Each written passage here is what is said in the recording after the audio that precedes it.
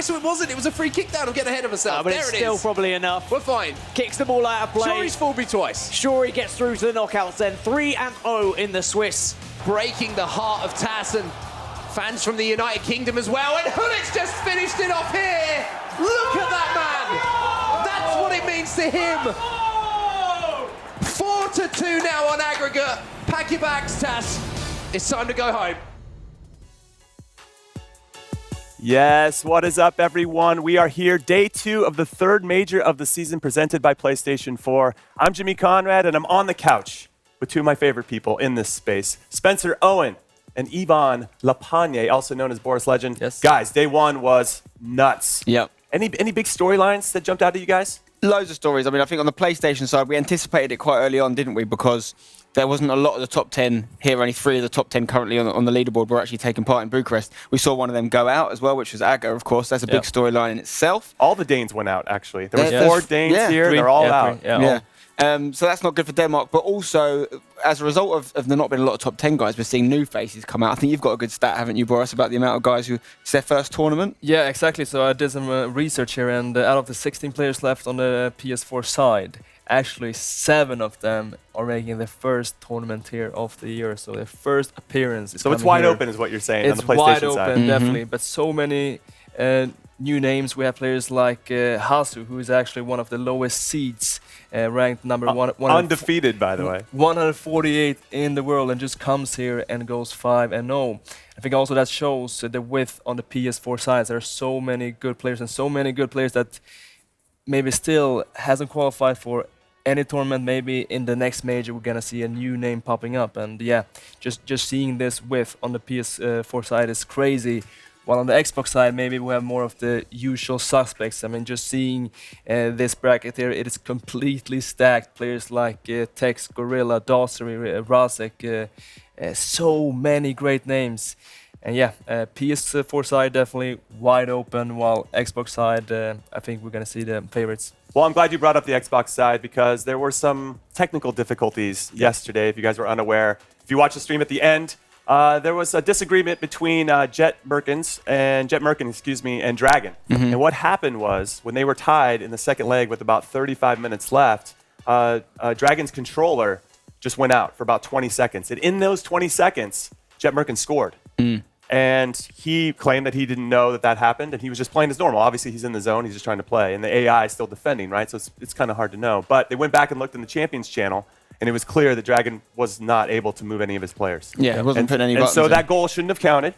And there was somewhat of a disagreement about how this should be played out between the players. And Jet decided to just forfeit instead of replaying the game. They gave him the option, and he decided to do that. Yeah.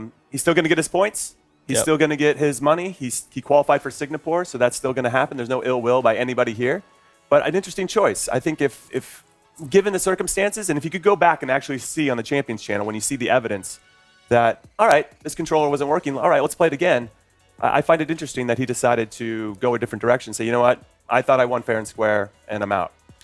Yeah, I don't understand the logic personally. I think if you look at it, try and look at it objectively, or even in Jet Merkin's situation, if you try and look at it from Dragon's perspective, I'm sure he would have wanted the same treatment if it had happened to him. And I think the solution which was presented to him was that they'd replay from that point on with the scores as they were before the goal. But he didn't feel like he wanted to take that option up. So that's his prerogative. It's good for Dragon, I guess. Well, is it good for Dragon? Because he's playing Tex in the first round of the Xbox bracket. We're going to get to the bracket in a second, but what your thoughts on that, Boris? I think no matter what, I think Dragon is very happy to just be through here to the last 16.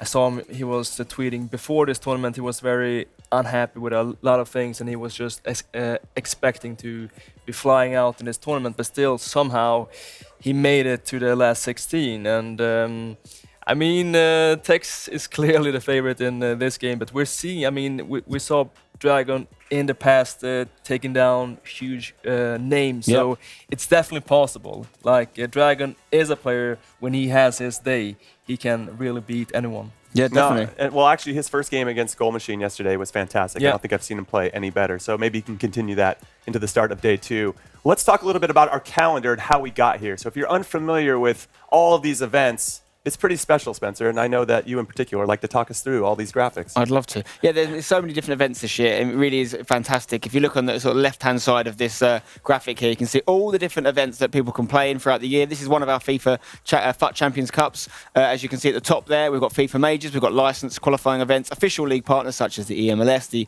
EPL coming soon, many others, PlayStation 4 country tournaments, and of course the Weekend League, which you guys can play at home. They all get you Global Series ranking points. That's what we're here to get ultimately, as well as the cash prizes. You want to get those points because that's how you qualify for first the playoffs, but ultimately the E-World Cup Grand Final, where we will crown the winner, the champion, really, of FIFA 19. Yep. All this stuff getting up to there is great. Great opportunities, great experience, great for prize money, but really you want to be winning at the Grand Final. Now, there was 64 spots, if you saw that big screen. So 64 get into the Grand Playoff, and then top 16 on each console get to the E-World Cup. Yeah, correct. I just want to make sure everybody understands at home. Yeah, now, the Global 64 Series spots. points, unbelievable.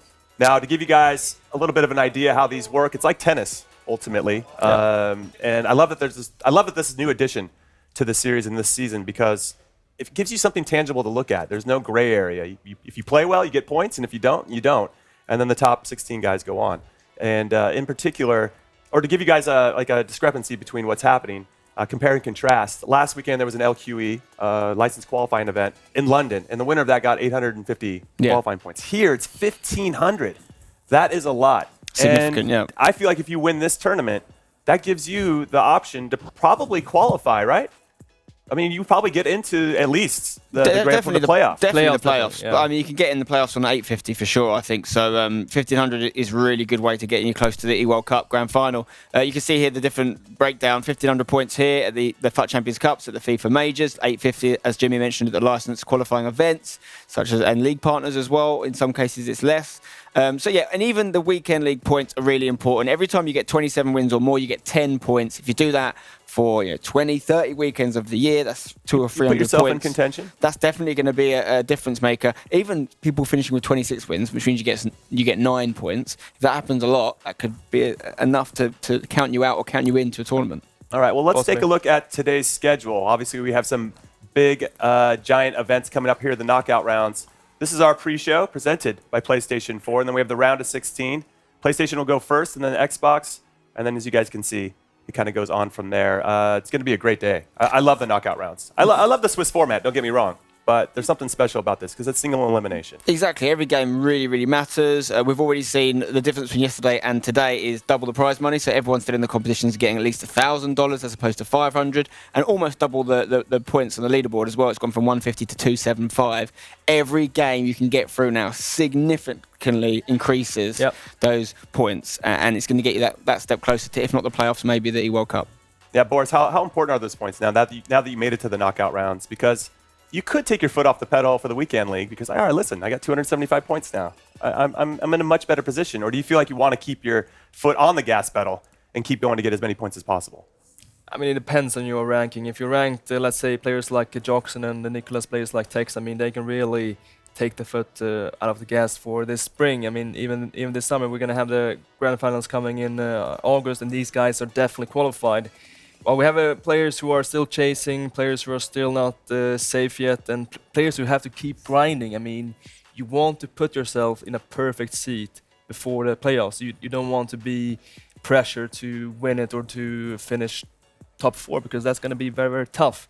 So just players like we said, 7 players here who are making their first tournament, they need to try to get the maximum points. I mean, of course, best case winning 1,500 points, plus we made the maths yesterday. That's going to be about 300 points from Weekend League, and surely they were going to qualify for more tournaments. So if you get, let's say, it's maybe around 2,000, 2,200, that's going to Get you into the E-World Cup. probably, yes. Not just the playoff So final, the grand playoff I'm just final, saying yeah. that 275 points, sure, that is a good look, but it's definitely not enough. They have to keep fighting.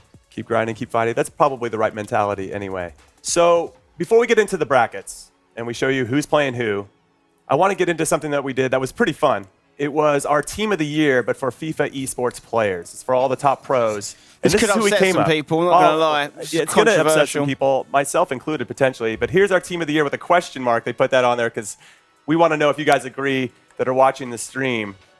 Yeah, first thing to point out. Spencer, go through it because we talked. This took us a long time. It did. It did. So first thing to point out is obviously that the positions are more or less arbitrary. We've kind of tried to go with positions based on their FIFA style. Sometimes positions they play in real life football, but we're going with a calendar year. Okay, so don't just think about the game FIFA 18, which is really important. We're also going with the start of FIFA 19. We've also been going with tournament winners where possible, people that have picked up trophies, because that's ultimately what we're here to do. So starting off in goal, we've got Nicholas. I mean, this guy was a shoo-in for it. It was unbelievable in both games. He's been winning things, so you can't count the Argentine out. He's an unbelievable and we put player. him at goalkeeper because His defense he's is very solid. good at defending and moving his goalkeeper around. Yeah, we saw it last Exactly. week. And then in defence, we've gone with 3 defenders. We've got Pina, who's here, obviously, doing really well. He's in the knockout stages. Dasari, also here. Aga, who was here yesterday, got knocked out. 3, particularly in Pina and Dasari's case, guys that are really good at defence. Aga's actually a centre-back in real life. He's a high-level footballer, so we threw him in the back. And he won the ESWC last year as well, so again, tournament winner.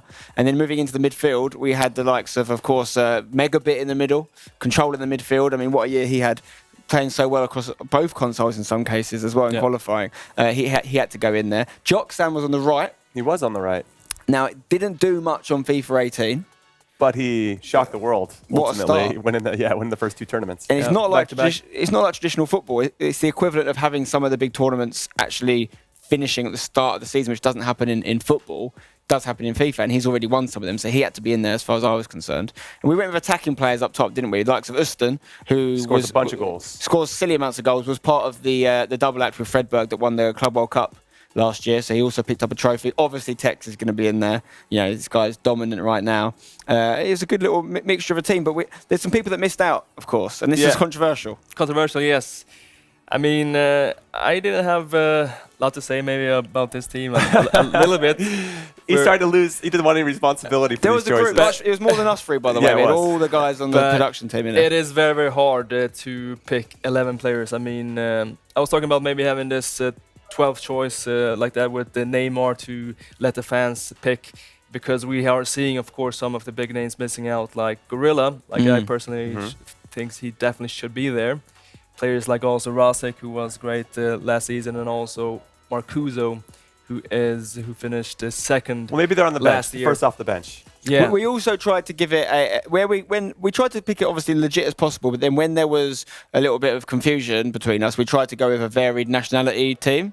We had a lot of Germans at one point, so we thought, okay, let's try and represent the world. We've made sure Goal Machine was in there from the North America region as well. We had Danny in there from Netherlands, so yeah, you're never going to please everyone. Yeah, and of course. But let us know your guys' thoughts in the chat, because I'm sure you have some thoughts. Now let's take a look at the brackets. We're going to start with PS4 first. Some pretty big names here, some fun matchups. Spencer, which one's your favorite? Well, I like the NYC Chris versus Fiddle game, the all EMLS. No, affair. I don't like that one because it's MLS versus MLS. You're looking at it wrong. It means you definitely get someone through, Jim. That's fair. You've got to look at the positives. Hasu, we need to see Hasu play, because this guy's gone 5-0 yesterday. He's a newcomer, first tournament of the year for him. Yeah. But he's now seeded number 1 for this tournament going through. He's playing Peixoto or Diogo. Stranger versus Tuga's good. I mean, they're all good. I want to see Marco play more. Thought was Marco had a great day yesterday. He's taken on Lost in the Waves. I really like Chihan versus Fafilza. That's a good game as well. They're all good. Great game. They're all good. I'm definitely want to see more from 2 goals, because we didn't see him actually on the stream yesterday. This is a player from Portugal who really impressed yesterday. He was playing very, very good, and he has also a style that is a bit different from the usual FIFA 19 style. It's going to be very interesting to see how he puts up against Stranger, who I would say is a favorite to make it to the final from the left side of the bracket. But it's Stranger got to looked- be Stefano Pina on the other side. This is his Yes. tournament to lose. Yeah. Yes. That's what I think on the PlayStation 4 side. Now let's take a look at the Xbox side of things. We didn't get to see this yesterday because of those technical difficulties, but it is here now. This is it. It's official. Dragon gets text. Yeah, there's That's a tough one. There's some unbelievable games here. From a UK perspective, for the British guys watching at home, there's 2 all-UK matches, Tex versus Dragon and Shori versus Fully. So again, that guarantees 2 British guys to go through to the next round, which is great for the UK scene. Perhaps above the Shori-Fully match is the Dax and Rasik game. That could be the biggest game, along with probably Dasari versus Danny. There's some massive games. Goal Machine versus Salzor. That top right corner is a beast. Yep. That is going to be a tough one. to come Also, out we of. have a matchup here, Gorilla against Dull and Mike. They actually also played last weekend in London, where actually Dull and Mike beat Gorilla. So we see if Gorilla can get his payback here, because if looking at this bracket, he actually has a nice road to the semis, if we're going to put it that way. So that's going to be an important game for him, because he really needs those points. So to give you guys a recap on MS Dasari, he went home sick. He won his first 3 games, Yep. qualified for the next round, and then had to forfeit the next 2 because he wasn't feeling well. Apparently, he's still not feeling Yeah, well. He's sleeping on the couch Yeah. right now before these games. Hasn't practiced at all. So we're going to see if IX Danny can take advantage and how Dasari's going to... I think he'll be fine because the guy's a champion, but... Well, the it'll good be news for interesting. Dasari fans, he doesn't need the points. Like we're going to see him in many more tournaments this year.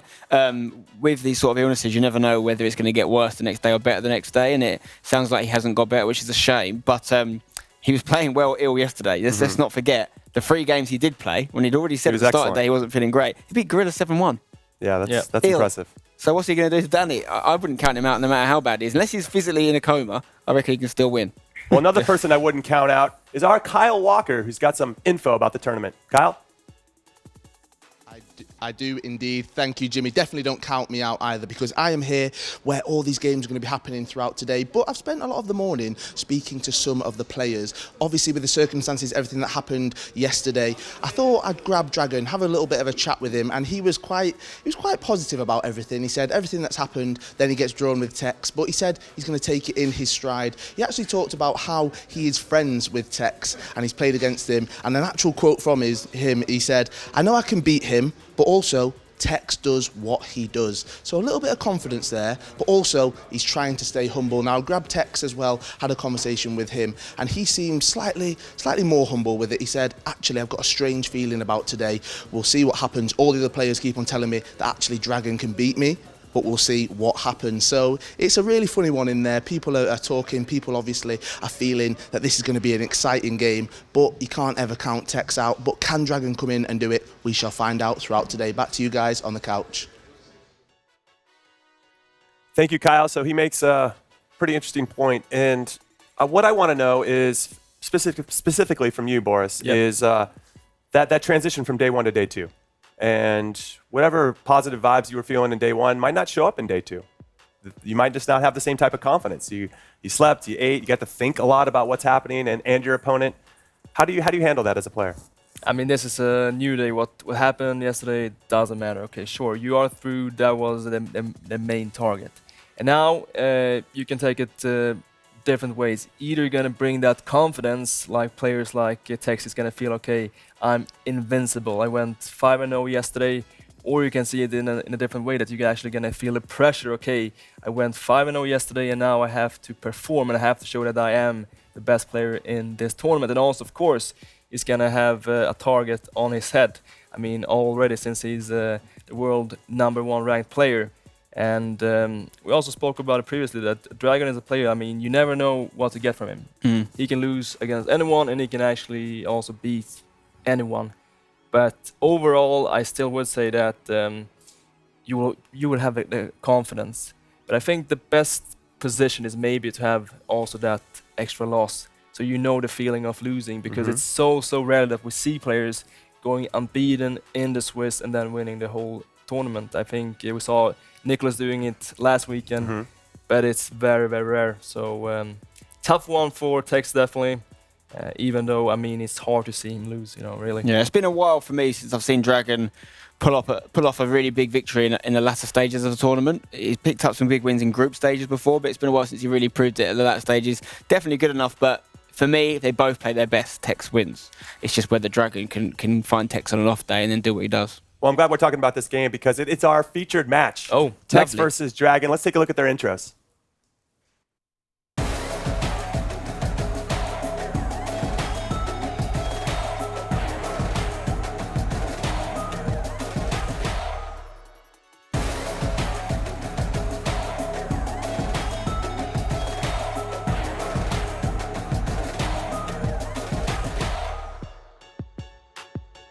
Are you supposed to smile when you put your finger up like that? I always feel like you're always in mean face when you put up your finger. I feel like that shush might have been directed at Jet Merkin. He was doing the Too Lingard as soon. well, wasn't he? It's too soon. He was doing the Lingard. He was doing it, yeah, it's a different version. So I'm very excited this is our featured match.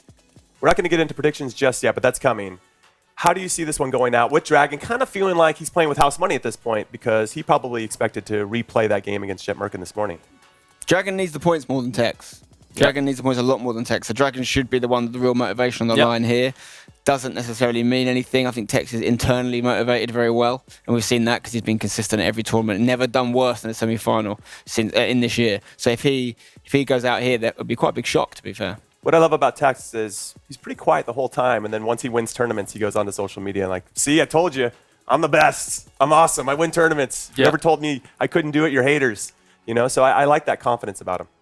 Yeah, I think it's the best way to do it, really. If you come into a tournament talking trash and bigging yourself up early doors and it goes wrong, you look a bit silly, don't you? But it's better just almost to keep quiet and then let your FIFA do the talking. And then, if you want to throw a little bit of extra spice in afterwards, it's not a bad thing, I don't think. It shows that you back yourself going forward. All right, we've done a lot of talking. Now it's time to make some decisions. Predictions. Boris, I'm going with you first. Predictions, okay, it's a new day. Yesterday didn't go so good, but I think this one is, after all, pretty easy. I mean, we have the world's best player here, and I think he's going to do it in this first round here. Now we can see they're in a change of room. They're in the proper studio now.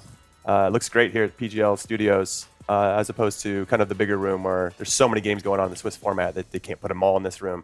Does that make any difference, you think, Spencer, before you make your prediction? Playing in, like, you're feeling like you're in the knockout rounds now. Well, first of all, they've done well. They've earned their spot in the room. But, yeah, it's like I said earlier about Sean Allen not necessarily doing too much of the latter stages. In his head now, it's going to be super aware because of the physical geographic change that he's gone up a level, that he has moved into that next period if he wasn't already aware of that, which he should be. So, it's all about how he deals with that. He'll know this. This isn't news to him. He knows he hasn't delivered. And really, since the FIWC final in New York a couple of years ago, he's not gone to that final point of a tournament since then. That's quite a long time. And Sean's been around a long time. So if he's going to be a part of this scene for a couple more years and keep picking up big victories, he needs to get there. And that's what that room represents. Okay, so that's a really long way of saying you're picking Tex to win this. Everyone's picking Tex. If anyone picks Dragon for this, fair play to him. Okay, no so disrespect to Dragon. No, I'm going to go with Tex as well for the same reasons that you guys mentioned. Now, yesterday we did our own prediction table. Are we doing that again today? Should we get your card out? Let's get it started. Is that cue? Is it Spencer? Get your pen out. All right. Yeah, that's the cue to make it happen. Fine. Yeah, I think everybody's going with Tex. I don't even need to write these down. Is anyone going? We'll find out, but I don't think anyone's going Dragon. Okay. Sorry, mate. Yeah. Yeah, but I also think that Dragon had a great day yesterday, and he also showed some attributes that he hasn't showed in a long time. He was actually defending very well, conceding few goals. Usually we just see Dragon going forward. We see score lines like 10-9. But yesterday we saw very, very low score lines, which is not really the Dragon way. So he's kind of trying some new style. And Dragon was actually, when Gorilla had his prime in FIFA 15-16, Dragon was pretty much the only player that he feared. So I think Tex is really not looking at this as an easy game. I mean, it's going to be tough. Dragon is a great player. He's also one of the oldest players here. He is experienced, 27. He's 10 years older than Tex. I think he can create problems. But, I mean, Tex is the world's best player, so it's going to be tough. Well, the round of 16 of the FUT Champions Cup presented by PlayStation 4 is about to begin, which means it's time to bring in our casters to get their predictions. Hi, How are you guys feeling? Oh, I'm excited. I'm looking forward to this one. Obviously, just getting the day underway is what we want to do. As far as predictions are concerned, I mean, I've got to agree with you guys on the couch. I'm going with Tex, but our predictions master from yesterday, he's got something different to say. I mean, I have a 1-0 lead, I'm being told, because I won yesterday. So I'm going to go with Dragon, because I've got nothing to lose. I mean, I could take a massive advantage going into today. So I think maybe Dragon. You even heard Tex say himself, he doesn't know quite how today's going to go. Doesn't seem confident, so you never know.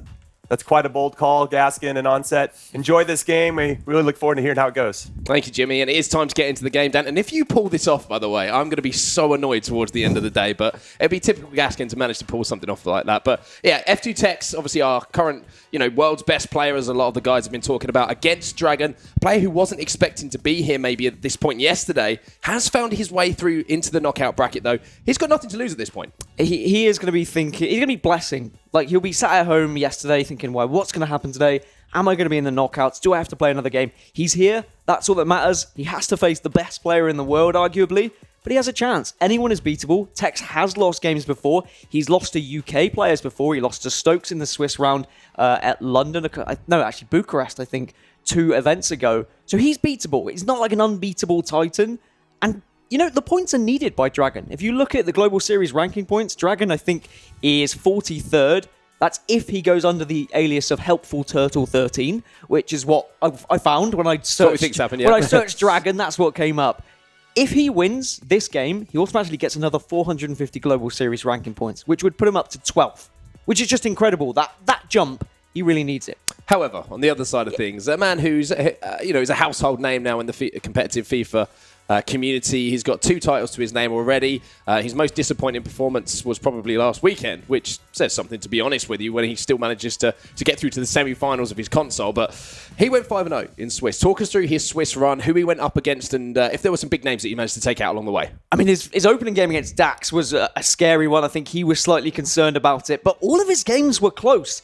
It was 1 goal in every single game except his last one versus Shuri. He beat Dax, he beat Dullen Mike, he beat Fully, he beat Ajax Danny, and he beat #Shuri in the final game as well.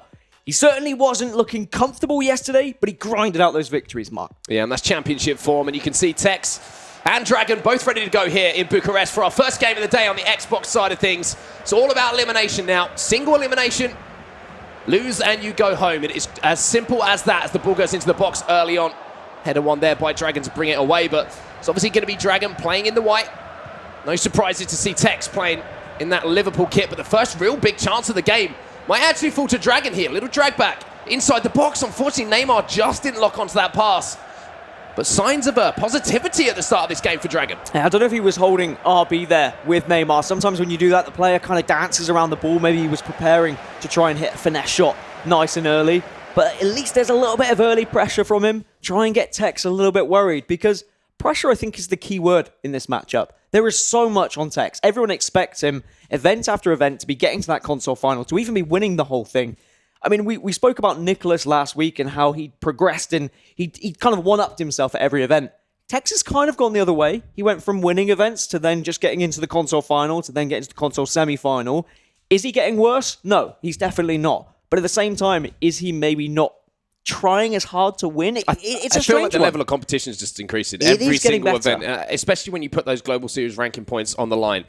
Like we said with Aga had to perform at this tournament because of the situation he was in with points and not qualifying for other events. Unfortunately for him, he didn't get out of Swiss, and sorry to bring that one up again, but it just shows that every single player, as the events roll on and we get closer to the playoffs and we get closer to the World Cup final, is going to mean more. Every single game is going to mean more because those points are, of course, going to mean more as well. I think we might just have a little bit of a technical break here as one of the players, you can see Tex just reacting there. I'm sure that he was completely happy with something that was in-game. So we'll get the game going as soon as we possibly can. But, Dragon, I want to talk about the UK guys because they've turned up here in this event. Unfortunately, due to the draw of the bracket, we're going to lose a couple of them because you have Fully taken on Shuri, and of course we have this game here. But Gorilla's made it through as well. That's 5 players who have made it through to the knockouts. We are going to lose a couple, but because they face each other, it means we're guaranteed 2 UK players in the quarterfinals on the Xbox side of things, which is also pretty cool.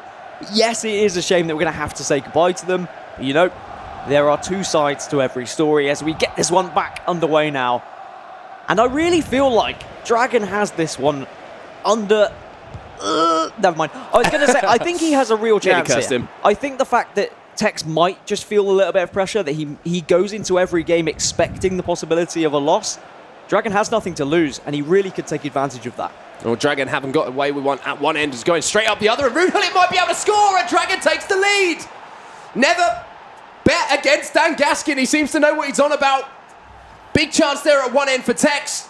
Dragon manages to keep it out, and then straight up the other end. Tex can't get his goalkeeper quite in the way of that shot, and Rudehulit breaks the deadlock. I mean, at the same time, I've seen Tex go behind many a game so far this season, and he always comes back into it. You can never count him out of a game. It doesn't matter if he goes 1 goal down, 2 goals down. We saw Gorilla go almost, I think it was 3 or 4 goals up against Tex once, and Tex still got back into that game.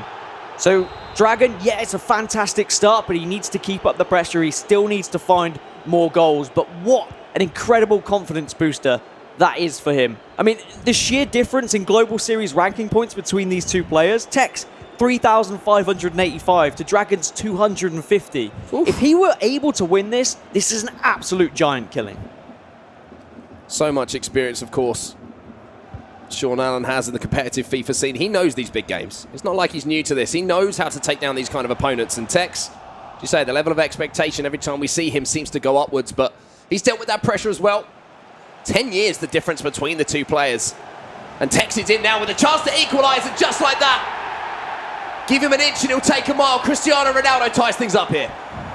And it's a simple goal really for Tex.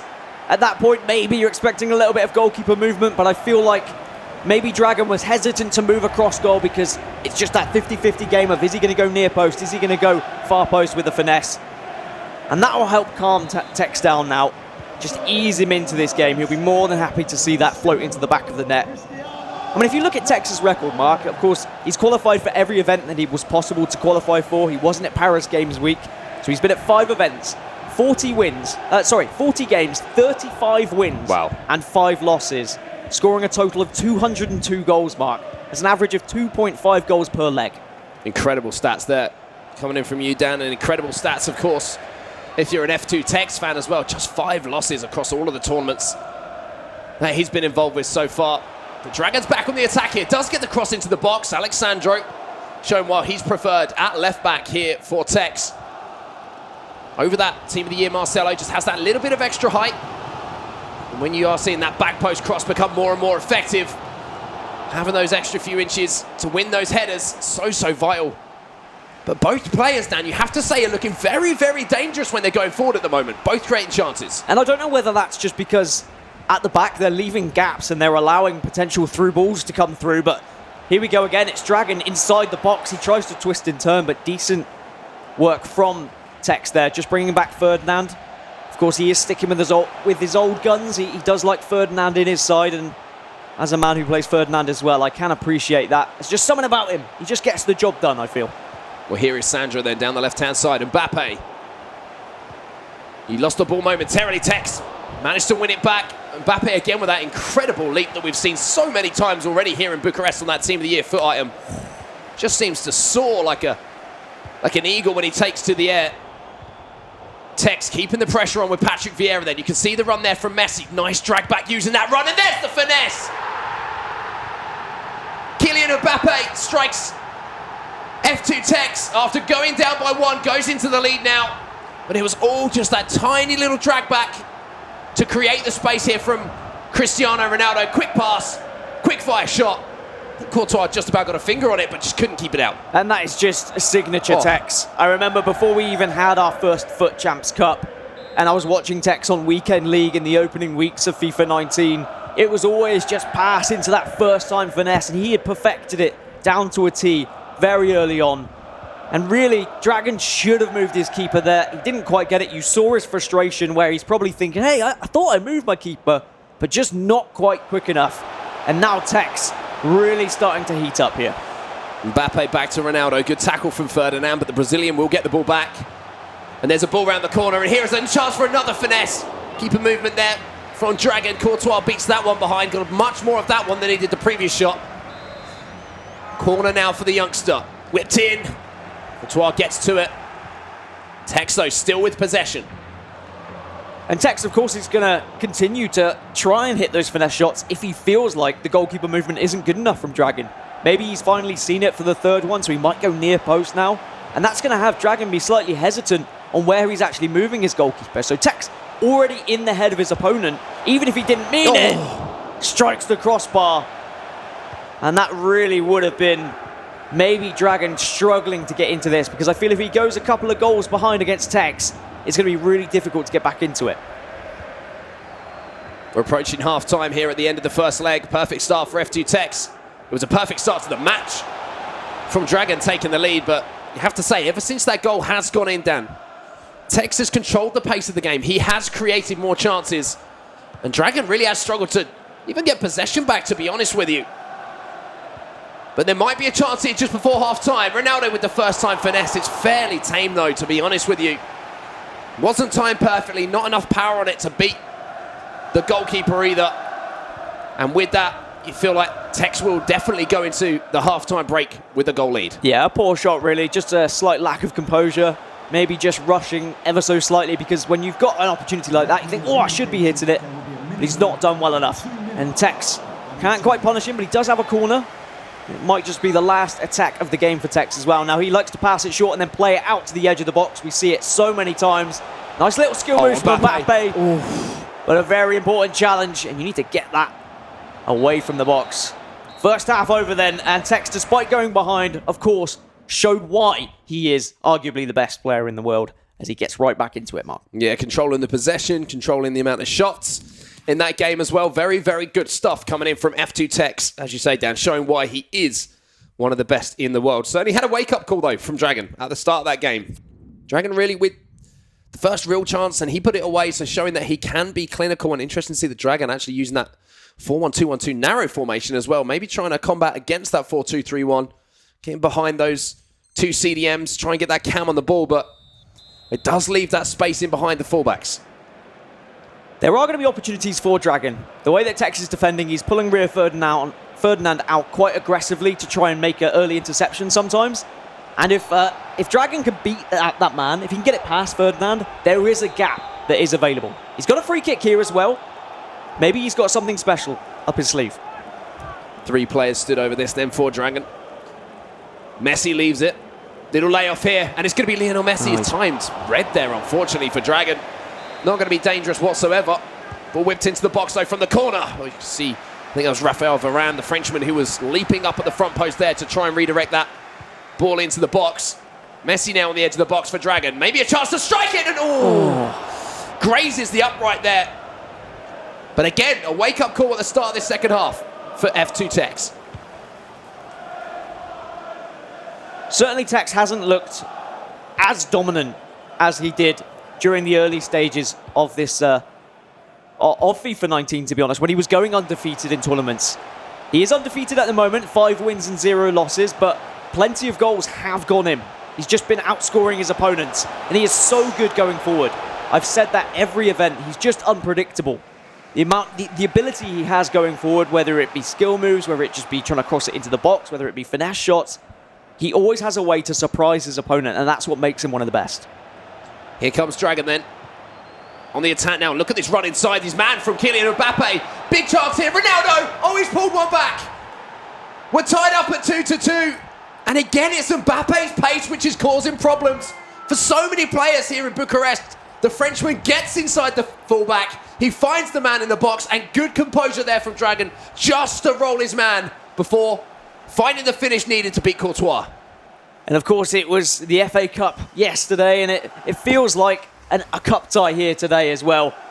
You saw the passion on Dragon's face when he was able to grab that goal. And realistically, this is a Man City versus Huddersfield kind of tie if you look at the Global Series ranking points. But we know Dragon, we know that he has the potential to be up there. He can get big wins. But what an ask it is to go up against Tex in the first round of the knockout stages here.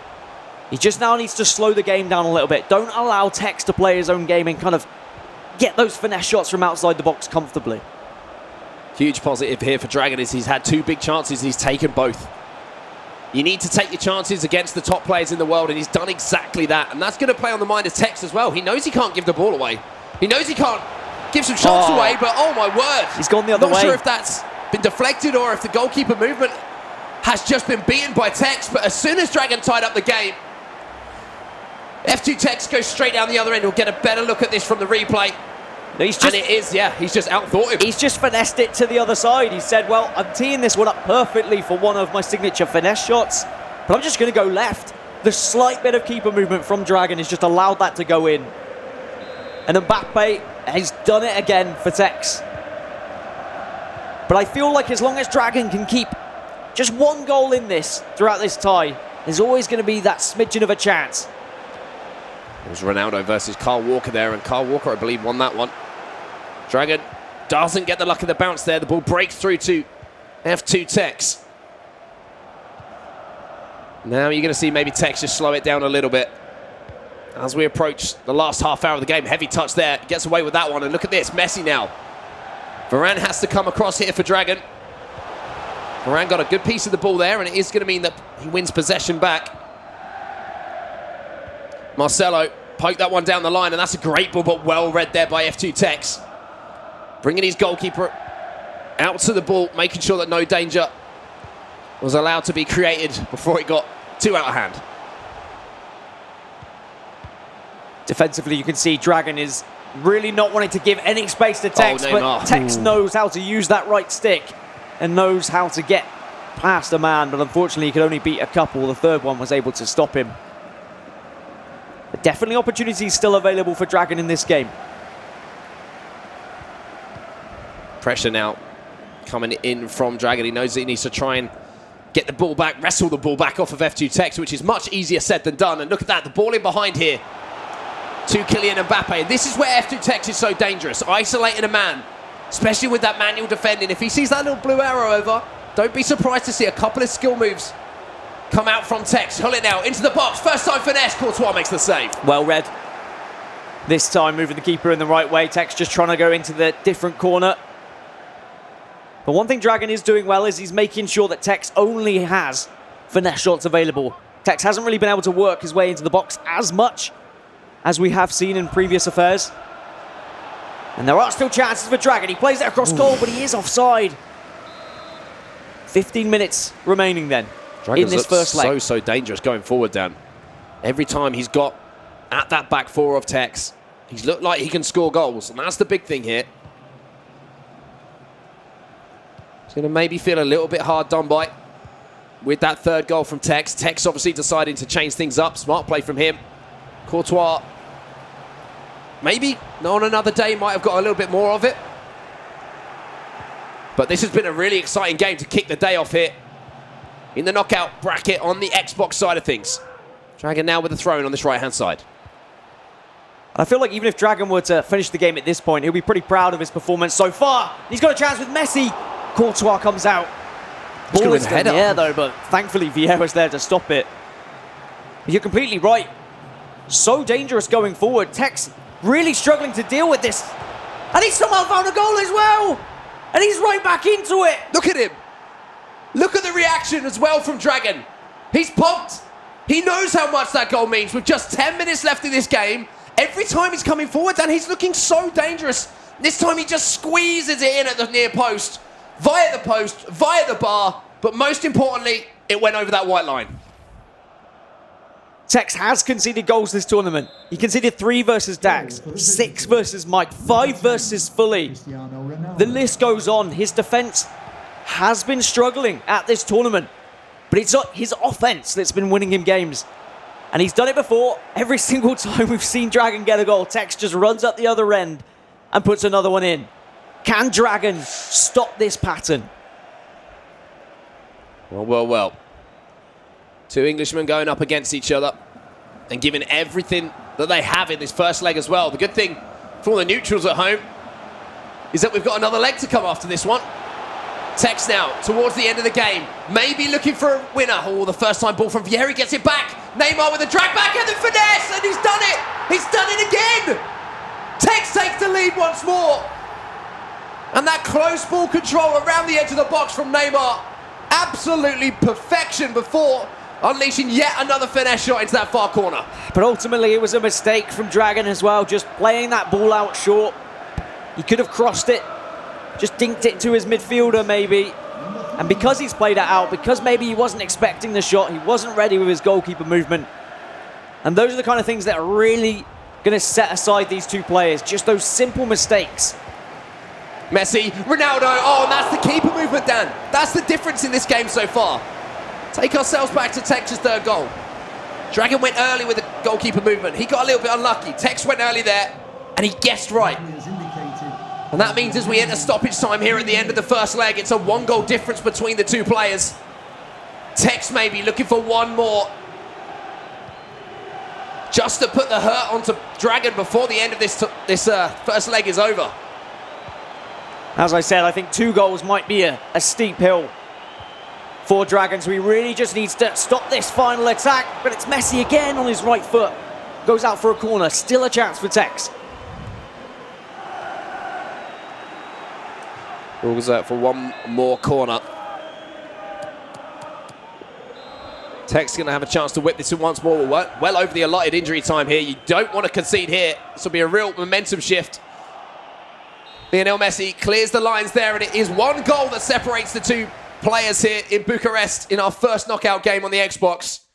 F2 Tex takes a goal advantage into our second leg, but Dragon, I mean, he pushed him all the way there, and this second leg, this really could go either way, Dan. It really could with just the one goal in it. I mean, going forward, Dragons looked good, but really, you look at Tex's goals, Dragon could have stopped probably 3 out of those 4. A couple of mistakes of him just maybe passing the ball out, not moving his goalkeeper quick enough. The Mbappe finesse shot to the other side, I don't think he's ever saving that. You're always going to be going that way when you see Mbappe's body shaped. And sometimes when people are in that position, they'll just drive the shot near post. He's still finessing it. He's still hitting it yellow, but I mean, Tex, he's playing well. He's not playing to his top ability, I'd say. I'd expect a little bit more in the second leg, but he's done enough. And that's what champions do, right? They just grind out those games, which is kind of what he did through the Swiss phase. To say, look at his Swiss record. It was 1 goal every single game that he managed to squeak by, but nobody remembers how you win the games. It's the fact that you did win the game. The standout stat from yesterday, Tex going 5-0. That's all that anyone remembers from yesterday. So it doesn't matter how you win, as we say, as long as you win. And as we're in the bracket now, we're down to the last few players in the tournament. The level of competition is going to go up, so it shouldn't be as much as a surprise to us to see Tex only just scraping through in that first leg and having a really tough game being brought to him by Dragon. But the thing that I take out of that first leg, and I'm sure everyone else at home does, is the fact that Dragon can more than easily win this second leg there. Like you said, that he could have stopped some of those goals from Tex, but I'm not sure that Tex could have stopped some of those goals from Dragon. They were just very well created goals, very well thought out plays, and I think it's set up beautifully. And if you get your prediction right, I want someone to be looking into this. But I mean, you've obviously picked him for a reason, and he's showing everyone at home and us too in the booth here exactly why he is in this level of the competition. The smart thing that Dragon's doing against Tex is he's trying to work the ball into the box, and then Tex is very reluctant to dive in because Tex doesn't want to give away a penalty. I've seen quite a few tournaments where Tex has given away penalties and he gets quite frustrated about it. So maybe Tex just playing the smart game of, look, maybe he will get a goal here, but at least I'm not giving away a penalty. I don't get any pent-up frustration. And he just goes down the other end and he scores. I mean, bear in mind, Tex has only ever lost 1 match in Bucharest. Only 1. He went 9-1 in the first tournament in Bucharest, the first FUT Cup. He went 8-0 at the LQE in Bucharest, and now he's 5-0 as well. I mean, I don't know what it is about Romania, but apparently it's just his place. Yeah, you wonder why all of his every time you see him tweeting about Romania, he's got big heart eyes, M-joys and things like that. And it's like, well, why do you think? Because he loves it here. He loves it here, and he performs well, which is the important thing. But, I mean, looking at some of the other games that we've got going on at the moment, I'm looking at the PlayStation side of things. We've got, obviously, NYC Chris going up against Fiddle, the All-American. Showdown there. I'm sure Jimmy's going to have a keen eye on that one. I'm sure Mike LaBelle is as well. Then you've got Footwiz Marco. I mean, one of the standout performers from yesterday, especially on the PlayStation 4 side of things. He goes up against Lost in the Waves. It's difficult to carry over the momentum from day 1 into day 2 sometimes, but his performance was arguably one of the biggest talking points of yesterday. I mean, the 16 players we've got on both sides are just phenomenal players. There's a reason why they're here. Chris versus Fiddle, I'm very excited for because we saw them face each other last week at the EMLS. That one's hard to say. Mm-hmm. And I think Fiddle actually won that one. He took down Chris, and Chris was number 1 seed, I believe, going into that. So it's a little bit of a rivalry, a bit of a grudge match coming into this one today. So that is certainly going to be an exciting one to look out for. But it looks like Tex has returned. I think he had a little bathroom break just to try and chill out and get his head nice and composed. But I have to say, it's not the kind of... If you watch that performance from Tex, you wouldn't say, oh, that is the best FIFA player in the world. Would you? Let's be honest. Fair. You wouldn't. Because some fantastic finesse shots, but defensively, he's looked weak. And I think the reason why some of the best players like Nicholas from the last event, for example, was so good was because his defense was so tight. He just didn't let anyone through. Tex does have gaps at the back. He does let those through balls get through. It's strange as well because we were praising Tex's defense, and we were kind of trying to make the point over the last few tournaments. It's like, well, we've given him so many plaudits for his attacking play and how good he is and varied going forward, but his defense has got better and better every tournament. It's just interesting to see here a slight change in that all of a sudden. We're looking at it and maybe it's just the way that Dragon's playing. Dragon using that 4-1-2-1-2 narrow might be causing him some problems as well. Maybe something here that Dragon, if he doesn't manage to take down Tex, or if he does take down Tex, other players are going to be looking at that and thinking, is this the formation that I can use to maybe take down this Titan? Well, I mean, how many games do you think pros have played against 4-2-3-1? You're used to playing against 4-2-3-1. You're used to what you're defending against. You know which runs the players are going to be making off the ball. But maybe it's just something a little bit different from Dragon that is surprising Tex. Or maybe Tex just hasn't woken up yet. That's the thing. It doesn't look like the Tex that I'm used to seeing, but all that matters is he got the win in the first leg. Yeah. If he wakes up, that's what's going to be terrifying. He is, I think, the best player in the world. Yeah, okay, I've predicted Dragon. I did it for the banter. But realistically, you look at the statistics of Tex, and this man is just incredible what he's done so far in FIFA 19. Of course, he's going to be at the World Cup finals. You can't predict against him realistically. But for Dragon, he just needs to forget who he's playing against. He's managed to bag 3 goals. He's made a couple of mistakes. If he can cut those mistakes out of his game, then suddenly he's in with a chance here. So then we're set up for our second leg here. I think we're just moments away from getting into that. Of course, we'll get straight into it as soon as we possibly can. Just waiting for the players to get comfortable and get ready for the second leg. If you're just joining us, of course, welcome along as well.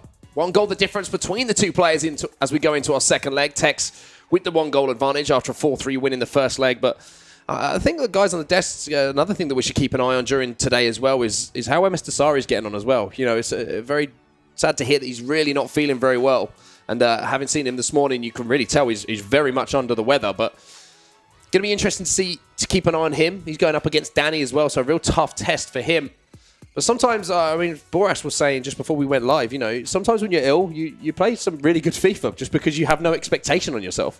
I mean, when I was ill, and I say that with air quotations, I used to stay home from school and play FIFA all the time, back when I was 14, 15. But when you're actually sick, I mean, it makes things very difficult at the same time. Like, your focus isn't there. If you've got a headache, suddenly you're thinking about the pain in your head rather than actually what's happening in the game. And because he went home sick yesterday, because he forfeited those 2 games, MS Dasari now has a tougher bracket, arguably. But we're going to jump in back to this game now between Tex and Dragon. As there is a real chance, I feel, for Dragon if Tex doesn't show up. Well, looks like we've missed something here, Dan. Looks like an early goal has gone in and we might be tied up on aggregate. We'll get confirmation from the back, and yep, it looks exactly like that might have happened. So 4-4 on aggregate now. Unfortunately, we missed that one. We'll try and get a replay of that goal towards the end of this game if we possibly can to make sure that you can see that at home. And now Dragon's going straight back up the other end and looking to score again. Keep it moving though, and Courtois gets across. Yeah, hopefully someone can give us a word of what's happened there, whether Dragon got an early goal and we just weren't jumping into the game quick enough or something else. But regardless, early pressure is coming from Dragon. And that's exactly the kind of pump that he needed. As we do get a replay, it was a first minute goal almost. Right from the kickoff, we saw Dragon actually take the lead with Cristiano Ronaldo, Mark. Well, there it is. We're bringing you all of the action here in Bucharest. Fantastic job from the guys in the back to make sure that everyone at home saw that one. So now you're up to date. Now we're up to date as well. And now we can get back into the live action. Modric whips into the box, and who else but Patrick Vieira arrives. Look at Dragon as well. He's in the lead now for the first time in the game. I mean, you say who else but Patrick Vieira. I don't always see Patrick Vieira darting into those positions and finishing like that. I was using your air quotations from earlier. Oh, okay. What an incredible finish and what an explosive start to this game it is for Dragon as he takes the lead in this tie. He answers back to Tex and he asks the question of Tex, are you good enough to respond again and again and again? Well, well, well. Good morning, Bucharest. Good morning, everyone. The alarm clock should be going off right now for F2 Tex because he's down by 1 goal, but just the 1 goal. We've seen he can score. We know he can score. And we know he can come from behind. It's up to Dragon. Now, look how pumped Dragon in as well. Every single tackle he's winning. He's feeling absolutely everything going through his body at the moment. He wants this win bad. Use that adrenaline every time you're going forward, but just please, you need to focus at the back. No simple sloppy mistakes to allow Tex back into this game. Maybe even just slow it down a little bit. Have a bit of possession. And then just attack Tex when maybe a couple of players are dragged out of position. Dragon has the chance to win this now, and he knows it. Great move, though, from Tex. And Tex with that drag back again. Looks for the finesse. Mbappe now round the corner. Lovely quick that goes near post. Doesn't get the timing right, though. And Mbappe with the first big chance here for Tex, and he wastes it as he blasts it over the bar. Another simple mistake. Slightly rushed the goal kick, did give possession away, thankfully. This time he's made that challenge. And now is Tex going to be feeling the pressure here? Going one down in this tie. Or can he do what he's done so many times already in this game and answer back? Messi gets there before Varane. That's a great ball back as well. Dragons defenders in midfield have managed to recoup though. Tries to just squeeze it through. Team of the year, Modric though. Well, that's the advantage of playing the 4-1-2-1-2. You get to put players like Modric in your team. Even though I've heard some of the pro players say you can play Modric anywhere, he is going to be best suited to that just central midfield role. Mbappe then for Dragon. Goes round his man, leaves Patrick Vieira in his dust. Tries a ball roll and gets the ball through as well. Ronaldo inside the box. CR7 whipped in now. Oh, and Walker got an important interception on that. And now Tex comes streaking away himself. Looking for this goal to tie up this second leg. There are definitely more goals in this game, and you can tell that the way Dragon's Mbappe! defended, he's so scared. And he should be scared because Tex is absolutely lethal going forward. What does Dragon have to do to win this game, to get 2 goals ahead? Dropped the shoulder on the defender, got back onto that right foot, drove the ball into that near post, beating Courtois. And Tex answers back once again. You can never count either of these players out at this point. What a game we have for our game number 1 here. How do you respond then, Dragon? Do you go straight up the other end with Luka Modric? He almost did. Courtois forced him to a save. And a corner here for Dragon, whipped into the box. Courtois gets a punch on it. Tex will finally calm things down and get it away. And I really feel like a lot of these pros have their preferences from corners. They know exactly where they want to put the ball. They'll know where they've scored most goals from.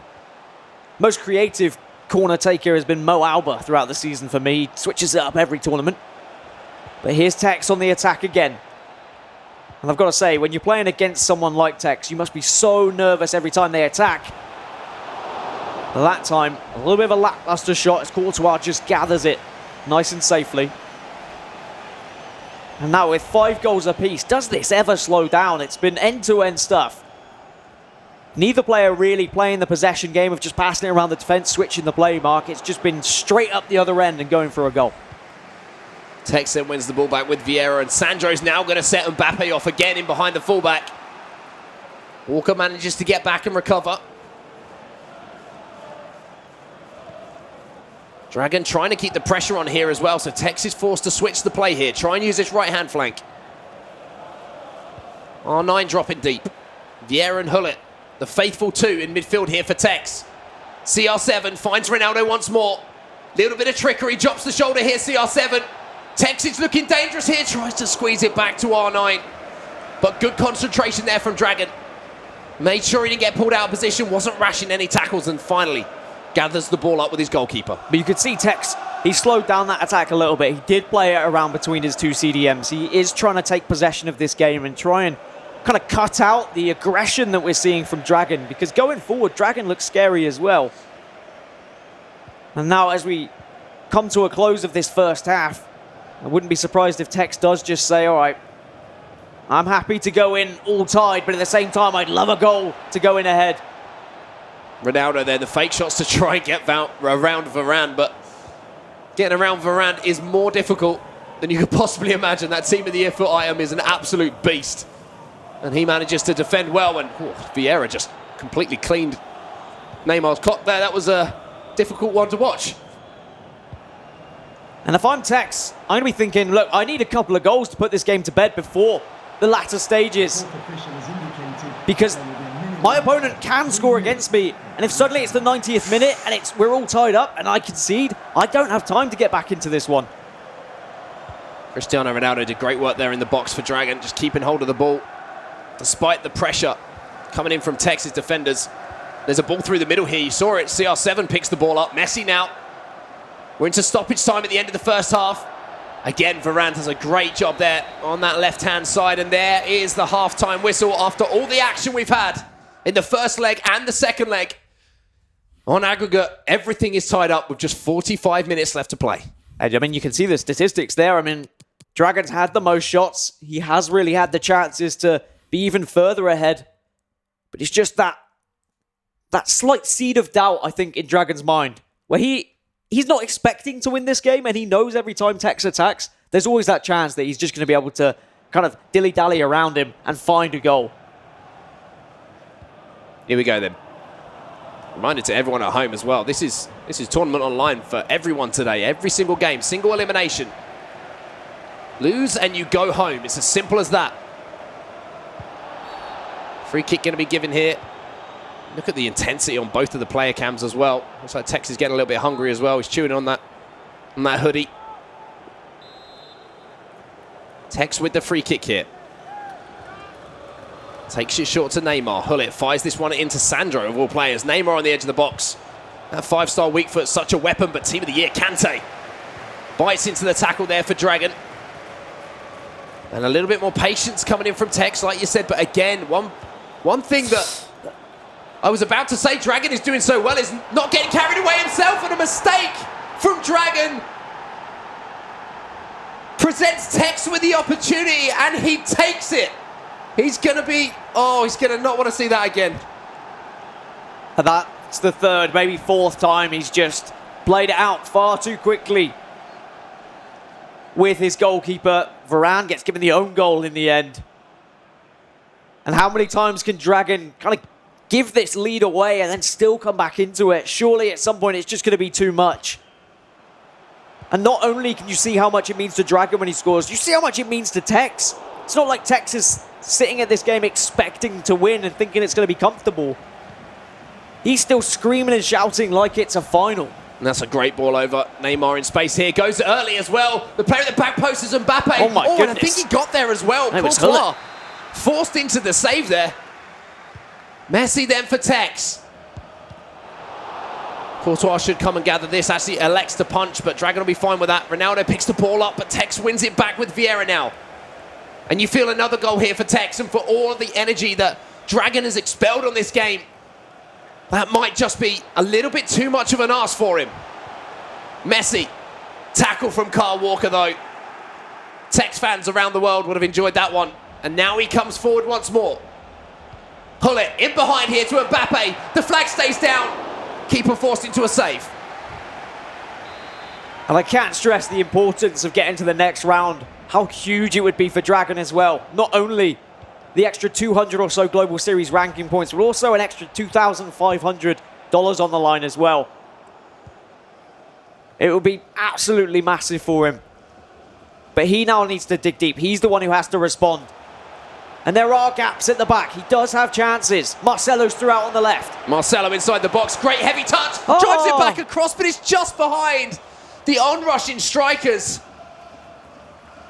Oh, you felt like Dragon had done everything right in that situation. The pass just didn't find its man. Half an hour left then. And you just feel there's going to be some more twists to this story. Mbappe. Back to Messi. There's a man over here. He's in acres of space. It's Vieira one end. He did it for Dragon. He could not do it for Tex. Tex comes forward once more. Messi. CR7 round the corner. Messi goes near post. Denied by said post. And Tex really just trying to finish this game now, applying so much pressure. But if Dragon can just withstand it, if he can absorb this pressure for a little bit longer, maybe catch Tex on the break, he might be able to get back into it. But unfortunately for Tex, Vieira, you say of all people earlier when he was arriving in the box, you don't mind if he's arriving and he can just drive a shot, but he's not the best at just trying to finesse it round the keeper, that's for sure. And it was all pretty much Dragon first half, but Tex seems to have woken up now. He has some fire in his belly, and he wants to get through to those quarterfinals. CR7 then down this right-hand side for Tex. El Tornado can't get past Varane. Varane puts him on his back. And Dragon can now drive forward once more, but he just can't get the ball past that fullback there, Kyle Walker. For all the talk we've had about right back during this event and the last event with those new Team of the Year FUT items coming in. Ramos, Varane. Sticking with old trusty Kyle Walker here, that Champions League FUT item, and it's doing him the business. But Kante now, one player who has changed games. Puts it to another player, and Mbappe goes down under pressure from Sandro. Tex comes away with the ball. It's the strength of Sandro. That's why I like him at left back. He does have the ability to just shrug off some of these new Team of the Year FUT items. And Tex has plenty of room going forward. Neymar on the right. Can he beat the man? Yes, he can. Pass across. Great slide by Ferdinand. And Dragon still lives to fight again.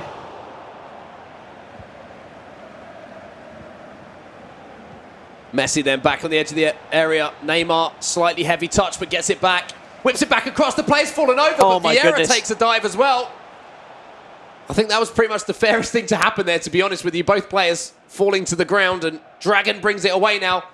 Hullet, oh, it's a heavy pass into Ruud Hullet. He was in space. Pause queued up by Dragon. You know he's going to be looking to maybe change some personnel, maybe change that formation, because he's got less than 10 minutes now to find a goal, to peg back Tex and send this one to extra time. Tex just trying to get this ball back to Hullet, but it's not really working out. But Messi's just going to have a shot, and the keeper was moved to the left. He was expecting the finesse shot, but that is finally that 2-goal cushion that Tex has been searching for. And maybe the trophy is his princess, and he is going to slay the Dragon, and he's going to get through to those quarterfinals, surely now. 2 goals, the difference at this point in the second leg. You have to feel it's over. Dragon's going to obviously change his formation, try absolutely everything, but those mind games again from Tex, we've seen it twice in this particular game where he's pretty much started off with the obvious finesse shot across goal, but it's the change, it's putting that seed of doubt into your opponent's head to then go back across goal as they move their goalkeeper early. Twice it's worked for him. 2 goals the difference between the two players. Dragon's given it his all in this game. We have to give him so much credit for what he's done, but Lionel Messi with that hammer blow, I think this one might be over. I mean, we 100% have to give Dragon credit for what a game he's given here. And you have to imagine going up against any of the other competitors, maybe he could have walked away with a win, but perhaps Tex is just too big of an ask. Despite the fact Dragon has been ahead, despite the fact he's been able to find goals against one of the best players in the world, he's just not been able to quite get the job done. And a couple of mistakes, unfortunately, is going to have him leaving the tournament early, and probably, even though he should be holding his head very firmly high, I think he'll be a little bit disappointed with the mistakes he did make. Yeah, I think that's the thing, is it? They're the ones that play in your mind. If your opponent outplays you in certain situations, you can kind of go, yeah, fair play. You were better than me in that situation. It's where you make those mistakes. There's the ones that you relive. They're the ones that keep you up at night thinking, why did I do that? I could have done that differently. But that is competitive FIFA. They're the margins that we play with. And Tex just doing the smart thing here, just seeing this game out towards the end. Fires it forward. The referee has indicated there will be a minimum. And there's just, unfortunately for Dragon, not enough time left in this game to get these 2 goals. You can see the disappointment on his face. You saw how much it meant to him when he was 2-0 up at the start of this. He was screaming. He was feeling good. But it just hasn't been enough to take down the absolute titan that is F2 Tex. Tex just has something special about him in Bucharest. It certainly wasn't an easy one, but champions, they get the job done. There were some mistakes from Dragon, but ultimately it's just Tex just using that repetition of just those finesse shots to just convince his opponent where he's going to go, and then surprising him right at the last moment by just dipping it the other way. Yeah, it was a crazy, crazy game to kick things off. And now, if you're a fan of SPQR, you've got a game here. We've got Senna taking on Longeray. 2 players going up against each other. And again, I mean, this is a very one-sided affair by the looks of this. Senna looks like he might have this one tied up as we're in the last 10 minutes. Yeah, this one looks comfortable for Senna. Senna, one of the few players that actually is on both leaderboards for Global Series ranking points as well. He's ranked 74th on the PS4 side of things, and he's 94th. 177th on the Xbox side of things, and 633rd on the PS4. And the fact he's played competitions on both consoles does show that kind of versatility. But at the same time, would he prefer all those points to be on one side so he could just be slightly higher up on those rankings? But Winning this round would get him 450 Global Series points, which of course would move him even higher in the leaderboards. And the interesting thing here is we've just watched F2 Tex progress. The winner of this game will go up against said F2 Tex. So a nice reward for Senna here if he can close this one out. Neymar on the edge of the box, going to go for the strike. Courtois makes the save. This one, as we say, very much going to its conclusion. It's been interesting to see in the bracket the way the bracket's developed. You know, two SPQR players going up against each other as, we almost see a finesse shot flying from distance there. Going up each other, almost guaranteeing one of them goes through. Same with the guys from England. Two Americans matching up against each other as well. It's funny how the bracket has worked out, really. It's both a blessing and a curse, I think, when you get in these certain scenarios. But that is going to be it. Senna does get the victory. We were just able to tune in to witness the end of it, but I'm sure he will be more than happy to get to the quarterfinals. $3,500 secured, 450 Global Series ranking points secured. And now he has the chance to go up against the best in the world of Tex. Okay, well, you can see very happy faces there from Senna. Might not be so happy if he realizes that he's going to be playing against the guy that was the other side of the stage to him just there in the arena here at the PGL Arena in Bucharest. But I mean, it was a tough game again for Tex. Obviously, every single game from this point is going to be very, very tough. And obviously, we'll keep you updated with other results as they come in as well in the bracket. But he just shows that championship form, doesn't he? He just, whenever he's in those situations, you can never count him out. It's 3 or 4 down. It doesn't matter. Tex finds a way. And it's some sort of magic. I don't know what he has for breakfast or whatever it is, but it's crazy, crazy stuff. I don't know if it's the sugared candy that he has in the morning or something. I don't know. It's incredible. I don't know what he has. Jimmy, maybe you know what Tex has for breakfast. All I know is that he does what he wants. He does what he wants. He's F2 Tex, and he does what he wants. I think you just had gorilla for breakfast. No, dragon. He might have gorilla for lunch. So a good, complete performance from him. Very professional. You know, obviously not very emotional when he plays until he wins the trophy, of course. But prior to that, you know, dragons in his face, getting excited, getting highly emotional. And Tex is like, I got this. Well, I think it tells you everything you need to know. We're in the room next to them now, so we can hear them like crazy when they make a lot of noise. And every goal Dragon scores, the place is reverberating. Sorry, I did it again. No, Dragon. It is Dragon. I get mixed up, Dragon and Gorilla. Every goal Dragon scores, the place is reverberating. Tex is quite silent until it matters. Ultimately, when he gets the win, that's when you hear him celebrate. And this is how things started. Dragon took the lead, not only this time, multiple times throughout this fixture, but he couldn't hold on to it. And again, I don't think Tex was ever really panicking. Even when he was behind, a lot of us in here still felt that he was going to get the win. And you can see here him starting to get back into the game. Good passing. And I mean, is he the best at this finesse for us in the world?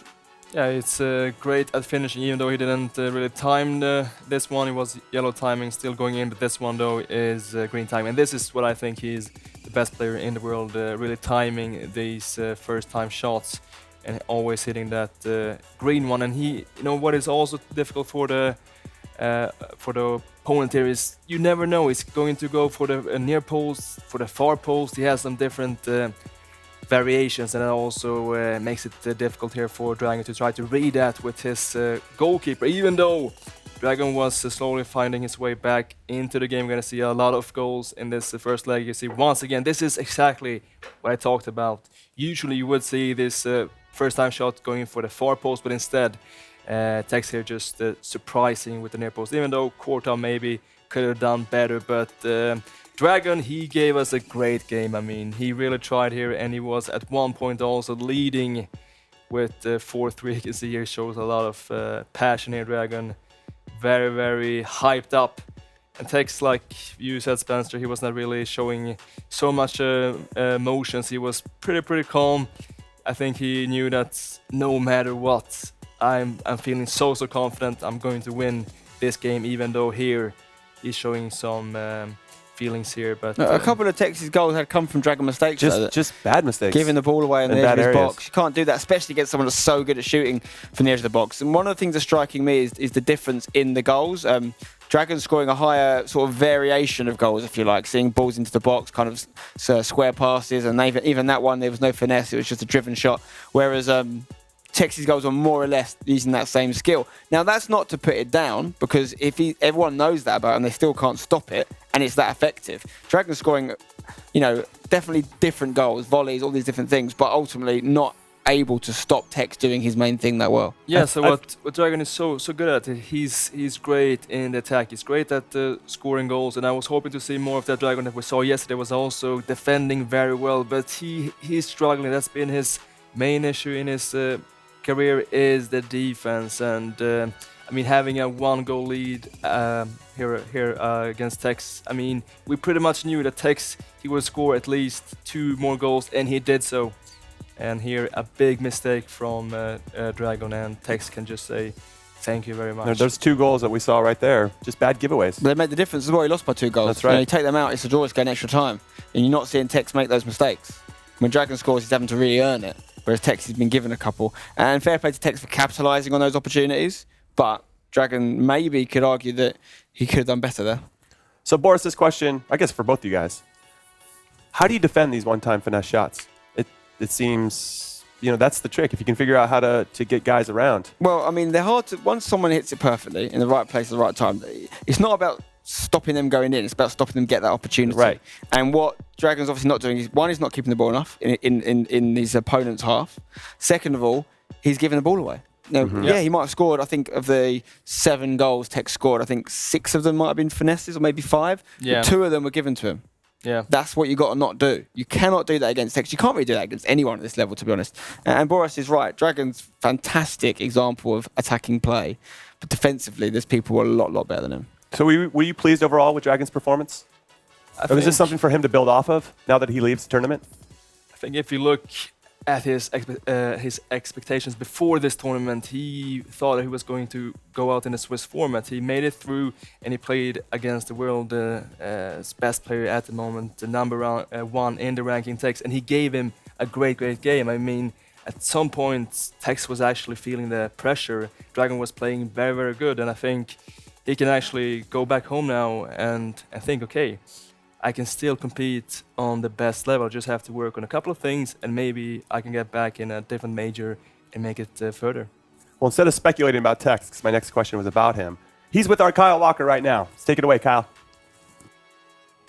Thank you, Jimmy. Yes, and I've nicknamed him the Prince of Romania, but he's quickly fast becoming the King of Romania right here, F2 Tex. But Dragon didn't make it easy for you, did he? Nah, Dragon's a good player. I found out I was playing him about 2 hours ago and I started panicking, but I managed to come through. I'm playing awful, but I'm winning. It seems like I was chatting to you before that actually you've been quite negative this morning. Is that your plan, to stay negative and then just show up in the games and show everyone what you can actually do? I'm not even showing up in the games. I'm defending awful, not attacking well, but I'm scoring goals, but I'm not doing skills or anything, but I'm winning. So. Is that what we're going to see then moving forward? You're going to get the win and you're going to show us a masterclass. You're going to show us all of those skills and show us all of those goals. Hopefully. In the first tournament in Bucharest, I played awful up until the final, and then I started playing well. So I'm hoping this tournament in Bucharest, I can start playing well in the quarters. Hopefully in the next round you will do that. I think you're doing well. I mean, #1 in the world. I think everyone there watching as well, they'll be saying that you are playing really well. Moving forward, is there anything that you're going to change, anything you're going to adapt, looking at who you're going to be getting? I think it's Senna that you're going to be playing against. Yeah, I'll just play my own style. He might change, but I'm not. Okay, so you're going to play your own style, what we like to see. Now, final question before we throw it back. What is it you eat for breakfast? You are coming back time and time again. Dan and Onset were talking about it. Jimmy, Spencer, Ivan, they don't know what you're eating. Tell us, what is it you're having for breakfast? I'm not going to lie, my mum went to Lidl in Romania and bought me some dairy milk chocolate, so that. So there you are, chocolate for breakfast. All right, there you go. That is what makes a true champion, and maybe we'll see you dominate again here in Romania. Back to you guys on the couch. Thank you, Kyle and Tex. So yes, the breakfast of champions is some milk chocolate. Athlete's diet right there. You heard it here, folks. That's what you need to get. Okay. We don't condone eating chocolate for breakfast, but it's working for him. It's clearly working for him. Now, when I hear him talk, he sounds like it's the worst. He's playing as bad as he's ever played, yet he's undefeated. He's won 6 games. How do you take that? Do you feel like he's just holding himself to this incredibly high standard?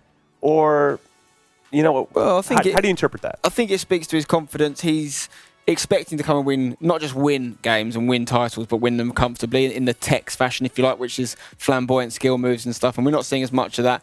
He's not happy with his defence. He's coming through games, but he's just sort of squeezing through them 1 or 2 goals. And we're usually seeing him. We usually get spoilt by Tex. We see him destroy people. Yeah. But that's always going to get harder as the game goes on, as people catch him up, which we feel like is maybe happening. So he's maybe going through the motions, if you like, of what was always going to happen to him this season at some point. The only thing that matters is the old cliche, but it's not about how you win, it's about getting the wins, and he's still getting them. He's definitely shown a knack for that. Now, how much do you think the visibility hurts him? Because he's on screen a lot, because we see a lot of his games, people can start taking notes and identifying his style and how to stop him. I mean, Tex also streams. He also does YouTube, so he also gives the opposition chances to maybe check out his gameplay closer if they're not watching tournaments. But it feels like also that he, at the same time, he's also evolving. He's creating new things. He's always one step ahead. And seeing him still here, I mean, like you said, he not really the most confident and most convincing wins. But he still wins. He still gets these wins, and that is a true sign of a champion. Because sure, he's maybe facing someone that has the same knowledge, the same maybe even hard to say talent, but what people can't get, what people can't really practice so much is the mental side of things, and he is such a confident character. He can never see himself losing, and that gives you so much advantage. Just having this positive way of thinking. He always sees himself going far and winning. So even though he's maybe not playing the best FIFA, he still gets there, and I'm pretty sure that we're gonna see him in a final here.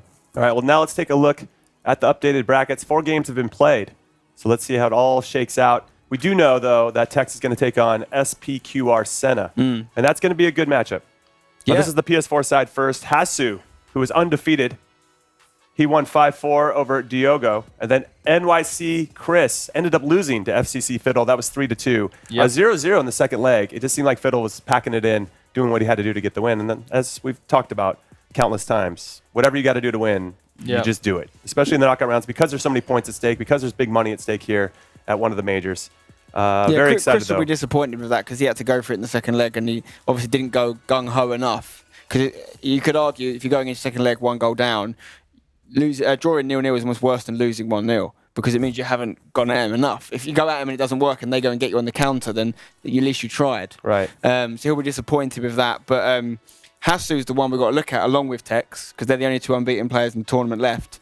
Or technically, we'll see if he's eating chocolate too. Dasari is I think unbeaten. that's what we need to figure out. Is if Hasu eating milk chocolate before these games too? He could be. But yeah, we actually got a weird situation. Which at this point in the tournament, we'd never usually have more than 2 people that are unbeaten. But we have actually got Dasari, who hasn't technically lost. He's only lost on default. True.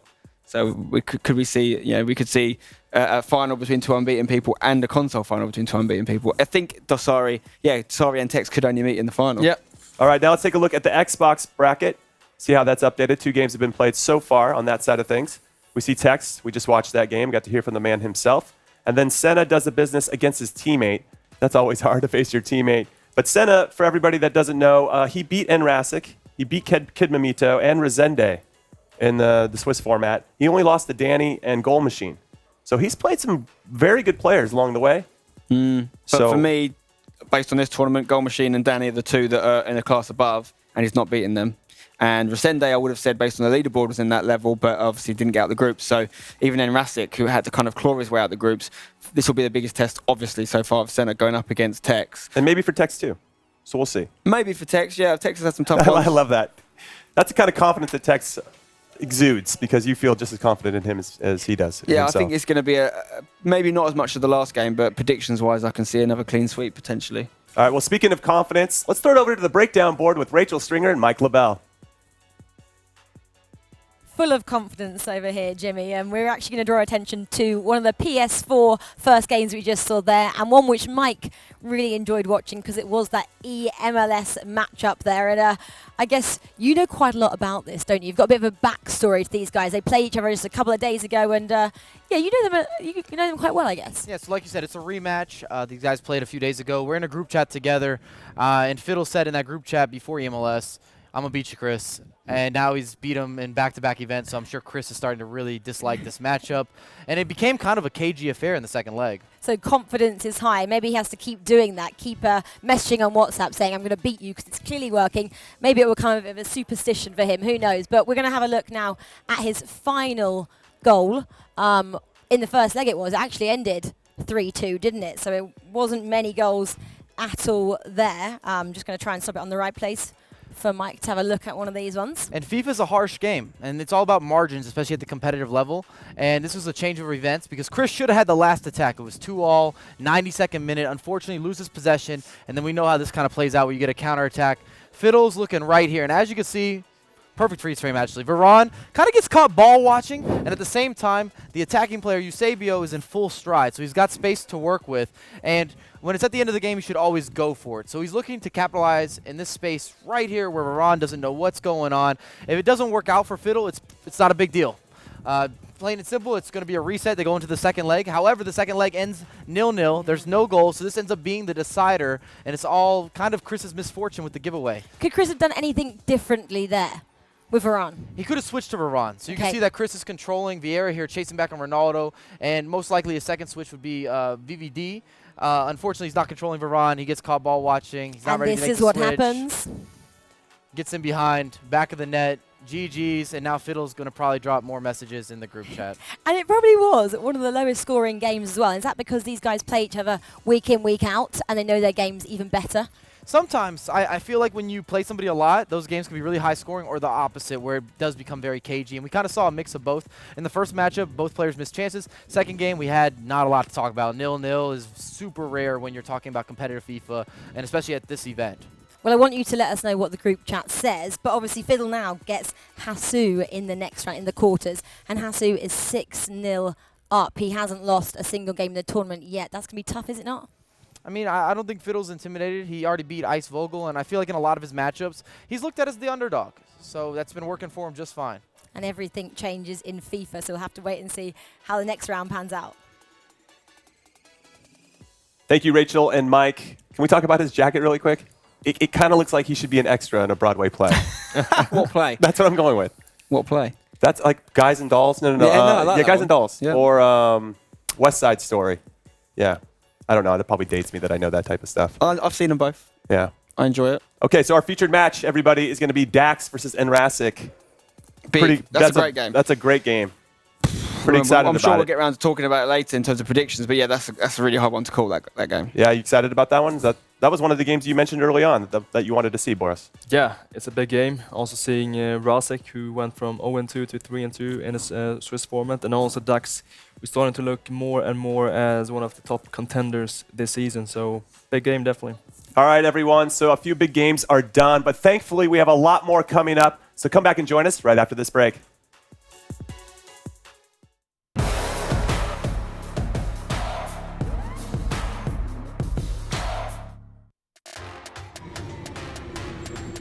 Diego, tenemos 10 minutos. ¿Vamos a echar un FIFA? Vamos, te voy a ganar, hermano.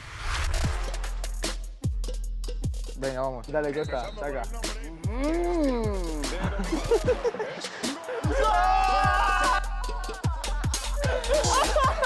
Encima vale Costa, mira. Complicado la cosa. Tonton, que pase para Dieguito La Costa. Gira, Costa. ¡Ey! ¿Qué hizo en la otra, mano? Si hubiese empezado el partido al minuto 30, La cosa iba a ser otra. vámonos. ¿Qué pase? Vaya, graba. Mira, pica ahí.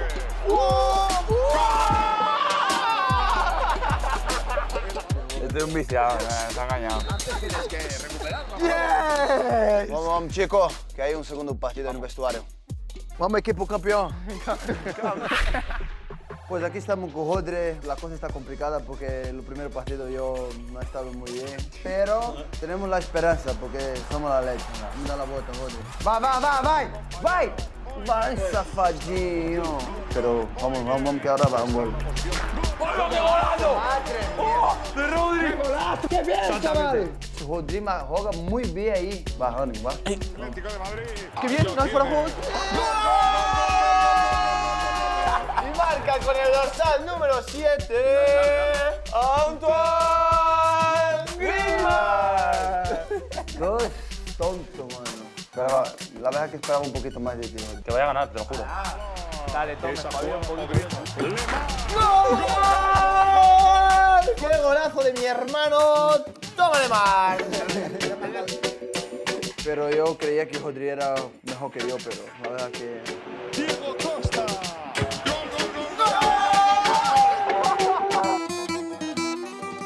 te dejo. Te lo mereces, hermano. Pero un abrazo. Un beso.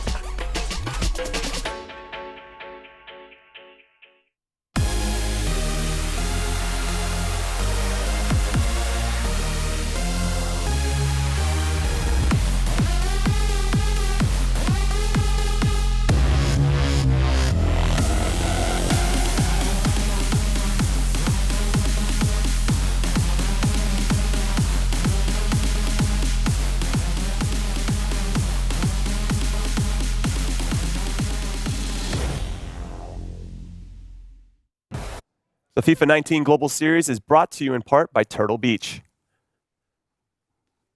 So make sure you follow Turtle Beach on Twitter at Turtle Beach, and then there's going to be a unique hashtag that's going to drop. So make sure you keep watching so that you can win an Elite Pro 2 headset, which Spencer Owen owns. You own one of those. I like the little thing, the little switch you put on the desk as well. Means you can change the volume. You can have different settings based on what game you're playing.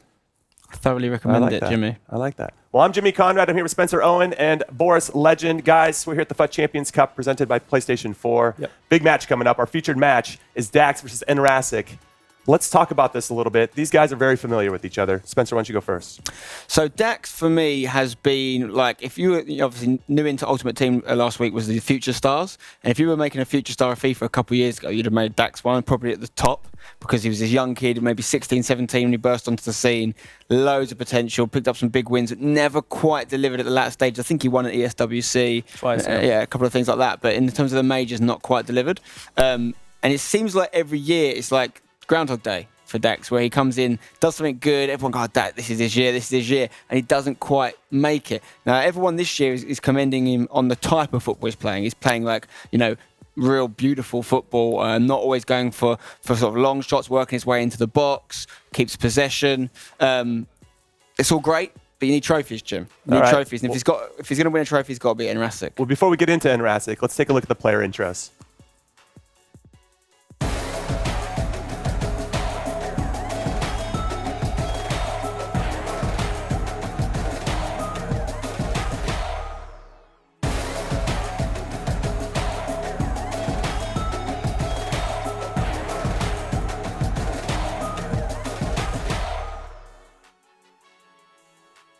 That was my favorite part of this whole broadcast, are those pictures.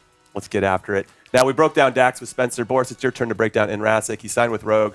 Obviously, a big move for him in his career. What does that mean now for the performance? Does it add more pressure to him now that he's with the team that's big? I think yes, but we're seeing also that he is performing well under pressure. He's ranked number 11 this season, so he had a good season this far, even though it's maybe not as good as his last one, where he almost always made it to the final stage. He was in the semis, he was in the finals, but he never managed to win it. And he had the same pattern in FIFA 17, so consistent, always went far, but he missed that little extra to actually win the trophy. And we're going to see here Rasic, he is a very structured player, very good in the defense, good at keeping the ball. And Dax has pretty much the same play style, so we're probably going to see a game here with very few goals and a lot of passes, a lot of, it's just going to be a battle of who can keep the ball for the longest time. Now, both of you guys talked about these players both lacking a little extra to get over that hump, to actually win something of consequence. What is that little extra? Is it the same for both players, or is it something a little bit different? Well, I would maybe suggest with Dax, people giving him a lot of credit for playing differently to other people. But that only works if you're winning, in my opinion. Like if you're winning championships, if you can, it's like I'll use an analogy of Usain Bolt. Usain Bolt comes and wins all the sprint races, 100 meters, whatever, and he does it as a 6'2" guy, or maybe even taller than that. I'm not sure, but obviously he broke the mold, and everyone's like, "This guy's doing it, and he's massive. It's crazy. I've never been seen before." Dax is coming in playing different kind of FIFA, but he's not winning the trophies, and it's almost like a bit patronising. Then if someone goes, "Yeah, but you play really nice stuff," so why isn't he doing things that are working for Tex, for example? Can he add that to his game? Is that how he gets that step further? Keeps to what he's good at and what he knows, but adds a little bit of the mechanics that are working for everyone else. And I'm going to say that it's definitely the mental side. I mean, these two guys, they are talent-wise the same level as Dawsry and Tex. They don't have the same mentality. We're seeing similar things in, let's say, sports like tennis. We have also Djokovic, maybe not the most talented player, but he's of course very good, but he's so strong mentally, and that is what creates champions in the end. That's why we're seeing Dosri and Tex dominating, winning major after major. Dax and Rasek, so good players, so talented, but when they reach that last stage, they can't find that extra mental edge.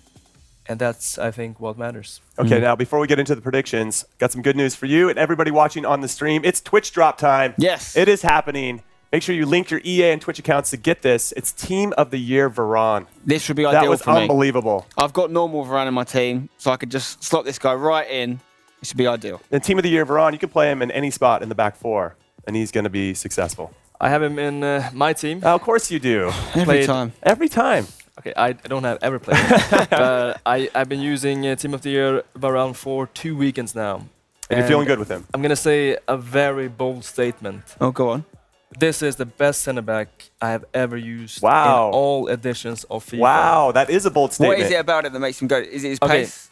it is, of course, he has the pace, but he also has the size. He's very big. That means extra pixels on the screen. He's blocking every shot, and he's also very good on the ball. And he also has the perfect work rates for a center back, medium, high. So best of luck to everybody watching yes, if you get him. Definitely. Best center back he's ever had. If someone's watching this now and they're getting like, let's say 10 weekend league wins a weekend, how many more do you reckon Varane's worth? I think in that range, maybe plus 4 or 5 wins. That's a lot of rewards. All right. Now let's get to the predictions. Make them quick. Who do you got? Enrasic or Dax? Tough one. I'm going to go based on the form in the Swiss format. I'm going to say Dax. Okay. Spencer? This is the toughest one yet. This is the toughest You one think yet. so? I think the weekend, actually. I'm going to go Enrasic. Enrasic? I'm going to go with Enrasic as well. Okay. Firm handshake on Yeah, that we'll one. write them down. Unlucky for you, Good Boris. luck, That's guys. what's going to happen. All right, everybody. More round of 16 games are about to come up, which means it's time to throw it over to the casters for this FUT Champions Cup presented by PlayStation 4. I got Gaskin and Onset. Well, back. Guys, How you doing, Jimmy? I'm good. And What do you got? Predictions. I need some predictions from you. You go first, because I'm just going to copy you for the rest. No, you can't. He just lost the last one. No, good Gaskin point. finally lost. Good It point. doesn't mean I'm out. I was 1-0 up, right? So I'll go with Razek. I think Razek's got went what it with me. takes here. Yeah, I'm going with you, Jimmy. Okay. I'm going to go I with believe in Dax. I'm going with Dax. I think Dax is taking this one. Dax. Wow. No So what reason kind of behind split? it. Just think he's going to win it. I think it's two very similar play styles here. So I don't know. I feel like Dax is, like Spencer was saying, he's kind of needs one of these wins now. He needs to progress a little bit, and I feel like this could be his tournament. Well, Spencer did say that, but then he picked Enrasic. So you guys. All right, take it from here. Good luck, guys. Have Thank fun. you very much, Jimmy. Let's get into this one. One thing I want to point out as well is I bet that Team of the Year Varane's price has just spiked on the market after Boris has given him that sort of endorsement. But let's talk about these two players. You're picking Razek, and I'm Yes. picking Dax. Obviously, these two guys have very similar play styles, very possession-based players, and it's going to be a very different game to what we saw in the Dragon Tex game, I believe, with lots of chances, lots of attacking play. It is going to be a grind. It is going to be attritional. Why have you gone for Razek here? Well, we've got 9th versus 11th in the leaderboards, so it's a very, very close one indeed. The reason why I'm going to go for Razek is he got to play 5 games in Swiss yesterday. And you might be thinking, well, so did Dax. No, he got a default win versus MS Tassari yesterday in his 5th game. So I feel like Razek just has that little bit more of game experience at this tournament under his belt. Also, if I look at their previous achievements and where they've kind of finished previously, I think Razek's beaten some really decent players. I just feel something about him. I feel like he might be able to just be that kryptonite to Dax. Okay, well, of course, the winner of this was, well, this knockout game will go on to play one of the English boys. It's going to be Shori or Fully, who are going to be waiting for Dax or Razek. And this is, as I said, I want to talk a little bit more about the play styles of these two guys in comparison to that first game that we saw. Very possession-based players. We saw it from Tash yesterday. Very slow, methodical play, trying to keep the ball when... The easiest way to defend is obviously when you have possession of the ball, but then they kind of spring to attack in and around that 18-yard box. And it's going to be a real mental battle, this one. The last game felt like a bit more of a technical battle, technical ability, but this one, I just feel a lot of it is going to come down to keeping concentration. I feel like it could be decided towards the end of that second leg when one of those players' concentration might just lapse for a second. It's going to be really come down to either mistakes, like we saw in the previous game with Tex versus Dragon. Dragon just giving the ball away a few too many times. If both of these players are on the ball and they don't give away any of those mistakes, I'm just going to go down to goal-scoring form. They've both played in 2 tournaments so far, including this one as well. It's 3. Razek scored 128 goals, whereas Dax has only scored 90. However, Razek has conceded more goals. So it's going to be one of those cases of it. Can Razek just outscore Dax? Is it going to be that possession-based football every time that we see from Dax, that slow, methodical approach? It's going to be a good one. I don't think it's going to be the goal-scoring bonanza or whatever you say. Bonanza. Banana. I just combined two words together. I made my new words. That we saw in the last game, but it's certainly going to be a tight affair. Okay, then, well, as you can see, both players just making some final adjustments to their formations before we do get our second featured game, should I say, underway of the day. Surprise, surprise, 4-2-3-1 being used here by Dax. I believe that was obviously Razek's going to be playing in that beautiful Rogue Esports kit representing, of course, Rogue Esports. And it will be Dax in the PSG kit, who has possession early on here as we are very much underway. It's always this first attack that really shapes up a game as well. You can put your opponent under so much pressure by just going for that early goal, or you could just play it around and just dominate possession and make them think, actually, I'm going to struggle to get the ball this game. It looks like Dax is going to just be looking for that perfect opportunity here. He's just going to pass around and play a little bit of pass and move. Neymar then in the channel. Finds a nice ball back to Pele here. Hullet maybe with a chance to strike it. Goes for the extra pass. Beautiful stuff here. Good concentration levels, though, from Nicolas Razek. Kept his cool in that particular situation. Didn't overcommit once more. Just waited for the perfect time to get that challenge in. And maybe, I've said it a few times about Dax, maybe slightly overplaying it in and around the box there. Did have a chance to get a strike. And sometimes early on, it's a good thing to take that strike. See if you can find one of those time finesse shots, or maybe even a rebound if the keeper saves it or it hits the woodwork.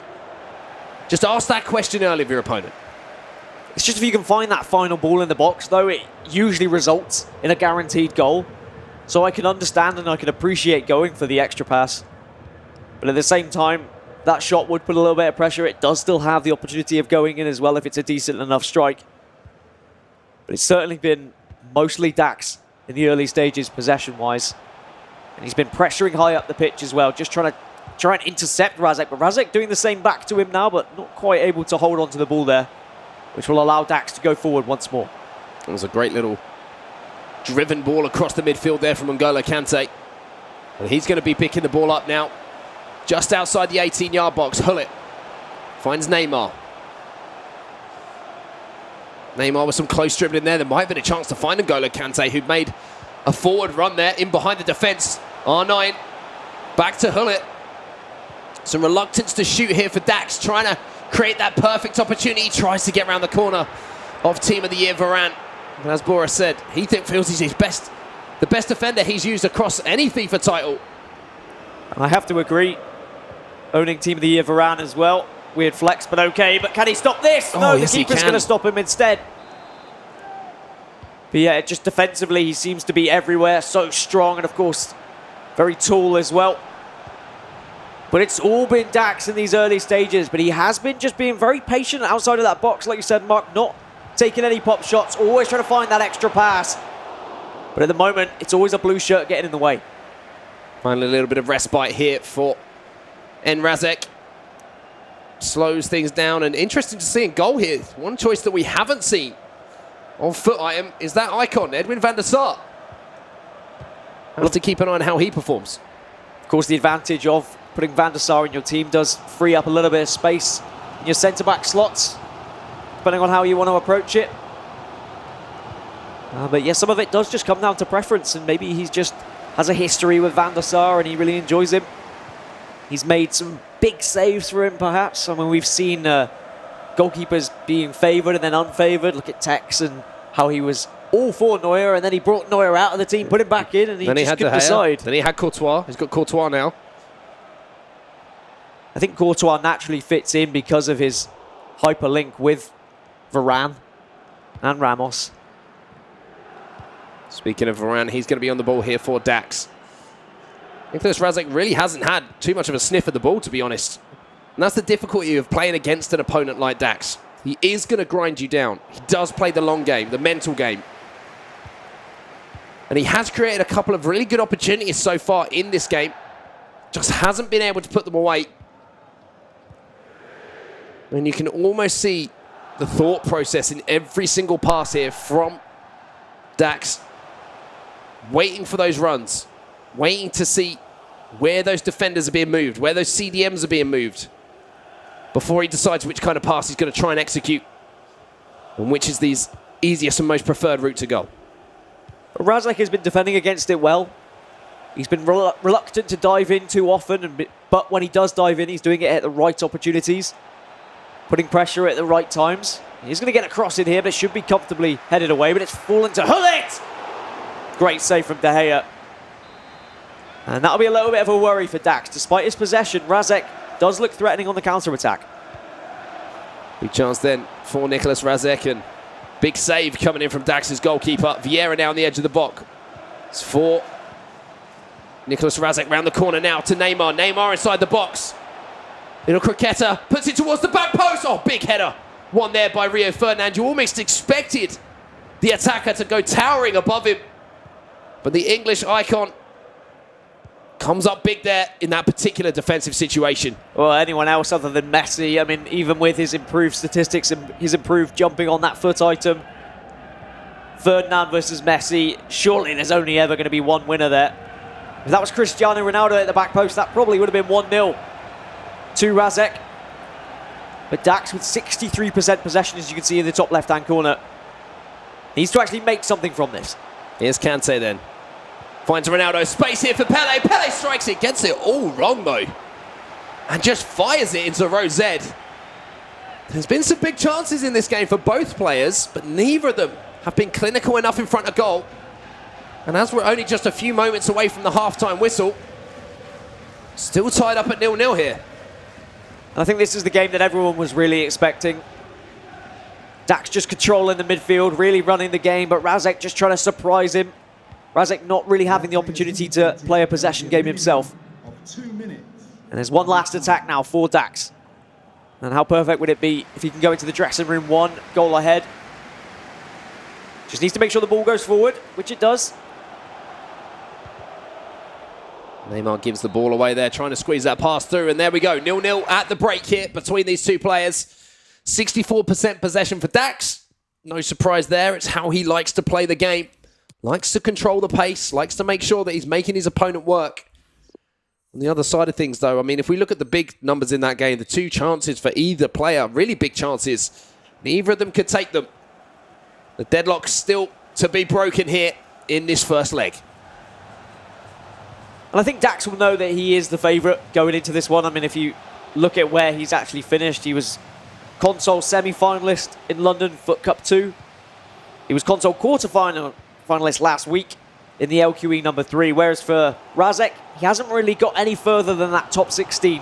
This is his chance to get into those quarterfinals, to finally best himself, to push himself that little bit further. And reminder, they're so close in Global Series ranking points. A win here for Razek would make him overtake Dax, and would also put him into that top 10 on the leaderboards as well. Dax on the attack early on in this second half. Hullet does have some options. The drag back's going to create some space. Hullet again fires it out wide.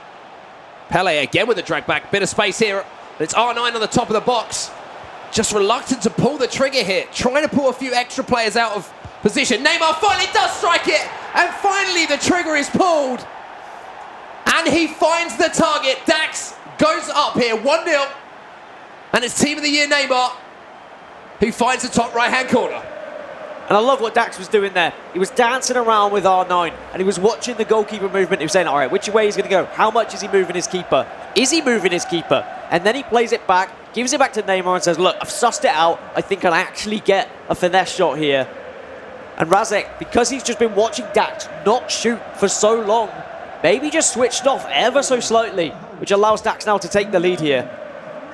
And if Razek was struggling at 0-0 for possession, he's going to struggle even more for possession. Now Dax has the lead. Dax finally choosing to strike on goal. And as you say, another thing you have to think about is, you know, when do you start moving the goalkeeper? If you know that Dax is not pulling the trigger, if he fires it into that sort of inside left position where you saw Pele sort of coming in, you'll see the likes of Tex maybe take that one first time. Against a player like Tex, you'll start moving the goalkeeper early. But against Dax, you know that he's always looking for that extra pass. So when do you start moving the goalkeeper? Because you can leave yourself so vulnerable. It is a very fine line. It's very difficult against some of these players. Back post header, thankfully won for Dax. A lot of people watching will be saying, well, goalkeeper movement is relatively simple. I could do it in weekend league. Well, yeah, of course. And you're probably doing very well with it as well. But against some of the best players in the world, everything, the difficulty just gets increased times 10. It's just extra layers to the decision-making process. You know, do you go for the... Are you expecting the regular shot?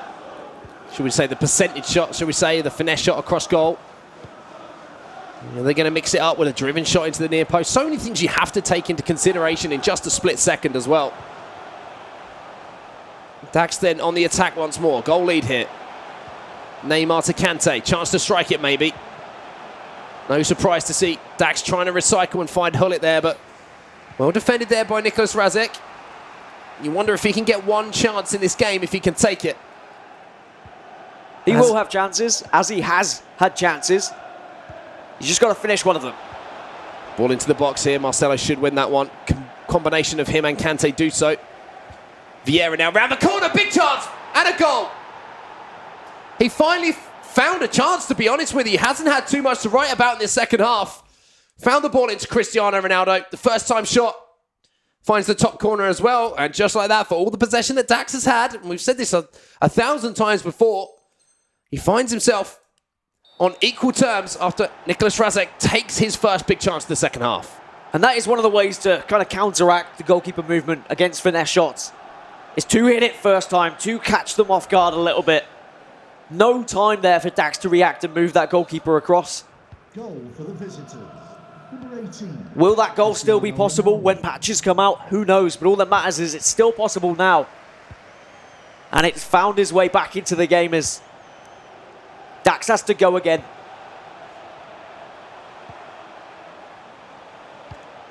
Around 20, just over 20 minutes left in game here in this first leg between these two Titans. Hullet now finds Kante on the edge of the box. Oh, it's a great move here from Dax, and the goalkeeper moves, but he leaves most of the goal open. And Dax answers straight back. That was a pure footballing goal there from Dax. Great ball around the corner. Expecting that shot to the far post again. And that just leaves a gaping hole. And he was more than happy to fill it. And I don't know if Van der Sar was maybe watching Jesse Lingard yesterday, but he seemed to be moonwalking on the spot there. And just offered up so much space. Poor goalkeeper movement, really, and that is the downside to it. If he hadn't have even touched his stick there, would the ball have gone in? Who knows? But Dax rewarded for his possession, and straight away Razek has to answer back.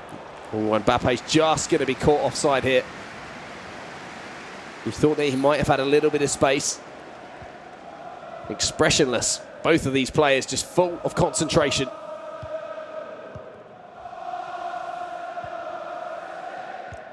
"15 minutes to go then. Dax once again with possession of the ball. And this is where, as you say, Dan, it becomes so difficult for Nicholas Razek. At this point, it's like, am I happy to go into the second leg with one goal being the difference between us?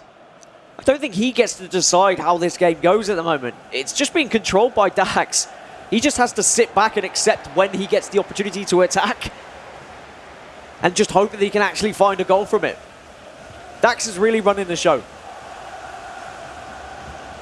Scoop turn from R9, then stays on his feet. Drag back, manages to get round, and it's Ronaldo at the back post! 2 chances, 2 goals.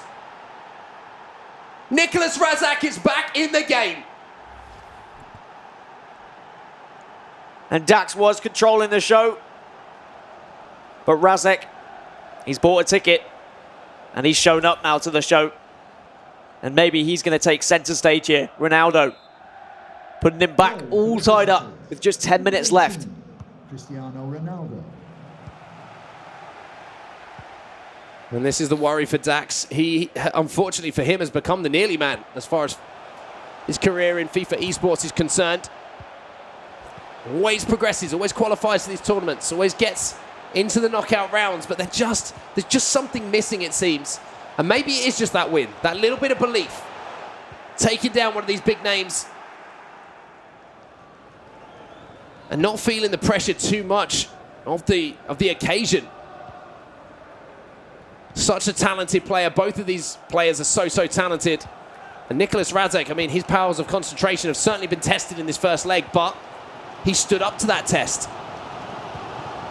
What can Dax do towards the end of this game to maybe try and go into the second leg with a 1-goal lead?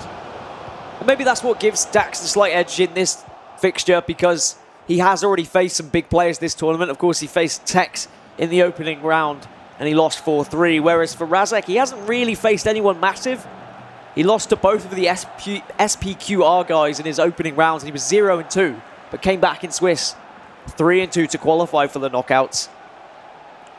And now this is his first real big game. And I wonder whether it'll be in the back of his head. Well, I've never really made it to those quarterfinals. I wonder what it feels like. Well, at 2-2, he definitely has the chance to do so. But I think when he looks at this second leg, he needs to find a way to stop the domination of possession from Dax's side. Whether that's just holding the ball a little bit more himself or just getting slightly more aggressive. It can go either way. Well, it's going to be Nicholas Razek with the chance towards the end of this first leg to maybe carve out one more opportunity. We're into stoppage time here, 3 minutes added on.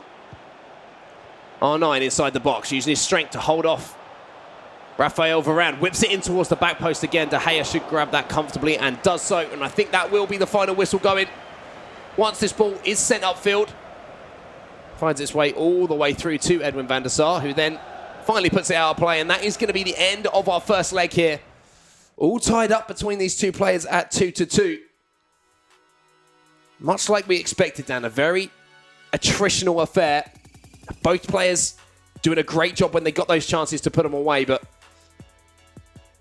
again, it's going to come down to those last few moments of this second leg, I believe.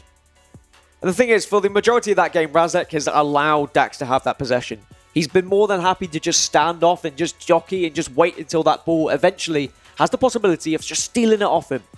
In this second leg, maybe he needs to actually kind of take things into his own hands and say, all right, well, he's playing quite far up the pitch. If I just get a little bit more aggressive and I start diving in a little bit more, I might be able to win that ball higher up. More opportunities will naturally occur because of that. Or he could just say, look, I'm 2-2. I can just play the way I'm playing at the moment, and I might be able to find the win. Yeah, the interesting thing for me taking away from that first leg is watching the way that Dax plays in and around the box. Yeah. It's not something that we see from a lot of players at the top level of FIFA, and I think Spencer touched on it when he was on the sofa as well, saying, he's always in and around the box. He plays his kind of his own game, and he has a lot of belief in his own game that we have to give him credit for. But there's a few opportunities there where I just want to see him pull the trigger. I just want to see him take a shot, because we've seen how effective, we all know how effective the finesse shot is the time finesse shot is in FIFA 19. Really? There's no hiding it. It's one of the most effective ways to score. He's had the chances a few times, and you got to remember, he's got players with 5-star weak foots as well. You've got the likes of R9, you've got the likes of Pele on the pitch as well. If you get the chance, just have a go. Have a go and see what happens. At the same time, if during those opening 25 minutes he had pulled the trigger 3 or 4 times, maybe he becomes a bit predictable, and maybe suddenly his actual goal from Neymar gets saved. But because he hadn't been pulling the trigger from outside the box, because he'd been constantly playing that extra pass, as soon as he did pull the trigger, Razek was like, whoa, okay, he's shooting from outside the box now. He didn't see it coming, and he's 1-0 down. So there is two sides to that story, right? Maybe he just needs to find a better balance in this next game. Pull the trigger a few more times. Yeah, balance is the key here. I agree with you there for Dax, but I want to give some credit to Nicholas Razek as well, because when you are going up against a player who plays such a possession-based game, it is so easy to just switch off like that. It's so easy to do. And that's the thing, because he was just letting it happen, but he was constantly watching. He was defending those runs. We saw several times the right winger, the left winger, they were making those runs down, and he was like, no, I'm going to cancel those out. As long as I track those, he's just going to be passing it around the midfield, and I don't care if the ball is in the middle. He's not doing anything. There's no threat to goal. He was only panicking when suddenly it was on the edge of the box, and he was sending man after man just to try and block the finesse shot. The finesse shots weren't coming. Eventually it did. And I think if Dax does just pull the trigger a few more times, he could take this second leg here. Okay, well, obviously we're waiting for the players to get back onto the stage. We saw Dax disappearing for a little toilet break there. Let's look across some of the other games that we've got as well. We don't have the results from them for you quite yet, but as we said, the winner of this one is going to be taking on the winner of hashtag Shori, taking on Fully. And we have Goal Machine taking on Salzor as well. Big performance yesterday from the German Salzor to make it through. And Goal Machine, he seems to be getting better and better every tournament as well. He had a little bit of a slow start to the year, but he seems to be improving. Dasari, who we've got the asterisk next to today, is obviously feeling under the weather. He'll be taking on IX Danny, and that's, unfortunately we have that asterisk because that was a big game looking at across all of those fixtures. And I think in that particular fixture, Danny needs to just be not get kind of annoyed with the situation, because he's going to be saying, well, I wouldn't be facing Dasari here if he hadn't have gone home ill. I probably would have been facing an easier fixture. But at the same time, Dasari's there for the taking. If he's not feeling well, he's probably not going to be to his best. So he just needs to look at that and say, all right, I have an opportunity. But that Shori versus Fully game, I mean, we're not seeing it, I don't think. Maybe we'll jump into it later, who knows. But another battle of the two UK boys, that is such a good opportunity for both of those players to secure 450 Global Series ranking points to get themselves even closer to those playoffs, get themselves even closer to that E-World Cup. And they are two players that maybe wouldn't have been expecting to be in this situation, to have a possible quarter-final. Like, this is sure they need the points. Both they of really them, do need it's the points. their first major this year. And they've got a chance to get into the quarterfinal. Yeah, it's a big thing they've performed. And obviously we have, just rounding out the bracket here, Gorilla taking on Dull and Mike there. Gorilla making it through to the knockouts again. Even though he said, again, back in London, he's saying he wasn't playing particularly well. I've paraphrased that from Twitter. And then Dylan Jr. taking on NSC Vinny as well. Vinny we saw a lot of yesterday. And obviously Dylan Jr., very talented player as well. And on the PlayStation side of things, Hasso. He's been on fire. I think he's won his knockout game as well against Diego Pizzotto as well. And then you have the All-American affair. We've got the Stranger still to see as well. Zazinho taking it on Pico. Footwiz Marco, who we've talked about yesterday, was the story of yesterday, representing the guys over in the Oceanic region from New Zealand. Perfect performance in the Swiss format. As we can see, Dax rejoining the stage. But, I mean, you've got Chihan taking on Fafilza as well. That's a big match up there. Stefano Pina as well, taking on Zezu there. And then Marv, the finalist from the playoffs last year on FIFA 18, from the Global Series playoffs in Amsterdam, taking on Giovanni. So big games, big names still to come here. And the beauty of this part of the tournament is that we're going to lose some. We're going to halve the field. You've done very well to read off every single game there, Mark. Thank you. I think we should get you on like the BBC to read out all the results next time. It's like Marco 1, PSV, Stefano Pina, 2. I think you could do that. But yeah, some incredible fixtures as the players do return now. We've already said kind of what needs to happen in this second leg. I'm sure both these players feel like they can actually take this tie. It is up for grabs because they are all tied up at 2-2. Maybe a formation change could just be the difference. Mark, are both players going to be happy with that 4-2-3-1? Or are we going to see a slightly more aggressive 4-2-2-2? Maybe we'll only see a 4-2-2-2 when one of the players goes behind. But that might just open up the game, and I think the game does need to be opened up because it is just very contested in the midfield and slightly into the defensive area of Razek. Yeah, I think a lot of it's going to come down to, as you say, just mixing it up a little bit from Daxton and around the box, maybe taking a few shots earlier to make his more preferred style of playing more effective when he does look for that extra pass. And I think the secret here, the key to success for Nicholas Razek is to just keep that concentration. Because when he has gone forward and finally managed to get the ball, he hasn't found it that difficult to actually get through Dax's defence. He's created good chances and he's put them away. So a lot to look out for here as we're into our second leg. Early on though, Nicholas Razek from the kickoff is actually going to give away possession pretty comfortably, to be honest, to Dax. And now we're going to see Dax attempting that pattern of play, but Nicholas Razek's used to that, and Messing forces De Gea into an early save there with the header back across goal. And already you can see the difference in the play styles between these two players. At the start of the first leg, when Dax had kickoff, he played it around for a good 5 to 10 minutes before he actually made his first attack, whereas Razek was straight up that pitch, trying to cross it in, trying to get that early goal. He almost punished Dax's mistake. Now, one thing I wonder is, do you think there's any kind of extra pressure, the fact that Dax does play for PSG? Of course, Rogue is a fantastic esports organisation as well, but I've always thought playing for an actual football club esports team must just add so much pressure. Oh, it might well do, and the pressure might have cost him there. Had the shot there with Neymar, didn't unfortunately time it perfectly. That might have been the difference between that one finding the back of the net and whistling just wide of the upright, but I don't think so. I think at this level, all of these players, the teams they're playing for are going to be more than supportive and working towards their needs, essentially, to perform at the best of their ability. I think a lot of the pressure is going to come from the players themselves. especially the likes of these two, you know, very household names in competitive FIFA, but haven't got those wins that they would want, haven't managed to break through that glass ceiling and grab the brass ring, so to speak, of a tournament win in recent times. I think that plays on your mind. The more tournaments that you go to, the more times that you come up a little bit short, the more questions you start asking of yourself, and that's where it becomes really difficult as a player. But both of these players realistically have probably done enough to get to playoffs. Oh, and that was almost a chance for Dax to take the lead and get even further in this tournament. But the fact they are so high up in the leaderboard, the fact they have had successful tournaments already at both LQEs or FUT Champ Cups, means that they can, in the back of their mind, always have that confidence of something else. Here's Razek. Oh, and he's put it over. That's two huge chances already in this game. I was talking about how both of these guys have been clinical in front of goal, but they've both wasted opportunities there that you would 9 times out of 10 expect them to take.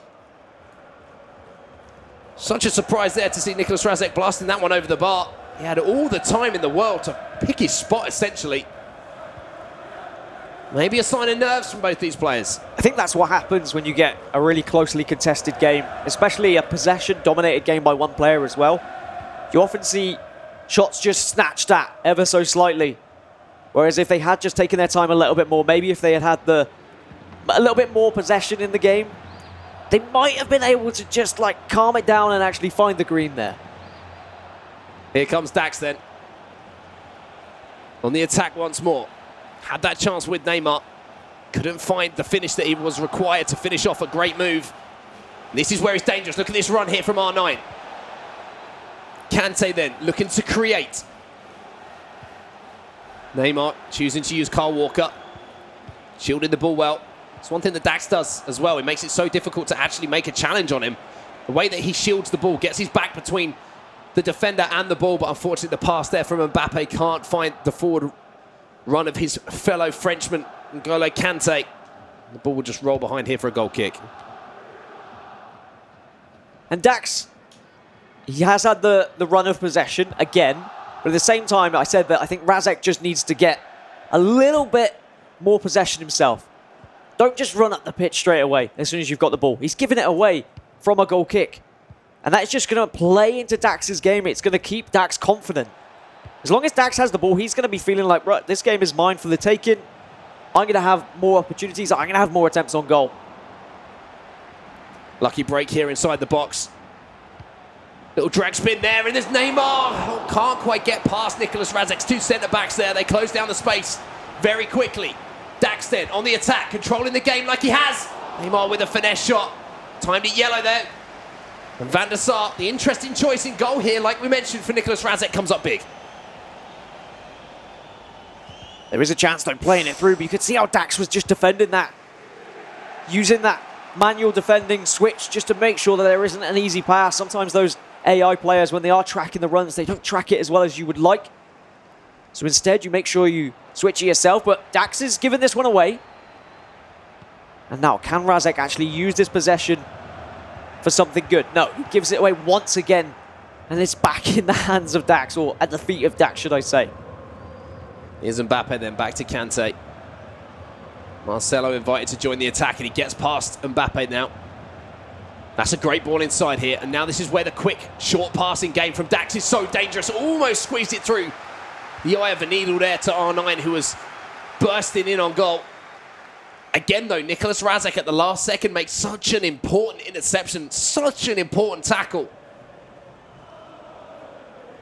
to stop the on-rushing, player from Dax. Varane wins it back here for Dax. Nicholas Razek's really starting to struggle going forward a little bit here. Dax is finding it pretty comfortable to defend. 67% possession for him as well, and I think Dax has started to notice that maybe Razek's getting a bit frustrated. He's diving in with his centre-backs. Just on that previous attack, Ramos came in and just instantly lunged forward, and it opened up a gap. He tried to play the 1-2, did Dax, but fortunately for Razek, he managed to get the second centre-back across to block it. Razek just needs to be careful. It's very difficult playing against someone who does dominate possession like this, but if he stays switched on, if he stops the goals from going in, and if he just moves his keeper the right way, Dax is going to struggle. He kept knocking on the door, Dax. He kept trying to break in, and he finally has broken the deadlock here in our second leg. Very similar situation to what we saw from the goal in the first leg from him. Was biding his time, waiting for that opportunity, and you saw just got it out of his feet with Neymar, went for that far corner. And as you say, Nicolas Razak had just shifted the weight of the goalkeeper slightly to one side, away from where that finesse shot went. And now for all the possession, again, that Dax has had. This time he's made it count. And it's a 1-goal difference between these two players. Yeah, I feel like maybe Razak moved the keeper a bit too early, and he moved in the wrong way there. He does have a chance in the dying moments of this half, but Mbappe just gets pushed off the ball by Marcelo. And yeah, possession-wise, I mean, it's not fun to be on the receiving end of it. Razak clearly is just struggling to keep the ball here. Not only is Dax doing well on the ball, but as soon as Razak has it, the amount of pressure that Dax is generating high up the pitch means that every time Razak wants to get further, he's having to play risky balls, Mark, and it's just not working out for him. So then, the German has to find a goal here in this second half. Managed to find 2 in the first leg, and we know how clinical he is when those chances have come. A little mistake here from Dax at the start of the second half. Might present him with such an opportunity. Pull it now to Vieira. Nicolas Razak looking to get back into this one. Pocket of space here for CR7, and he's done it. Presented with the opportunity. And he says thank you very much. He ties up the game once again.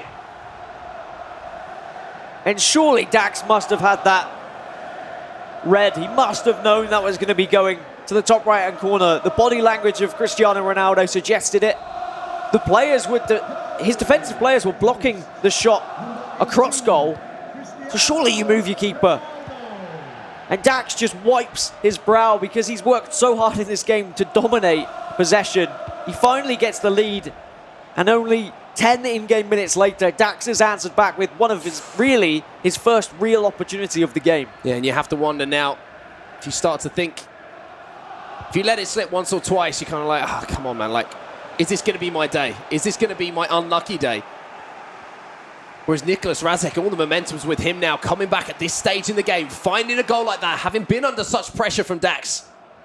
It really can give you the lift, and you find that little bit of extra energy to keep those levels of concentration up. Even in defence, it's going to help him out, let alone going forward.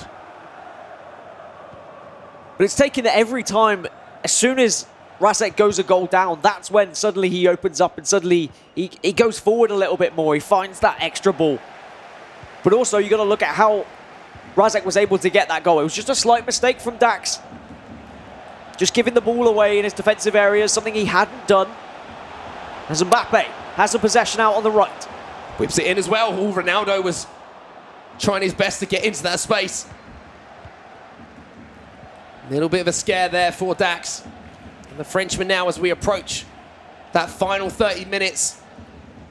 I hate to say I told you so, but I said this game was going to be decided in the last knock-ins of this second leg, and it's looking exactly like that. Who is going to take this game? Who is going to progress in this tournament?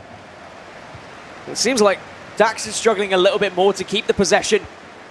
Relentless pressure from Razak now, using his attacking players just to try and intercept higher up the pitch.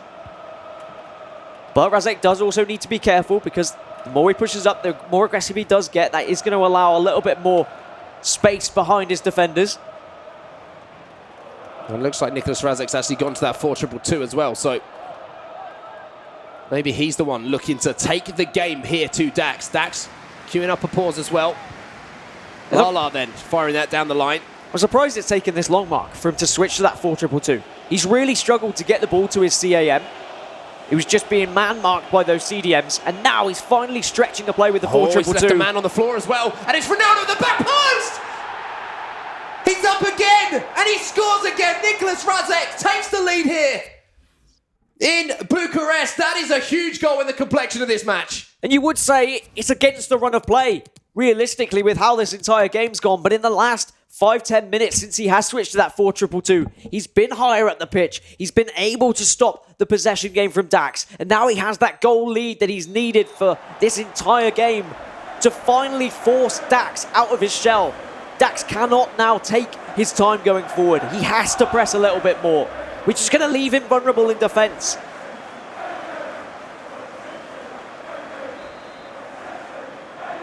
What a goal at such an important moment. That could be the goal, that sends PSG's Dax crashing out of the tournament. He still does have some time on his side though. But in a game of so few chances, you have to wonder if there's going to be enough for him to get back into it. Mbappe across to R9. Oh, Ramos! Ramos, put on your goalkeeper gloves. What an incredible stop that was, and such an important one as well. The keeper was in no man's land, had been moved so much. From the kickoff, Dax almost answered back instantly. Neymar then to Neymar. The block came in, and now Dax is just throwing everything forward. Kante puts this one up high. Van der Sar gets a piece of it. Ball drops now to Messi on his right foot. Tries to turn back onto that left. Great play. Oh, and he's done it. He's turned it up. Let's go, says Dax. 4-4 on aggregate. Neither of these players are budging an inch. And just when you think that Dax was going to have to really dig deep and maybe he was going to struggle to find that goal, he generated so much pressure right from the kickoff. The Razak was just on the back foot and he was trying to play it out. But now it's right down the other end. Dax whips it in, back post again. De Gea gets a piece of it. Hullet clears, and look at this. The game has opened up completely now. 15 minutes left for one of these players to progress, and one of them will be going home. Marcelo for Dax. Oh, he just runs it out of play at the last second to give possession back to Nicolas Razek, and the touch paper has been lit in this one. Lala down the line. Mbappe away from Marcelo again. Marcelo gets back though for Dax. But it is going to be a corner here for Nicolas Razek. Ramos. Changing the angle of the attack now using Marcelo. The man who scored the goal to put Nicolas Razek up in this game, CR7, with that header. Hullet. Bit of space here for Vieira. Can he find that entry pass into the box? He can't. Well defended by Dax. And now the Frenchman's turn to go forward. It was a heavy touch as well from Mbappe. Really was a chance there for Razek to maybe take a shot on goal. He might be slightly frustrated, but this 4-2-2 really has opened up a new dynamic for him in this game. So much on the line, those 450 Look at that ball. Global Series ranking points if you do get the win. It's a great ball, and Messi's in behind. Ooh, tried to drop the shoulder with the fake shot around the corner of Marcelo, but well defended by Razek Kante. Fires it into R9. Maybe looking for the space for a strike. Varane now goes to Mbappe, drops the shoulder, gets it back. Oh, and Van der Sar comes up with a huge save. We were asking why he uses him. That's why. Moments like that. And this is the moment where your hands start to get a little bit more sweaty, your heart's beating faster, and you still need to keep that composure. Adrenaline will be pumping through your bodies as well. And it's Dax who once again regains possession, and it looks like he will have the opportunity of maybe last attack of the game here before we go into extra time in this round of 16 tie on the Xbox side of things. Dax then with the chance to create a chance at the end of this game. Can he win the tie, or is it going to be extra time between these two? Mbappe now for the Frenchman. Marcelo to Kante. He's found R9, but all he has found is the outstretched arms of Edwin van der Sar. There was a big chance to win it at the last second. Van der Sar, though, came up huge for the German. And we are going into extra time here, Dan. Speaking of German as well, a win for either of these players would bump them up to 5th place above players like Megabit, like Marcus Gomes. They would be overtaken by both of them. Imagine being 5th in the leaderboards after the 6th tournament so far this season. What an opportunity he is, but who is actually going to be able to grab that opportunity and seize their moment? Here's Mbappe then. Gets tackled by Marcelo. And this is the last half an hour of this second leg before we went into extra time. Just felt like a totally different game between two totally different players from what we saw for the majority of the first leg and that second leg. And it was all because of the 4-2-2. I said one player just needed to change to the 4-2-2 and it would open up the game completely. It took Razek actually just noticing he needed something a little bit different, and suddenly it was a new game. Neymar then. Drag backs, trying to get past Hullet. Hullet sticking to his task. Not quite well enough though. Oh, he almost found R9. And every time that one of those passes is played into the box, my heart skips a beat. Let alone how one of these players must be feeling right now with so much on the line. Dax has not been able to keep as much possession ever since he went to 4-2-2 for Nicolas Razek. Because going forward, Razek's just had more options. He has been able to spread it out wide. It's been more difficult for Dax to cut off those passes. And just look how much more dangerous he looks. Big tackle. Great tackle from that Team of the Year Varane. Risky tackle, but a big tackle. If he gets that one wrong, there was a real opportunity there for Nicolas Razek to get him behind. Here comes the German once more then. Kante finds R9. Croqueta, look at Varane just sticking to his task, but it doesn't matter. Ball into the back post. Ronaldo wins that header once more. It's been an effective strategy in this game for Nicolas Razek. Doesn't work this time, and now Dax, who's been on the receiving end of some possession-based play from the German, has the chance to go forward himself. Ronaldo, look at that run from Neymar. Instead chooses to use Mbappe. Mbappe's going to get the ball back here. Turns back onto his left. Round the corner. This is beautiful stuff here from Dax. Neymar with a little chop, trying to find the pass inside. Can't find it, unfortunately. Oh, and this one, I don't want to say the P word, but penalties is looming, Dan. Oh, wait, now you've gone and said it. Certainly, Razek is doing well defensively to kind of keep Dax at bay and to force him into those scenarios where he has to try and run it into the box. He's not had as much time on the edge of the area like he saw in the first leg, so there hasn't been as many opportunities for any finesse shots. And also, Razek been tracking runs extremely successfully. But from the kickoff then, we've seen Dax perform very well with his possession when he is giving it, but he's giving the ball away now.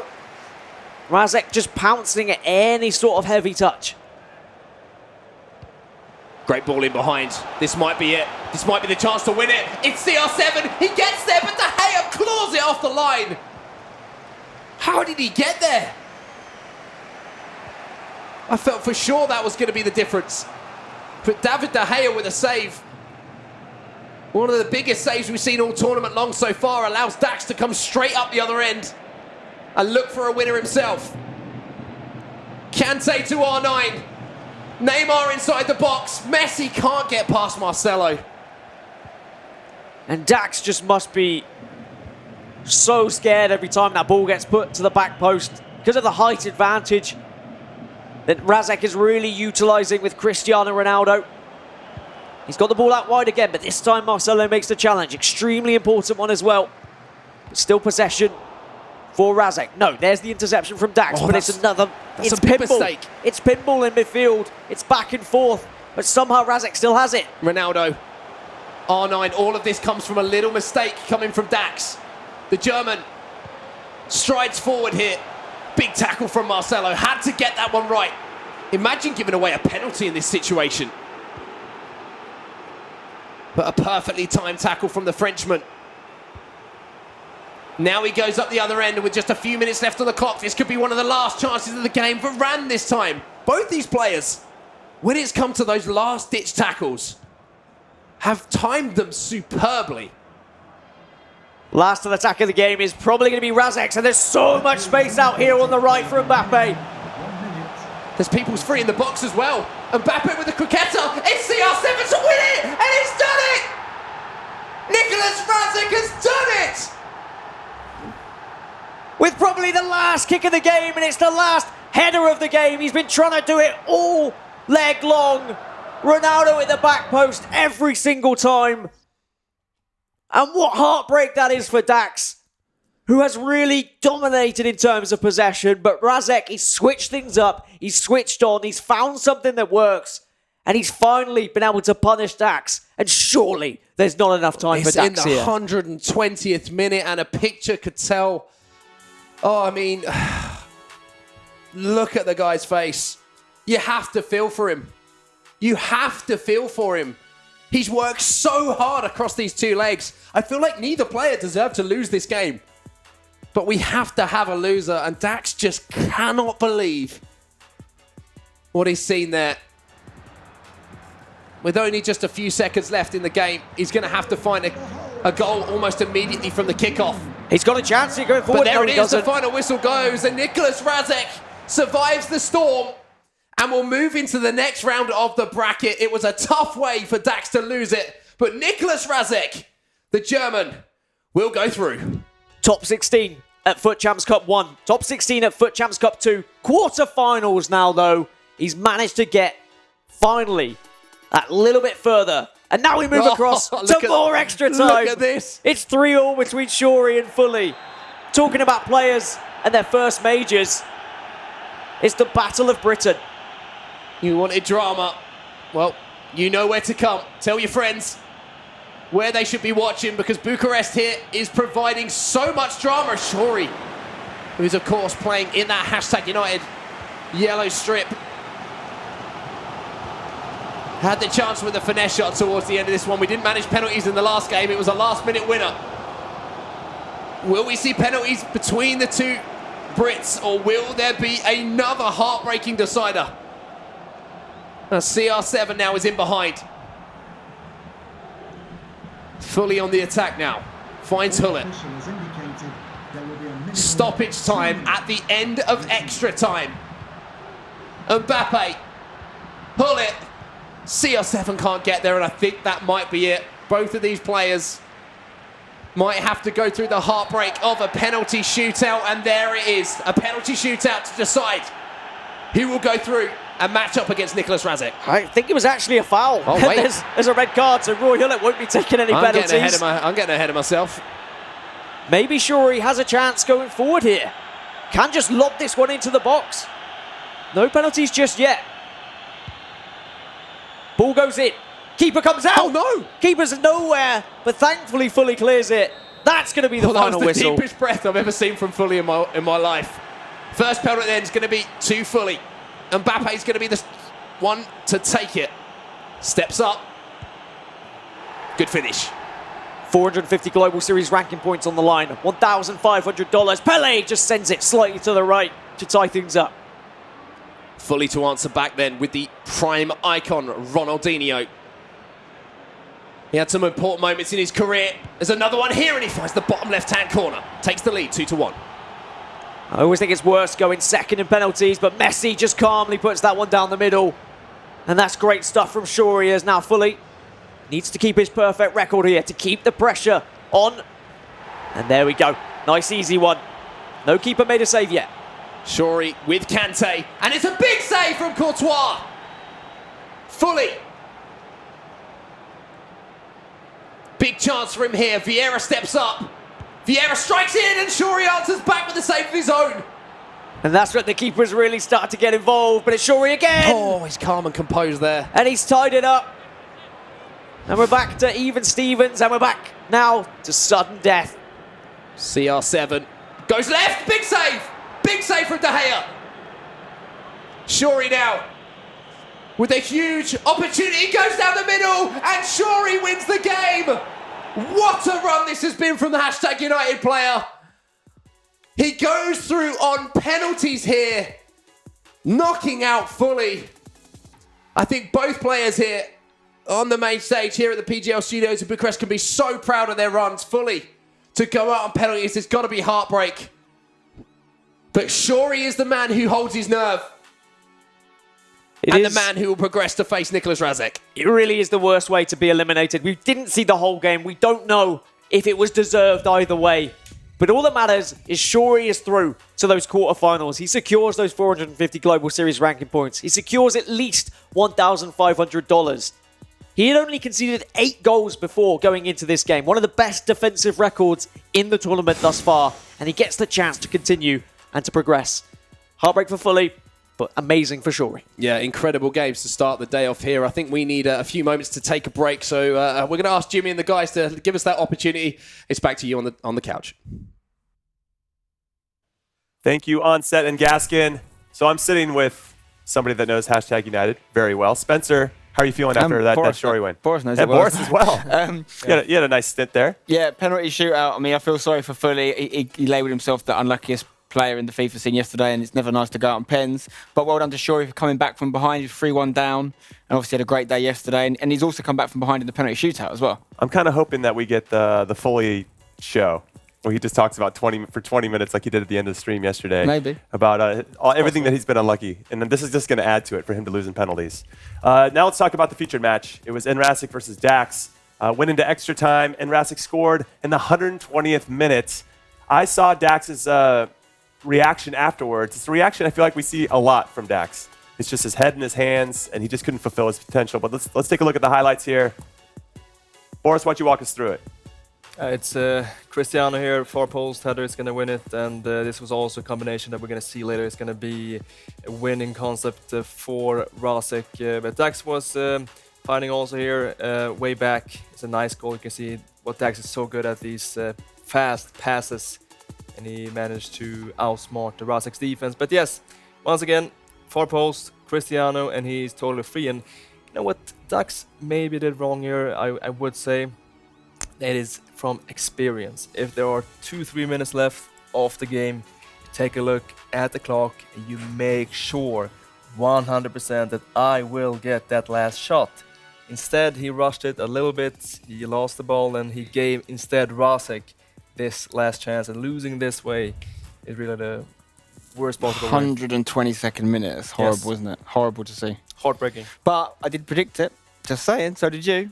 And I hate to say it. And well, you know what? Because we had a firm handshake. Yeah, let's do it again. And we do it again. As you know, whatever you want to call us, analysts, commentators, whatever, we put our neck on the line, and it's easy to be laughed at. And I'm certainly not taking any credit for it. But at the same time, when we do make predictions, we make them based off history. That's all we've got. And that, for me, is a very Dax-like thing to happen. You know, he's a good footballer. Actually, apparently he's a good footballer in real life. But, I mean, in terms of the way he plays nice stuff. But it's not always the way you grind out results. I wonder how Dax is going to recover from this, because it seems like it's a repetitive cycle for him. Be interesting. Anyway, we have a special guest with Kyle Walker right now. It's hashtag Shuri. Thank you, Jimmy. Yes, I'm here with hashtag Shuri in Kyle's cool-down corner, we're going to call it, because we're in a different place today. How are you feeling after that unbelievable scenes right there? Bro, there are just no words. First of all, I have to say, Fully played an amazing game. I have to say, massive GGs to him. It could have gone either way. Penalties is a horrible way to settle it, but it has to be settled in some way. But Fully, amazing play, and I feel awful for him, but it's just how FIFA goes. It is. At least it wasn't a coin toss this time as well for him, okay. Now, you said there, you mentioned to me, you've never won a penalty shootout. So what was it like? What was it like when it was going to penalties? You knew, I need to pull this out the bag right now. Well, I might be exaggerating a slight bit. I like to think I've won 1 or 2, but yeah, whenever I play FUT Champions, I always seem to lose on penalties. So the fact I've won this time, I just have no words. I genuinely have no words. It's just an amazing feeling. But again, it's just such a tense way to settle it, sorry. It's all good. And Nicholas Razak in the next round, how are you feeling about that? I've never played Rasek on this game before, but I know obviously he's an amazing player. But I've got this far, I have all the confidence, I've beat some good people, so I've got to just go into that game with all the confidence in the world. Only 8 goals, should I say, conceded before this game. That defensive record is, I mean, it's one that's outstanding. Yeah, it's gone well. It would just be nice to score a few more the other end. But yeah, I'm happy with it. Like, I'm not conceding many goals, especially like I've played some really good opponents as well who usually put up high scoring numbers. So yeah, just buzzing with that. Well, keep the goals out and keep scoring them, and good luck for the rest of the tournament. Back to you guys. And Kyle, so he's never played in Rasek before. Or let's just say it like this. How important is that first goal for him, just to get his confidence going? He needs to score it first, because if Enrasic gets it, then maybe he's like, he did fight back against Foley. Yeah, so there's something there. We were watching it in here when I saw him go 3-1 down, only based on the way it's gone this tournament in Bucharest. I was worried for him because he hasn't scored a lot of the other end, as he mentioned there, and he then in that situation, when you see someone a couple goals down, you're going to go with the kind of gorillas who are so good at just putting 4 or 5 goals up at the other end or Tex, which is not something Shory's been doing. He's been shutting people out.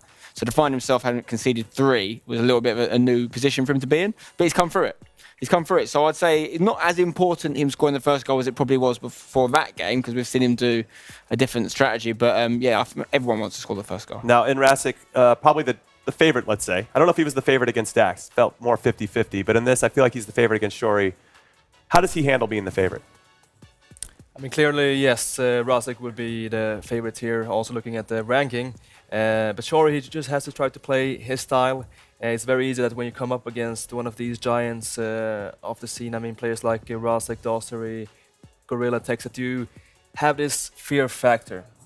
And this fear factor can completely take out your whole gameplay. I mean... But does Rasic have that fear factor? I don't know if he has that same type of aura of the other guys. I think yes. I mean, people will look at what he did last year, what he did FIFA 17, always going forward, and he's definitely considered to be one of the top 5 players. And Rasic, well, for him, just playing his style, Shory, just don't overthink it. Don't think, okay, I'm playing Rasic. Just try to play your own style, and it's definitely possible. Okay, well, then on the other console, Xbox, Tuga ended up beating Stranger. Tuga was down twice. Yeah. The Portuguese player was down twice to the Stranger and came back and beat him. And I told you before, Jamie, that this is a guy that we have to watch out for. This could be the big new name. And he is incredibly low ranked, the 212 plays on the ranking. I believe he is the lowest seed in this whole tournament. And just coming here, and I was watching his game, playing so nice, playing the 4-4-2, trying also these passes from the wing, more like FIFA 17 style, you know, going down the wing, finding this tap in. He doesn't try so much the typical FIFA 19 way of playing. And beating Stranger, who definitely was the strongest name left on this left side of the bracket. So Tuga, watch out for this guy. Yeah, he's a quiet assassin, as we're seeing. And then the other game, it was Pico versus Zizinho. Fun fact about this one was that they played against each other in the round 5 of the Swiss format. Zizinho won that 7-6, but Pico from Poland gets his revenge and wins this one 5-4 to go on. So a big deal for him. Now let's send it over to the breakdown board with Rachel and Mike, who have some more. We always have loads more, but before we actually get into what's happening on the screen behind us, we want to draw your attention to what happens over that side of the breakdown board, because it's become a bit of a player's lounge, which we kind of set up non-intentionally yesterday, and it gets so noisy. The guys over there get so loud cheering on all the players, and if we were actually broadcasting at the same time the games are on, we wouldn't be able to hear a thing. So you guys need to get down here out of your quiet studio and actually get in where everything is happening. But and it gets even worse when it goes into extra time, which 2 of those games obviously did.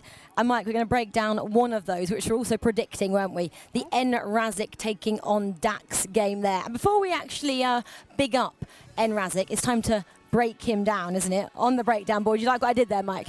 Breaking him down on the breakdown board? I like doing that. This is how I issue compliments to people most of the time. I'll start with putting him down, and then I'll say, hey, wait. But there's a lot of great things that I want to tell you about as well. And in this first freeze frame, we're going to look at goalkeeper movement. And typically we talk about how good someone's moving the goalkeeper, or how it's been such an asset to their gameplay, or how they're defending. This is actually an example of what you don't want to do with the goalkeeper, and it's easier said than done. As you're going to see here with the goalkeeper, he's out of position. He's starting to move basically across the body. He's hoping for a first-time shot from Mbappe. Dax takes a touch, and it's going to end up being a really simple goal. He's just so far out of position, and he moved a little bit early, and that's where we talk about goalkeeper movement being such an asset, or being so... it's just something you have to have in your gameplay. You need it. If you want to be in the meta, you have to be able to move the goalkeeper properly. And this is done wrong, plain and simple. But obviously you said it was a simple goal there as well. So why was he predicting something else? Well, he's thinking that he's going to go across the body. He's thinking that he's going to shoot first time. Therefore, he moves him early. It just ends up being a little bit too early. And at the competitive level, everything's about margins. Okay, well, it is indeed. And obviously, he did go on to take that victory right at the end of extra time as well. And we're going to show you how he did that too. This isn't his final goal, but it's a good one, isn't it? It's probably my favorite goal of the match, even though the last one, I'm sure Rasic will say, yo, that's my goal. That was the one that counted. It was in the 120th minute. But you get a double drag back here from Ronaldo. And after the second drag back, He's basically looking for a back post cross, which is in the meta. And what you're doing with the back post cross, you're hoping to get a Cristiano Ronaldo, an R9. Even if you can get a Ruud Gullit or a Vieira on the back end, their physical attributes are such a big advantage. And that's what you're going to see here. This is what he's looking for. So you guys at home, if you're trying to figure out why he whip in a cross, that's what you want. You got Kyle Walker versus Cristiano Ronaldo. Good things are typically going to happen in those situations. You lob it up, and you let your big man go and get it. You reward the guy. So you're saying this is a mismatch up there with Kyle Walker and Ronaldo? Absolutely. And this is something that we've seen with a lot of the pros starting to use maybe Sergio Ramos as a right back, or starting to use even Varane as a right back, just to try to counteract pros that are very good with beating this or using this meta for those back post crosses. So Dax maybe should have been looking at who Enrazic was using?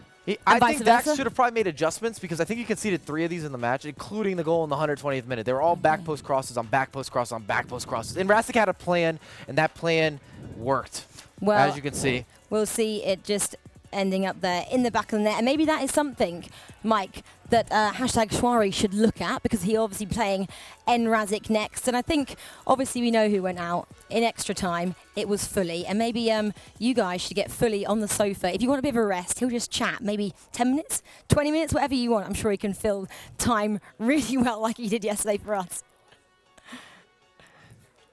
And that's what we love about Fully, is that he can talk and talk and talk and talk. And my favorite part was after day 1, we went back to the hotel, and he was still telling us the same thing. We're like, Fully, we watched the stream. We were watching you talk. We got the full story. The Fully story. The Fully story. I like that. If you will. All right, well, that's enough of those games. Let's talk about the ones that are upcoming. And our big featured match, you're going to love this one, everybody. MS Desari versus Ajax Danny. But here are the 4 that everybody, well, they'll be playing at the same time. But again, our featured match, Desari versus Ajax Danny. Now, Desari's still not feeling very well, hasn't trained much, didn't play much after he went home to go rest, and didn't play much this morning. He was sleeping on a couch here at the facility, at the studios. But some really good games all the way around. Outside of the one we're going to see, is there anything else that stands out to you?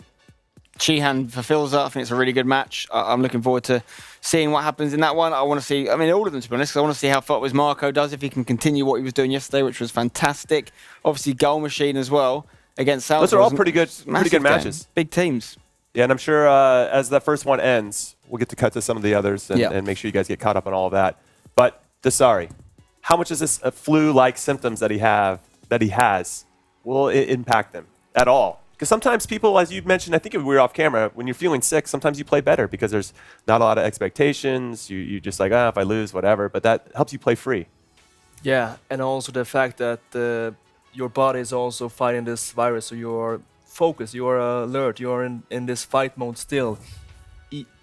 Even though, of course, you might feel a bit more tired, you might maybe not be as focused, but we saw Dawson yesterday, he was also sick, he was also feeling bad, but at the same time he was beating Gorilla with 7-1. So I mean, the question is, will this virus still hurt him? Will it be enough for him to lose this game against Dani? I will still say that with his quality, he should get past this round, even though Dani is also looking strong.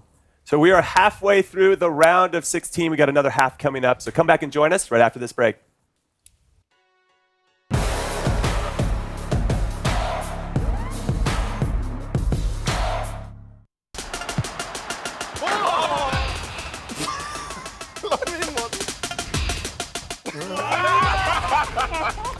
Vamos al modo supervivencia. Cuando marcas un gol, te quitan un jugador. Fútbol champán, ¿eh? Segundo. Corazón de gas, claro. Hemos perdido a Modric, pieza fundamental, ¿eh?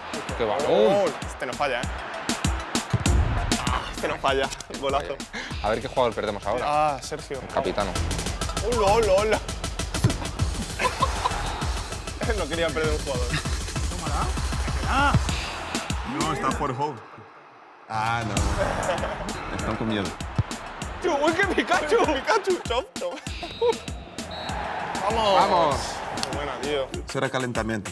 Ahora jugamos de verdad. Final de la Champions. Ahí vamos otra vez.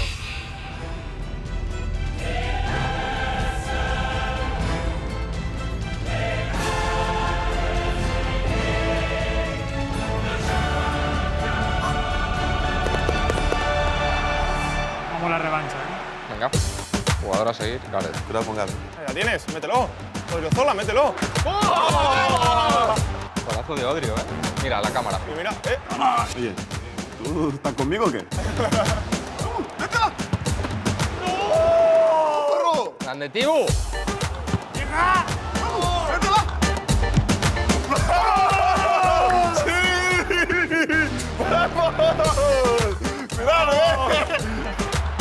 ¡Mételo! ¡Ay, qué golazo! No lo voy ni a celebrar, te lo digo. Que sí, que sí. El hombre a seguir. Nos ha durado la alegría. 5 segundos. ¡Vamos! ¡Vamos! Campeones de la Champions. Vamos,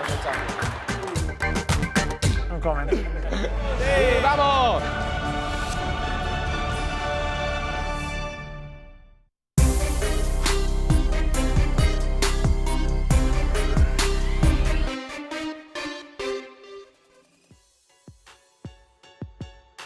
Welcome back, everyone, to Bucharest for the FUT Champions Cup presented by PlayStation 4. I'm Jimmy Conrad, and I'm on the couch. Well, I have my own chair, but next to me on this couch, Spencer Owen and Onsets. Hello. Welcome. Hello, gentlemen. How are you doing? Got out of the caster's booth. I know, they set me A little free. more I'm comfortable, worried I for think, you here both. on the couch. Thank you. You feeling comfortable? It's a lot more comfortable, I must say. Yeah, it's a He wanted more some of homely this, look. He wanted some of this sweet Romanian sugar bread. It's It's so good. Like a little bit of it, and they've turned up with like 17 rolls of it. It's like a loaf of donuts. Oh, it's And there's nothing wrong with that whatsoever. Exactly. Yeah. All right. Big game coming up. Our featured match: Ajax Danny versus MS Desari. Desari's sick.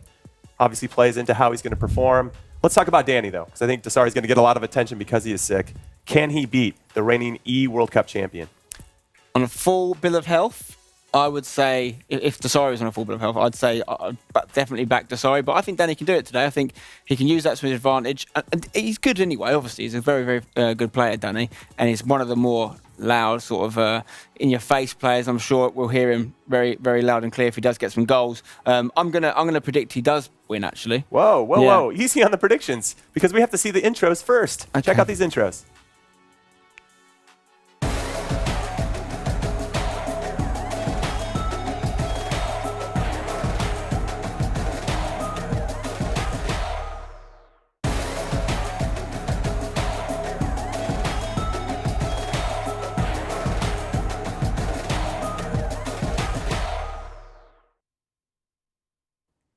Hi, it's me, Jimmy Conrad.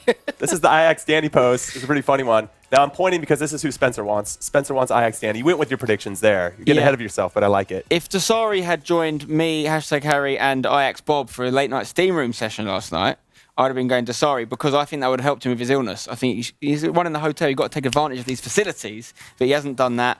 And I think Danny's going to get one over him because I assume Danny's healthy. Okay. All right. On set. I don't think you become bad at FIFA just because you're not feeling great. I think Desari, the last time we saw him in London, he was just exceptional. You know, he was so good that even the way that he took down Tex, even though it went down to the last few minutes, and then he was just dominant. I don't think he's ill enough to become that bad of a player to not win games of FIFA. It's going to affect him a little bit as the day goes on, I think. The longer the tournament goes on, the more Desari has to play.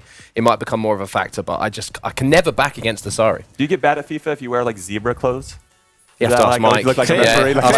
Yeah. Nice dig at Mike LaBelle there. So prediction from you. I'm going Desari. Yeah, Desari. 100%. You're just going to confirm it there. I'm going to go with Desari as well. I think, as you say, class is permanent, and he has it in spades. He wins multiple tournaments. He knows how to win, and he deals with adversity very, very well. He adapts. There's a good look at him. He doesn't look sick there. He's smiling. He's fine. Smiling. I mean, he might not be feeling 100%, but he still looks like he's not on his deathbed. That's for sure. I just think we talk so much about the margins. We talk so much about the fine margins. And yeah, he is a bit of a class above, but surely this is a fairly significant one with someone being, we're hearing reports he's been sleeping on the sofa and all sorts, so we'll see. Do you think not training, not having any practice, probably going to help him? Doesn't matter? We only played 3 games yesterday.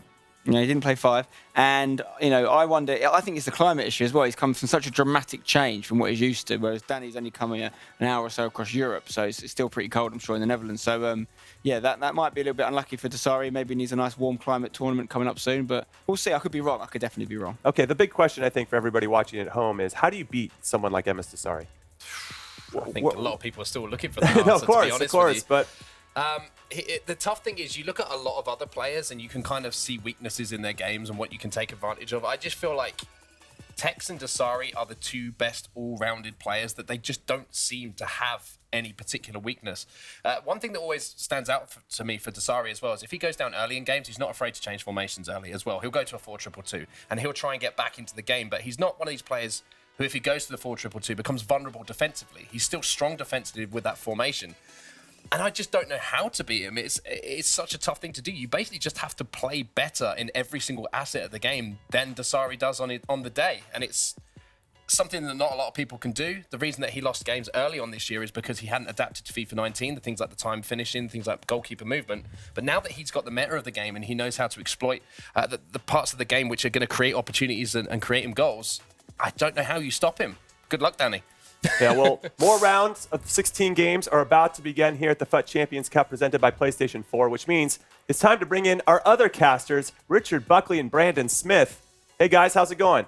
Afternoon, Jimmy. It's fantastic to be back for day 2 of the competition. We saw some incredible games yesterday. We saw, obviously, 2 players go 5-0 and they're still in the competition. But this game is one hell of a game. Yeah. Who are you going with, though? Who are you going with? I am going to go with the man from Ajax, Ajax Danny. I think he's got the game to beat him, and I'm sure we're going to see it in the game. He's going to have a plan, and it's all about if he can execute that plan against Dasari. But are you going to have a plan, Richard? Because I don't think you won any games that you predicted yesterday. I mean, I'm 2-0. So, well, I guess today you are, but yesterday you weren't so good. I don't know if you can age. Jimmy? And then, Brandon, how about you? I'm going to have to agree. I'm going to have to go with Danny there. How do you guys go against Dasari? I just don't. Just because, I don't know how unwell he is. I don't know if it's just a cold or something like that. But when Danny goes into a game and he's really, really up for it, and he's, as Richard was saying, he's got a coach behind him. And honestly, these guys, they go into these games, they'll be looking at it last night, obviously, seeing how we're going to go into it. And I just really fancy Danny for this one. All right. Well, I can't wait to talk to you guys afterwards. So good luck and enjoy it. Thank you very much, Jimmy. And Richard, we heard it there from the guys. A lot of questions. Why Danny? Why do you think Danny's going to win this game? And the point we are looking at, you look at the game when he played against, obviously, the likes of Megabit in the past, when he played against Tex. He's played against so many big names, of course, has Ajax Danny. And one, he's not really scared of them. 2, he's a multiple champion in his own country. However, don't get me wrong, you cannot just walk past MS Dasari because you heard Onset talking about it. This guy just plays so many different formations. He will constantly adapt his gameplay to you. I'm sure we're going to see that formation changing throughout the game. For the simple fact that Dasari is a perfectionist. He's going to constantly adapt and change that formation, change those instructions in the game till he finds he's got the right balance to beat you. On the flip side of that, you've got Danny, you've got Bash, you've got this team at Ajax. The masterminds, they know exactly what to do. I'm sure if they saw this bracket when it was coming up, maybe last night, this morning, I saw them earlier today, and they weren't even saying hello to people. They were focused on winning this game because not only does it put him through into the quarterfinals and you're getting 450 Global Series ranking points, but you're silencing the doubters. There's people talking, there's whispers. Is Danny as good as he was at FIFA 18? Has Danny still got the game? This will put all those critics to bed if he does a big performance and gets a big win here against rogue MS Dasari. Exactly that, and of course yesterday MS Dasari went 3-0 in Swiss style form as he comes on the attack now. First shot of the game for him, as David De Gea will just easily clear that one. 2 legs of FIFA, as we know. You can see some stats there for him as well. He currently sits in 2nd place in those Global Series rankings. 1,000. Well, sorry, not 1,000, that's obviously goal machine there. 1,839 Global Series ranking points. He's a world champion as well for a reason. Won it in London last year and just thrives off playing in London. Obviously won the FUT Champions Cup down at Gfinity in December, Richard. Yeah, I think he thrives in Manchester, to be honest. He won that fantastic tournament, the FUT Champions Cup Spring in April in Manchester. He's just got a thing for playing in England. Ooh, what a way to start this game. It caught us off guard, Richard. Neymar outside the boot. It's early. Let's not get ahead of ourselves. But Ajax Danny has just scored a fantastic, lovely finesse there into that top corner. I love to see it when it bounced off the bar and in. And for me, it caught me off guard because you can kind of tell when a shot's going to cause some sort of problem because the camera angle kind of changed. But David De Gea just simply could not move. It was just into the path of Neymar outside the boot. And you heard by my reaction, it even caught me massively off surprise there. What a goal. 1-0 up in this one against MS Dasari. MS Dasari had a shot. He had the first chance to really test Danny's David De Gea, and then straight down the other end. I'm sure Coach Bass, if he's in the building, he'll be happy with that one. You probably saw it on Twitter. The entire Ajax team flew over to, I believe it was Florida, did a bit of warm weather training over there. It's a lot more than just a game for these. I know you said more than just a game, that's your phrase, Brandon, but it is. And you see an early change from Desari. He's not happy with something, and this is what the guys on the couch alluded to, constantly willing to change. So he sees that he's got a little bit of trouble in the left cam and right cam. That's where he's analysed this in the first 11 minutes. Look at that from Danny. The man's got a plan. He's playing 5 at the back. He is indeed. I actually caught me by surprise, because if you don't know Ajax Danny, and we're going to continue to talk about this throughout this game, he will always play with some kind of different game style, and it's so good. These are why these players are so good at their level. Look at Ajax Danny, he's currently 7th in those global series rankings, 1,500 points and 1,050 points. But this is what they'll do. MS Desari, he's not happy. He's making a change. I remember Ajax Danny, back like 2 years ago, a tournament in his own stadium. He was playing against the likes of TAS, playing against all these big players when he was just coming into that Ajax role. He was playing 3-5-2, then he went 5 at the back occasionally, brought Pepe on. He doesn't mind. He doesn't really care about playing 5 at the back. If he has to do it to grind out a result, he will go and do that. However, MS Desari's made a change straight away. He's going to score it. What a save. Yeah, good bit of goalkeeper movement. Scooting him across the line there and watching that near post finesse. Back in again, it goes all the way across. 1-1 at the back post. Good header across goal. Hullet dinked it in there. I think that was, is that Vieira just in the wrong place at the wrong time there at the back post? And then Mbappe jumping high, heading it over the goalkeeper. 1-1 this game right now, and this is going to be a chess match if ever we've seen one. One person who's playing 5 at the back and looking to soak up that pressure. Another player in Desari who's willing to change every single time he feels like the game's getting away from him. And you spoke about earlier about when you play against Tex, that feeling of, you know, as you kind of compare it to when you go to Old Trafford, as you know, United in those glory days with Sir Alex Ferguson there, you go to a ground that you're always fearless at, as the home team, but when you go away, you're always that little bit worried, aren't you? That little bit nervous. I'll say there's the 2 players on Xbox. MS Desari and F2 Tex can give any player that feeling. Yep, 100%. They have that aura about them that you don't want to play against them. Oof. You'll see with Desari, he's not a big goalkeeper mover with that right stick. He doesn't tend to use it all that often. Playing out from the back here, we saw Dragon earlier today. We were watching the games while Gaskin and Onset were commentating. He pretty much lost the game through mistakes. They were trying to pass out from the back, and Tex with his press nicked the ball off him, got a couple of goals, and that was the difference in the end. We've seen Desari make mistakes this year on FIFA, trying to play out from the back, trying to roll it out with his goalkeeper. Will that be the difference in this game? Potentially so. I remember as well, obviously one of his ex-teammates, the Royal, and they both used to play, of course, for Team Falcon. That's an interesting finish. Oh my, off the bar. Wow. Is Neymar just having a shot wherever he wants, it seems? That's 2 shots now, and just I think Mr. Desari's just whipped on his weak foot. He has got 5-star weak foot. Green timed, half volley, back to goal, off the crossbar. If that had gone in, Brandon, I'm not too sure what would have happened in this commentary booth. I think we've been off our seats for sure. I think the key thing in this game is if Danny can not go down by just control by at least the game. 2 goals. If he can do the basics, defend right, ensure that he can move his goalkeeper, kind of meet every shot that MS Desari's bringing, or if MS Desari just runs away with this game, 2 goals up, that's when Danny's head will go. Looks like Danny's gone back into a 4 at the back right now. Yeah, he's kind of like he's said, he's had this plan. Maybe he's gone into plan B now. And trust me, he's got up to plan H. Oh, he surely should be finishing this one. R9 outside the boot. Yes, he is. You could have easily thought he would have went the other way, but just a simple finish with that right foot into the top left-hand corner of the net. Outside of the right boot, R9 is being dropped from a couple of players' teams with the recent Team of the Year additions, but Danny staying strong by the Brazilian. Just saw there, Virgil van Dijk somehow pulled out of position. I think one of the centre-halves has actually picked up an injury, because I saw it at the bottom left there. It wanted to, when you press RT, sometimes you can make quick substitutes. Ramos, we're asking for Ramos to come on. So I think one of the centre-backs has picked up an injury. Obviously, we're playing on Ultimate Team, so he's not going to have to be forced off like you would maybe on career mode or kick-off. It's Kyle Walker picked up an injury. You see that in the top left. And Mr. Desari looking to bounce back straight away. Eusebio, well read by Ajax Danny there.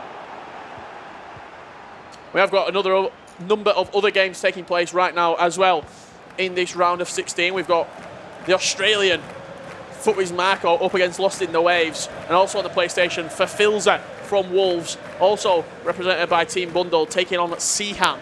And of course, we got Rogue Goal Machine, obviously teammate to Mr. Sari. He's up against Benedict Salzor. So one of the legends in the scene that's been around for so long. Just scraped through the 3-2 in the Swiss style format yesterday. It was a routine performance for a Goal Machine. Made the console final on Xbox against Resende last weekend in London. And of course, it's no surprise on the Xbox side. Richard mentioned it about how we're seeing the same faces every single time, and that's why you kind of said that towards the Xbox kind of side with the FIFA World Cup Grand Finals, you kind of see the same names. Yeah, I think the points potentially could be slightly lower as well, given that Tex, Goal Machine, Dax, MS Asari, these are constantly getting to the latter stage of the competition. Basic finesse. Whereas on the PlayStation 4 side of things, you're seeing different names come up in every competition. The likes of Tuga, Pico, Fiddles had a great performance, Hasso. These are all picking up 450 Global Series ranking points. And it's in a weekend where they have to pick up the points because they haven't got the top 3 players at this tournament. No Mo Aubameyang, no Joxan, no Nicholas. Yeah, you have to pick up points in this tournament. Really good opportunity to close the gap, you'd say. Unfortunately, of course, Aggie went out the competition yesterday. He was obviously in the top 10 of those Global Series rankings. Now the Stranger gone as well, knocked out of the tournament. And that is half-time. Ajax Danny with a slight lead. Not as much possession as I imagine he would have liked.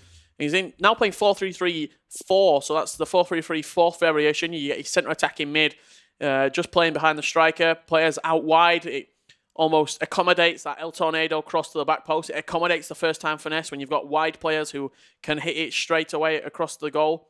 And as we're waiting for half-time, a little bit of some of the games that we saw earlier, Brandon, hashtag Shorey, pretty much, you'd say 450 Global Series ranking points on top of Weekend League that he's already picked up, and I think he's qualified for another event as well, FUT Champs Cup 4. It's pretty much enough points to get to the playoffs right now. He's had a good performance, and that just shows how one tournament can propel you and kick on for the rest of the season. And the exact same time of that is he can go to that cup, wherever it's where it's going to be hosted. Yes, he's guaranteed at least, you're talking at least 100 and a little bit of points on top, maybe 140, if he went out 50. First round. Exactly, so he can go there wherever it is, he can relax. Well, I'm sure he want to go further and get through Swiss style format, don't get me wrong, but he's kind of guaranteed himself at least a shot at playoff playoffs, spot, just because he's played well this weekend. We said, we had him on a video in the week speaking to him, he's just signed a new hashtag deal. Of course, did so well in the Gfinity Elite Series. Now, he's just taken out fully. Obviously, he was representing Envy there.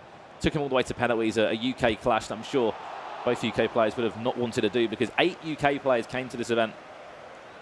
I'm just looking down the list now. There's not many left. And there's 2 at the moment. Texture, Gorilla's in there as well. Could potentially win later on. That'll be 3 left. And obviously, the Germans, 16 of them are at this event. And up to this day, I hate to say it, they haven't actually won one yet. And they have the most players in every single event. Yeah, last time a Xbox or PlayStation German player won a major was the playoffs with Megabit. And talk about the cross-console final in particular. You've got to go quite a long way back to find a winner that wasn't. Oh, that's a mistake. We'll come on to that one in a second, Richard. After Mr. Sari has this attack. Eusebio back to Cristiano Ronaldo, going to try and play it all the way outside, but that wasn't Desari or Tex. You go back a full year with this weekend in Barcelona. Since that time, until Nicholas won very recently, across every single cross-console final, it's been either Desari or Tex winning the tournaments. Germany, I should say Barcelona, Tex, Manchester, was Desari. Of course, the whole ecosystem of competitive FIFA has changed now because we've got 6 cups, we've got the LQEs as well, we've got the virtual leagues, all of those involved, and obviously, Ajax Danny, if we speak about virtual leagues, we don't really need to say much more because this he is Mr. Idrize. He's gone back-to-back champion. And we're talking overall champion here. He's won his Xbox side, then played the cross-console final over in Holland. When you play for one of the biggest clubs in that country, you have to step up. You have to, to step up to that pressure of all the fans, everyone knowing you. And he did that twice. Yeah, you talk about people recognising Danny. I remember something when we were walking, all the players were walking from the hotel to the venue in Amsterdam, and we walked right outside the Johan Cruyff Arena. You've got massive names at these playoffs. You've got Tex there, you've got Gorilla there, Tass, #Harry. Massive personalities on YouTube, on Twitter. Danny was the most requested picture. It was the most requested autograph by everybody. Queue. That just shows how this isn't just a game. These are more than just FIFA players doing their craft. They're followed by thousands of people all over the world. And I think you have to look at Tex, one of the newest additions to that, the fan base that he's got and created for himself. However, still 2-1 in this game. Ajax Danny just about in front. He has still got a second leg, though, to hold on. Of course, as we know, Mr. Sai wasn't feeling too well coming into today, but ensured he got his 3 wins yesterday, went 3-0, then forfeited the last 2 games, went home, had an early night, I'm sure. Hopefully he's rested well. Yeah, we spoke to him yesterday, Mr. Sari, while we're having a little bit to eat, and really wasn't that well, coughing a lot and a little bit under the weather, the Saudi Arabian. So he said, look, I'm willing to sacrifice my last 2 games. It's a bit of a statement as well, bearing in mind that he's already through, but he's happy to technically be a lower seed. Coming into this one, it's a bit of a risk to take for him, but look after yourself first and foremost, number 1. Been a very quiet half this one. Good to think if he'd have carried on playing yesterday, maybe he'd have finished 4-1, maybe even 5-0. He wouldn't have been playing Danny right now. He'd have been playing someone else. So if he does get knocked out, could be 3-1 up now. Richard, great save. Could have passed it across. Could Danny? Didn't know. Instead, won a corner, whips it all the way into Ruud Gullit that leapt up, and now a fantastic chance to counter attack. Now Luka Modric. Back to Ronaldo. Can he switch to play all the way across? Instead, it's going to go to Modric, who's just offside. And you can see Mr. Sari knows it as well. Inches, or just a second later, or early, sorry, he would have played that. He wouldn't have been offside. Yes, centimetres for Desari, just brought on. Pele, it looks like, for Team of the Year. Neymar, good interception from Gullit. He's going to come forward once again. Gullit's so good at that. Just getting in the right position at the right time. That's why you play Gullit and Vieira. Just nicking the ball here and there, getting the interception to turn the foot and get you back attacking. Pele, back to Modric. Surely it will be. Yes, it will. It's been a very quiet half for both of these players, but when he needed to, Kylian Mbappe steps up for the world champion there, Mr. Sari, and puts this game all square again at 2-2. And that's all come from the turnover of possession. Gullit won the ball, intercepted it in the middle of the pitch. When you win the ball that high up the pitch, you've only got, 35 yards to go to get to goal? That's why you play these CDMs who can intercept the ball and then put you on the attacking foot. Good finish from Mbappe, by far being the best. Being the standout player in this tournament. It was Eusebio, in my opinion, back in November when we were in Bucharest. It was Cruyff in December for FUT Champs Cup 2. Right now, Team of the Year Mbappe doing the business in Bucharest. Not just finishing it as well, Richard, obviously using that pace that he's known for, but he can leap up. He's scored a few headers. He can even defend. He was a right back. Nightwatch talking about him earlier, or Ivan on the couch, and he was saying, look, he can get back. He can help you out in the defensive aspect as well. So you can see on the screen there, that's one man that will be looking to turn up today. Gorilla. Ball across the box now to try and win the first leg. He has as well. Makes it look so simple. And if there's one man that's always going to leap up and be dangerous in that box, Cristiano Ronaldo will put the world champion in front.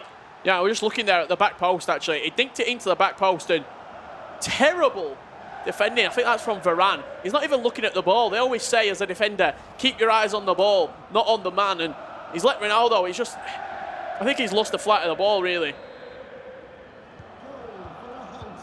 What a time to score as well. If anything, he's going to go going into a break. 1-0 down is Ajax Danny after starting quite well. And you're asking, is Danny controlling the man closing down the cross, and is that the defensive AI who's marking onto Ronaldo, or has Danny switched onto Varane and he's moved him himself to the back post? Well, Mr. Sari's not feeling too well. He's about to turn on the style now. Nearly That's 4-2. big. That's very, very big, because Danny doesn't score a lot of goals.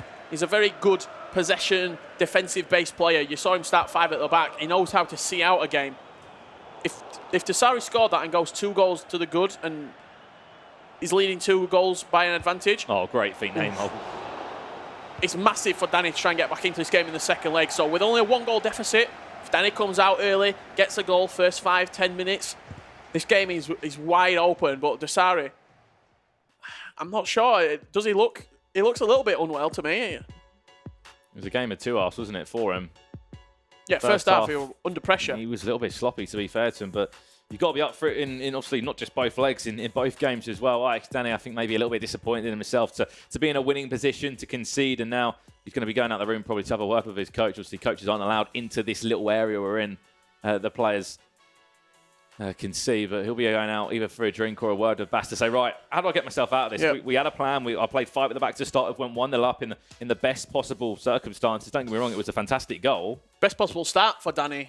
If this was the sort of game plan that they did envision, you can see what all the players are fighting for right there on your screen. The FUT Champions Cup. Who will be lifting it in probably about, I'd say 30 hours time? Probably about 7, 8 o'clock. Bucharest time tomorrow. We're going to play the quarterfinals today, so you'll know your final 8 on each side of the bracket. But it's going to be very, very tight in this second leg. You're looking at it and you're thinking, what does Danny have in his locker to get himself out of this hole? Because Desari, he's probably going to change formation. He's probably going to come with something a little bit different. You're seeing how quick he is on the counter. He had that one where it was slightly offside with Modric. He then had a couple more chances. The one at the end with Mbappe, just wide of the post. So Desari's going to continue to chip away, and that is just the best, one of the best in the game. Him and Tex on the Xbox are just, there seems to be just a little bit about him that's just taking them past it, the rest of the players. If Danny can break him down and really get to the crux, we've seen Desari beat in the past. He's not invincible. He's beatable. You just have to play your best FIFA. You do, and you're just looking at here, you mentioned how good these players are. They're in the top 10 Global Series rankings for a reason, and you saw the other matchup that will be taking place very soon between Goal Machine and Benedict Salzor. But MS Desari, he's a world champion for a reason. He loves playing in England. He thrives on playing in England. Of course, we're in Bucharest now, so a change of story. However, can he perform there as well? But I don't see why not. If he can get through today, right? Obviously, we're playing up to the quarterfinals or to the end of the quarterfinals, so we'll have semi-finals for you tomorrow. If he can just push himself through this tournament, go home, have another good night's sleep, look after yourself, get some food and get some fuel in. If he comes back tomorrow feeling a little bit better, of course, and can bypass his cold or whatever he's feeling at the moment, he will be in the best possible condition. And if he's beating people and he's kind of not feeling too well, what can he do when he's in full fitness? With Desari, I think it will very much, when he won in London, the FUT Champs Cup 2, a lot of people spoke about him and he felt a little bit disrespected.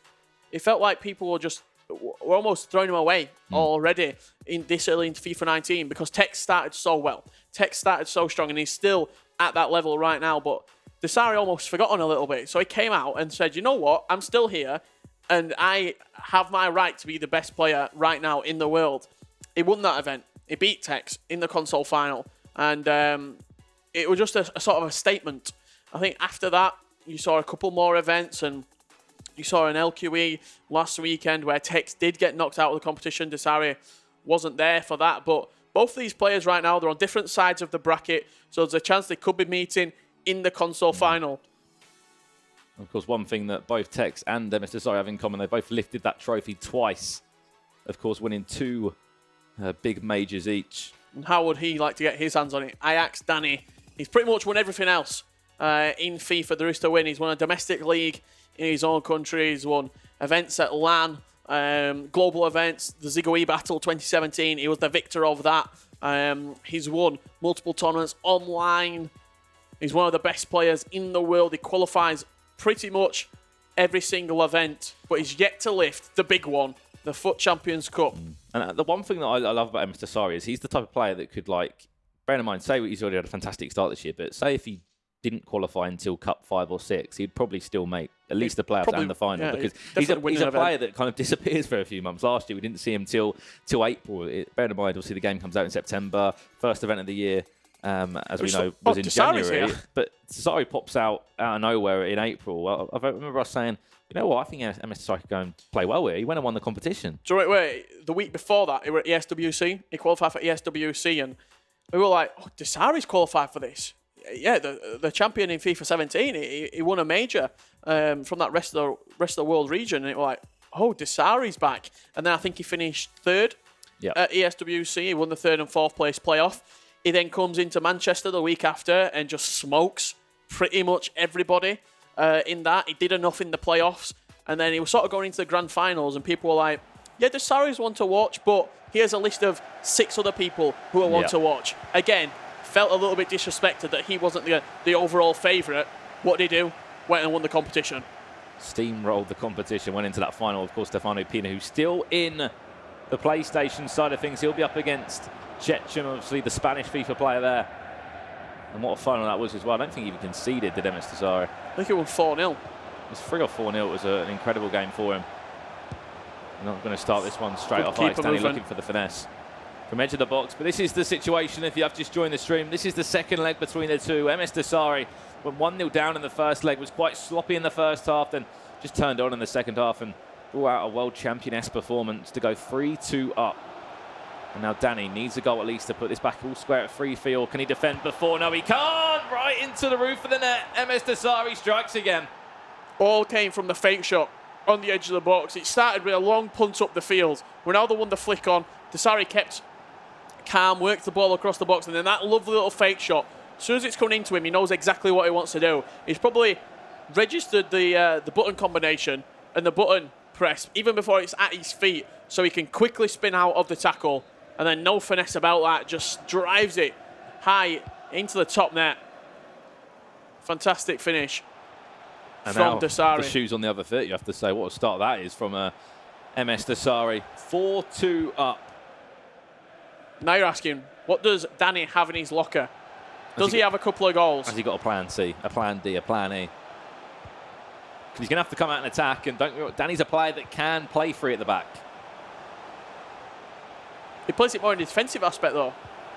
He pulls his left mid and right mid really deep and can he counter-attacks quickly. Yeah, I know what you mean. Obviously, he played the 3-5-2 and kept his left and right midfielder kind of back, and it sat back in at 5 at the back. But can he maybe play a variation of a formation such as that? I think Ramos just seems confused. I know he's playing at right back, but he kind of wants to be at centre half still because there's so much space on this right-hand side as Neymar has to drop back. Marcelo fancies it instead. Off the bar, off the upright, back to Marcelo, who just about deals with it. Smashed across the crossbar there from Desari. If that goes in, you're probably thinking game over. Danny hanging on by the skin of his teeth right now. Now he's on the attack. Needs to make the most of these as well because they will not come by. A lot of times, especially up against a player like Emes Desari, Hullet on the finesse, but he's too readable, Danny. Needs to change it up, needs to be a bit more unpredictable. Little bit too predictable there from Danny. We talk about unpredictability. Oh, that's a little bit risky, but keeping the ball is Desari. And just a little bit predictable from the man from Amsterdam, Ajax Danny there, looking for that finesse again. He's had success with it, so you can see why, but just needs to mix it up a little bit.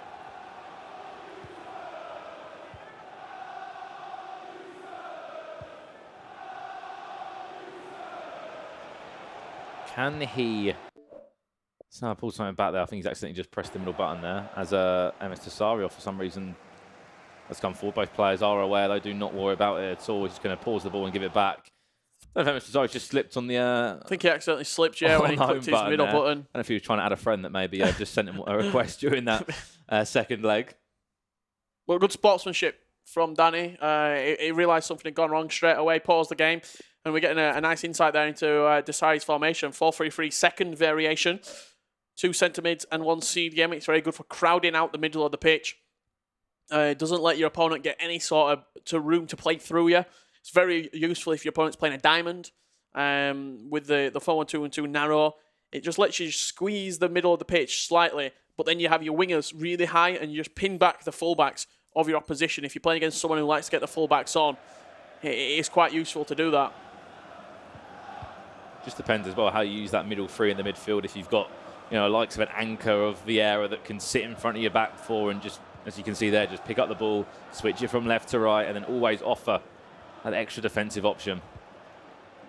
As you can see Vieira there just running across, always looking for the ball, always looking to get on it and move it forward. Always willing to accept the ball as well in tight situations, that 91 Patrick Vieira. Also the 88, usable. The 88 got slightly more pace, but less stats across the rest of the board. Well, here we go, Mbappe. Again, he was a hero once before. That was timed in green. Took a deflection. No, it's going to go out for a corner now. Straight in, straight away off the bar. That was potentially Varane there, I think. Yeah, really nice flick on at the front post, but again, hitting the crossbar. Seems to have a thing for the woodwork at the minute, does Desari. An inch lower, it could have bounced in. You never know. That would have been a finesse there for Neymar if he could have arced round the run of Marcelo, but these are warning signs for Danny, if anything. And he's somehow just about defending them. They normally talk about how the first leg can be so different to the second in the way it kind of livens up, but I think the first leg was maybe a little bit better than what we're seeing at the moment. Danny now, change it up. Don't be predictable. Don't do the same thing. Keep moving the ball in tight areas. Superb from him, and it was red again. Yeah. I think Desario almost, it's constantly like a game of chess at the minute. You're expecting the finesse, but then when your opponent doesn't do the finesse, you move him across. You watch that near post because that is the most logical step to do after that. And Desario just seems to be very, very switched on right now. No real mistakes with the goalkeeper as we've seen in previous events from him. Vieira to Eusebio now. This is MS Desari once again. 4-2 up, and so 1-0 up in this game.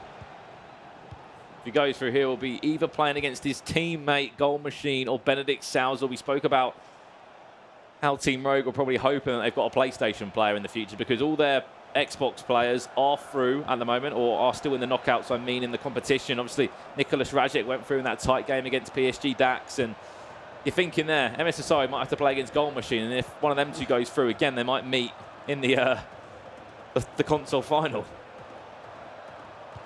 Desari's kept the ball roughly for about 13 in-game minutes right now. He's just ticking the ball left to right. That would have resulted in a goal. That would have been an unbelievable goal.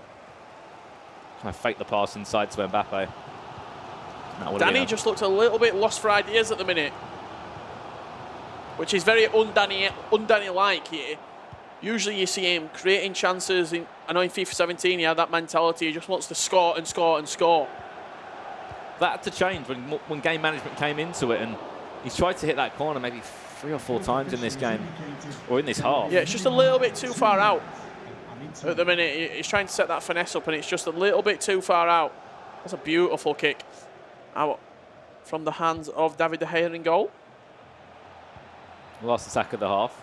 MS Desari, if he wants to go forward with it, he will get one last bite of the cherry of this half time. But I feel like Danny's holding on at the minute. It's almost like it just doesn't seem in this second leg at all, really. Desari's been well and truly on top of him. All the chances that Danny's created have been long-range finesse shots, and Desari's dealt with them very, very comfortably. Something has to change in this second leg. You can clearly see Desari's gone through. We're seeing Desari screen right now. He's ready to play a second half. Danny is making changes, and I'll be very interested to see what changes he has made. Whatever changes he has made, it has to be attacking ones.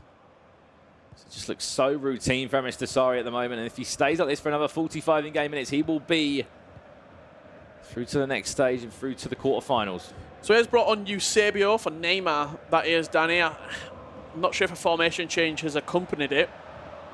Try and depict from what we're seeing on screen at the minute. He's in acres of space now. Eusebio just drives it forward. David De Gea parries out instead for a corner, though. This is all MS Desari. Plays short to Neymar. He's intercepted. Maybe a chance to counter-attack from this corner now. Just look how many men behind he's got behind the ball, though. That's from MS Desari's custom tactics. When you can switch how many players you want forward from the corner, he's probably got it on one notch. Has Desari. Just throw Ramos up there, throw Varane up there, someone who can win the header. Get men behind the ball so I'm not getting counted on. They're the small details that really do count as a pro player. The custom tactics, instructions, who's getting behind, who's going out wide, who's staying back while attacking. It's something that you can add to your game as a casual player on FUT Champions. Danny looking for some insane goals. Don't get me wrong, I know one's hit the bar and one's bent in first half, but it's one of them. If you don't have another way you can play, you can struggle against your opponent, and it kind of feels like MS Desari's worked out what Danny's looking for every single time. He's just looking for the home run every time. He's looking for we'll throw a cricket analogy in there. He's looking for that 6 every single time, is Ajax Danny. Sometimes you need to play defensive and take a 1 or take a 2. Because at the minute, he's getting no success with these finesse shots. It's the same corner every time. It seems like he's hitting. He hasn't really changed up once. He's timing it green. But when you're moving your keeper and he's matching every time, you're just hitting a wall every single time. The ball won't go through that. It's also not the most He's not scoring the typical finesse shot as well from the edge of the box where you roll it across to your left cam or your right cam and then you hit it. He's trying to get these almost erratic finesse shots for the little bit of unpredictability. But Datari's reading it and being very, very well.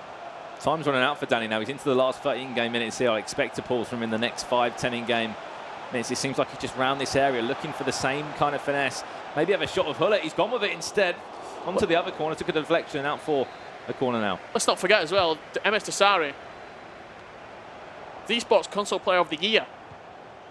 He did. He won that award as well. Last year it was Grilla that won UK esports player of the year. Now MS Dasari, fantastic for the competitive FIFA scene to be picking up big awards like that for the players as well.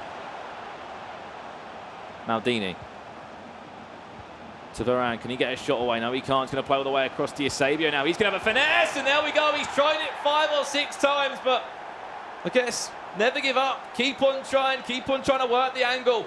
And Eusebio will strike a little bit of hope back into all those Dutch fans' hearts watching all over the world. And he finally hit the 6.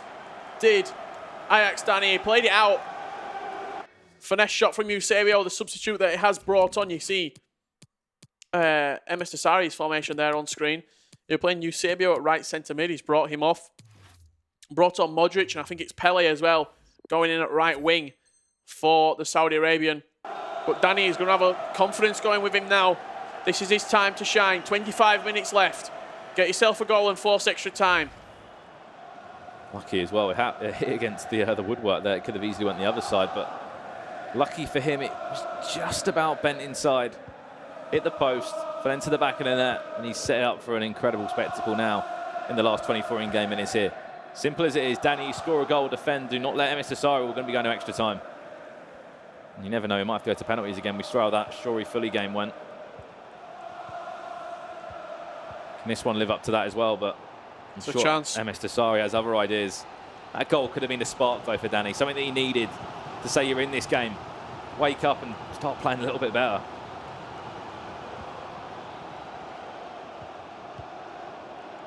Has to be patient, though. He knows it has to be patient for him. Looking after possession. Use your chances perfectly, or time them perfectly, I should say. Choose when to take your opportunities wisely as well. Eusebio, he's gone for it. Oh, and he's delivered it! We were writing him off all game long. He's been setting it up time and time again, has Ajax Danny, and it's finally paid off for him. He's running through the dugout. Ronaldo is Superman right now. What a finish on that weak foot. Finesse shot. Timed it green from, 30 yards out on the angle. He's looking at what formation Danny is playing. He's still in that 4-3-3-4. What a finish that is from Ajax Danny. When you set it up 10 times, one of them will hit. One of them will be successful. Who else do you give it to than Cristiano Ronaldo? 99 finishing, and he's finally hit the home run. Often called a magician in the way he moves. He just ran through a subs bench there. Invisible he was on the volley as well. He's tried it so many times, and it's one of them again. David Hay didn't move. The camera angle kind of looked a little bit funny. It was time green, 99 finishing. Those kind of stats. You can kind of do anything in FIFA. Left foot. Curled into the bottom corner. It's not fluky, that, because he set it up. I think he's done an R1 or an RBX pass into him. So he's done a driven lobbed pass into him, so he can set it up on the volley straight away. That's what he's been setting up all game long, and he's finally hit one home. How does Dasari answer back after leading with 2 goals with 30 minutes left of this game? Danny with a great comeback. Oh, then Mr. Sorry straight down the other end and took a deflection, a wicked deflection nearly that took it into the back of the net. This is MS Dasari now. He's going to head that one on. Ooh, nearly went in as well from Ronaldo down the other end. Centimetres past that post from us dropping into the far corner. Maybe this is when this game starts to open up a little bit. Kept in by Ramos. Done very well there as well. We said, you've got 24 minutes, Danny, get yourself a goal. He's done more than that. He's got himself 2 goals, and now we're all at 4-4, all square. Hold on like this, we're going to extra time. I just feel like there's going to be one more twist to this tale. He's in behind if he plays it quickly. Needs to get people back, does Danny. There's Pele. To Ronaldo. Can he get a shot away as well? He's going to be patient right now, Danny. He wants to make sure that he has the last chance of the game. It's still early, though. Only the 80th minute we've just ticked over. Eusebio now. Can he whip it in? Can there be an option? For the two-time Eredivisie champion. Representing Ajax. That's a Oh, chance. that's a gift. That's a lifeline Oh, he's put it save. into his wrong corner. Put it literally straight at De Gea. He had all the net to aim for. Has to think straight back, defend this one. He cannot be worrying about that one because what a chance that was, Richard. He won't get a better gift from MS Desari. He doesn't give up gifts easily. That was a chance. I even mentioned it in the first leg. Desari's got a mistake in him this year. He tries playing out from the back. He tries playing with the goalkeeper, and that were it right there. Modric. To Van Dijk. Vieira now. It's just a time of just trying to either decide, am I going to extra time or am I going to try and make one more attack for myself? And I think Danny's saying, right, I'm going to get one more attack if I can keep this ball, hold on to it. That's all he's got to do. He's going to make sure he gets the Feels last like he wants chance. to go to extra time. No, he's making sure he hits the 90th minute, then he's going to go forward. He's making sure he's got the last chance of the game. He's got any time of 3 minutes worth anything. He's going to go forward at 91. If he gets a goal now and turns this game round, we know that Danny could be emotional. We know he can make a roar when he scores a goal. Could this be it? Against last year's world champion. MS Desari came out in this game with flying colours, went 4-2 up. Taking a direct shot there all the way across. Back to Ruud Gullit. The Dutch what a save! Nearly the Dutch hero for Danny. What a save from David De Gea. Corner comes straight in now. It goes all the way across. David De Gea punches out and referee. Extra time, surely, or not. There we go. That one's not working. Extra time. Calm down. Calm down. We're going to extra time. Yes, we are. What 180 FIFA minutes that was. What a story that would have been. The Ajax legend, Ruud Gullit, potentially. You've got to say it'd be a shock. Everyone's predicted Desari to win this game, and you saw the stats there. 13 shots, 10 on target from Danny. I imagine a lot of them from quite obscure angles, quite acute angles. But the one that he hit, it paid off for him. Ronaldo, finesse shot past the goalkeeper. The only thing I can honestly think of, Richard, is that Danny's done that same finish about 7 times that MSSR's gone like, surely you're changing up now. Surely you're going somewhere else. So maybe he hasn't expected that. Even if he moves the goalkeeper, it's that accurate. I don't know if he would have saved it. It literally like bounced off the post. He was in that sort of top corner, the unsavable region. But that was a chance at the end of the game with Gullit. I think he panicked just a little bit. He just... Oh, before that as well. Yeah. He had a one-on-one opportunity. That was, yeah. Played it straight at David De Gea, and this game has delivered 8 goals already. We're going to extra time. Expect more from them. Here's Danny now, Mbappe. Oh, just tried to chip it up, and I think try and get a crossover. Either cross or maybe looking for contact inside the box if they decided to press B and lunged in. Penalties are gave there. As we know, during this game, at the same time, we do have Benedict Sousa up against Goal Machine. It's going to be a fantastic game, and I'm sure we'll be joining that after this one. However, that one might not have gone to extra time, so you might not even need to jump over to that one. Yeah, on the PlayStation as well for Filza up against Sihan, and FUT with Marco against Lost in the Waves. Both of them games taking place in this round of 16 right now.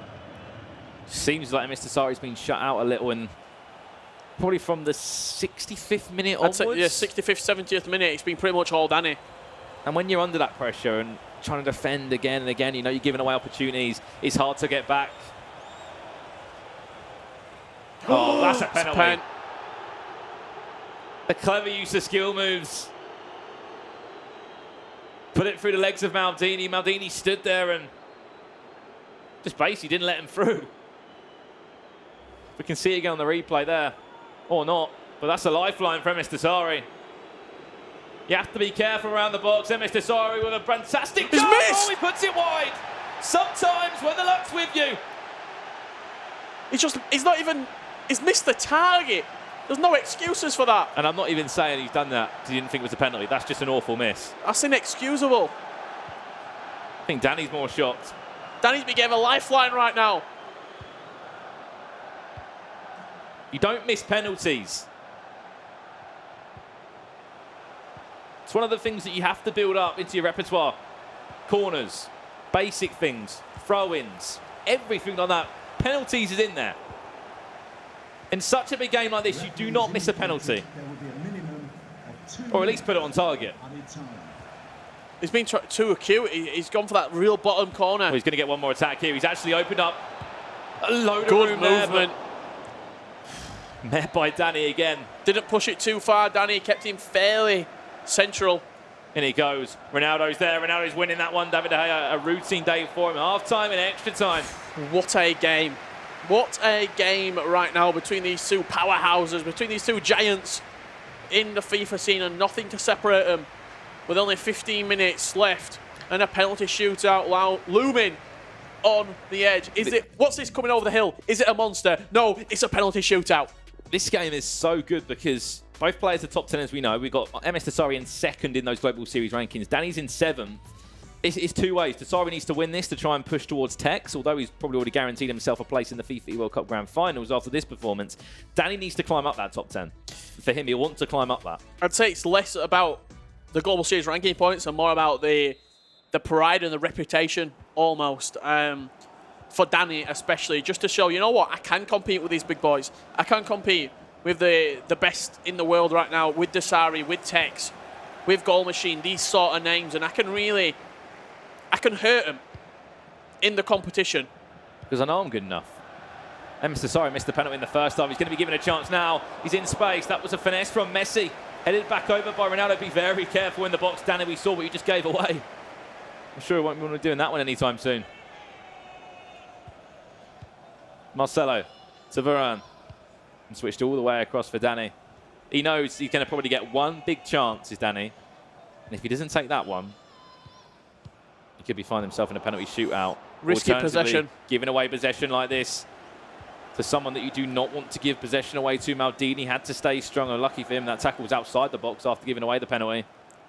Eusebio's the man here down the line. I think he's going to be the one that Danny's going to look for. Just watch him on the top-hand side of your screen.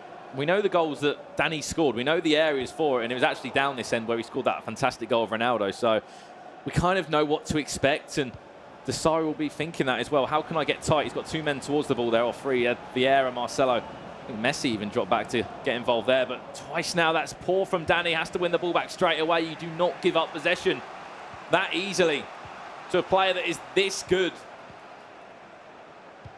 And now he is really in trouble. Marcelo, can he whip it across? Maldini had to get there. Yeah, good tracking from Maldini, getting back, catching up with Marcelo, then making sure that he stopped the cross inside the box. That's a late substitution. That's R9 Ronaldo coming on for the last 4 minutes. 116th minute. R9 Ronaldo, people. Not starting for Goal Machine. Played into Vieira, who was there to jump up. We're getting closer and closer to penalty shootouts. Danny. He's very risky here at the back. The pressure, look, there's 5 men hunting this ball down for MS Tasari. It shows how confident he is, though, to play out from the back, and then people are coming forward for Dasari. It means if he gets the ball forward, he's going to have an opportunity at goal. Added time of 2 minutes. Danny knows that ball has to go forward or it's going to be a penalty shootout. This is it. Oh, he's giving it away. He's giving it away. He's giving it to MS Tasari. He'll get the last chance of the game. It's penalties. Referee, what we're doing is he's slowing it down. He's slowing it down too long there. It's going to be a penalty shootout, Richard. And we're going straight into it. Ajax Danny to step up first with Eusebio. This is to take you through to the quarterfinals on the Xbox side. Eusebio steps up, scores. And Dasari's already missed a penalty in this game. He put it wide. Is that going to play on his mind as he steps up with Luka Modric? Modric against De Gea, straight down the middle. And Danny saves it. Met by David De Gea. Now MS Tasari's time of David De Gea. Can he step up? Kante and Golo Kante for Danny. Which way will he go? Left again and will score again. Yeah, big advantage right now for Danny. If he saves this penalty, it's massive. It'll be 2-0 up after 2, and it goes down the middle. 2-1. Advantage still in Danny's corner. Needs to score this one just to keep that confidence oozing for Ajax Danny and Mbappe. See there to adjust any head movement possible. Run straight down the middle. He can't go the same place 3 times. It's readable for him. Now Dasari steps up to the spot. R9, probably his first touch of the ball in this game. R9 steps up, goes down the middle, and we're all square after 3. We know what a roulette penalties is. You have to guess. And you have to guess the right way. He's been so clinical for him as Cristiano Ronaldo. Danny steps up down the middle. Confidence from the big man. This is a great, great penalty shootout. Nip and tuck. You take one, I take one. You save one, I save one. Desari steps up. Ronaldo saved! Huge implications this is. Score this. Well, it will score. It's He'll over. put him through. Ajax Danny, a place in the quarterfinals, and the emotion that we've been waiting to see. He knew he could do it. He knew he had some sort of plan up his sleeve. Had to take him to penalties. Had to take him through 2 games of FIFA and extra time. But that man from Ajax Esports, I'm sure has got a huge fan base watching online right now going crazy for him. But on the other side of that, MS Desari, you know how supported this man is, a world champion. There's one way to go out, penalties. It came down to a penalty shootout, and Danny held his nerve. It's as simple as that. MS Desari, he'd missed one in the game. He's feeling unwell, and you know what? He's out of the competition on penalty shootouts. The man that sort of written off in FIFA 19, Ajax Danny, he's once again shown why he's one of the best players in the world, why he's signed a 3-year contract to Ajax Esports, because he is Ajax Esports. Ajax Danny, with a massive performance, puts him in to the quarterfinals. What a game that was indeed. Obviously, commiserations to MS Desari. He wasn't feeling too well, but you go through 2 games of FIFA, you go through extra time, and then you get the stress of the penalties as well to just add on top to that, and it's whoever feels the more fresher, whoever's more up for it. Look, Desari had the chance to win the game late on. He had a couple of corners. He had that penalty. He missed. You've got to say Danny held his nerve, and he's going through to the quarterfinals. What a performance from Ajax Danny. We called it. Jimmy, what are your thoughts on that game? My thoughts are that I'm a little sad because I'm happy for Danny. It was a huge win for him in his career. But I had MS Desari, and he should have won. He had the penalty that he missed wide. It's sometimes it's harder to miss wide than to actually put it on. I mean, that's why I'm so frustrated. That's why I went with Danny. I feel like the illness came through. But maybe the concentration there to kind of see it out. Maybe he just wanted to go home and go sleep. Yeah, I wouldn't blame him. I wouldn't blame him. Richard, Brandon, and I, only people 3-0. And may I remind you, Jimmy, congratulations. When we made our predictions, you kept going, how do they go with Desari? How do they go with Desari? Is that my How accent? do they not go with Desari? Oh, my God. Well, I'm from California. I don't know if I said, oh, my God, like, gag me with a spoon, like, totally. On set. What'd you see there? I mean, technically, I'm 3-0 as well, just the wrong way around with predictions. It's not going well today. All right. I feel a bit sorry for Desari. I think he was a bit hard done by in that. He had the chances to win the game. But you have to give all the credit in the world to Danny. You know, he's such a passionate guy, and a result like that can really kick him into gear as far as the tournament is concerned. He's probably looking at Desari and Tex coming into this tournament thinking, if I can beat one of these in the knockout rounds, I can win the tournament. And anyone would be, because they are the 2 big names. Now that he's done it, he had to ride his luck a little bit, as we were talking about the margins in games and how tight they are between these players. But now that he's done it, I think that he's going to be the one that people don't want to match up against. He's kind of the wild card now in the bracket. If you find yourself up against Danny, you know you're going to be in for a tough time. But you know he's mastered that finesse shot. That's one thing we can say. Any opportunity to take it, he knows how strong it is. And that goal there was something special. And yeah, Ronaldo. I mean, the shooting stats on that team of the year for Arm, you know about. 2 goals down against the reigning E World Cup champion is impressive. And then obviously to outlast him in extra time and beat him in penalties is a big deal for him. So I'm very excited for Danny. Don't get me wrong. I'm just bummed that I lost my prediction. And I'm actually quite surprised that Desari's out, even though he is sick. Yeah, I mean, there's plenty more predictions to come. Don't worry, mate. You're not out of it yet. That's true. I'm 2-1. But Desari, yeah, I mean, I just said to you before, didn't I? We talk about these margins. We talk about the mental game. And I know what it's like when you feel really ill and you're not feeling your best.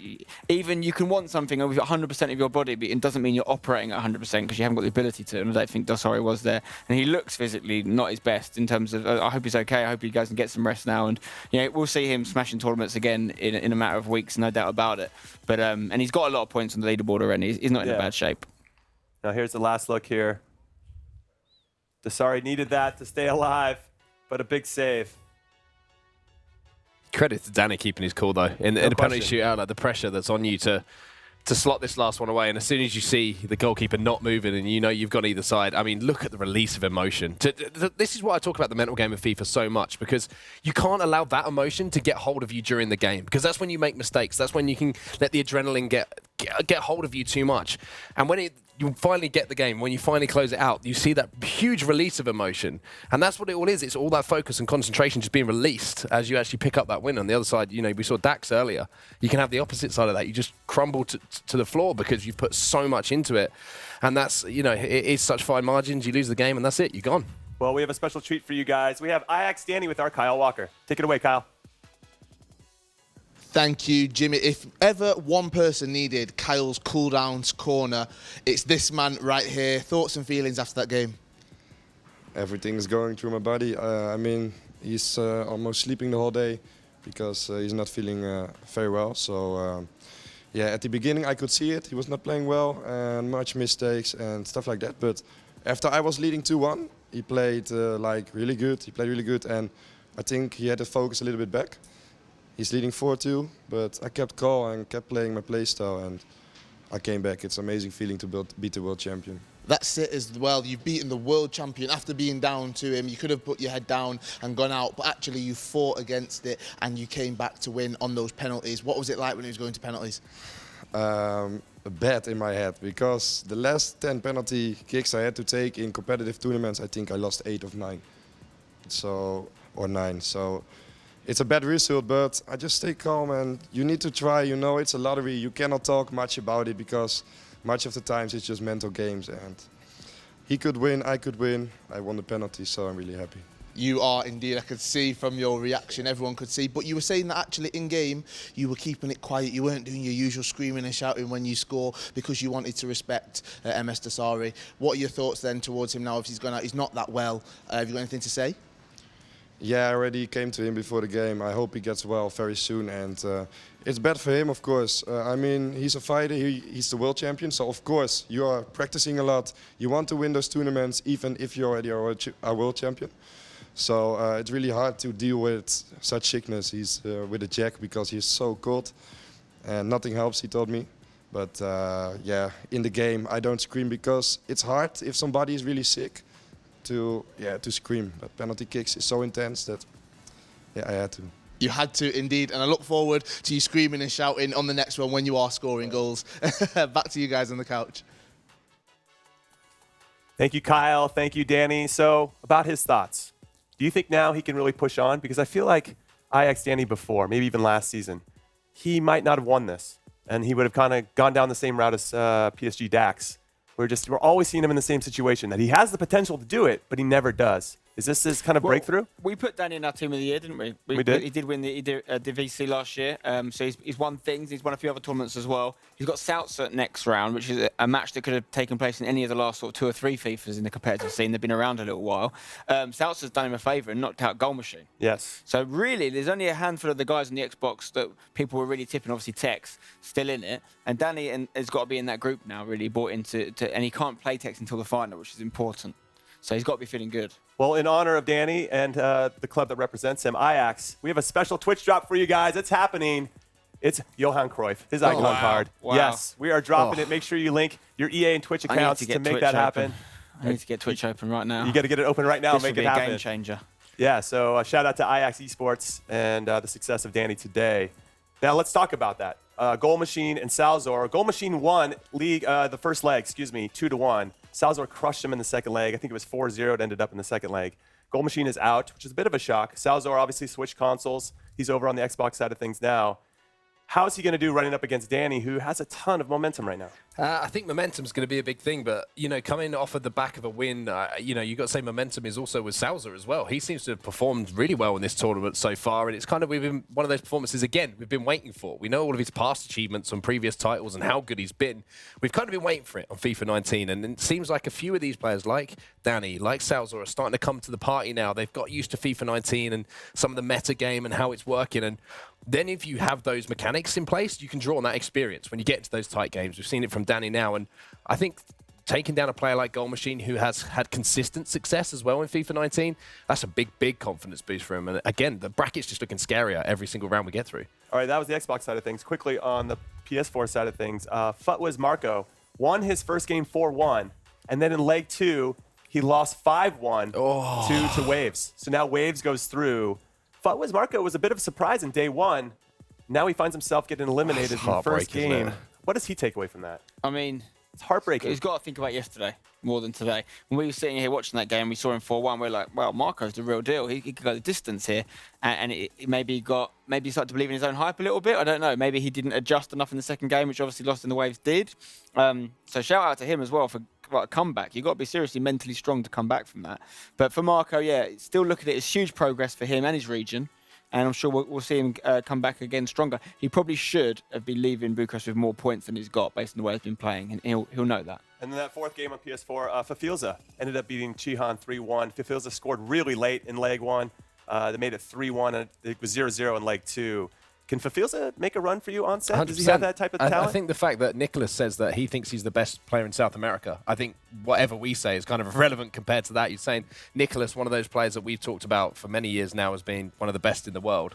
For him to come out and say he's the best in the region, putting himself out of that conversation, you can't ever count him out. Fafilza is definitely a player to watch, I think, not only this year, but in the years to come as well. You know, he's a young guy. I'm really excited to watch him play. And he seems to be one of those players, a little bit like Tex, who, even when he's not playing particularly well in a certain game, can just get a result. And it seems like he's done the same here. Well, you've heard from us on the couch. Now let's throw it over to the breakdown board with Rachel and Mike. Thanks, Jimmy. Well, we saw another game there go to penalties. And Mike, I'm not sure I like it going to penalties. I feel it's a little bit unfair because you never know which way it's going to go then. When we get to the knockout rounds, someone's got to go home, and everybody tightens up. Often when you're in the Swiss stage, you're thinking, okay, maybe I'm 2-0, I'm 2-1. I've got another game. I've got another chance. And you just start thinking about your future matchup versus the game that you're actually in, and that's when you see some of those bigger spreads. And you see more excitement as well, like we saw IX Danny there when he finally got that winning penalty in. But this is just a clip actually which shows him go 4 apiece in that second leg to MS Dasari. And it's something we don't see that often, and we're going to say this skill move, which I'm about to try and capture. Well, we're looking at a first-time shooting, which is common in FIFA 19. And Danny, I would almost compare to a three-point specialist in basketball, where those guys, you kick it out to them, they hit that three-pointer. Danny's one of the few players in these tournaments that almost always scores all of his goals, primarily from outside the box. Doesn't even necessarily look to build it up inside the box. He's always looking to take those finesse shots in, basically produce more creative angles. And what you're going to see here is a first time, almost like a volley finesse that hits the back corner, and it catches Dasari off guard. It gets him to that 4-all in terms of evening up the aggregate. And we saw a penalty kick miss from Dasari before they actually went to penalty kicks. And Danny celebrated like he should. Before we see where it goes, can I just ask you, Mike, if he always shoots from outside the box, is that going to be predictable in the future? Is that a bad thing? Should he not mix it up a bit? Well, that's why you have to do more creative setup. So right here, it's not that we've never seen this angle. It's just that he's able to almost set it up like a volley versus having it maybe your typical first-time finesse, and he's just going to hit it. You're going to see. You're going to see this drift. It looks good as well. Ready? So, as Mike was saying there, we keep seeing him scoring from outside the box, but there's a new patch coming on Tuesday that's going to maybe eliminate some of those shots. So will that do anything to his game, to Danny's game? Well, I've talked to a few people in the community that have been already playing, I guess, on the PC version. They said that time finishing, first-time time finishing, is going to shift drastically. It's not going to be possible, which would definitely make it where someone like Danny, who relies on that offensively, is going to have to make an adjustment. Maybe it's time for IX Danny to mix things up a little bit, especially when Tuesday comes around with that new patch, guys. Thank you for that dynamite insight, as always, Rachel and Mike. Now, guys, pretty exciting. We're not done with the round of 16 just yet, but we're getting closer. The featured match for us is going to be Stefano Pina versus Zezu, who's from Spain. Who do you like in this one? Because for me, Pina's the favorite. There's so many unknowns, I think, with all the players that are left in the PlayStation bracket. When you look down the list, Fiddle, people really haven't heard of him. Fafilza is now getting a shot at things. What are you guys feeling about this match in particular? Yeah, I mean, I'll save my prediction for later, but what I will say is we've seen a lot of favourites go out already in this round of 16, so don't take anything for granted. It's a nice European matchup, a Spaniard versus a Belgian.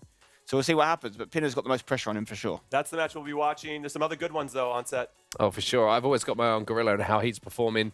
Again, by his own standards, hasn't had the greatest FIFA 19. He put a tweet out after he went out the LQE last week. I'll have to paraphrase it, but he said he didn't play very well, is the best thing that I could put it at. But he's got that ability. He's got that talent. I'm always looking for a big tournament from him. But Dylan Jr. as well from Canada, you know, he's made his way into this bracket as well. Quietly, I want to keep quietly, exactly. And I want to keep an eye on him. Vinny we saw yesterday as well. Good performance. So that could be a really interesting match to watch. All right, everyone. We're almost done with the round of 16, but we have 4 more matches left to go before the quarterfinals begin. So come back and join us so you don't miss a thing.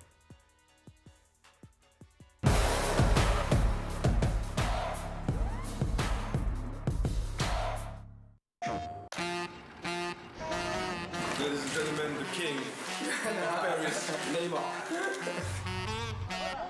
Faut le voir en vrai, c'est impressionnant. Ça va trop vite. Il est au-dessus du monde. Ici c'est Paris. Paris é uma cidade diferente, né? Dá luz, amor, pra mim é grande honra, né? Como tá defendendo uma equipe que é de Paris. Let's go. Shoot, shoot, shoot is his philosophy. Just look at this tremendous technique. I had no choice. I had to play with PSG. There was no way I can choose like any other team. I was born here. I grew up here. Paris is in my blood, in my vein, in my heart. I wanted to be a football player, but I was not good enough. Ooh. So I decided to make music, you know? Sem música não tem vida. How spectacular is that? I used to go there. That was my spot. All the crazy people are here. Acho que o Paris está sendo desafio muito grande para mim, como jogador, como tudo. Eu jogo com frequência. Eu sou um cara muito competitivo, não gosto de perder. Neymar! Well, they kept up the pressure, didn't they? 2 years ago, we played against Barcelona, and Neymar was playing against us. His skills, his vision, you see everything in advance. He made me cry. Sorry, man. It's a quick break. You broke my heart. Left the defenders trailing now. This is someone that you want with you, not against you. Me dedicando ao máximo. A great chance. Yes. Back into play. Football is the biggest sport in the world, you know. Anybody can play. You don't need no money. You just need a ball. Lembro da época que a gente apostava uma garrafa de 2 litros, um refrigerante. 11 friends can play together and have a good time. Cavani! When you go see a game for 90 minutes, you forget everything about your life. I cannot talk and play in the same time. Então eu fico muito contente de ser uma inspiração para cada desses meninos, né? Para cada que gosta de futebol. Because we come from like the same thing. From the bottom, we show the kids that if you work hard and you stay focused, you can become a champion. This is DJ Snake, and this is Neymar.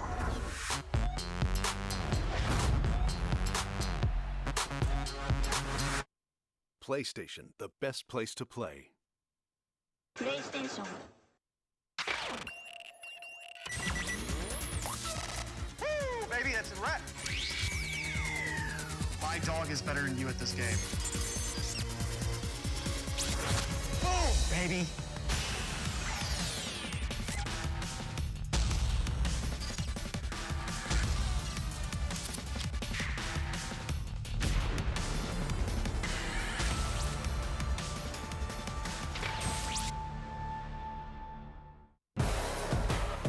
The FIFA 19 Global Series is brought to you in part by Turtle Beach.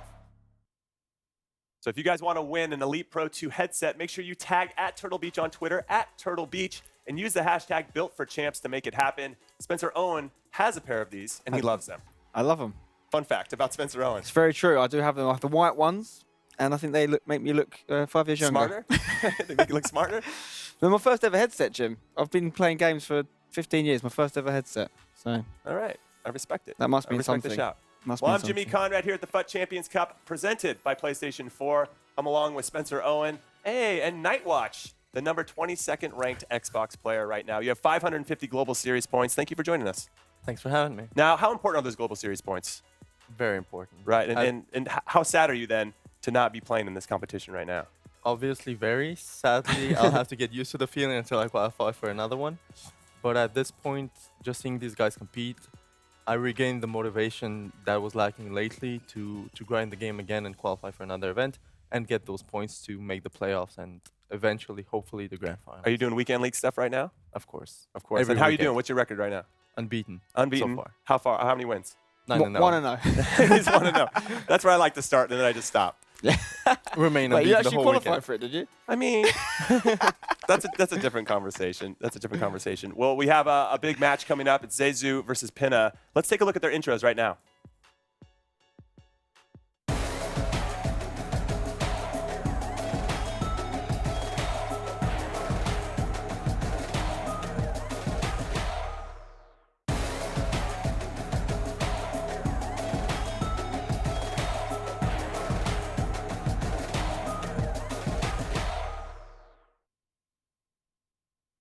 All right, that's a good look at both of the players that we'll be featuring in our featured match. Who do you like, Spencer? I mean, I guess I'm going early on the predictions here, but this is Pinna's tournament to lose on the PlayStation side. That's what everyone's been saying. We said that at the start. He was the highest ranked player from PlayStation side. Only 3 of the top 10 were in the tournament, and only 2 of them made it out of the groups yesterday.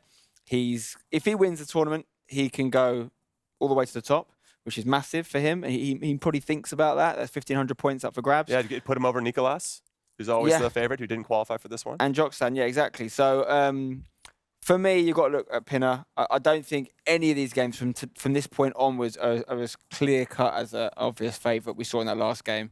How surprised some people were that some of us weren't choosing Desari to win, and it went to penalties, obviously. So anything could happen. But yeah, for me, it's always a Belgian. I'm going to go Pinner. Okay, and then Nightwatch, just talk to us about Zezou in general, because I don't know if a lot of people know about his game. That's the thing. Him being a PlayStation player from Spain, I don't think a lot of us know about that particular player, and particularly Spanish players. They're not that popular in the community because of the fact that they don't qualify for that many events. Some say they have connection difficulties, and that's why. But we don't see that many Spaniards, even on PlayStation, Xbox throughout the year. We saw a lot more Germans, French people, and English. Does that give him an advantage now because he's being unknown? an underdog? Exactly. You don't have pressure. You see, he's been performing very well. He's made it to the knockouts. Pina is the one with the pressure on him, so you never know. So let's say it like this: if you're playing a player that you don't know much about, how long does it take you in-game minutes to figure out what he's about? It all starts with the formation he starts with. When you see the formation he starts with, if he plays a narrow formation, you would think he would just play more direct and go for goals. If he plays the 4-2-3-1, let's say, it's more likely that he'll play possession. So just by the formation, you already have a feeling. But if you play a player you don't know, like in Weekend League, for example, you try to impose your own game and make him adapt to you. And how do you think Pina's going to play? Because he has now pressure on him. He's now the favorite on the PlayStation side. He has pressure on him, but there's a reason he's one of the best, if not the best PlayStation player. And he has to play his game. Even though he has the pressure on him to win, if he plays his game, his opponent has to adapt to him. Actually, I watched one of Zezou's games yesterday. He was, at one point, the last game, at 2 losses and 2 wins, a game to qualify, he was 4-0 down after the first half of the first leg, made it 4-1. Second leg, won 4-0 in extra time and qualified. Wow. Who was that against? Do you remember? It was against Rasta Arthur. Okay. He played That's Rasta a good Arthur opponent. From 4-0 down. He won 5-4. He showed the mental capacity. So he must have been buzzing last night then when he went back to the hotel and feeling pretty good about himself. After the game, him and his coach, they were over the moon. His coach couldn't believe it because him and Rasta Arthur were kind of next to each other. So it was looking both of their reactions, and it was beautiful to see him winning. Okay, then who are you going with then? Because you've kind of been on both sides here. I know, but I have to go with a player we know how good he is, and I will go with Stefano Pina as well. Okay, so Pina. I'm going to go with Pina as well because he is the favorite. I did that with Desari, and it worked against me, but I'm feeling good. Plus, you guys are doing well on your predictions, and I want to do well as well. I said as well twice there. That's what I did. You're actually doing better than him, by the way. What's he at? That's not really difficult to be fair. Well, I trust you to have a lot of good information. Well, he doesn't, obviously. I think he knows too much. This is the problem. That's true. I think he overthinks it. Sometimes you've got to go your gut. My gut says Pinner. All right, well, now let's go see what the casters have to say here for this last bout of the round of 16, the FUT Champions Cup presented by PlayStation 4. Guys, talk to me. Well, we're quite good at predictions. We're 3-0 for today. 3-0. Do you know what I mean? Danny providing the goods where he needed to. It's a little bit like the FA Cup Run of Dreams list because Checham is ranked 177th on the Global Series rankings. PSV Pina is 4th. It's like Conference North versus Premier League right now as we're coming into this game. So okay, so what are you saying then? I'm going with Pina. He's built that up. He's made that story about it. Yeah, there's no other way to go. I think we have to, what Ivan was saying about just the experience, Jimmy. It's going to be a Pina win from both of us. All right, so you feel like Chichu has hit his ceiling. This is as far as he's going to go. It's a great opportunity, though, isn't it, Richard, for him to make the playoffs if he wins this game, but time will tell. Yeah, I think time will tell, and I think Pina, in the end, is going to come out on top. All right, I like those predictions. Good luck, guys. Enjoy it. Cheers, Jimmy. And you hit the nail on the head with your FA Cup breakdown there.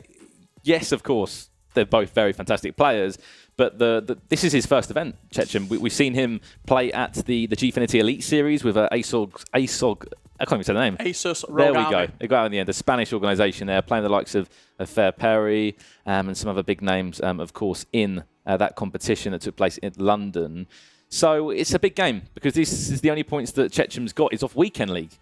Yeah, it's a big opportunity for him.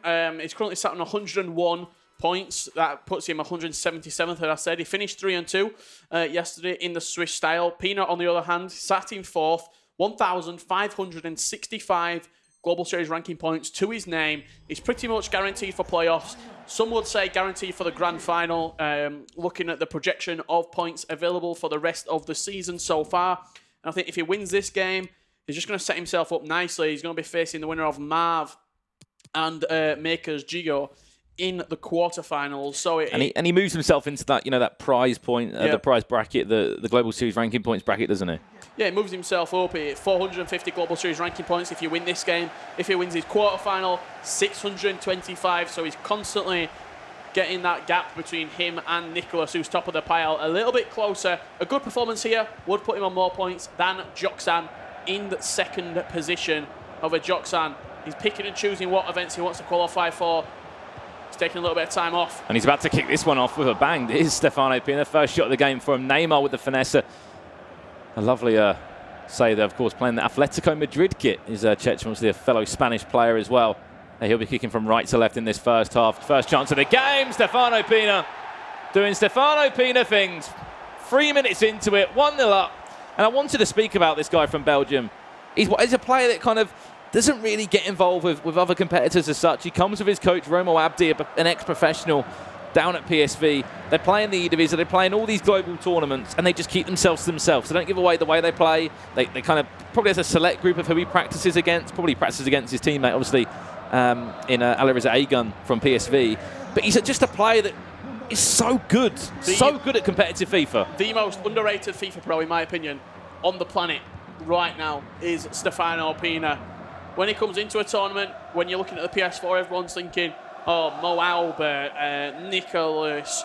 You're looking at the likes of the Stranger, Joxan when he's competing. Nobody predicts Pina to win an event, and pretty much half of the time he's competing, he's in that console semi-final, he's in that console final, going all the way. And some would say upsetting people, but it's not upsets when you're that good at the game. Some people just are very good. It's a little bit like Tex. And I think it was that moment when obviously he got to the FIFA eWorld Cup Grand Final we're talking about here. So the best PlayStation player in the whole world of last year. Of course, if you take it down to events, you would have seen the different winners there. But at the biggest event of the year where everything mattered, he went the furthest there. Beating Mark Uzo in the final, Yeah, he did a fantastic job. Obviously, got stopped in his tracks by Mr. Sari, as we know, is a fantastic player who's just gone out the competition, in fact. But not to say this game is over at all for Chechem, because he's done so well to get to this stage. After going 3-2 in Swiss style. R9 there had a chance. He's just knocking on the door, isn't he, Stefano? Just to say, I am here. I'm still trying to find another goal here. 2 legs of FIFA for him as well.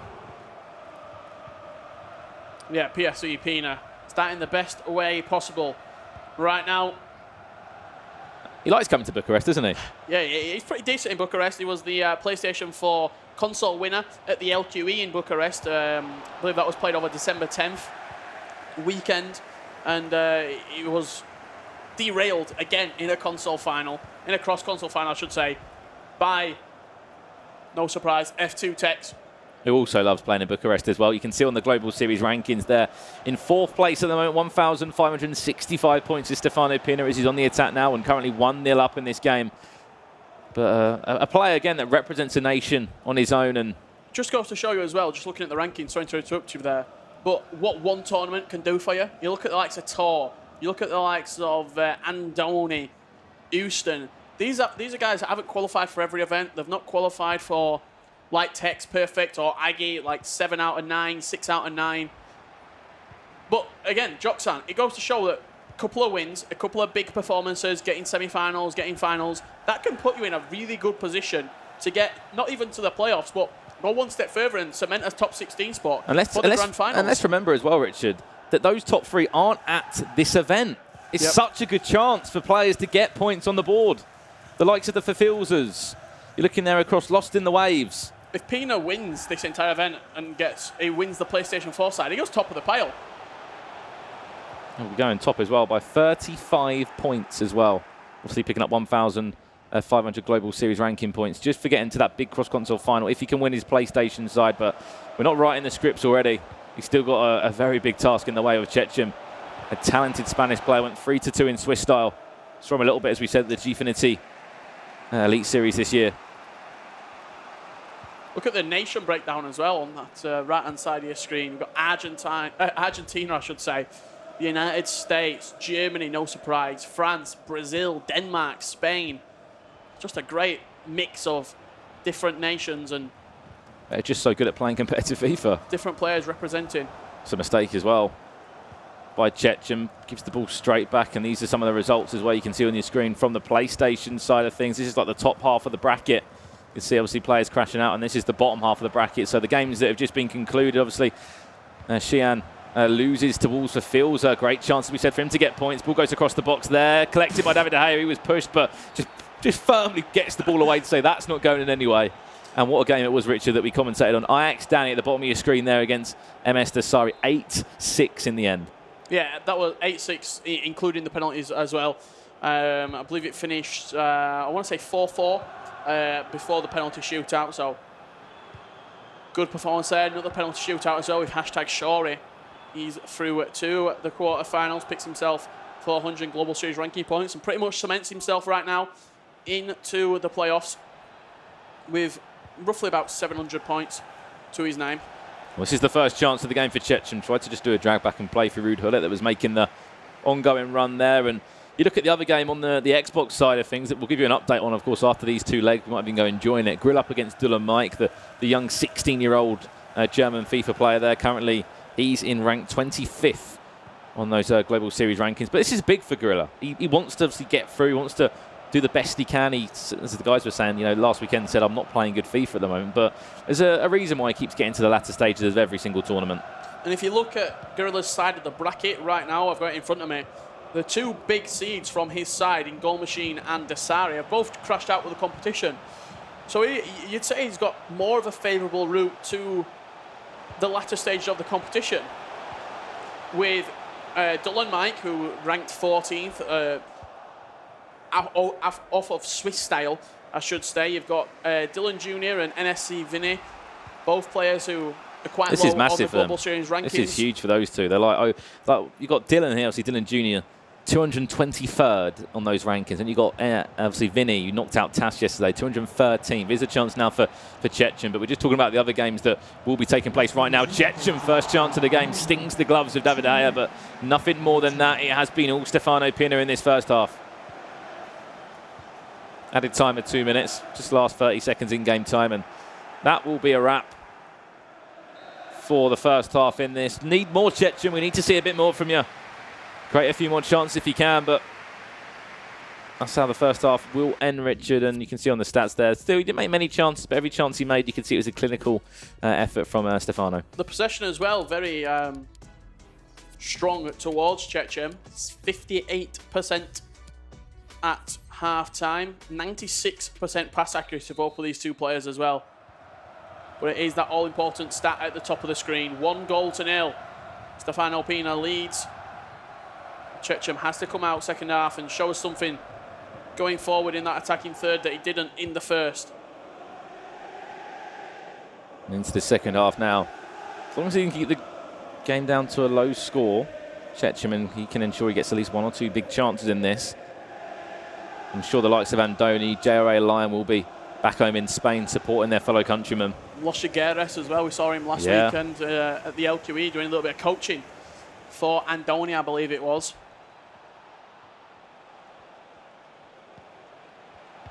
There's a chance for Chechim now, back to goal again. If anything, I would just let that roll across your body and go to the corner that I think you were supposed to go to, but... Yeah, Pino were moving that keeper left and right there, so... He almost, if he'd have picked a corner, he'd pretty much going in, but he played it quite safe, went down the middle of the goal, spinning. Did Chechim and Pina equal to it between the sticks. And of course, the other game on PlayStation, just below this one in the brackets, whoever wins the game down below between Bayer Leverkusen and Marv, and obviously Team Makers, GOV, if I've said that right. Both of them two players as well, 71st and 91st on the rankings, so that's another really big opportunity for one of them two to get some serious points and move into that top 20, top 25. Of course, we don't know how the Global Series rank backings do work. Obviously, these tournaments do have prize money up for grabs and the trophy as well at the end of the line, but predominantly you're playing for those points. You know, for turning up to the event, you will get some points, but the further you go into it, points, as you know, do mean prizes, and that prize is a playoff spot, or more importantly, a FIFA E-World Cup Grand Final spot. Neymar to Hullet. This is Stefano Pina now. Went for a fake shot and straight into the path. Yeah, really patient play there from Pina, just trying to almost work the perfect opportunity. This game's being played at quite a slow pace between these two. Usually you tend to see the first leg happen that. Unfortunate for FUT Marco after having a fantastic Swiss yesterday. Did go out with the competition 6-5 against Lost in the Waves. Waves does move now onto the top 8. Marco will leave with 275 Global Series ranking points. And as we know, slightly better prize in money he will get there. I think he walks away with $1,000 in the end.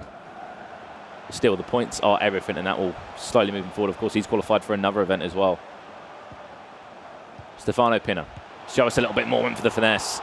Straight into a pause now by one of these two. Obviously, we can see the team of Chechim in front of us. Is he going to be making a change, or was it Stefano that wanted to make it? Went for a time finesse. Easy routine save for David De Gea. Yeah, just moved him across. Still 1-0. Still only 1 goal scored. There's the man that knocked out FUT Marco. Lost in the Waves there, the German player. 22 years of age. Massive for him. Only got 108 Global Series ranking points. Hence, he's been getting them on weekend leagues. So we talk about how big the FUT Champions Cups are. The FUT Champions Cups are massive. The LQE, we see a lot of, say you talk about 32 players in an LQE, I'd say we see probably about 20, in the 20s of the same names again and again. These ones, these tournaments, the FUT Champions Cups, they just open up the extra pocket of space for more people to come through that haven't made a big event before. Yeah, more names to earn points, and I think that's why you're going to see the point discrepancy between players start to open up slightly. There's a number of other competitions and leagues that will be giving out points. But it's a different thing from saying there's leagues and competitions and actually qualifying and winning those competitions. It's a completely different story, which again just goes to show how insane it is that Tex Desari just seem to be winning the majority of tournaments right now. Nicholas ended that last weekend. And Desari out of the competition, if you are just joining us, at the hands of Ajax Danny on penalties. 2 legs of FIFA, extra time and penalties between those two to really send that one the full way and to send Danny through. Here's Vieira now. This is Chechim. This is better for him as well. Team of the year Modric involved. Can he find him again? Instead, we'll go to Messi on that left foot that can cause all sorts of problems, but unfortunately for him, we'll just go wide. Never really troubling was Chechim there. Keeping patient on the edge of the box, just trying to work an opportunity to look for a finesse, look for a pass into the area, but never really opened up for the Spaniard. And now Pina comes forward yet again down this line. Team of the year Mbappe. He's going to be vocal in this attack. This could be big. Have a shot. You've got Hullet there with space. Doesn't need to. Took the shot eventually, back to Neymar. Surely he's going to finish that one. No, he's not. David De Gea will parry that one away to the far hand side. And Mbappe bringing out a lovely little flick over the top of his head there to nearly full Marcelo. But once again, still nothing really to cheer about in this game other than the goal in the first 3 minutes. Chechim, this is golden opportunity now. Pina's not happy with something. It goes all the way across to Ronaldo off the bar. I was just about to say, look at the near side, because that you saw Ronaldo just steaming like a stallion, just sprinting into the box. Is that just one option for Chechim there? Yeah, he has 3 subs and 4 bronze players on the bench, so his bronze benching is Chechim. But he just opened up on that far side in a lovely whipped cross into the box as well. Ronaldo met it perfectly, and it just bounces off the crossbar. Who else would you want it to fall to as well? Cristiano Ronaldo leaping up. Seems against any defender and winning that aerial battle every single time. That's the best chance of the game for Chechim. I'll be thinking back to that going, oh, that was the chance. That was the chance to put it all square for me. Heading into the second leg at 1-1.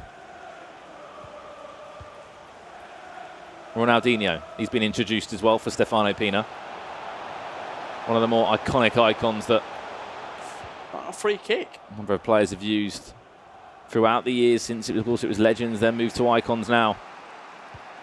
Lovely ball, just switched across. We're going to look for Ronaldo. Maybe he knows, or not, if the chest of Mbappe, the ball had a little bit too much in it. Came off the chest. It will go back for a throw in for Stefano Pina. He's going to switch it all the way back across. Eusebio. If anything, just hold on to this, Stefano. It's crazy to think as well, the first goal in this game was 3 minutes in. Other than that, we've seen a few half chances, or have I just cursed that now? Pina, Ronaldinho, which way is he going to go? No, I might not have cursed it. We might only be just seeing this one goal in this first leg. We've got a number of other games taking place right now, and I'm sure if we can find out what the other scores are currently throughout the rest of the games. Gorilla taking on Dylan Mike, Dylan Jr. against Vinny, and Marv versus Makers Gio. We'll try our best to provide you with the scores in those games. Oh, a simple cross all the way across. Ronaldo will win that, and it'll be a goal. Seen it a number of times this weekend. Just simple run down the line, whip it in. And 9 times out of 10, if Cristiano Ronaldo's in the box, he's going to be winning that. Can't afford to switch off at any time from minute 1 to minute 92. Because now he's gone from a little hill to a mountain that he's got to try and pull back in this second game. El Tornado down the line, back post cross, header from Ronaldo. And you're looking at this right now and you're thinking, Chechem, you're 1-0 down. Now the lead has been doubled for you to try and climb back. It's going to be very, very tough against someone who has the defensive prowess as Stefano Pina. A lot of people regard him and Nicholas on the PlayStation 4 as two of the best defensive players. Heard it from Jazz as well earlier today when we spoke to him on the way to the event. So he went out in Swiss style format, the only UK player on PlayStation. Just said, Stefano just doesn't let up goals. You know, his defence is so good. Also shows what kind of professional he is right now, and it's business for him. As soon as he scored the goal, he paused the game and he's made a substitution.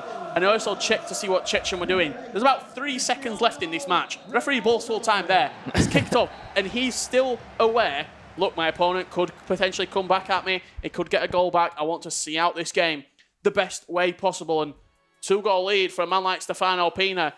Not going to lie, Brandon, our prediction's looking pretty cosy right now to go 4-0. You can say if it was a FUT Champions Cup from last year in Swiss style, we'll be going through with this win. Yep. I think he's just looking there to go out inside and speak to him. There's the other competitors there. The other game, you can see Marv and Giovi. Of course, and what a result we've just heard there. Richard, straight to you. I'll let you tell the audience that one. We've just heard a result from the Xbox game. I'm just hearing right now, live update. It's in the first leg, I believe. Dylan Mike is leading 5-1 against Gorilla. The 16-year-old is taking down Gorilla. A lot of people say Gorilla is starting to not keep up with the times, not keep up with these new players on the scene, with the likes of Tex, MS Desari. He's still qualifying for events, but has he just lost that little bit of spark? Look, only 2 years ago, he was a massive, massive player. He was the grand finalist. He was the champion. He was the UK Esports Player of the Year. Yeah. It doesn't go away in 2 years. And someone like Gorilla has the capabilities. He has the quality to bring this back in the second leg. But 5-1 is a huge, huge task for him. But then you've got a player like Dylan Mike who's been waiting to compete. Only turned 16 years of age, obviously, this season. So he could be eligible to play competitive FIFA. And when you get... We know the story with F2 Tex. When he came onto the scene as DH Tex, it was pretty much this weekend last year. The hunger of a 16-year-old FIFA player that's just so up for playing FIFA, so wants to be on the stage, has the camera in their face, has the followers, all the prize money, lifting that trophy. It's just all those extra bits that you want to work harder for, and you will get them if you put the time and effort in. Yeah, and while you're speaking, Brandon, I just heard in my ear as well that Marv and Makers Gio is currently 2 goals apiece. And the other game on the Xbox, I think it's Dylan versus Vinny. That's 0-0 right now. So a lot of games up 1-0. Dylan is winning 1-0. That's a big game. That's a crazy game as well, because obviously Dylan Jr., we commentated on him back in Los Angeles, I think in probably a year and a half ago. Interactive World Cup, when it was called the FIFA Interactive World Cup, now the FIFA E World Cup. He was under the SDX, obviously gaming team there, and we remember commentating over him there. However, he's up against NSE Vinny, Obviously, beat TAS to get to the stage now. And if you look at their Global Series rankings, it's in front of me now. 223rd place is Dylan. 213th place is Vinny. So for both of these two, whoever goes through and jumps up to 450 Global Series ranking points, that's massive. You add on the points they've already got from playing FUT Champions, and they're going to go home and play FUT Champions still. They might even qualify for an extra event or two. They're there in the playoffs. Yeah, they're probably sat on, I think it was like 90, 100 points right now. Add on the weekend league from this weekend, that'll put them to like 110 plus 450. It's sat on like 570 points. There's probably like 20 more weekends left, maybe 15 more weekends left until weekend league that you can eligible to get points from, I should say. So that's another 150 points. Just from this event alone, with the 450 plus weekend league, you probably sat on 600, 620 points.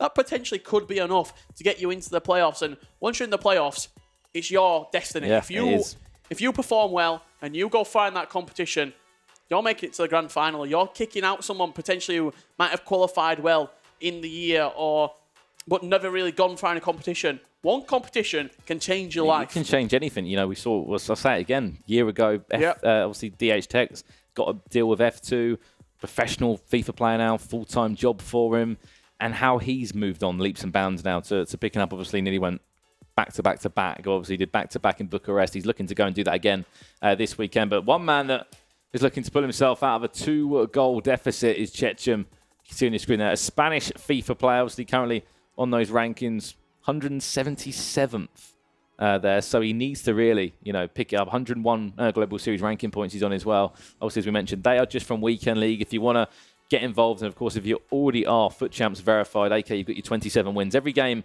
or every weekend of FUT Champions you play, you get 27 or more wins. You'll get 10 points on those rankings. So that's what a lot of these players are doing. Yes, they're playing in these events, but if they go out yesterday, I'll tell you now, they'll be about the rest of the team that are there. We're going to say the other 32 players, they'll be playing Weekend League. Yeah, they'll be playing Weekend League. They'll be grinding at the minute, getting those 10 points on the board, because 10 points could be the difference between you getting a spot in the playoffs and you not, and your season being potentially over. We were talking to Jazz earlier today, and he was saying it's going to be so tight.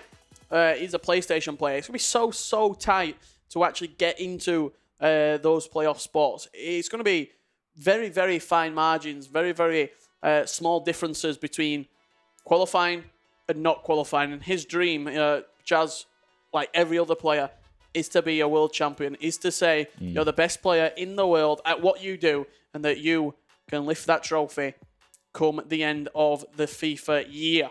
And that respect that comes with that as well. So just to recap the scores again, Dylan Mike 5-1 up against Gorilla in the first leg.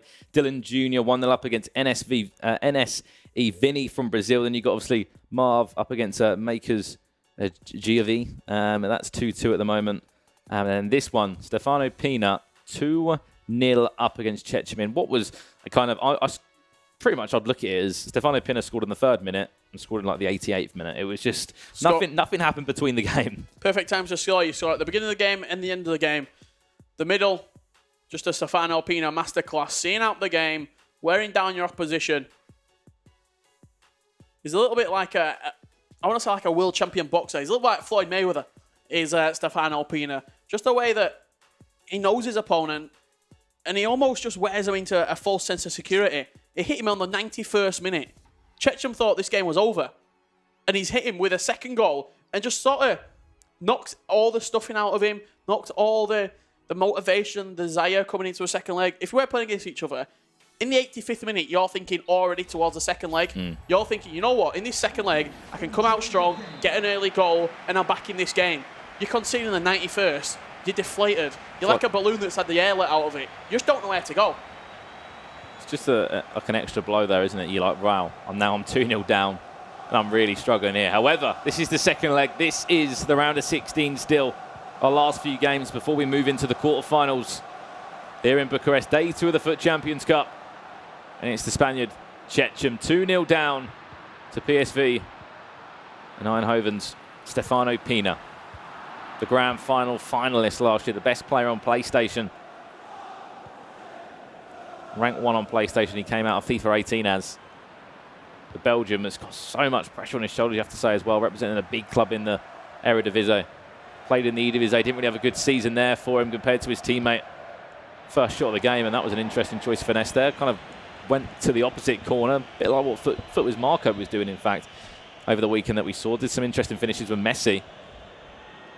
Yeah, tried to read the goalkeeper movement that were going to happen from PSV Pina and went to the opposite corner.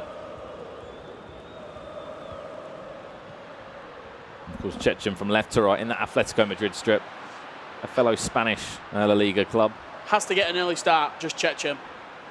Well, he has to. There's the first shot of the game, blocked and read by Rafa Varane. He doesn't slip goals, does he, or let the defence kind of gape open to cause any sort of problem. Stefano Pina down the other end now. Kylian Mbappe, can he whip it across? Typical all the way across. It goes to Cristiano Ronaldo. Pressure still is on though for Pina. Mbappe. So can he just find an option? He's going to probably try and play out. Look for Cristiano Ronaldo if he wants to again. This is fluent football. From the Belgian FIFA player, you can see the Global Series rankings there. Currently 4th in the world is Pina. There's a chance, and there's it. 3-0 up. Fantastic goal from Pina. Lovely passing in and around the box. They were waiting for the opportunity to arise and plays it into R9, back to goal. Some people might think he's going to try and finesse that. He takes a touch, and that's exactly what Chechen read. He read the first time finesse with his back to goal. So he's come out of position, he's lunged in. The lunge, it's read as a lunge because he's not shot first time. If he shoots first time, that's a block. He's then turned onto his left foot, and R9, he can go left, he can go right. Great finish from R9, and we are going to switch games, I believe. We're going to switch over to Marv versus Makers Jovi. Makers Jovi, obviously, with that same team that plays for Principe, but could say maybe that one's dead and buried now. Stefano Pina, 3 goals up. However, in this one, obviously, if you don't know already, Bayer Leverkusen, Marv recently just joined, obviously, previously FUT with Dubsy. Now he plays for Leverkusen as well. Those guys involved in the virtual Bundesliga. And there is, of course, Makers Jovi from left to right in that black strip. Marv from right to left, ball played across. This is Jovi now. I think it was Messi that leapt up, not maybe the man you wanted to be there. Not the first time we've seen Jovi this year in FIFA 19. He did play at Paris Games Week, if memory serves me correct. Does have that fantastic teammate in Principe, who's not had the best of years in FIFA 19, but he was a playoff round of 32 participant last year was Principe. So both players have picked up some points, though, which is important in those Global Series rankings. Here we go. You can see them both on the face cam as well. Obviously, Marv, right bottom corner. Speaking of the playoffs from last year, what a tournament that was for Marv. His best performance as of date. It's Nicholas as well. PS4 runner-up. Pocketing himself some nice little bit of prize money and a spot in the grand finals. And there's one man you're going to lose to. You don't mind losing to Nicholas in what was a fantastic playoff PlayStation final there. Of course, he still went through to the grand finals in London. Bullet played all the way across. Surely for Marv. Surely, oh no, he couldn't take the chance. It was Messi on his left foot as well. A guessing game with the goalkeeper will go as far as the corner, though. This is Marv now. You can see he's trying to control Neymar, it looks like. No, Cristiano Ronaldo, sorry. In it goes. Ronaldo's there. And lucky enough, him falls to the path of Modric for Jovi. And now he can have a breather. Yeah, switched on to Ronaldo with the right stick. We're looking for Ronaldo to win it. An interesting kick out from the back there. Just put a little bit too much on it. Did Gio. Vieira. Great pressure this is from Marv coming out of that German country as well. 16 Germans were there, and I'll break it down in a minute looking down the whole leaderboard of what German players remain. At the moment, you've got Hasso, of course, in there into the quarterfinals. Whoever wins this game will go there as well. So if that could be another German through there. Nicholas Rajek, he's still on the Xbox side of things through. Benedikt Salzor knocking out Goal Machine. What a result that is for him.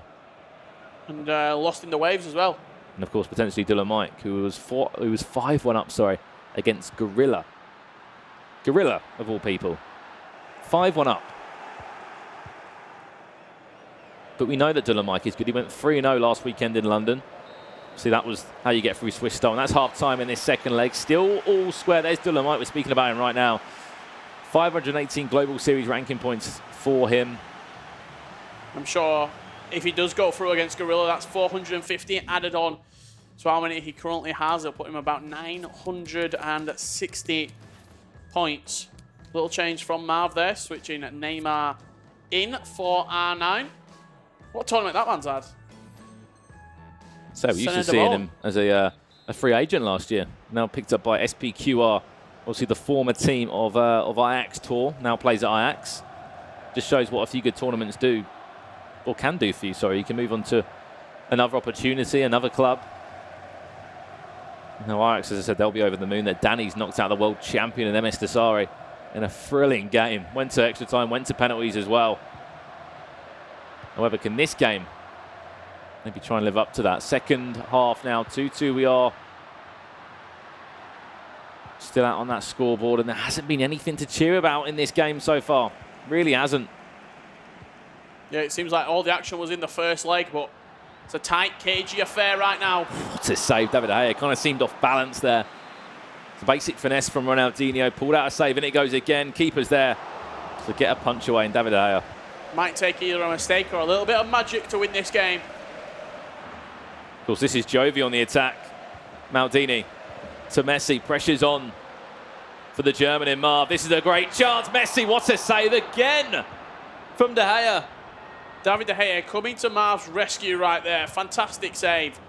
Got down low with a big left hand.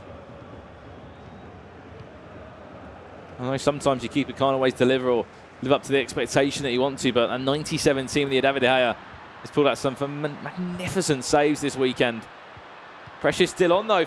Marv, you need to defend a little bit better. You can see the keeper movement as well from Marv. You can just, if you give it a watch, when it comes on the screen, the way he's moving around David De Gea, just slightly around into the box, expecting some kind of finesse.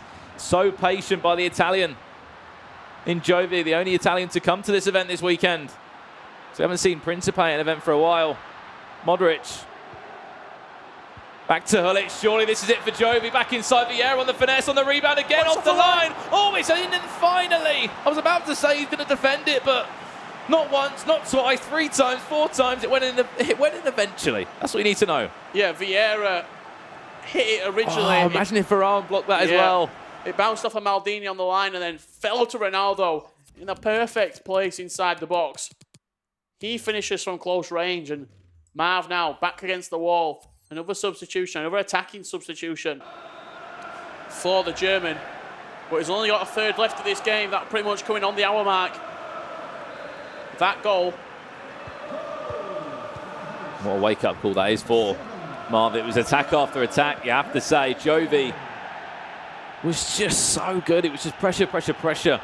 And finally, lucky enough for the Italian, Marv just cracked under that pressure. It was Vieira that had the original shot, kind of cut inside for a finesse, and everyone was doing their best to be heroic at the back there, to defend, to throw themselves in front of the ball, but find it to Ronaldo in an open goal, you are going to be in trouble. That touch awful from Messi there. Yeah, really heavy touch there. Very un-Messi. Like, it's a lovely pass out Another wide. chance again. It's gone to Hulla, who's on that kind of right side. Oh, no, I thought he was going to take it finesse to the closest post, but tried to play it across the goal. Really interested to see what formation Gio's playing right now. I think he's playing Hull at right cam. Looks like it is from how they've lined up from that goal kick. They just tackle each other. Hull in at right cam. Modric and Vieira as his 2 CDMs. You can see some of the scores on your board as well from today's games. Obviously, these were the round of 16 games. Wolves for Filza goes through, lost in the waves. You can see some of the results there. A goal back for Marv, and a wake-up call for him. After that awful touch from Messi minutes ago, he steps up and scores a big goal for the German. Big, big goal from Lionel Messi on the edge of the box. Timed it green. Went into that near post, something you see quite often. And he's found the back of the net.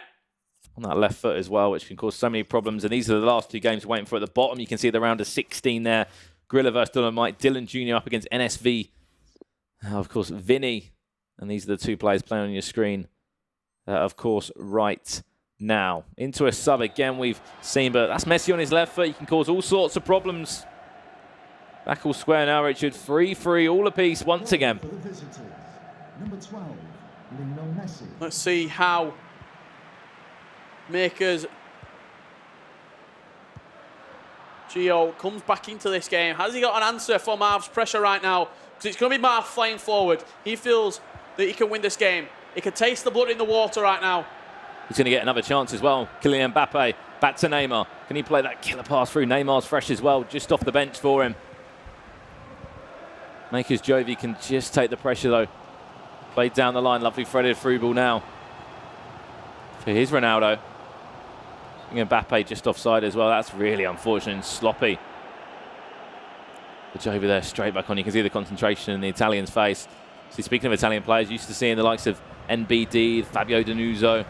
Haven't seen, as I said, Principe for a while in a major event. Was one of those players as well, was Principe, to win the old cross-console final battle. Was in Madrid against Gorilla. Since then, obviously, we saw some more wins from that, and we saw one last weekend in Nicholas in the Xbox versus PlayStation debate that continues to go on. He's going to get a chance though, Marv. Neymar, great feet. You remember he's fresh as well. He can finesse it. He can nearly into the top hand corner. Keeper had to dive and leap. Yeah, he moved him all the way across for the finesse we were expecting from Neymar. At the last minute, he ran him across his goal very quickly. Lovely close control, La Croqueta inside the box from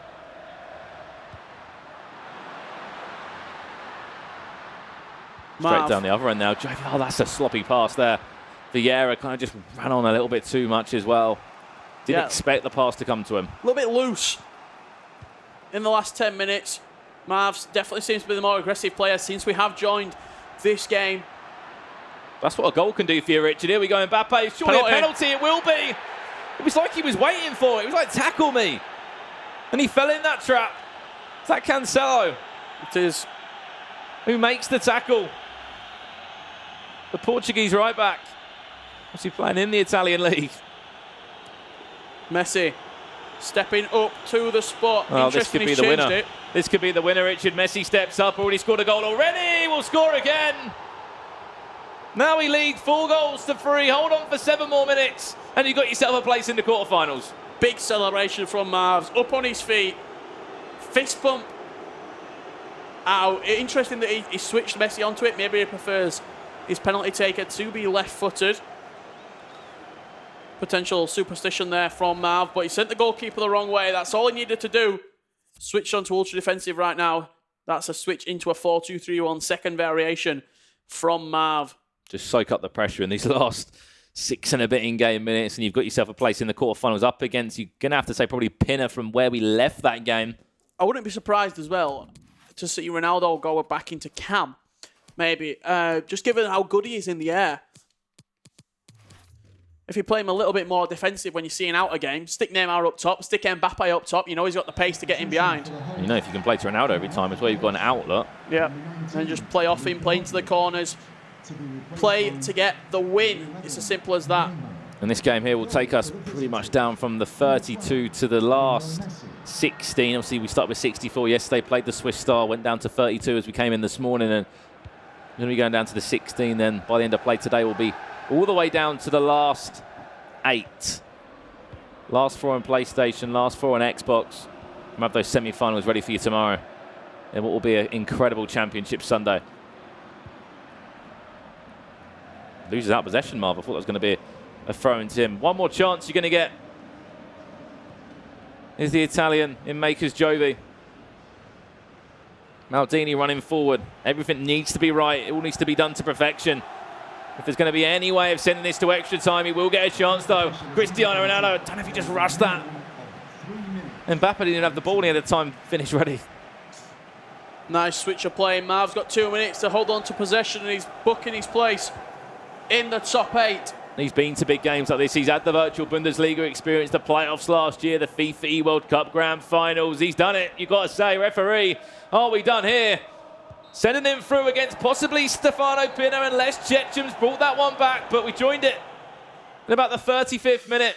It was quite a dull game when we joined, but certainly it lightened up in the second half.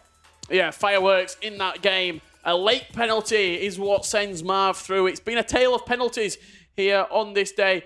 We're jumping over to Dylan Jr., I should say, versus Vinny. How is this game getting on? It was 0-0 the last time we heard. And we're about to go to extra time unless we come in for a goal. Extra However, time. we're going to extra time instead. This is a fantastic game between these two as well. A little bit of context if you're not too sure. You've got to see a Canadian player there. Both went 3-2, obviously on Swiss-style format yesterday.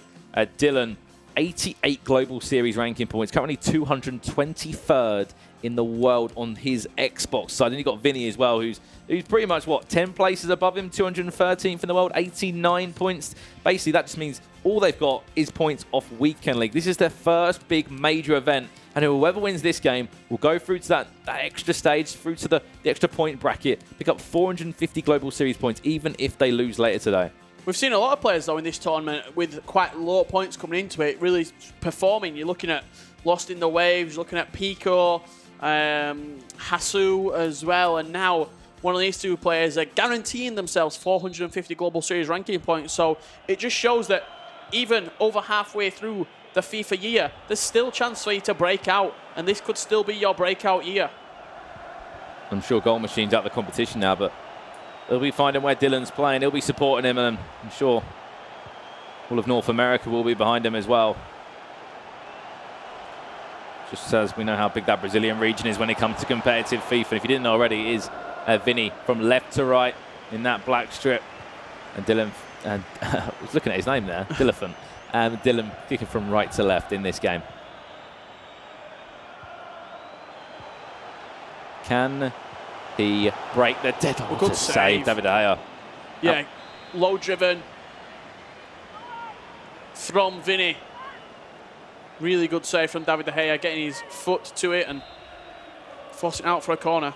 To the front post, something special there, Mbappe. You can see him on your screen now, and we saw the passion, or you could say the vamu that we hear from a number of Brazilians when goals start flying in. We're used to hearing it from the likes of Resende, but yesterday against that game against TAS, is he offside? Yes, he is. I think Dylan didn't expect to be offside as well. Of course, if you don't know as well, all these players are playing in a different area than obviously the Swiss-style games were played yesterday. They're kind of in a little studio area. Yeah, it just all gets heightened yet again. You've got more lights on you, you've got more cameras on you. You're actually moving into a new area to play FIFA. So even the walk down the corridor into this studio, it's all just a little bit different. It creates more nerves, it creates more tension for the players. And it's all about who can deal with that. I think that's why you see some of the names who have been in this sort of situation before tending to do well in this latter stage of the competition. Yeah, it's a great chance. Oh, is he kind of two minds there? Finesse barring in! And we could just hear it through the corridor there. A big vamu from him as well. He wanted to take the original shot. I think it was with Cristiano Ronaldo. Took a ball roll. Then tried to finesse it into that left-hand side. Then went back to that left-hand side once again, this time with Pele. Yeah, hit it as it were bouncing down. Pele catch it on the volley and in off the post. Throw Vinny. Takes the lead in this game with minutes left. Wins himself a free kick though in a good area, does Dylan. Still has 15 minutes extra time as well to try and push him through there. You can just see a big puff of the cheeks from him as well. He knows what a big game this is as well. He's playing obviously the Toronto FC kit there. See a proud Canadian. And you look at the players that they've got obviously at Toronto now. Phil B, Goal Machine, fantastic player from Team Rogue. He's a ball through. Can he find it? Kante, oh no, again, another chance that will go away for him. Added time of 2 minutes to come now. We will be at our halfway point in extra time from where we joined this game, literally on the added time of 90 minutes. Where it was 2-2 between the two, but a goal in this first half of time from Pele was a finesse, and it was Vinny. He will get one more chance though, maybe. No, he won't. Varane will clear that one. Referee, are we going into that second half? Yes, we are. And it's just a slight advantage to the Brazilian.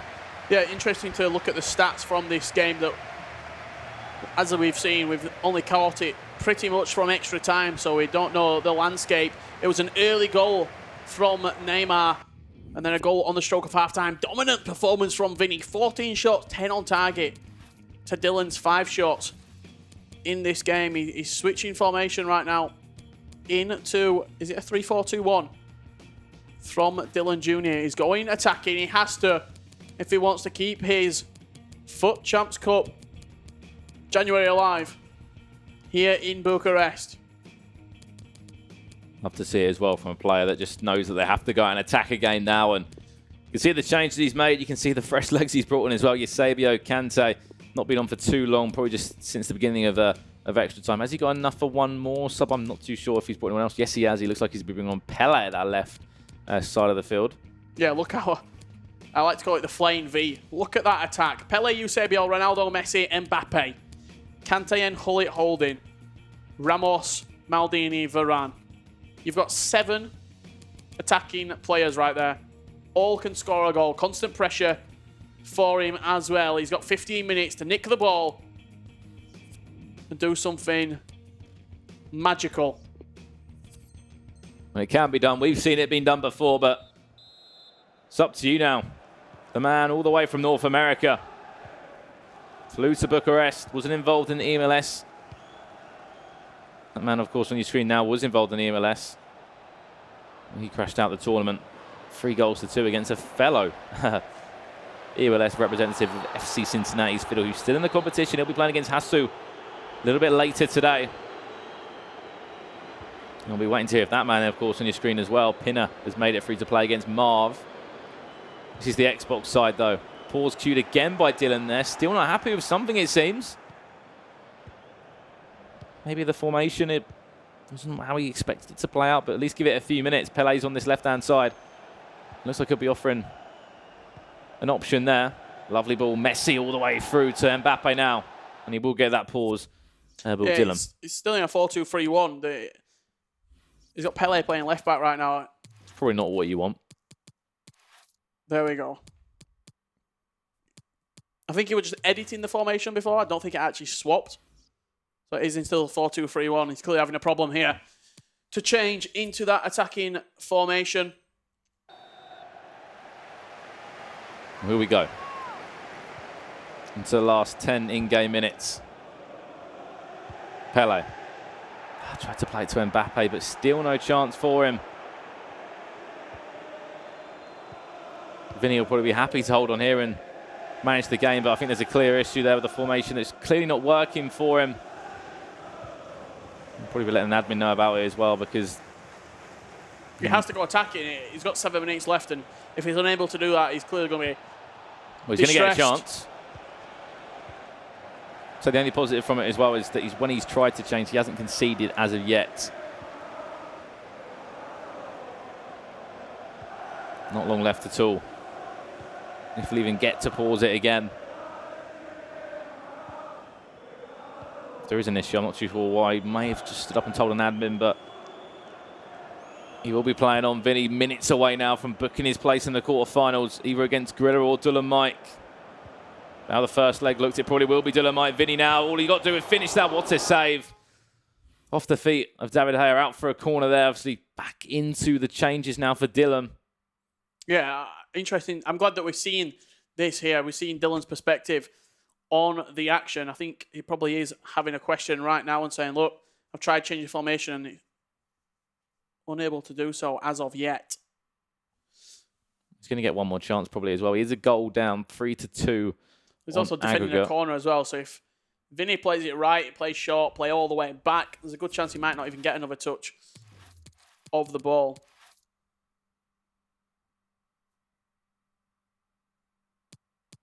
Looking at the rest of the bracket as it stands right now, you've got Hasu versus Fiddle. That's going to be a quarter-final tie. Tuga up against Pico. You've got Fafilza against Lost in the Waves. And then we're waiting on confirmation from PSE, Pina, and Chechen. They will play the winner of the Mav versus Geo game. That was Mav, 4-3. So that is your quarterfinals on the PlayStation 4. On the Xbox side of things, you've seen some great ties so far, Brandon. Yeah, you have indeed. Of course, Tex beating Dragon there. You've got Senna up against his other teammate, Longaro from SPQR. It was a penalty, an extra time game nearly for Nicholas Rajek against Dax. 120th minute winner, yep. Nicholas Rajek goes through on that one and plays against #Shaw, who's having the tournament of his life at the moment. He looks like he's going to guarantee himself nearly a spot at those playoffs. He beat fully in a penalty shootout, 2 UK players going up there 3-3.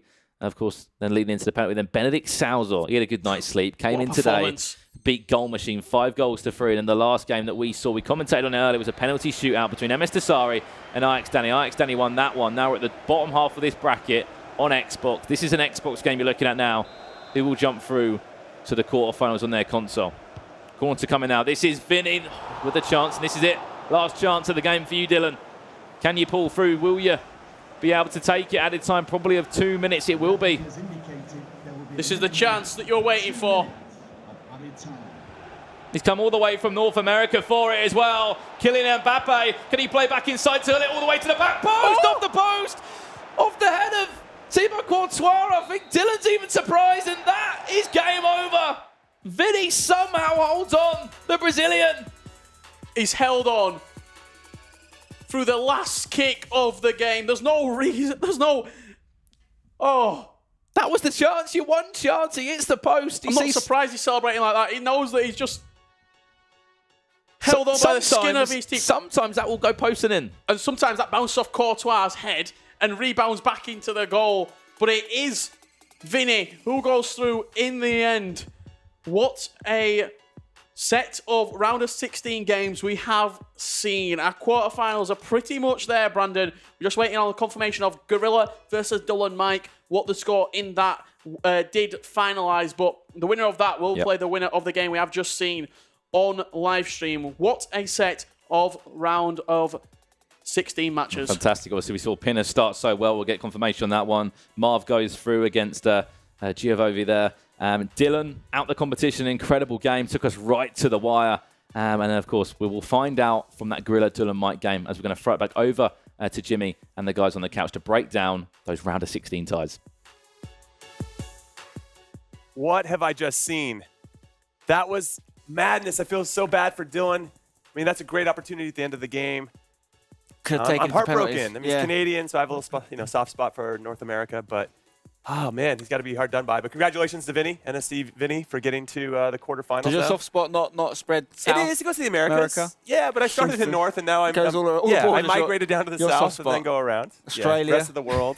Then I'll head over to you guys in Europe because you guys do a lot of the dominating. Yeah. But, yeah, great result for Vinny there. To catch you guys up on what happened in the Dylan Mike Gorilla game, are you sitting down? Because this is some big news. Dylan Mike won 8-3 over Gorilla. Crazy. Crushed him. So I have a question now. Because of this result with Gorilla, who seems to kind of get to this spot and not kick on, what does he think about this season? Is this kind of it for him? I wonder at some point, we talk about him a lot being a past champion, but we talk a lot about his past success and not anything in the future or even currently. What do you, I mean, there's two angles. One, I want you to talk from the outside looking in, and then I want you, Nightwatch, to talk about kind of his feelings. But let's go from the outside looking in. The question for me is this a drawing in the line, a line in the sand moment for Gorilla? Are we witnessing the end of an era? Has it already happened? Mm-hmm. My hunch is that it may have. I think the time of Gorilla could be passing. Still a great player. I still wouldn't count him out to do bits, and he's still doing well enough and qualifying for enough events that we'll see him in the latter stages of this year for sure. I'm just not sure, based on what I'm seeing right now, he's got enough in him to beat the best players in the world, which is a shame for him. But he's had an amazing run. Can he get it back? Of course he can. Mm-hmm. Of course he can. If the new game comes out, maybe next year, maybe still this year, maybe with a new patch, whatever. But I'm not seeing enough from him to think that we're going to see Gorilla of old. Okay, now that's on the outside looking in. If you're Gorilla, how are you feeling about this? Obviously, I can't say what's going through his we're mind. speculating here. I don't know him well enough as well. But as a player, especially on this edition, on this year's game, if you tweak a few things, a few major things in your game style, let's say your defense, you change from constantly pressuring to maybe letting the AI do more work for you, which is effective this year, maybe that's a pivotal point because we know Gorilla scores goals. Maybe if he stops conceding, which makes sense from a football perspective, but I think that's his main problem, that maybe the pressure is too much on this year's game where the passes are maybe a bit too assisted. It helps attacking players create more chances. Maybe if he drops back and lets the AI do more work, concedes less, he will definitely perform better, and I don't think his time is done. Well, maybe you can talk to him off camera about some tips that he can do moving forward. Now let's take a look at our featured match between Stefano Pina and Chechu. I think I said that right, from Spain. Here are the highlights. Now, a lot of us predicted that Stefano Pina was going to win this game. He did end up winning. Gets off to a good start here. 3 minutes into the first leg. Gets one off the set piece. Says thank you very much. Yeah, we all predicted it. I think it was a clean sweep, the first ever clean sweep in the predictions. Everybody said Pina. Although I have to let you know, I did pull up Mike and Rachel on a technicality. They didn't get the prediction in time, so they've actually not got the point for that one. Unlucky for them. Pina, it's always a Belgian. You can rely on the Belgians to get you through, and that's exactly what he did. He just makes it look too easy, doesn't he? And this is the thing. We didn't have a lot of big calls on the PlayStation side because we had so many, I won't say unproven, but lesser known names. But Pinner was the one that did stand out, being fourth in the world going into this with a chance to go all the way to the top. I think he might do it, Jimmy. I think he might win the whole thing, and he might get himself top spot by the end of the weekend. Well, it's nice to see that he's taking this pressure because he must feel like he's the favorite as well. Nightwatch, what did you see about his performance that you really liked?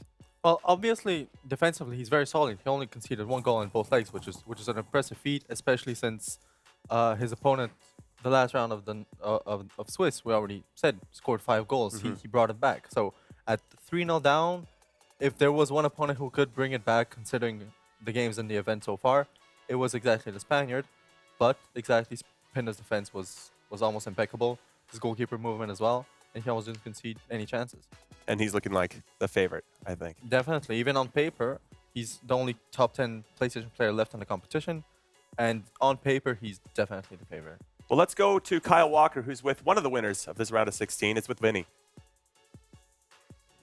Thank you, Jimmy. Yes, I am. And actually, all 3 of us are named after footballers because we've got Vinny, obviously named after Vincent Kompany, his translator, Marcelo, and me, Kyle Walker. So it's 3 pros here, actually, on your screens right now. Yes, I'm here. I'm joined. What a game it was. Unbelievable stuff. How are you feeling after that? Como é que você sentiu, então, depois desse jogo que foi incrível? Qual que foi suas sensações?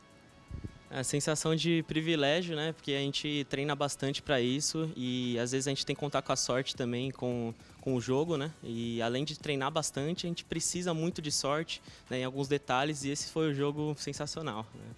It's a privilege playing here, first of all, but the time I have some luck in the end. But this game is not enough just training. You have to have some luck. I guess it's all kind of sports, and this is luck was on my side today, and this was important between my training. The luck definitely was on your side, but will that luck continue? Will you go forward? Can you win this tournament? Com a sorte realmente está do seu lado. E com essa sorte, você acha que você consegue ir longe? Como é que são os próximos passos? Então, meus próximos passos é continuar mantendo a minha tática, o meu jeito de jogar, né, o que eu treinei também, né, e vamos tentar contar com ela até o fim do torneio, né? Vamos ver se a gente consegue entre hoje e amanhã também chegar aí nas finais aí. Vamos ver se a gente vai longe aí nesse campeonato, tentar ganhar um título também. So my next step is still playing like I'm playing. I hope the luck is still with me, and I really wanna hope to finish today very well, to be tomorrow here in the grand final and everything else. Well, hopefully you will do that. Good luck for the rest of the tournament. Back to you guys on the couch. Thank you, Vinny, Kyle, and Marcelo. 3 professional players, guys. Seeing a little bit of Cole's Man City bias come through there, naming him after Vincent Kompany. Almost certainly not who he's named after. Okay, so Vinny's going to go up against Dolan Mike, who's obviously going to be buzzing after he destroyed Gorilla.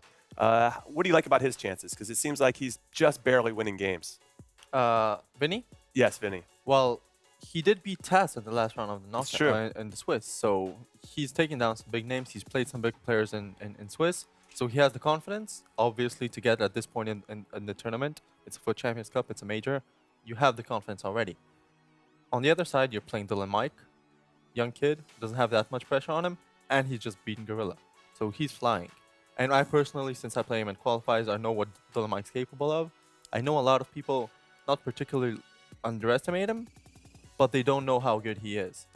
And I think he's showing this right now, how good he actually is. And I think Vinny will have a lot of problems with Mike. Okay, a lot of problems with Mike. But overall, Vinny does he have something special, that Brazilian flavor that you need to go far in this tournament? Brazilians in general doing really well. They've got 3 of them here in the next round, the quarterfinals, which is brilliant because they didn't come with that many. I think they came with 6. So half of them have made it through. That's a great kind of percentage, if you like.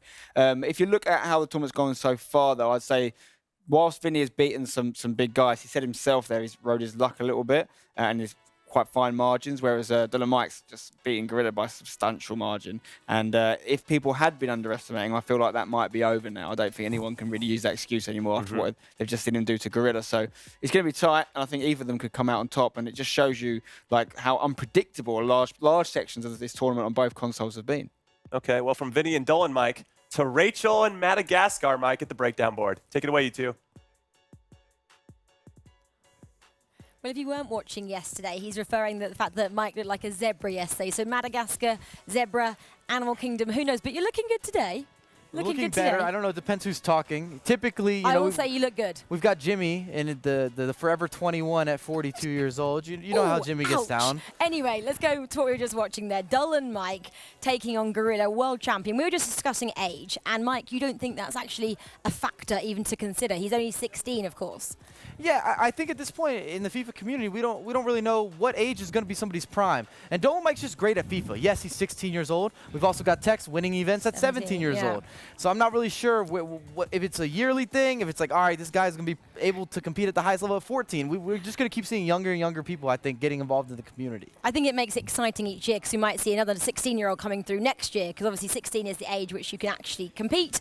But for now, let's have a look at some of Dolan Mike's goals. I'm just going to stop it before we start because what I saw about this goal, I thought it looked quite simple, but obviously there's more to it than meets the eye, Mike, isn't there?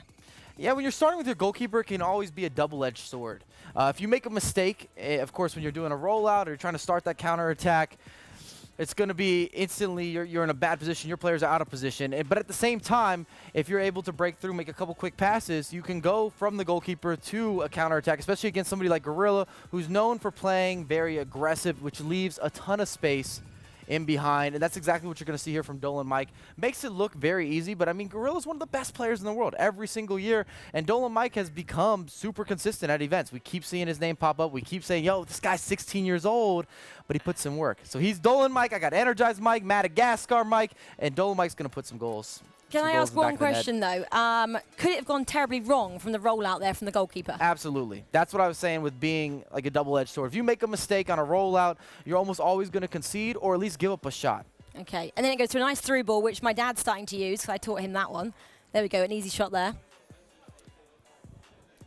Easy as 1, 2, 3. Easy. He says it's easy, but I mean, it's Dolan Mike. Obviously, he's making it look easy because he is now through to the quarterfinals. What we expected, he's doing awesomely. You know what I expect? I expect Mike to treat me with respect. I could be his dad. You got that, Mike? I know you hear me. Anyway, guys, that aside, I can't believe he had the cheek to call you 42 years yeah, old. I can't. I'm not even 42. That's at least the problem. 1 year wrong. I know. And he said nobody knows the prime age of playing FIFA. Maybe it's now. Maybe it's my age at 40. I was in the gym with Jimmy last night, and he was putting me in #Harry to shame. So fair play. Firm to him. handshake for that. Thank you very much. Okay, guys, so we have two big matches coming up. Xbox quarterfinals. The featured match is going to be Tex versus Senna, which is fantastic. And then Inrasic versus Shori is going to be the other one. But the one we're going to watch is, of course, this one that you see on your screen right now, Tex versus Senna. Talked about Brazilians earlier with Vinny. Does Senna have much of a chance here, Nightwatch? Well, does anyone have much of a chance? Ooh. I mean, Tex, we talk about him all the time, but he's constantly winning. In this tournament, we've talked about he's not winning by substantial margins, but he's winning. Those are the games you have to be scraping through in order to win events. You always have those games, and Tex seems to always be winning those games. Of course, Brazilian, he will have a very hard game, but it's hard to go against the kid. It's hard. All right, everyone, we're going to take a short break, but when we return, the quarterfinals are about to start, so don't go anywhere.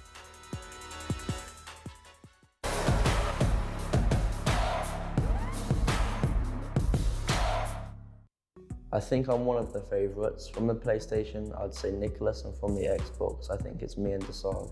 In FIFA, I'm not really afraid of any opponents, so no. The best FIFA 19 Pro player so far this year is me, I think, because I'm highest on the leaderboard, so I say myself. My favourite Team of the Year player is Van Dijk, because he plays for Liverpool, the rock at the back. I think it's changed the meta because crossing's a lot better now because they've got a good jump in, so it's gone from first time finesse to crossing. My favourite skill move is something called a flip-flap. Like in the box, when you're one-on-one with someone, do a flip-flap and they're gone. My favourite formation to use is 4-2-3-1 because there's 2 CDMs, 4 attackers, so it's just good everywhere. My least favourite formation to play is, I don't really know, to be honest. I play anything. If I was playing FIFA, I reckon I would be a 73 with quite a lot of informed cards. If I could delete one player, it would be Cristiano Ronaldo because he's just so good at headers and it annoys me. I wouldn't stop playing FIFA for $1 million because I'm hoping I can make that much from playing FIFA in my lifetime. My biggest challenge in life is, to be honest, I don't think I've really had any big challenges. If I could trade lives with anyone, it would probably be Steven Gerrard, because I just want to know what it's like to be Gerrard for one day. If I could have a superpower, it would be to fly. No, invisible. I'd rather be invisible, so I can do more things and get away with it. There will never be flying cars, but maybe, I don't know, one day in like the 50th century. Without my phone, I can probably only resist about 20 minutes, 30 minutes, it's quite bad. My favourite FIFA 19 icon is probably Ruud Gullit, because he's good everywhere on the pitch. My favourite non-icon and Team of the Year card is Jordan Henderson in CDM. What a player.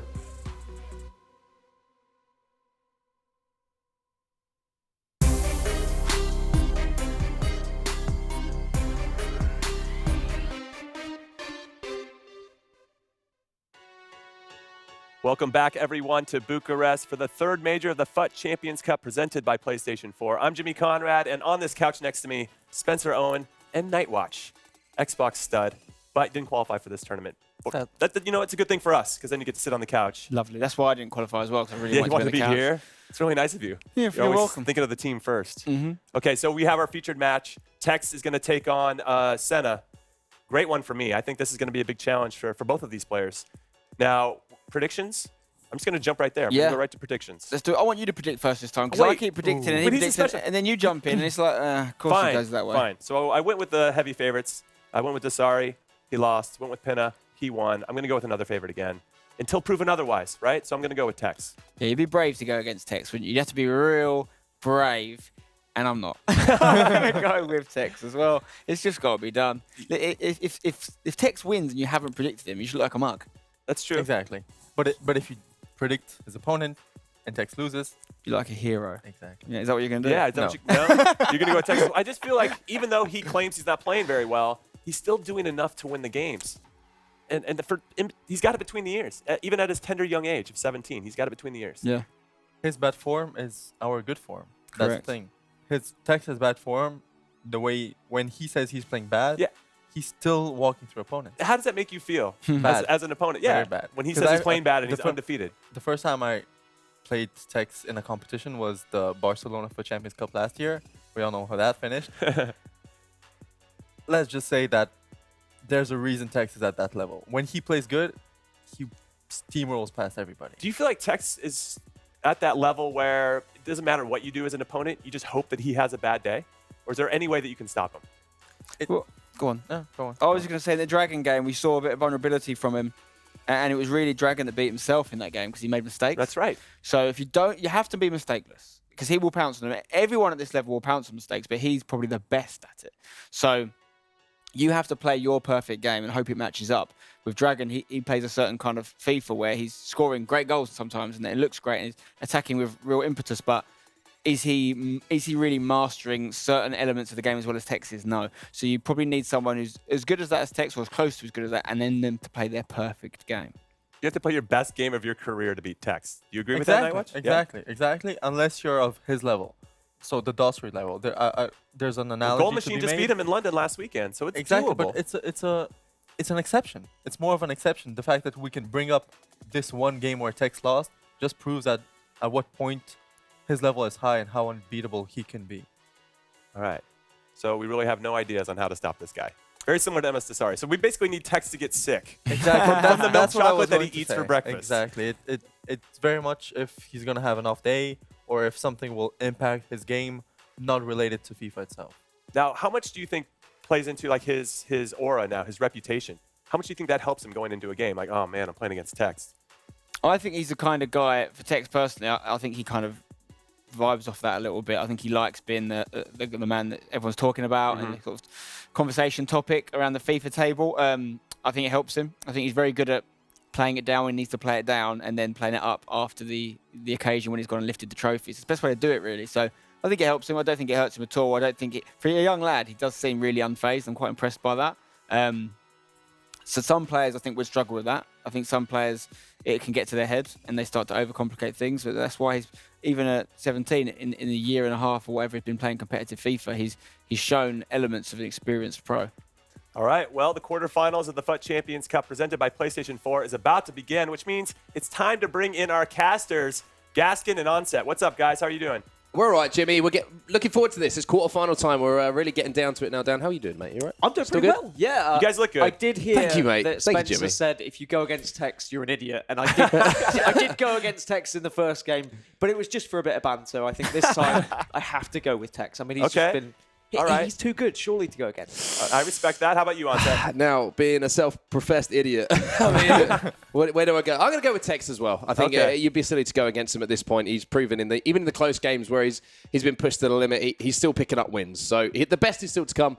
I'm going to go with Tex. All right, well, guys, take it away. It should be a great game. Thank you, Jimmy. Hopefully I'm not proved wrong here and we both don't look like idiots. But, I mean, you have to go with Tex, don't you? He's had the form in this tournament. He's ground out those wins as well. He hasn't looked so good, like I just said. And as I say, I feel the best is still to come from him. However, on the other side of things, Senna, what a performance from this young man. Yeah, but on the other side, I mean, if we said that Dragon versus Tex was kind of a giant killing possibility, this is even bigger. I mean, Senna is even further down the leaderboards in terms of global rankings. But just the fact he's already got here, he goes up from something like 177th all the way up to about 23rd. Like, that's a crazy leap, and that just shows if you can get that a little bit further, if you can get to those quarterfinals, you have that possibility of getting further up in those leaderboards. Well, here we go then. First of our quarterfinals here in Bucharest. On the Xbox side of things, of course, it's going to be Tex in the Liverpool kit once again. Senna's going to be playing in what I will describe as a lime, sort of green, yellow sort of thing. Terrible description, but it's going to be Tex early on in the attacks. And it's always interesting to hear from players. We saw that interview in the break there with F2 Tex, and just a few little things, a little bit of insight into his thought process. Don't worry about it. Forget that. Let's concentrate on what's in front of us. And that is a right-footed rocket from Cristiano Ronaldo. Tex waits for no one. He's straight into the lead.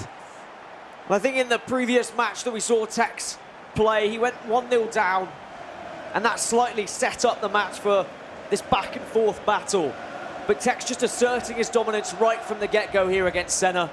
Already starting with those mind games, already going the other way, not going for your typical finesse shot. And Senna has a real task in front of him now. He's done fantastically to get this far, but this might just be too much. We'll wait and see. I'm hoping Senna has some form of answer. What a start then from the youngster. And I think you raised a great point when you're breaking that one down, Dan. The first shot of the game, he doesn't go for a finesse shot, something that we've seen so much in FIFA 19. He drives it in at the near post with a powerful strike. Timed it green perfectly, and even if you're moving the goalkeeper there, first time in the game, that's going to be a problem. And Alexandra's in behind here, and he buries it, the left back. Takes advantage of the mistake from Senna, the high press there from Tex. Creates an opportunity to finish. And the left back, Alexandro, decides to get involved. I don't know what it is when people go up against Tex, what kind of scared thoughts they have, but they just seem to have all these mistakes. We saw it with Dragon. Dragon, even though he played incredibly, it was mistake after mistake that allowed Tex into the game. This time, mistakes have allowed Tex to gain a 2-goal cushion. This is going to be incredibly hard for Senna to get back into things, and he really needs to switch on now. He can't allow simple mistakes like that against the best player in the world. Oh, it's going to be so tough at this point. Lionel Messi now might be able to get one back. Goes near post. I think that might be offside. The linesman flag doesn't go up, though. So there was almost an opportunity immediately there for Senna to get back into it. And if he had taken that chance and hadn't made that mistake at the other end, this could be 1-1. This is a very, very open game to start with, Dan. And that's the thing, it's a very fine line when you're playing against someone so good. They are going to take advantage of just small little slip-ups. And Tex, he's running rampant at the moment. He is just going to use heel-to-heels in the box. You saw in the interview, his favourite skill is the flip-flap. But he also knows what is good, and the heel-to-heel works. Ronaldo then trying to fight off his man. He's inside the box, and you can see Senna's just terrified to put a foot in. We've seen a lot of penalties given away today from players making sure they're keeping their body between the ball and their defender. Courtois forced into the save there. Perfectly timed shot again from Tex here. And you just feel that Tex has really got the bit between his teeth here. He's searching for blood. And Senna might as well be donating blood at this point. He just seems to be leaving himself open, and that's going to be a third. And this really could be an absolute battering if Tex carries on. Defensively, Senna keeps diving in with his centre-backs, and it is opening up gaps. Tech's getting shots away, he's getting corners, and it's back post again, but this time it's Varane. He's up there from the corner, and oh dear, Senna could be crashing out of the tournament to a heavy defeat if something doesn't change immediately. 18 minutes gone in this game, and Tex is already 3 to the good. This is the kind of performance we were looking forward to from Tex. A real dominant performance, a real assertive performance to send shockwaves through the rest of the Xbox bracket and even make the PlayStation guys raise an eyebrow or two. 3-2 up inside 18 minutes. Some of these games have been decided by 3 goals over the 2 legs. Shows what kind of heat he's come out of the traps with here in our quarterfinal. I mean, there are only 3 names on that FUT Champs trophy. One being Rocky. He's, of course, not at the tournament. That was back in FIFA 17. And then it's only MS Dasari and Tex. MS Dasari now eliminated from the competition, so Tex needs to hold strong to continue those names being the same ones engraved tournament after tournament. Not only that, but he's also fighting for the entire Xbox community. We saw Nicholas be the first PS4 winner in 2 years at London last week. Tex will want to make sure he can regain that title for the Xbox players. I mean, in relativity to the start of this game, things have just quietened down a little bit. But both players are just throwing everything at each other at the start of this. The goal scorer then, Alexandro, releases Kylian Mbappe, trying to beat the man to it. And I think he might just be able to keep that one in as well. Gets past his man. Senna has to be careful here. And I think it might be pulled back for a free kick there to Tex just outside the box. But early pause coming in. No surprise, to be honest with you. You can see Senna already changing to that 4-2-2 formation. So knows he's got to get back into it. And this is a little bit of a gamble early on. And the fact that he has to change up his play style and he has to go for it is going to mean that Tex has the opportunity just to kind of destroy him in this game. And if you think, well, how good is Tex? Why do we consider him the best in the world? I mean, just look at the Global Series ranking points. Even if he were to lose here, he's still on over 4,000 points. Almost a 2,000 point gap between him and second place. If he were to win the tournament, he can make that almost a 3,000 point gap. Not only that, the fact that we talk about him in such high regard is, I mean, the perfect example of why we do so is last weekend in London, he got to the Xbox semi-finals and crashed out of the tournament. And, I mean, he's just got a 4th. I didn't even see it coming. The chance to strike it, he takes it immediately. And poor old Senna is on the receiving end of an absolute barrage here from Tex. Tex tweeted out himself, "I'm not playing very well." He admitted it in the round of 16. He was worried, he was nervous going into that game against Dragon. But he pulled it out, he grinded out the victory. It was a close one, it was scrappy. But it was the champions kind of win, where he wasn't playing great, he still got the victory. But now we're starting to really see the Tex that we know, the Tex that we love. And he can start putting on a show here.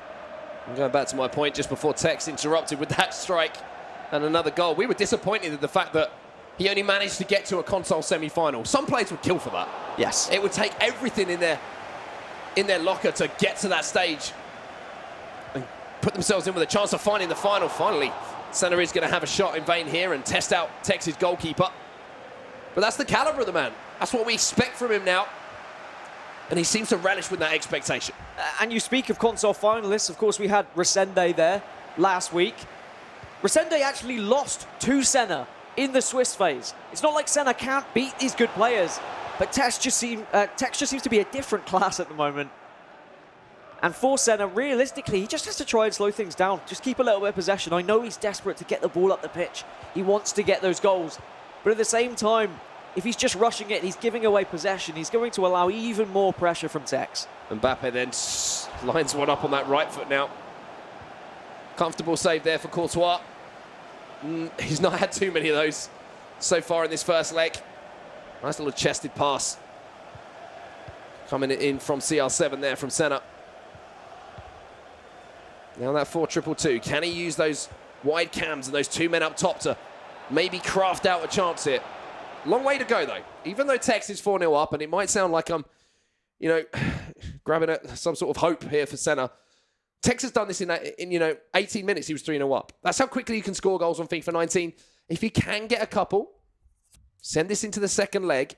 2 goals the difference. It really is still game on here. So Senna has a big half coming up ahead of him. I just feel like he can't get carried away with the situation. He can't get his head down because otherwise this is game over. We've seen people come back from these scenarios, but not often. Actually, sorry, never against Tex. That's the problem. Tex is just one of these players that once he gets these leads, he usually stays ahead. He usually keeps pressing and he keeps getting more goals. Defensively, he didn't look great in his round of 16 game. So that will certainly give Senna a little bit of hope. But currently in this game, there's been 1 or 2 chances that might say to Senna, all right, well, I might be able to get 1, maybe 2 back. But Senna also needs to be focusing on his own defense. That's the scary factor. Yeah, I should make quite clear that it's very unlikely that it's going to happen, but if it is going to happen... I like your optimism. That's what has to happen. Ferdinand makes the tackle then for Senna. Find a little bit of possession for him here. Look at the pressure coming in from Tex, though. He's trying to close down the ball as quickly as possible. And he's not afraid to use those centre-backs to try and win the ball back as well. We see a lot of players using those CDMs and using the AI defending to control those centre-backs before they can get a tackle in. But Tex isn't afraid to push Varane high up the pitch, to push Ferdinand high up the pitch and try and nip the ball back. It's not just those centre-backs. It's his right back, his left back that I praised him so much for in previous tournaments. He gets Kyle Walker in on the inside and he almost uses him as a centre-back. When he knows his opponent is playing the ball through the middle, he says, well, I can leave my centre-backs there. Kyle Walker comes in almost as a third centre-back. He's tall, he gets the job done, he's fast as well. And then suddenly your opponent is just thinking, well, how on earth am I going to be getting through? I have to go out wide again. He just drags Kyle Walker back out wide, and they're just stuck in this endless cycle of just a rock-solid wall of defence from Tex. This is what we saw from him when he had those undefeated tournaments. Maybe he could go undefeated here again in Bucharest. Big ask considering the level of competition, but if there's anyone that can do it, here's the man in the bottom right-hand side of your screen. Hood up, as always. And once again, it's that ball in behind. One thing that Dasari did back in London was stop Tex, finding that space down those flanks, using his wingers. Made sure that his fullbacks were set to stay back and would manually control them to mark those runs. So maybe something for anyone who's coming up against Texter to keep an eye on was how Dasari went up against him, and there's a goal back. And goal back, I mean Messi finds another one for Tex. 5-0 now. He just springs into life. You're almost not expecting this shot, but it's just catching Senna off guard every single time here. 5 to the good now, Dan, and for all of the fairy tales I was trying to write, I think this one is turning into a bit of a horror story. It is, but at the same time, we're going to see a lot of, in terms of mentality for Senna, he does need to keep his head up. How do you play on when you're 5-0 down in the first leg? Do you realistically think you have a chance? What can you learn from it? I think that's the biggest thing. He needs to play at his best. He needs to reset and just accept, wait, let's pretend it's 0-0. If then I can win 2-0 in my head, at least I've done something. I've done something against the best player in the world. Here's an opportunity. Keeper was moved, but Eusebio's put it wide. And Senna throws his hands aloft to say, well, what can I do? Even when I do get the opportunities, I can't put it in the goal. And I mean, it is 177th on the leaderboard versus first in the leaderboard. So you can understand the scoreline, but at the same time, I'm sure Senna had that little bit of hope coming into this. Q being paused up here by Senna. Be interested to see if he's just thinking maybe, how do I start the second leg? As you say, maybe start that one from 0-0 and go from there. Try some different players in the formation. Try maybe a different formation from the get-go. But Tex is just putting on a show for everyone at home at the moment. 5-0 up. Inside an hour as well. Senna has had a couple of chances, though. Now it's going to be Neymar. Cuts back onto that right foot. Marcelo now to Hullet. Kante around the corner here to Kyle Walker. Much better this from Senna. Neymar. Good pressure again from Kyle Walker. Look at this. Kyle Walker pushing up the pitch, trying to win the ball. And that is a perfect example of what Tex does. Really aggressive, high up on the pitch, trying to win the ball back. Doesn't just sit back. He manually defends, he presses, and it really works out for him. And I'm looking at the rest of the bracket, and I'm trying to think who on the Xbox side of things can actually give Tex a good contest. Maybe #Shuri, the person who has the best defensive record in the tournament at the moment. If he can take down Razek in his quarterfinal, maybe in the semi-final he could actually give a good run against Tex. Here's R9 then, heel to heel, trying to beat the defender in the center of the box there. We are going to see that pause come in. Fresh legs on the pitch for Tex. He's not going to be thinking about changing too much. He's going to be very, very happy indeed with how this first leg has gone. Still just over 20 minutes to go as well, so a chance for more goals to be scored. But it was the way that he came out of the traps at the start of this one, down 2 goals up within just a few minutes. Just so impressive to watch all of these games and still have that fire to be able to just jump straight back on and play at that high standard to catch your opponent off guard. It's very important for Tex that he doesn't switch off, that he does keep his focus. He doesn't just give away an easy goal or two, because that could give his opponent hope. Senna might just see, all right, well, he is vulnerable. I can actually get back in this game. And then suddenly, let's say Tex won 5-2 in this first leg. 3-0 might be achievable in Senna's head. And some players in this situation where they're 5-0 up might start taking the mick a little bit, might make some silly subs. But Tex still making his normal substitutions, bringing on the right players. No introduction of the likes of Steven Gerrard or Jordan Henderson. He only comes on when he's losing. Exactly. We all know that. It's not a showboating switch, that. It's a hope and a belief.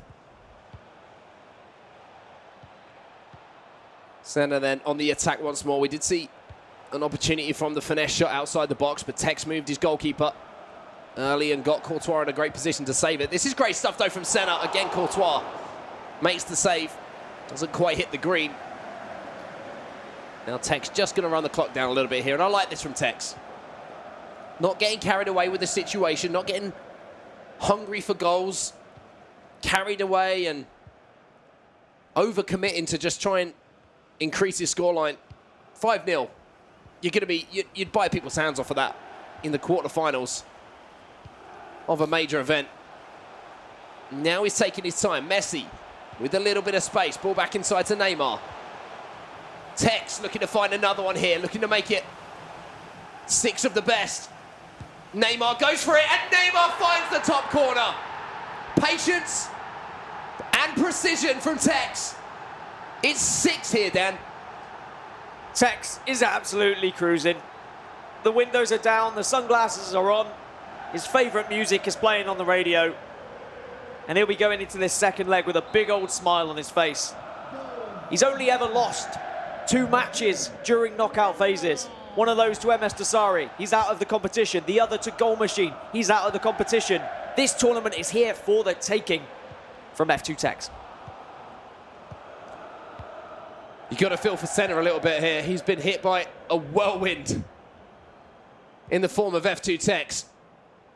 The Liverpool fan matching the form of his club at the moment in the Premier League. And you just get the feeling that every time he goes forward, he's looking to increase this lead as well. Hullet joining the attack now. Vieira and Hullet. And the interesting thing for me is, even compared to last weekend, he's gone back to the old faithful as far as his player choices are concerned. He's got Sandro back in at left back, Kyle Walker in at right back. And he's having success as well. This is the thing, he's sticking to what he's familiar with, what's actually got him the W's in the past.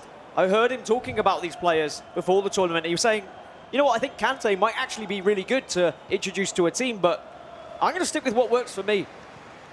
He knows where these players are going to be positioning themselves. He's used to the kind of tackles that they can make. And it's worked out for him so far. Ronaldo is offside as we go into added on time now here in the first leg. But for Senna, I mean, if his head wasn't already struggling before the game, going up against one of the best players in the world, now you're 6-0 down, about to go into leg number 2. Does he even believe? I mean, what do you do at this point? I don't even want to speculate what it's like to be inside the head of Senna right now. All that he knows is that was tough.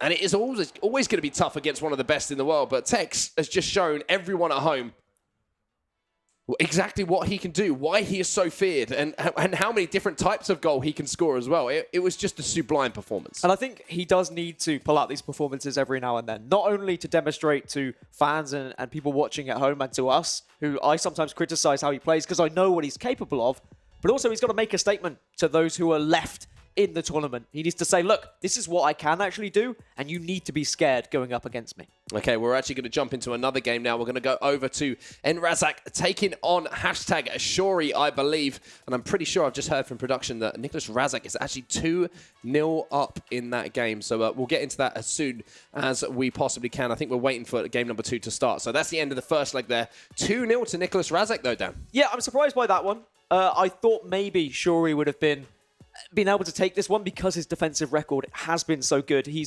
was 14 goals for, 11 goals against going into it. 6 of those goals were conceded against Tex, and we can see what Tex can do. However, Razak, we saw in his game previously against Dax, even if he doesn't have the run of the play, even if he doesn't have the possession, he still finds those goals. Yeah. He hits you on the counter-attack. And as soon as he notices any sort of formation pattern, he switches up his formation, and then he's there. He's in your face, 4-2-2. He's getting the job done. He's spreading the ball, and that's probably why he's leading 2-0. And the top thing here for Shori is, as you say, he's had this fantastic defensive record that he can kind of fall back on a little bit. And, he doesn't have to score too many goals in order to win games. But now going into the second leg, he has that change of mentality. He has to come out, and he has to be the aggressor against Nicholas Razak here. So very excited to get into that one. And of course, we will get into it as soon as we possibly can. But I mean, I want to talk about the Tex performance a little bit more because, if you get into a Swiss round, for example, the first round of Swiss and Tex matches up against someone who maybe is qualified for their first tournament, and has come through and, congratulations to them. He gets a bit of a drubbing in the first round and we're like, okay, fair enough. Tex has played well. But this is the quarterfinals of the Xbox. Like, let's talk, how hard it is to qualify for these events, let alone get out of Swiss, let alone get to the quarterfinals. That's how good a performance it was. I mean, there is a reason why Tex is almost 2,000 points ahead of anyone in the leaderboards. Second place, MS Dasari, the current world champion, also eliminated from this tournament. Yeah, okay, slight illness might have affected his play. He went out on penalties as well. Is Danny going to be the player that maybe can take down Tex? Realistically, the way he played, he was pretty vulnerable at the back as well, and Tex is probably going to take advantage of that. But all Tex does is he focuses on the game in front of him. He doesn't think 2 steps ahead. He doesn't look at the bracket and go, oh, I'll be facing what's-his-face in the finals. He'll be saying, all right, well, I need to win this game. I'm not playing that well. I need to improve on that. He goes into it. His mentality is crazy for a pro, by the way. For a 17-year-old as well. It's insane. I've never seen someone like him just tournament in, tournament out, just comes, he approaches the game so almost lackadaisical. Negatively. Yeah, it's like lackadaisical, isn't it? He just it's says, like, I think I might lose this game. And then he wins and he's like, oh, I didn't lose. Great. On to the next one then. It's a great positive but negative attitude to have. Yeah, it's very, very fascinating to see, and it's obviously working for him at the moment. On the PlayStation side of things as well, we've got some awesome games to come so far today. Who's your favourite on the PlayStation side of things at the moment, Dan? I mean, because Pinner, without a doubt. He's I'm been not even gonna pretty let you finish the impressive, and I sentence. want to make a point of this as well because we talked about before the tour. Every single tournament that we see Stefano Pina has qualified for, we're like, we need to shine more light on him because he's not the biggest talker, he's not the biggest on social media, but just watch his performances. I was speaking to Boras on the couch between the games, and we were saying he's just a machine, like in the fact that he doesn't make mistakes. Boris said to me, it's like his AI. And I was like, well, he uses AI defending well. And he was like, no. I think he actually might be a robot. And I was like, okay, fair enough. But his performances are they've been flawless so far. I mean, just to reiterate how good he is, if he were to have a decent performance at this tournament, he can take that first place. He can overtake Nicholas. He can overtake Joksan. And that shows, like, if he wins the PS4 final, he does overtake them. He suddenly becomes the #1 player on the PS4 side of things. He's capable of it. I mean, we saw what he achieved in FIFA 18. Of course, second place, losing to MS Dasari. Heartbreak for him. But now he gets to go again in FIFA 19. Well, you can see the players look like they're getting ready for the second leg here. Nicholas Razak versus #Ashori. If you're just joining us, of course, we're going to jump over to that game after Tex. Pretty much dominated center in his first leg. So we want to show a game which, We might see a little bit of a comeback here from Shuri. 2-0 to Nicholas Razek is the score in this particular game. And that is, of course, what these guys are playing for. The chance to get their name carved onto that beautiful trophy here in Bucharest. And yep, it looks like we're ready to go down. It's going to be hashtag Shuri taking on Nicholas Razek once more. 2-0 the difference between the two teams. The Englishman's got it all to do. What an opportunity this is for Nicholas Razek. As I said, his previous tournaments at FUT 1 and FUT 2, the Champion Cups, he just got into the last 16. He wasn't even able to break into the quarterfinals. Now he's leading in the quarterfinal with a chance of getting to the semi-finals. He was 11th in the leaderboards before he got into this tournament. With a win here, he can push himself all the way up to 4th place, potentially. That's incredible. But Shuri will surely want to be able to stop that. Here we go then. Looks like we're going to be getting underway as soon as we can, just making sure that everything's right. It's one of those things you don't want to make that one tiny little mistake in your settings that cost you a goal, and then you're like, oh, come on, I'm 3 down, or now it's only 1 goal. So there's those tiny little things that you have to double, triple check just to make sure. FIFA players are incredibly superstitious. Oh, they really are. It's well. crazy, isn't it? Some of the things I've heard. I mean, from down to wearing the same T-shirt, wearing the same clothes. socks. Tex is wearing exactly the same clothes as yesterday. I mean, Tex apparently just needs milk chocolate in the morning, and he's okay. That's where superstitions go. But let's see if any superstitions can help hashtag Shuri get back into this tie. 2-0 down against Razek. Razek, who previously knocked out Dax, of course, in the previous round. But someone who hasn't scored many goals this tournament, only 14 thus far from Shuri. He needs to dig deep and find something else. Such a classic rivalry down over the years as well. The two nations, Germany and England, going up against each other once more. Germany has the advantage. Shuri has it all to do. It's a strong start from him, though. Cristiano Ronaldo into Neymar. Neymar trying to line up a shot. Goes for this! Oh. Big save from Van der Sar. And that's one position we were talking about a lot with Nicholas Razek. It was almost a surprise when we saw Van der Sar, that name, appearing over the top of his goalkeeper. But he has done the business for him. Especially considering, I think, he's playing Ramos and Varane at centre-back. So it's not like he needs an icon goalkeeper there, but it's just down to preference. I do like that piece of play, though, from Shuri. Just a nice little dummy, not finessing it first time, trying to encourage keeper movement one way. He almost was able to sell it, but Razek did very well to get right back across goal. Nicholas Razek then will enjoy a little bit more possession of the ball than he had against PSG's Dax. That's a great ball round the corner. Lionel Messi back onto the left foot. Can't get the strike past the centre-back there. I believe it was Maldini who got the block on that one. Now Shuri's going to come forward again. Great ball over the top here, and Mbappe has the chance to stride away. Comes back inside now. R9 dropping deep to join the play. Ronaldo into Hullet. Good patient build-up from Shuri. Squeezes the ball back to Hullet here. Oh, just delayed the shot and gave the defender just enough time to close down that space and make the tackle. Yeah, you could see he really wanting to play that extra ball to CR7. Instead, he opts to pull the trigger for Hullet, but he's not quite there quick enough. But someone who is quick enough is Messi, but the cross gets cut out. And this is pretty back and forth, end-to-end action. I think that's the way that Razek likes it, though. He certainly didn't look comfortable against Dax when Dax had like 67% possession, for example, in the first leg. He still managed to grind out that victory, though, with those counter-attacks. But going up against someone who also attacks quickly surely is going to play into his favour. Yeah, he saw a little bit of frustration come across his face there as he gave that ball away, just turned into trouble. Lala now in at right back for Nicholas Razek. Messi is inside the 18-yard box, and this is where it becomes so dangerous. If you're one of the players defending, can't get carried away, can't press that tackle button too early. You've got to make sure you time everything perfectly. But Shuri defended it perfectly there, honestly. He switched over to Hullet, just slightly positioned Hullet right on the edge of that D, then switched back to his other defender, and then Hullet was just there to block the pass. So nice use of controlling both players from Shuri there. 20 minutes in, he's certainly done well defensively, and going forward, he looks like he is going to have chances, Shuri. But he's going to have to just do a little bit better than that. It just looked like he ran out of ideas around the edge of the box. He does. He holds the ball a little bit too long. It's like he's looking elsewhere on the screen, perhaps. Neymar, beautiful little step over there in the drag back to get some space. Nicholas Razek just running down the few seconds here.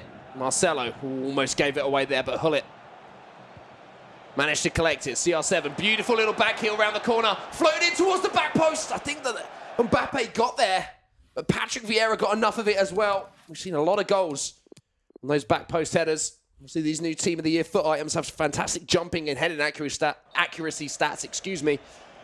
And you can see why it's becoming more and more of a prominent part of the meta game. And you can see Razek sticking with the formation that won him the game against Dax as well, that 4-2-2. Started off with the 4-2-3-1. It wasn't working out. Switched to the 4-2-2, and he found goals. And it looks like it's done the same job for him in this time. But maybe he should consider, well, do I go defensive here? Do I try and hold on to this lead? That's not the Razek that I know. He wants more goals. Messi in the box. Oh. It's the post. Post is still rattling, I think, from that strike from Lionel Messi. 15 minutes to half-time here. Shuri still with a 2-goal disadvantage. He has to try and close that gap. Ramos now inside to Hullet. Plenty of time left, though, for Shuri. That's the one thing he does have on his side. And he has got into advanced positions. Just that final pass let him down a little bit there. And another example of good defending from Nicholas Razek, but also just a little bit of a delay on that pass from Shuri. Razek now comes away with the ball once more. And just like that, possession turned over. And Shuri with a chance to attack towards the end of this first half. Yeah, Shuri's doing well, working back with his forwards. Mbappe, of course, absolutely rapid and can get back very quickly. But he has been dwindling on the ball a little bit. Is he going to get a shot away? Neymar plays it short to Cristiano Ronaldo, and it's out wide to Mbappe now. And he's just trying to find that final pass, but the defense from Razek has been solid, Mark. It's been sublime so far. Hasn't made a mistake whatsoever. So we see a pause coming in here. 0-0 in this game. Nicholas Razek, of course, going to be absolutely, completely and utterly fine with that. The 2-goal advantage as we went into our second leg. Playing that 4-2-2, like we mentioned. Shuri then just needs to be a little bit more decisive in and around that 18-yard box. It's very easy for us to say, just observing the game and, you know, not being caught up in the emotion of the game and the adrenaline that's flowing through you. And it's one of those things where you look at both of these players, you look at how Shuri's playing, and he does have a little bit of confidence going forward, but maybe too much confidence on the ball. Just dwelling on it ever so slightly, that final pass. But if he does connect with that final pass, if he does get a goal back, suddenly the mentality of Razek's going to completely change. Yeah, it's very, very true. And it looks like we're just having a bit of a break in the play here. It might be a little technical issue, but we'll try and get that sorted as quickly as we can. But hashtag Shuri, I mean, for his first tournament this year, what a performance it has been. Not just to get out of the Swiss, but to get to the knockout rounds as well. Incredible stuff. I think he's done really well. He should be proud of himself. When I talk about global ranking points and I talk about like how far these players need to go in these tournaments when it is their first tournament or perhaps their last tournament, depending on what they've qualified for. He was on 109 points before coming into this, and he was ranked 69th. Now, he has that chance to get more points. He's already got 450. If he wins this, of course, he gets 625. He has that chance to just move forward and get even more, get further in that leaderboard. And I think that takes him into like the top 20, maybe even top 15, just by securing those little extra points. That just shows what a huge performance it's been. The same for, unfortunately, he knocked out his fellow countryman fully as well, but a great performance from him as well, making it through to the knockout rounds. He was saying to himself yesterday when we heard him being interviewed by Kyle, you know, he gets inside his own head, and once it's gone, it's gone. Like he's losing. So I think the quote was, once I lose again and again, and I don't win. Well, he did find the win. He did get through. That's a beauty of single elimination, I guess, for him, isn't it? Once he loses, he's gone. He doesn't have to lose again. And he doesn't have to worry about it. But he did go out on penalties, which, of course, is unfortunate for him. But again, he still secured a decent amount of Global Series ranking points for his first tournament as well. So now he can look at that, and maybe that'll be enough to get him to playoffs. Because realistically, when you look at the amount of points that they're able to secure through Weekend League as well, you can get to playoffs with just Weekend League and maybe one good event. Yeah, it's very, very true. And a lot of players will be looking for one of those good events. We're trying to get back into the game as soon as we possibly can. Of course, we just had that little technical reset, so we'll get in there as soon as we can. But I want to talk about the PlayStation side of things again, just before we get back into things. We touched on Stefano Pina and what a fantastic performance he's had so far at every single event we seem to have him at. But who's going to be the player to stop him, Dan, on the PS4 side of things? We talked about no Aubameyang, no Megabit. Fafilza? No Nicholas. Fafilza has been hailed as apparently the best player by Nicholas. Nicholas said he thinks Verfilzer is better than him, even though he beat him in the previous tournament. But maybe he'll be the man who can actually take down Stefano Pina. As we are going to get back into this one as we continue. Razek still with that 2-goal lead. However, Shuri has had a decent amount of possession. He's just not been able to find that final ball to give him really a good shot on goal. 5 minutes or so till the half-time whistle goes. So a more expected break, should we say, after the enforced one for the technical stoppage. Here's Razek with the ball here. Switches the play. Just an update for you as well. Tex is now 8-0 up against Senna. I think we could say that one's pretty much done and dusted. I mean, before this tournament, he was averaging 2.5 goals per leg. That's going to be slightly increasing. It's only going one way, isn't it? Yeah. As he continues his dominance, and he has been was really impressive in that first leg. Razek is going to have the last attack in this first half. Lala out on the right. Manages to get the ball around the corner here to Mbappe as well. Might be time for one more attack in this game. In this half, I should say. Neymar, slightly heavy touch. Marcelo manages to get in. And that is going to be the half-time whistle going now. So nothing changing. No shots at all to speak with. But obviously there was the restart. So slight lie there from me. Apologies. But not too much of a change in the situation as far as the scoreline is concerned from the first leg. Still Shuri, the same objective in mind. Still needs to score 2 goals in order to tie things up here and potentially send this one to extra time. Shuri just needs that one chance, that one glimmer of hope to have an opportunity on goal. And if he takes it, he is right back into this tie. But at the moment, with 2 goals down, and the fact that Razek is looking dangerous going forward, I think Shuri, in the back of his head, will be thinking, well, maybe this is as far as I go.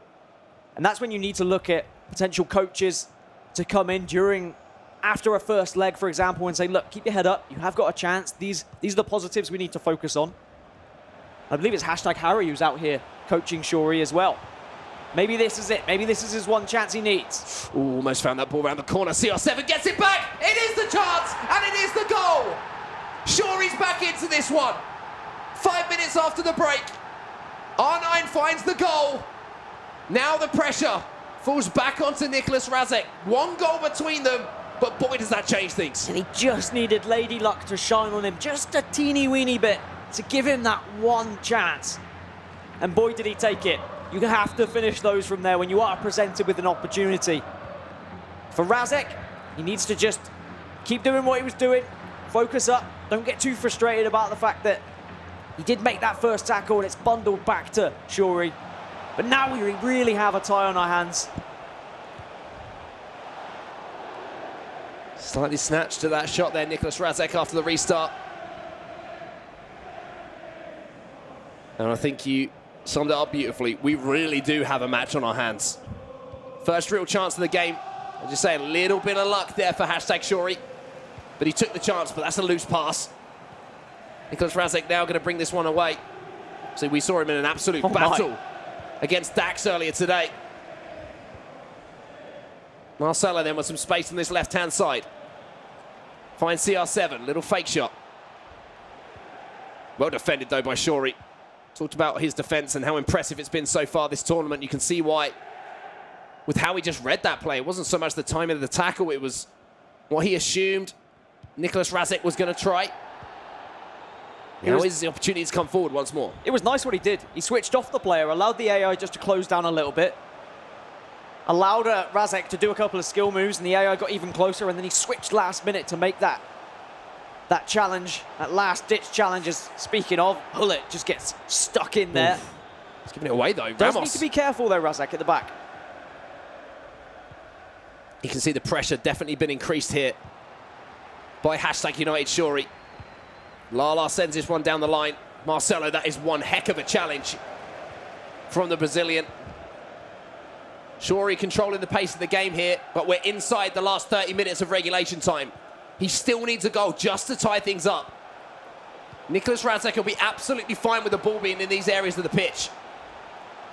He's called for a pause. You can tell he's uncomfortable with how the game's going. He maybe is noticing the pressure that's coming from #Shuri. Again wins it. but he's still got that solid back line. They're stopping every single final ball that's coming through hashtag Shuri's attackers. And you feel like another goal for Razek really would be the nail in the coffin here. Deep breath in from Shuri. You saw it, the bottom right hand of your screen there. You can see the emotions starting to churn away at him a little bit. No reaction whatsoever, though, from Nicholas Razek. Cold as ice. Keeping a very, very level head. He knows that he just has to not make a mistake in this particular situation. See changes coming in from Nicholas Razek as well. It's going to be a change of personnel here. Sticking with that 4-2-2, making sure that has some defensive-minded instructions on the players, however. And one thing I do find very interesting now is how you see CR7 being used in one of those wide cam positions, whereas we're used to seeing him up top. That's because of those back post crosses. That's because you can use his height, his jumping statistics to win those headers. And we've seen how devastating they can be already this weekend. And I wonder if that is going to start to encourage people maybe to switch out from Marcelo at left back, perhaps. If you're going to stick with Kyle Walker at right back, maybe Ramos suddenly goes to left back instead, and you do have height and presence. It's one of these things that metas can shift player positions, and thankfully because of the Team of the Year FUT items and how incredible they are, there is versatility that's available. They can be moved around. There was talks of even Ramos and Varane playing at CDM potentially. But the icons of Hullet and Vieira seem to have held strong. You have seen a bit of Kante also cropping up here or there. What a ball that was from Ruud Hullet. He's found Messi. Messi puts it into the box. We almost saw that spring from Kylian Mbappe once more. Shuri survives. Razek looking dangerous, though, on the break. 15 minutes or so to go here for the Englishman. Nicholas Razek defending for his life. Shuri still needs to find one goal. What a tackle that is from Sergio Ramos. Ronaldo could not hold up the play, but there's a mistake. Oh, Varane gets away with one. Lady Luck was shining on Shuri earlier. And he just returned the favour there to the German. Razek does need to be very aware of his passes while he is at the back. As we get an update that Tex is now leading 11-1. All at once. He conceded a goal. How terrible. But no, really, 11-1. That is just, for a quarter-final result, shows how phenomenal Tex is. And of course, the winner of this game will face Tex in the semi-finals on the Xbox side as well. At the moment, it looks like it's going to be Razek. With Shuri, you feel like there is just going to be that one more chance towards the end of the game. Razek has looked like he might misplace a pass or two at the back. There's always one more chance. It's just if you can take it, if the luck shines on you. Vieira for Shuri then. Probably 2, maybe 3 tops more attacks for him in this game. We're into the last 10 minutes. Vieira wins it back, and unfortunately for him, he doesn't get the bounce off of the player there, and it'll be a throw-in to Nicholas Razek. One thing that Shuri has done well all tournament long is how he works goals. He stretches it wide and then plays it back into the middle. And yes, sometimes they will be finesse finishes, but it's how he gets there. It's how he gets those players into those positions to actually have that guaranteed shot on goal that's really impressed me this tournament. That along with his defensive record, of course, because I mean, even in this game, he's only still conceded 2 goals.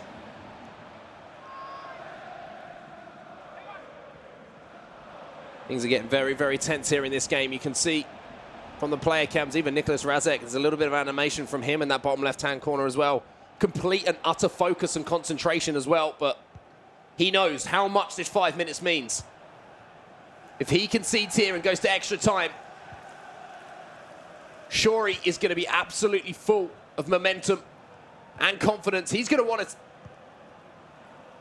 take the game as far as he possibly can. But good experienced play here from the German towards the end of the game. He's not even giving Shuri a sniff, but there, he's giving him the ball back. Mbappe on the edge of the box, the ball's falling here to Neymar. Neymar on the finesse. Ramos hurriedly clears that one away. And this is the danger of playing that ball around the box. In the latter stages of the game, we see it when it gets to added on time, but when there is 5 minutes left, it's always a risk. But surely now with only 2 left, and with this much space on the right, you just hold it in the corner. Experience. And Razek is probably going to be facing Tex unless there's a miracle for Shuri, unless the goalkeeper misses it, which he doesn't. Shuri, unfortunately, eliminated from the competition. And Razek, he fights on through. Fantastic performance from Nicholas Razek then to close that one out, drawing on all of his experience towards the end of that game. Great performance from Shuri, though. You have to say it to him. He will be disappointed, obviously, but I think if he looks back on this one, on his performance so far in Bucharest, he can be very, very proud. I'm sure all the #United guys will be proud of him as well. But I believe we're going to move over to another game now, Dan. We're going to see where we can go, potentially, and see if we've got anything else going on. Actually, we're not. Excuse me, my mistake. But, I mean, what did you think of Nicholas Razek's performance there, especially towards the end of the game? Because we've seen a few players look a little bit nervy, but he really controlled the pace of the game towards the end of things there, and he looked just calm and composed. I was impressed that he obviously made that change to 4-2-2 at some point. Whether he got the goals after that 4-2-2, I don't know. But it was the fact that he still pressed on with the 4-2-2. He didn't just go defensive and change it to a 4-2-3-1 instantly. He kept applying the pressure. And Razek gets through. And now his reward is to face Tex, who was winning 11-1 last we heard. He was winning 11-1. Two intense games there. Two very different games for the guys on the couch to break down. So, Jimmy, take it away. Thank you, Onset and Gaskin. So, which one do you want to start with first, guys? The close one between Razek and Shuri? Or do you want to talk about F2 Tex and his domination of Senna? How much is there to say about that game? I mean, there's 11 goals at this level, at this point in the tournament is really, really impressive. And it sends out a message that Tex, just last game, was saying wasn't playing well. He was almost annoyed about his performance despite having not lost a game. That's got to be the Tex that he wanted to see, scoring 11 goals against a player of that quality. Unbelievable. Do you feel like he's kicked it up another level Definitely. from the Swiss format? People at home probably are sick and tired of hearing about Tex, but there's a reason we talk about Tex. Even I, as a player or as a viewer, sometimes I get enough of Tex, but when he wins 11-1 at this stage, there's a reason we talk about him. Yeah, we're going to take a look at his highlights here. There's already 2-0 at this point. Little back post cheddar to make it 3. Only 17 minutes into the first leg. Senna just rolling his eyes at that one, and there was plenty more to come. You know, this one to 4-0 at this point, and he's getting that space in those areas, and that's a very, very cheeky finish. And we're seeing Senna's reactions to this because he's almost disgusted with what he's seeing. But Tex is unstoppable, unplayable at times, and he just keeps coming. Look at that finish from Neymar on his weak foot, 5-star weak foot. That's what it'll get you. And Senna here just switching the ball, just trying to keep it respectable, to be honest, at this point, which unfortunately for him, it ended up not being.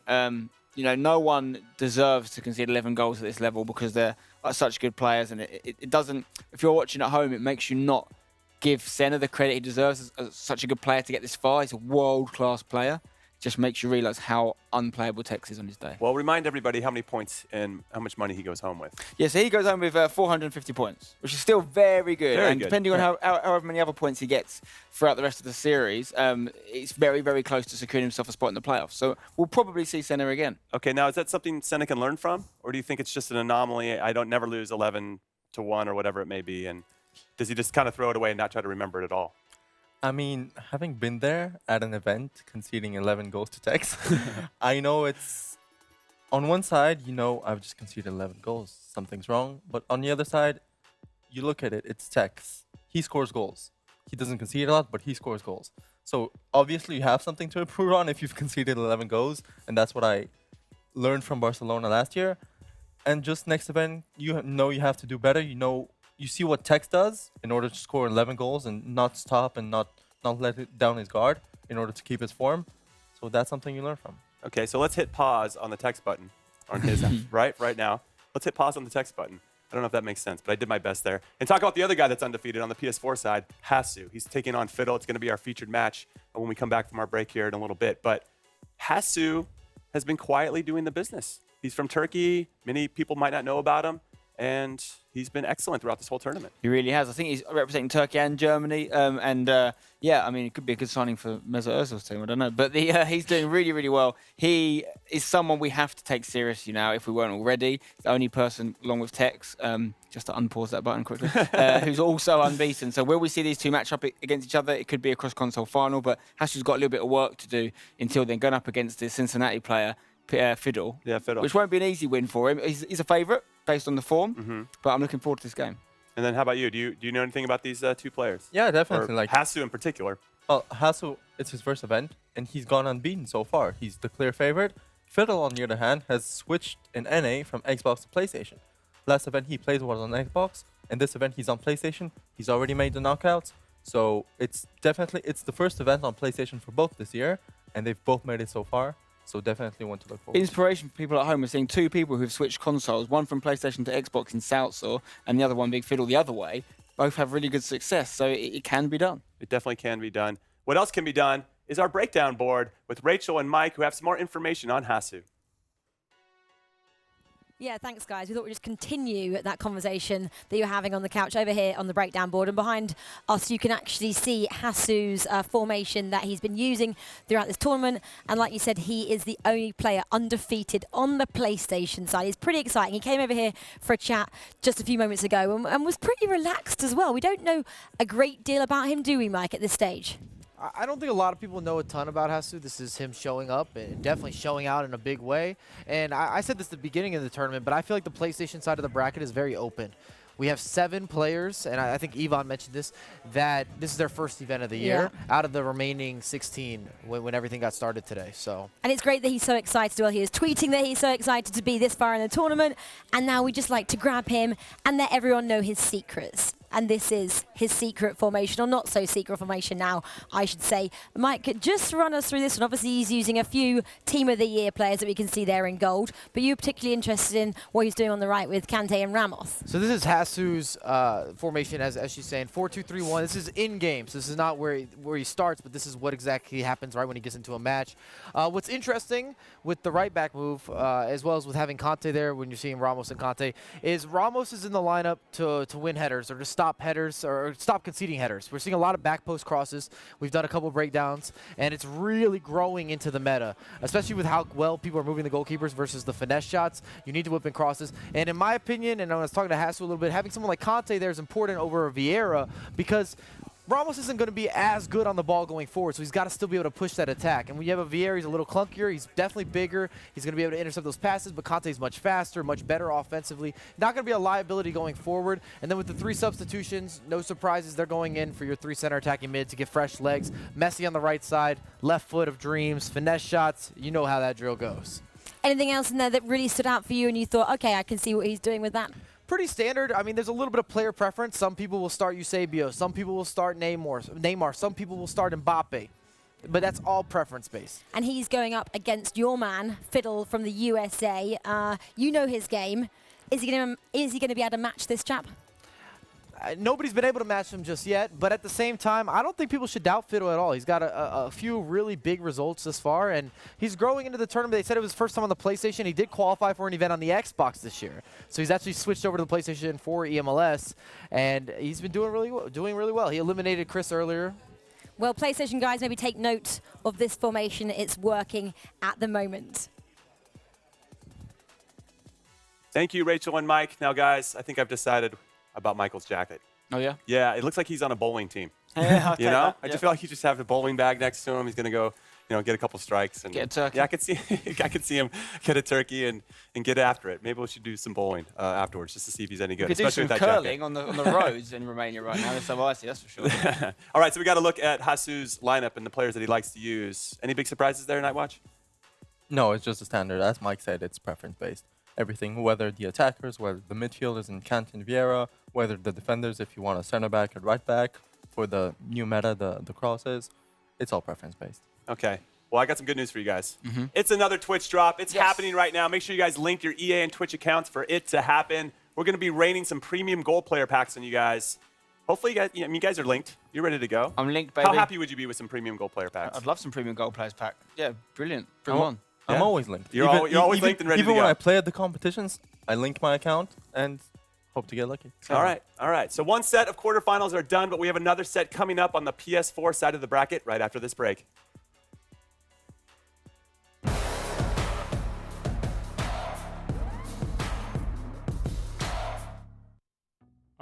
I think my guilty pleasure maybe it would be to go to reggaeton concerts. That's probably my guilty pleasure. My guilty pleasure is spending time with my friends. Guilty pleasure. My guilty pleasure is definitely watching series when I think about it. I spend already a lot of time in front of a screen, So maybe I should do something else sometimes than watching series. But yeah, very addicted to it. Not a clue. Not a clue in it. Guilty pleasure? Not really. I don't really have any guilty pleasure. No, I just sort of get on with it. There's no guilty pleasure. My guilty pleasure, Pepsi Max. There we go. People that watch my streams will know Pepsi Max, can't beat it. Guilty pleasure? I don't have a guilty pleasure either.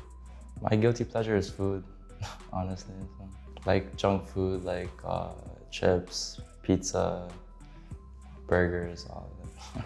I love to eat really well, and burgers is, yeah, everyone knows it. It's like a junk food, and yeah, sometimes I eat 1 or 2 burgers too much in a month or in the year, so I should eat a little bit more salad at this time.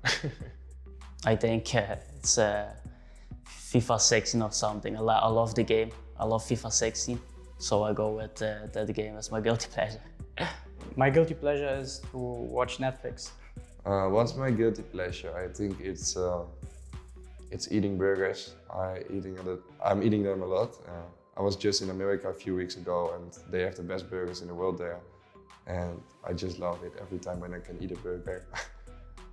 It's hard for me to say no. Just don't know. Absolutely no clue.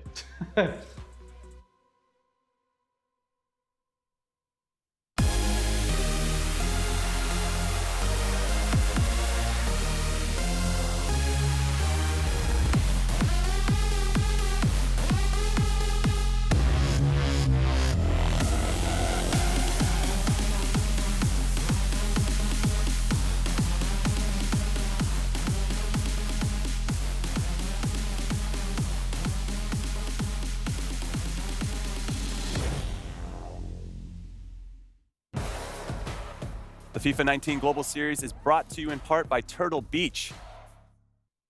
And if you want one of those Elite Pro 2 headsets, make sure you tag Turtle Beach on Twitter @TurtleBeach and use the hashtag #BuiltForChamps. Spencer Owen can attest to these. High quality, great So headsets. Good. They combine 3 of my favorite things: turtles, beaches, and prime audio hardware. All right, I like that. Well, welcome back, everyone, to Bucharest. I'm Jimmy Conrad, along with Spencer Owen, and somebody new on the couch. Hello, hello. Wow.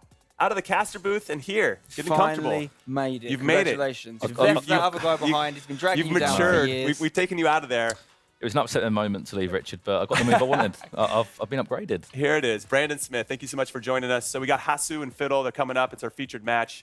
How excited are you to watch this one unfold? Definitely. I think the story of this weekend was that this PlayStation side's open now because there's no Nicholas, there's no Joksan, there's no Mo Aubameyang, so it's a fantastic opportunity for players on that PlayStation side to get some really important Global Series ranking points. And Hasu, 5-0 yesterday in Swiss style. Sometimes when you go through Swiss style, they kind of fall off into day 2. He hasn't done that. He's so good. He is so good. And in fact, let's take a look at these intros of these 2 players.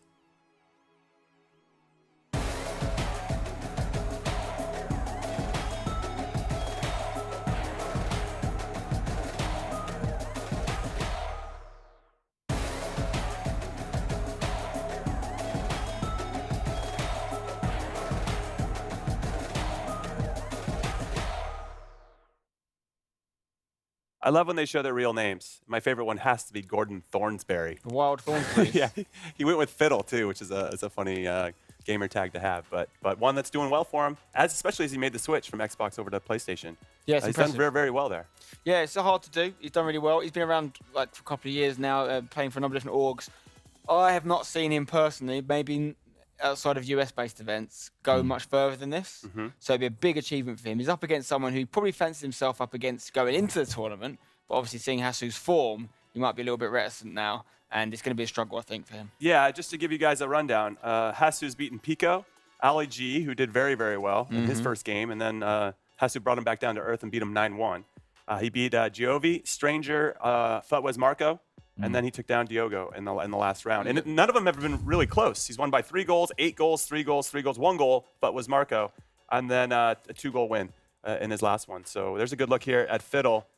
He beat NYC Chris in an all MLS matchup in the round of 16. But who do you think, before we get into predictions, is there an edge here? Or do you think everything kind of thrown out the window? Because it seems like Hasu is overachieving in some ways.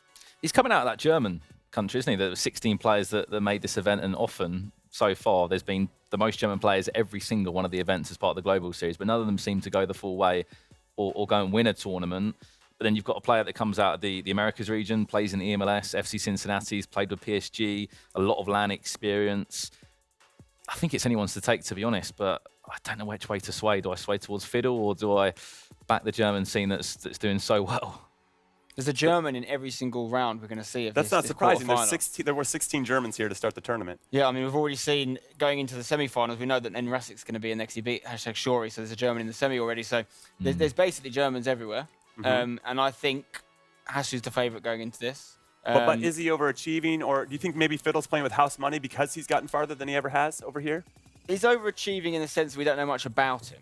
That doesn't mean he's not good. When you say Tech's overachieved in Barcelona when he came in and won it, and he's never looked back. Right. So he could be someone to watch long term, Hasu. Okay.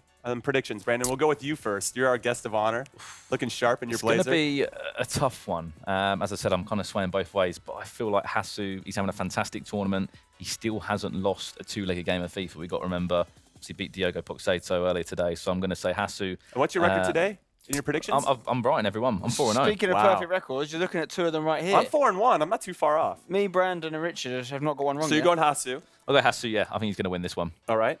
Well, Spencer? I don't want to lose. Go behind him, so I'm going to say Hasu. So now it's more strategic. There we go. No, I would have said Hasu anyway, but yeah, I'm going to say Hasu. No disrespect to Fiddle, but I think on form, Hasu's looking sharper. I think this is where I have to put my flag in the ground and defend MLS. Wow. I think I'm going to have to go with Fiddle here. I was disappointed that he faced up with Chris in the round of 16. I wanted 2 MLS guys to make it to the quarterfinals. Instead, we only have 1. I'm going to throw my support behind him. North America, USA, MLS, got to do it. Good luck to you. Thank you very much. All right, now let's throw it over to our casters who have the call of these quarterfinal games in the FUT Champions Cup presented by PlayStation 4. Guys, what are your thoughts? What are your predictions? Do you want to go first again? I mean, I'm also born in USA, so I'm going to go for my US heritage, and I think that Fiddle's going to take this one. I'm going to back the boys. USA. Go on, Gaston. Go on. Screw you guys. I'm going Hasso. I want to upset all of you. Don't worry about it. You invited me on the couch, Jimmy. I'm very thankful for it, but I've got to show my true I don't know colours if you're here. allowed on the couch anymore after that. Exactly. I don't want to come back. Don't worry about it. It's fine. All right, guys. Enjoy the game. Thank you very much, Jimmy. And this is a really interesting game here, Dan, because we've talked about a couple of players who, in every other quarterfinal, who have kind of a little bit of a story behind them, etc. But Hasso's come out of the gates at this tournament and just dominated, to be honest with you. Perfect Swiss record. And then the other side of things, someone who's kind of been in the shadow of a lot of the other North American players, the likes of Goal Machine, obviously from Canada, NYC Chris, who's qualified for a lot of these events. Fiddle's made his way out here, and he's got further than all of them at the moment. So different stories here, and kind of the underdog story for both these players. We're looking at one player in Hasu who has dominated his games. He's won by quite significant goal margins. On the other side for Fiddle, he's been scraping games. He's only won by 1 goal every single game that he's played so far this tournament. So in terms of goal scoring record and just form in general, we should go with Hasu. Of course, I am going to pay homage to my American heritage and stick with Fiddle. But at the same time, I mean, Fiddle always has that chance, right? Maybe he's just been saving up fuel in the tank. We saw Tex just explode in the last round. Maybe Fiddle can do something similar. And the last time that I watched Fiddle play live, I actually got the opportunity to cast over him was last year in a North American event over in Orlando, and he took on Goal Machine in the final of that tournament, and he won the tournament. So this is when, back on FIFA 18, when everyone was talking about all of the noise that Goal Machine was making, some of the big performances he put in, that famous result that he got against Gorilla to really announce himself on the FIFA competitive scene. But this guy here, he beat him in that tournament, and that was after in a tournament afterwards, and that was after he came back from beating Gorilla. So a lot of pedigree still in this player, a lot to look out for, and I'm looking forward to a really tight game here. Yeah, I think that we just need to focus on defensive records in particular for Hasu. I mean, he's only conceded 17 goals so far this tournament. That's a pretty impressive defensive record. Not quite out there with what Shori's was, but Shori is now eliminated from the competition. Can his defensive record stay the same going into this one, though? Well, we'll have to wait and see. As we can see, we're about to get underway here in another quarterfinal. We're really starting to narrow down the pack here of players left in the competition here in Bucharest. It has been a fantastic couple of days of FIFA action so far, and we're expecting exactly the same for the rest of the day here. And of course, when we come back tomorrow on Sunday, it will be Hasu is playing in the red. Just a perfect Swiss record. So definitely a player to watch out for on the PlayStation side of things. Considering some of the other players that have a perfect record coming out of the Swiss, I mean, you have to hold him in incredibly high regards, but It's when these pressure games start turning up, Dan. When it gets to these stages where you lose, you're going home. Can you keep it together and can you keep that form when it really, really matters? Well, Fiddle, of course, coming off the back of a recent tournament at the EMLS. And he is actually higher in the Global Series rankings than Hasu is. So in theory, he is somewhat the favour if you just look at the leaderboards. But I think Hasu's form in this tournament makes him the favourite instead. But it's Fiddle with the early possession. Unfortunately, can't quite find that ball onto the left, but he regains it once again through Cristiano Ronaldo. A little bit of pinball in the middle, just need to calm things down a little bit, try and secure some of these passes. Passing accuracy is one thing that we see the top players achieve a very high percentage, game in, game out. All going to be lofted forward then into CR7. Playing in that familiar striker position now when we're looking. That ball in behind. Ruud Gullit gets back to track that run there from Kylian Mbappe. Bit of a nervy start for both these players. A little bit touchy-feely, just trying to work out how each other are going to approach this game. Kante now spreads the ball out wide to Lionel Messi. Waits for the overlapping run here, and it comes from Sergio Ramos here for Hasu. Tries to just slide that one across the box, and got me a little bit anxious there, just playing the ball around the back. But he now manages to calm things down. Move the ball into midfield. You do have to have some confidence about you just to play it out of the back so calmly like that, despite being under pressure. But if it does work out, you have more opportunities and more avenues to work your way up the pitch. Sometimes it is dangerous trying to dink that ball into midfield. Of course, you can give away that possession. Fiddle trying to take a pop shot from outside the box there. Not quite working out. Hasu defending well, getting those players behind the ball, and he finds space out on the right-hand side with Messi. But again, Varane getting stuck in. Really impressive quick passing play there from Hasu. Pele sets the ball back here to Gullit. Messi looking to orchestrate things, pull some strings. Ramos now, very advanced up the pitch into Messi. Just showed the ball to Ruud Gullit there momentarily before whipping the ball away. And now Pele on the finesse. Oh, big save from David De Gea. Gets a hand to it, tips it onto the post. Just moved the keeper in time. Just a couple of centimetres, it would seem, to be able to pull off that save. And that's going to be danger zone on the side of Fiddle. He's certainly been saying, look, I can't allow that to happen. I need to be very careful. I'm not allowing too much possession on the edge of the box like that. Because eventually, if those shots keep coming, one of them is surely going to creep their way into the back of the net. And we talked a lot about this right-back position, but now we're seeing Ramos in there, and I'm expecting to see more of that, to be honest with you. Either Ramos or Varane being used in those full-back positions, just because the further on and on in the tournament that we go, the more we are seeing that back post cross-down. And Ramos fits the right-back position better than Varane, just because of his work rates mainly. And also because he does have better shooting stats. So if he is up the pitch and he happens to have the ball fall to him in one of those positions, for example, we saw Sandro a fullback score for Tex in the previous game. You would rather have just that extra little bit of firepower. But it's Hasu going forward again. But Fiddle, very good defensively, closing him down with several players there, not giving him very much space going forward. Here comes the American then. Apart from that one shot, which was from Hasu, no real big opportunities to write about in the first 30 minutes. Good tackle again there from Ruud Gullit, just dallying on the ball for just a few seconds there, Lionel Messi, and now Hasu's going to come forward again. Both these players very patient in their build-up play. First time that I've had the opportunity to actually see Hasu in action and see what he does right and what's been so impressive about him. Messi now turning, gets round Marcelo. Good patient play, but no real options for him to use here. Ramos finally offers him that option. Patient stuff here again. Pull it round the corner to Pele. Just showed enough of it to Lionel Messi, though, and he wins the ball back. And it's not like Hasu has had an easy run so far in this tournament as well. He's taken down players like the Stranger. But here's going to be maybe an opening chance for Fiddle. Cristiano Ronaldo on the edge, just dinks it in. Messi can't get hold of it. Gullit is going to chip it away. 7-4 he beat the Stranger. The Stranger, who I remind you came second at Paris Games Week, had an absolutely fantastic tournament in that first LQE and is very high up in those leaderboards as well.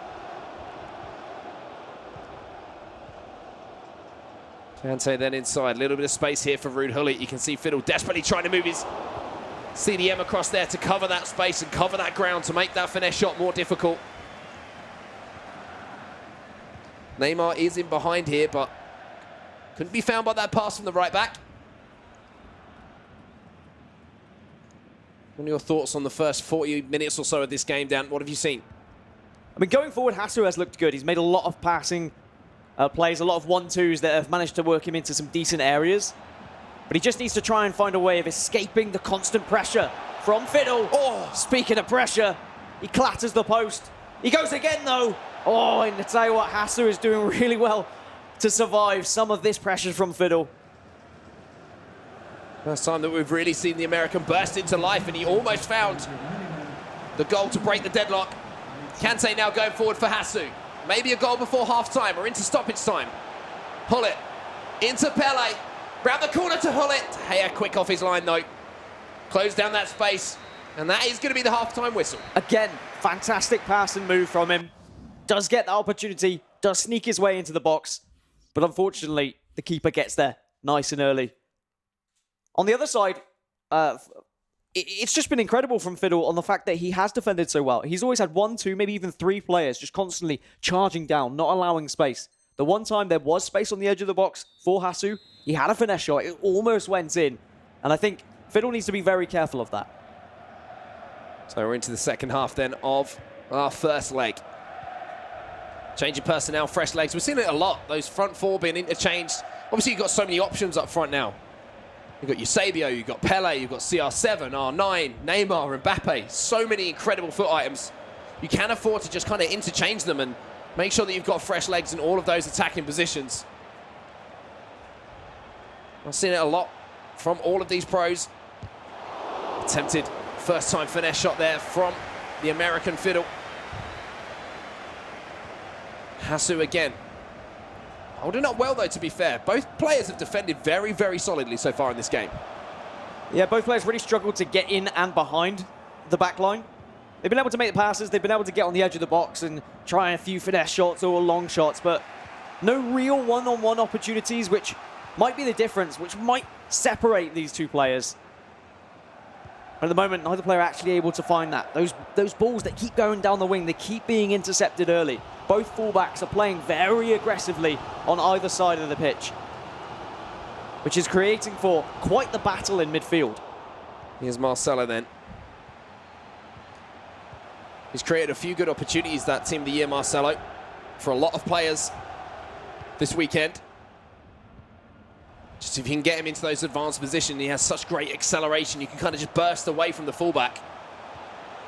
Kante then, on the edge of the box, goes for the Ronaldo, and De Gea moves across smartly there for Fiddle, showing how he's got this far in the tournament. He seems to have got that goalkeeper movement down. Is that what we're calling a finesse now? The Ronaldo.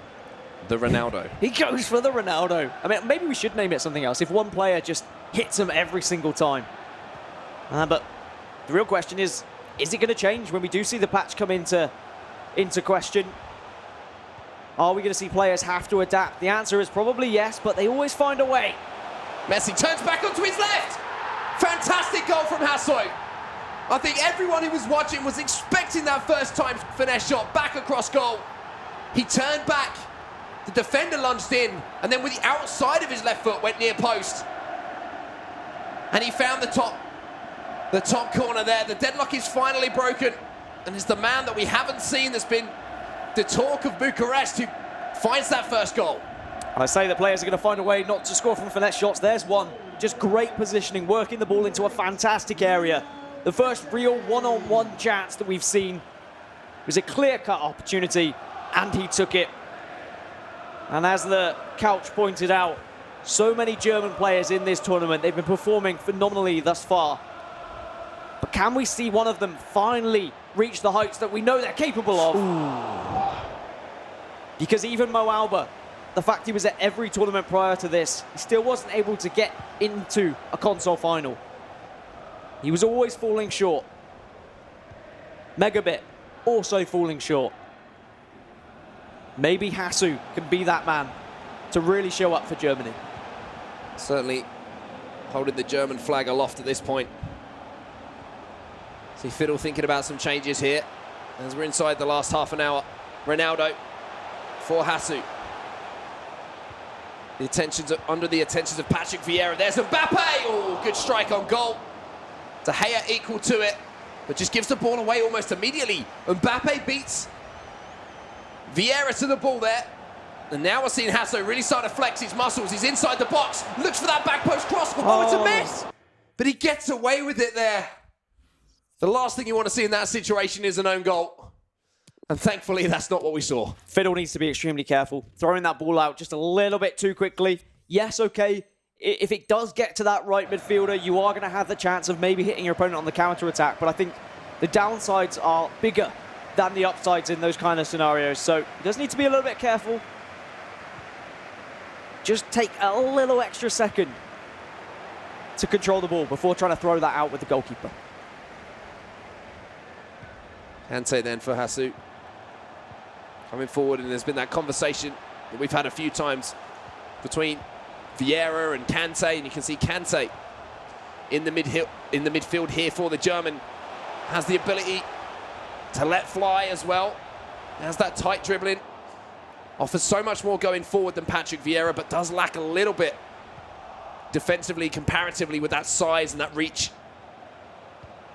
R9 comes back here and wins the ball back for Fiddle, though. Now Eusebio, fresh on the pitch. CR7 looking for that run and finds that run here of Eusebio. Is in behind Marcelo. Might be thinking about a cross towards the back post, but recycles back inside here. Stout defending, though, from Hasso, well read, and Kante showing that he can get it done in front of his back four as well. And those are the kind of balls that Fiddle's been trying to get through. He's trying to play it out wide, but Marcelo usually has been cutting them off. He finally gets a chance, but he doesn't really do much with it. He didn't cut inside, he didn't try and work it into the box. He played it out to the edge, which was somewhat predictable in the grand scheme of things. And it means Hasu gets one more chance to attack here. Neymar does fall in the box. It's a legitimate tackle. As we get to the latter stages of this first leg, can Fiddle find something? He has hit the post once already. But boy, does he need a goal to really give him some confidence. And yeah, he's just relentless, Kante. That's why I like him in midfield. He's like a hound dog just chasing the ball. Ramos comes in here for Fiddle. He gets a little lucky break here. Cristiano Ronaldo is going to pick the ball up. Is there a goal in the last 5 minutes here for Fiddle? He gives the ball away, though. Good tackle there from Hasso. And look at the space on this right-hand side here for Eusebio. Space means time off the clock at this point. But another mistake here. Oh, luckily, the assistant referee's flag does go up. Like I was saying, when you see a player in space towards the end of the game, it means time off the clock. You can just run into that space, walk into that space if you need to, and just run that clock down and put yourself moments away from winning this first leg. Ball back in possession just at the right time. Now, as I say that, it just gets nipped away, and it seems like every time Fiddle is on the ball, he just tries to go for a little bit too much of a risky pass, where if he just takes an extra touch or two, and just watch for those runs to extend a little bit more, he might have had a better chance. But right at the end of this first leg, Hasu's found a second. Again, off the back of a mistake from Fiddle, just giving the ball away in midfield. And the German now is starting to head towards those semi-finals. And just that little lack of concentration defensively that can happen when all your thoughts are going towards, how do I get back into this game? I need to get the ball back. I need to fight for possession and then create a chance of my own. You can switch off at the back. And that's what's just happened there for Fiddle. Now he's down by 2 goals. Changes the complexion, but he might be able to get one almost immediately from the kickoff. Kante, though, again, he's been superb here for Hasso, and he's going to carry a 2-goal lead into our second leg here in Bucharest. I mean, the German just keeps rolling on. I don't know who can stop him right now. Yeah, Fiddle hasn't really looked too dangerous aside from that one opportunity which struck the post.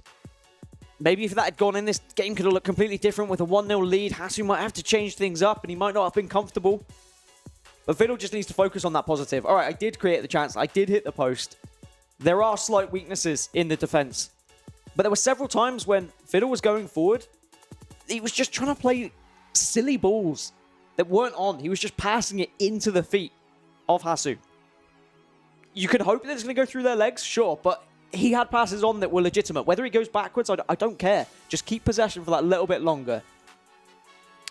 You can see that is what the players are playing for, that trophy. And all of these players, every single round that goes past at the moment, every single leg that goes past, they get one step closer. But Hasu, I mean, we can't stop talking about him in this moment, and nor should we. You talked about the perfect Swiss record, and now he's come into this quarterfinal, and he's up 2-0 over his opponent. Now, I can't see many weaknesses in his game, to be honest with you, from what I've seen there. This is the first time that I've had the opportunity to commentate on, obviously, you as well. It just seems like defensively, he's been very, very solid. Doesn't look like there's a lot of mistakes there. And he seems to have variety going forward as well. Definitely one to look out for here as a potential tournament winner. I think the only thing that might be able to get through this brick wall in defense is a couple of skill moves. We haven't really seen Fiddle even use a cricketer here or there ever in this game. Maybe that's all he needs. If he can beat that first man, then suddenly Hensu is going to be a little bit under pressure, and he might just bring one more extra player out of position. And then there is the opportunity that Fiddle's been waiting for. Couple more skill moves. If it's in the arsenal for Fiddle, maybe what he needs in this second leg. Well, semi-final spot is what these players are fighting for here in Bucharest. Second leg underway. It's going to be Fiddle who's going to be playing in the black this time. Maybe a change of fortune for him. Hullet comes forward early on. CR7 round the corner. Oh, what a save from David De Gea. The Spaniard's left leg got down to it. Ronaldo now on the front post of De Gea. He switched on at the start of this game. 2 big saves coming out the Spaniard. A win for Hasu here would jump him up the leaderboards from 148th to approximately 14th, of course, depending on results from other players at this tournament as well. But if none of those results counted, he would be all the way up to 14th. That's how huge a win this would be in the Global Series rankings, which would give him an absolutely incredible chance at getting to those playoffs later in the year.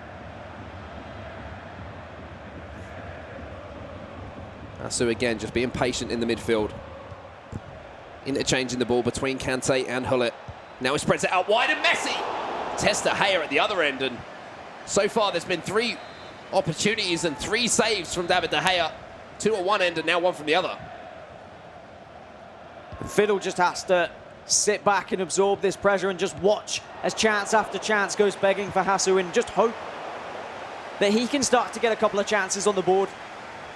All he needs is a couple shots on goal just to make Hasu a little bit more hesitant in defence, start doubting his defence, and then more chances will start flowing for sure. But I don't know whether Hasu is going to give, because at the moment defensively he's looked so solid. Look at the pressure with his centre-backs there. Here's Mbappe then, maybe a chance to strike it. Try to feed the run of Hullet instead there, Fiddle. The more that the moments pass by for the American, the more that he'll start thinking, what do I have to change? When do I change? He might not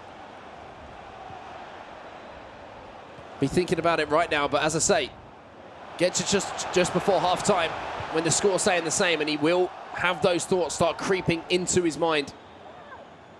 Fiddle has looked dangerous going forward, though. There has been gaps in behind. Just hasn't been able to find that final pass. It's just beating that man. Hasu is manually controlling his centre-backs quite often. He's getting aggressive, he's pressing. All Fiddle needs is a cricketer just to beat that man. Anything, any sort of skill move, while the player is controlled manually, we'll see him have that opportunity, we'll see him have that space. And he just needs to see that himself. Because he's just been trying to play a passing game, and he's been losing that passing game to Hasu, who plays a better passing game from what we can see thus far. Hullet wins it back then for Fiddle. Pushes R9 off the ball. Neymar now in his fullback position. A little bit of room here for Vieira. Look for that ball out wide to those wide cams. Does find Mbappe, but it is via a deflection, so it'll be a throw-in now. Almost halfway through this first half of the second leg. It's a good ball there. Into the feet of Neymar. Good keeper movement, though, from Hasu. Too predictable, unfortunately for him. Hasu knew full well where that ball was going to be ending up as soon as he got anywhere near Neymar's feet. So maybe we need to see Fiddle switch things up. Back post crosses, potentially. I don't think I need to reiterate that he should try a skill move to beat a man, but this is always the danger. Hasu on the counter-attack now. Pele inside the box. There's a man over here as well. Ronaldo doesn't use him. Relies on the keeper movement to make the save. And De Gea keeps Fiddle in this one. Good goalkeeper movement, though, from Fiddle. Now he comes forward once more. Hullet just burst past his man there. Mbappe's trying to get to the ball, but it's going to be Hasu who'll bring this one away in a lovely spread of the play. You saw the amount of space that Pele had. And that's just going to increase as this game goes on. Great ball over the top. CR7 tried to turn it around the corner there. You saw Messi was hovering. I don't know whether Fiddle just doesn't really have skill moves available to him. Maybe he just hasn't practiced them. He's never incorporated that into his game. But he's very reluctant to run it down the wing and then try and beat a man and get into the box. And maybe it's something like that he needs to actually get a chance or so here. Mbappe's made several runs out on the left. He could have played it down the wing, but he hasn't. He's just cut inside every time, which has just allowed Hasu to constantly dominate the middle of the park. He's moving that centre-back up, he's pressuring, and then as soon as he does that, the CDMs are just filling that centre-back position, which is just making it harder and harder for Fiddle to break down this wall. 10 minutes then till half-time now. Vieira brings the ball forward. Good pressure, though, from Hasu. Fiddle somehow comes out with it. Ronaldo now shows just too much of it to Marcelo. Hasu's defence has been very impressive, though. Now we are obviously saying that we feel like Fiddle maybe could do a little bit more in that final third. But it's so difficult when you're coming up against a defender who is defending so well. And there's another loose pass from Fiddle. Gets the ball back. Luckily, Kante's trying to snap into another tackle almost immediately. Messi now round the corner to CR7. Another great tackle, though, from Hasso. This time it was Rio Ferdinand. And he'll just spread the play out to the Brazilian, Marcelo. And this is his game to lose now. And I can see why Fiddle has won games. Don't get me wrong, even though I am somewhat criticising his play in this game, it's because he's coming up against a better player. Hasu is just playing him off the park. He's playing a better passing game than Fiddle is. And maybe he's just finally met his match. Sometimes that happens in tournaments. You just reach a point where players just are better than you at the game. It happens to everyone in Weekend League at home. And Hasu has a chance to go 3 up, but decent defensive work from Fiddle. And that's the thing, this game could quite easily be 0-0. Fiddle has defended well. It's not like he's been poor at the back. It's just been those couple of lapse moments that has allowed Hasu in behind, and he's taken those chances, which is why we're at 2-0. Kante trying to fight back here, and Messi's got the ball on the edge of the box. Lovely quick passing. Hullet hit that one green, but there was no power behind it whatsoever. And there is the half-time whistle. Nothing changed then from the start of this second leg as far as what Fiddle has to do. He's had a couple of opportunities, a couple of shots, but nothing really too scary for Hasso there. He's dealt with it pretty comfortably. Yeah, there is no reason for Hasu to be even remotely worried at this point. The only thing that is going to lose this game for him now is himself. If he makes a couple of mistakes at the back, if he plays a ball and it goes wayward and he gives an opportunity to Fiddle. If Fiddle plays the way he's been playing for the first leg and this first half, he's just going to lose this game. He needs to change something up now. It needs to be either a tactical change or, as I said, just something different out of the locker. He's been very one-dimensional in how he's approached the game.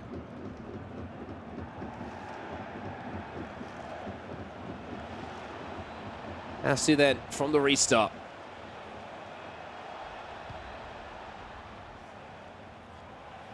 He's going to be quite happy to hold the ball in these kind of areas. Doesn't have to risk anything here. Nice little quick pass, though. Try to fire it into the strikers. So those attacking-minded players. Now Fiddle can come away again. You just feel that this is the period of the game. If Fiddle can find a goal here, then we'll have to see what Hasu's made of. See how he performs on the back foot. FIFA's a very simple game when you're winning. But all of a sudden, when that pressure changes, and those doubts start to creep into your mind, things can change. Big tackle, though, from Sergio Ramos. I mean, I'll give Fiddle credit. I do often say that players should play their own game, and he is sticking to his game plan. He's not changed anything yet. I think maybe around the 65th minute, we might see him kind of throw everything forward. There's that pause, preparing for it. Maybe we'll see perhaps 3 at the back and just getting more aggression on the pitch. But he is starting to get a little bit more possession. Neymar. Has Oh, the the ball strike. cut Can he full. get lucky? There he it needed is. it. There oh it boy, is. he needed it. That's his chance back into the game. He has not looked threatening at all in this second leg.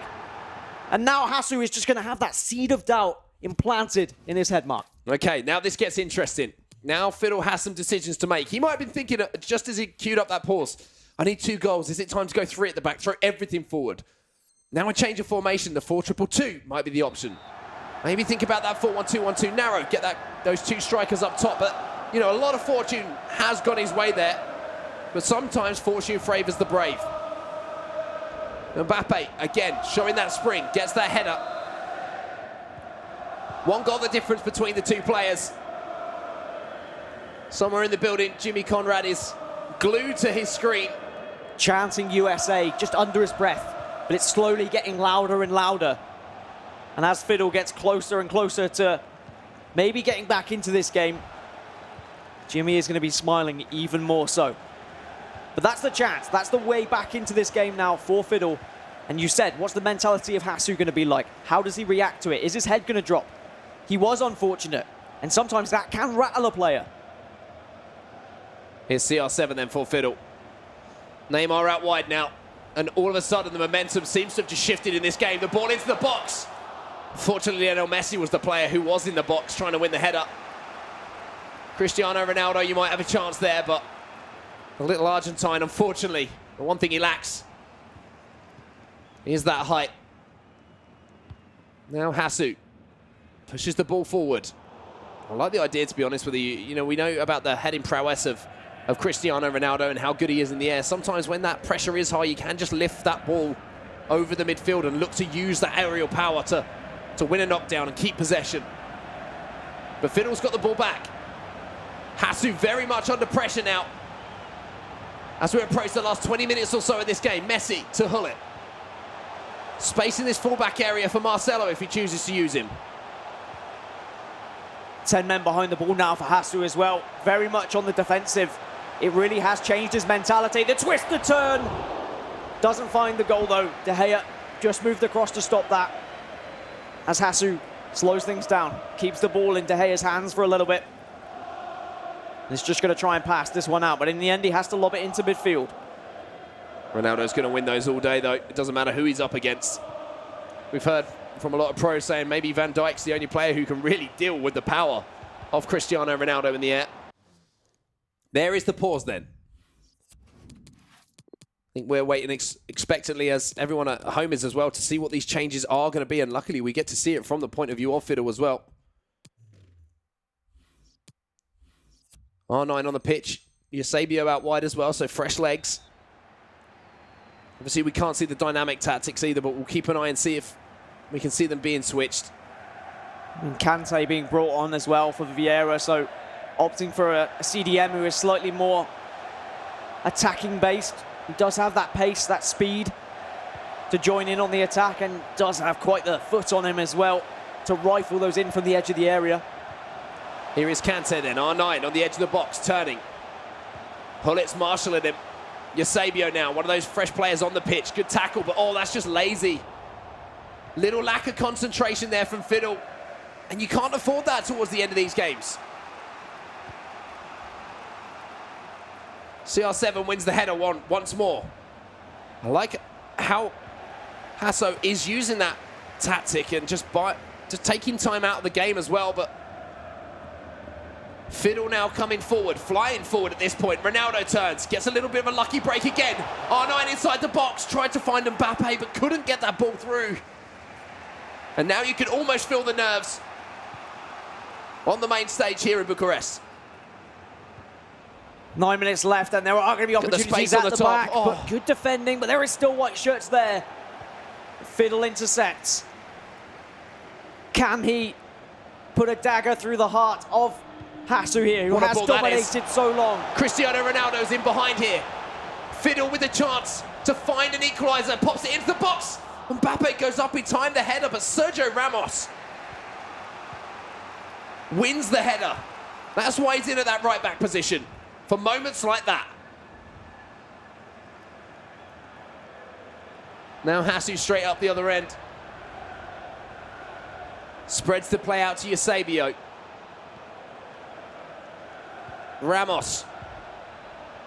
Eusebio once more. Marcelo can't get enough of the ball in that tackle to win possession back.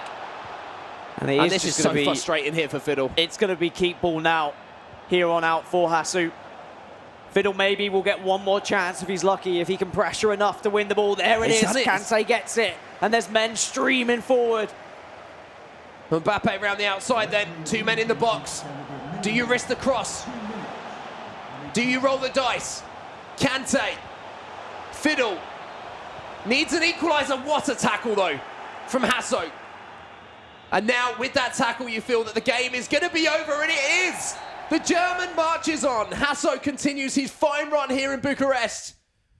He will take down Fiddle, and he will move into the semi-finals. Oh, diddle, diddle, the cat and the fiddle. The nursery rhyme is over. No further story for him. Hasu moves forward, and he will be more than happy to get into those semi-finals. Okay, now we're going to move over to Pico versus Tuga. Interesting to see these two players, again, two players that we haven't really talked a lot about so far in this tournament. Interesting to see what the score is here, and it's Pico who has a 3-2 lead in this one. On aggregate, very tight game once again, as we should expect at this point in the tournament. Every single game should be tight, you would imagine, unless, unfortunately, you come up against F2 Techs in a quarterfinal. Pico is one of the players that did beat Fiddle in the Swiss stage, but he also, I believe he lost to Hasu. So he's faced some of these players that we're seeing progress as well. As often happens as you get to the latter stages, we start to see rematches occur. And it's always interesting jumping into a game late, Mark, because, of course, we can't tell the full story. But you sometimes get into a situation where players are playing with formations that maybe aren't their natural formations, where they've gone a little bit more aggressive or a little bit more defensive. And that often opens up games. What a header that is from Cancelo. Found the wide man. Pico, of course, playing in the white here. Cancelo now down the line. I believe that's Thierry Henry is actually on the pitch here. Whips it in towards the back post. That should be fairly comfortable for De Gea. And then Tuga now wins the ball back. Gives the ball away, though. This could be the chance to wrap things up here. Messi, if he can play this one well, he can't find the pass, unfortunately. That was a real opportunity just to put a bow on things here. Tuga survives. He comes away once more. A little bit of space here for Eusebio now, for Tuga. Modric on the pitch. Neymar now, Hullet. Looking to find that ball into that inside channel. It was a nice idea. Well defended, though, by Pico, and he comes away again. A slight difference in global ranking points between the two. Pico currently sitting 64th with 212 points, whereas Tuga down in 212th with 98 Global Series ranking points. Both of them will have already secured 450, of course, for getting to the quarterfinal, which, as I've said before, absolutely massive in the grand scheme of things, but they want to make that 625 by getting to the semi-finals. And, of course, that extra cash dollar in your pocket for getting further and further in the knockout stages.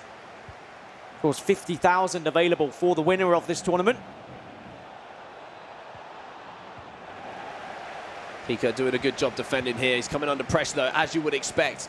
Tuga needs to find a goal to send this to extra time. Giving the ball away, though. Pico, that's dangerous. And Neymar with a chance here. Beautiful heel to heel. Oh, you've got to hit it in that situation. Surely. Oh, what do I know? He's a clairvoyant. He can see the future. And the game has been tied up at 3-3. Well, we talk about fortune favouring the brave. Very brave to go across goal when you have that opportunity right in front of you. But it's about being unpredictable. He thought maybe he had to go across goal. Hullet has done an incredible job to win that ball back. Yes, okay, it's bumbled around the box. Neymar very lucky to get there in the end. But I don't think that it's going to matter on the side of Tuga. He's going to be happy it went in the back of the net. And we're back all squared up now. Yeah, at this point in the tournament, you don't care how goals come. As long as they come, that's the important thing. And it's now tied up at 3-3. Pico had the chance to clear that a couple of times. Didn't take those chances, and now he's going to be ruining that situation. Has to change his game plan now. Has to go back up the other end. and find a way to get back into the lead. Vieira out wide now. Ooh, Thierry Henry took that one first time. But already we've seen in this game how much of a difference skill moves can make. We saw one heel to heel. It's created a goal-scoring opportunity. Oh, and now Neymar's there's so clean much through. space. Neymar's clean through. He's 1-on-1. Oh, what a save! What a save that is. Given the context of the game, given the time in the game, to come up with a save like that, that's huge. And Pico is probably just going to use this pause now just to kind of reset and relax, because this game has almost got away from him after having a goal lead mere 5 minutes ago in-game. But as you said, very good goalkeeper movement. It looks like at the moment we might head to extra time unless we do see something special from Tuga from this corner. Whipped in. CR7 gets there. De Gea cannot be beaten at the moment. And Ronaldo is so dangerous at that front post, and he's going for it again. This time Vieira gets there before him.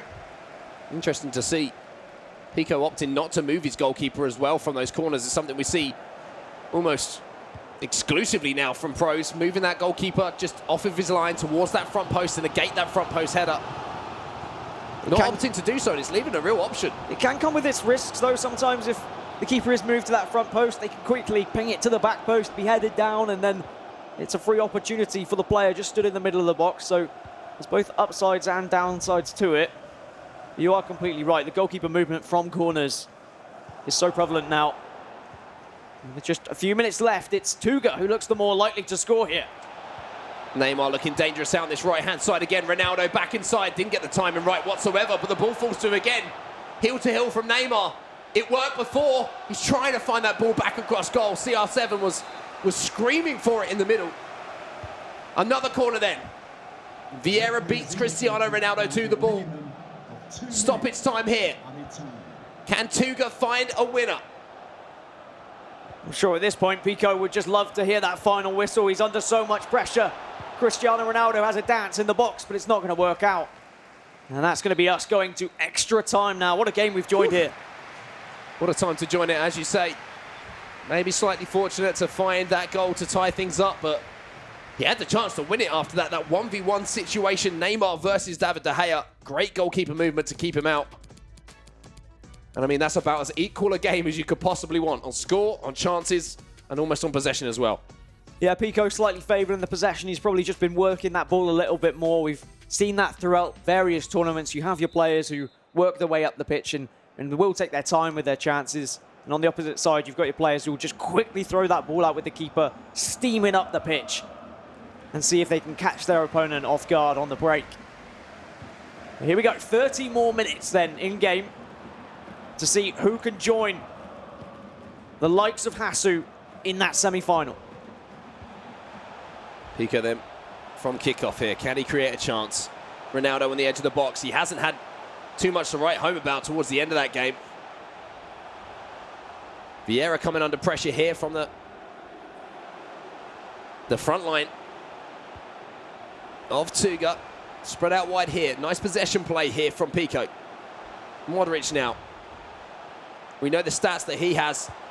The best all-rounded foot item of all time, I think, as far as in-game stats are concerned. Messi now on his left foot. Mbappe's dropped the shoulder. David De Gea's dropped his entire body, and he's got in the way of the ball. Very important, and it's also so difficult to get round those keepers when they do hit the floor like that and just stretch every inch of themselves. But now on the counter-attack with Tuga.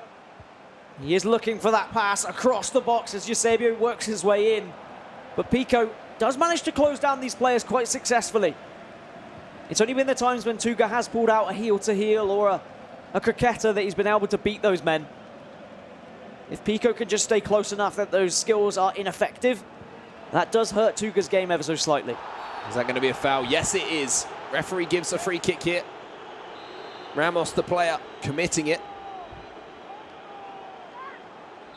37 yards from goal. Wouldn't be surprised to see this one just taken short. Maybe try work an opportunity for one of those finesse shots in and around the D. She decides to play this one back towards his centre-backs. I mean, it is smart There were several red shirts that were absolutely bombarding towards him, and he just wants to keep the ball here and not give away an easy opportunity. And you can tell from the possession stat, of course we haven't seen the whole game, but we can tell from possession that he does like to slowly, methodically move his way up the pitch. And now he is just going to be back and forth with Mbappe here, turning around. It's Messi. Into the box. Oh, almost found the pass in, but stoppage time here means that the first half is pretty much going to be done, and there it is, the whistle. So, as we move into the second half of extra time here, are one of these players going to find that special moment? Will it be a mistake? Or, once again, will we be going to a heartbreaking, nerve-jangling penalty shootout? From the kickoff, Tuga has that opportunity to get forward like he has done previously. And I really feel like it could be just a simple skill move like a cricketer, just to beat one of those men that might actually give Tuga that chance he so desperately needs. He's probably thinking about that one-on-one with Neymar just before we got to the end of 90 minutes and how if he had just put that the right way, he could have won this tie. And oh, what a chance! Lala just fired it across goal, but nobody wanted it. The ball was into a great area, and now Pico has the chance to get an attack. Great move from Tuga, got in behind, and as you say, Lala was the player who actually fired it back across goal. Just didn't find a target for him. And boy, does extra time disappear so quickly. It really does. Already, we've only got 8 minutes left in game. Ronaldo on the edge of the box, on that right foot, gets another bite at the cherry. And now straight up the other end now. This might well be one of the last attacks of the game here. Tuga comes forward. Look at the running behind from Lionel Messi. Look at the space through the middle for CR7. Look at the space on the right-hand side for Neymar. And Neymar finds the finish. In the last knock-ins of the game, Tuga finds the finish from Neymar, slides it under the goalkeeper. And it looks like we might not be going to penalties. This might be settled before that deathly shootout. Oh, Pico's just brought his keeper out that little bit and hoping when he hit the floor, he could block it, but somehow Neymar's crept it under the goalkeeper. It's a great there. finish. But how has Neymar got that much space out on the right? He's caught him on the counter-attack, I think. Pico just using those left back just a little bit too much up the pitch. Maybe it's Marcelo. Can't quite remember, but probably Marcelo, because Marcelo does often go wandering up the pitch. Very aggressive-minded player. And now, considering when we joined this, Pico had the lead. He was a goal up. But Tuga has had the chances. And now, he just needs to hold out for 5 more minutes in game. And speaking of 5 minutes, and the number 5 is 5 at the back time. He just needs to hold on for a few minutes. Oh. Slides it, almost toe pokes it under David De Gea, the on-rushing goalkeeper. And to keep your composure in those kind of moments, he would have had flashbacks of that chance he missed at the end of regulation time. He would have known that he threw away a chance that's very similar, so you have to give him credit for the mentality to bounce back and for the resilience shown to take that chance. Pico only has 1 or 2, maximum of 2 more attacks left in this game, so he has to make this possession count. Well, several things would have been going through the mind of Tuga as he approached that ball. He went for the driven shot in the end, and it did work out. Fantastic composure considering the scenario. And now Pico just has to presume that every attack of his is going to be the last. He crosses it in, it goes out wide. Somehow Cancelo's got it. Plays it back to Henry. Messi now on the edge of the box. Drag back, Lala gets a foot in. Lala gets another one in, and Messi just sends it into the stands. More seconds off the clock. That is all that he cares about at this point. Ball down the line. Mbappe trying to save the tournament. Here it is, Cancelo of all players trying to get in the way. Ball's going to drop, Varane clears it away. Big win there. Vieira gets the ball, and I think that might be it. Henry trying to get up, Ramos with a huge defensive header. And that is going to be the last action of the game. What a win coming in. It was a tight game, but Tuga, the player who manages to close it out, who held his nerve when that chance presented itself. Tuga, 212th.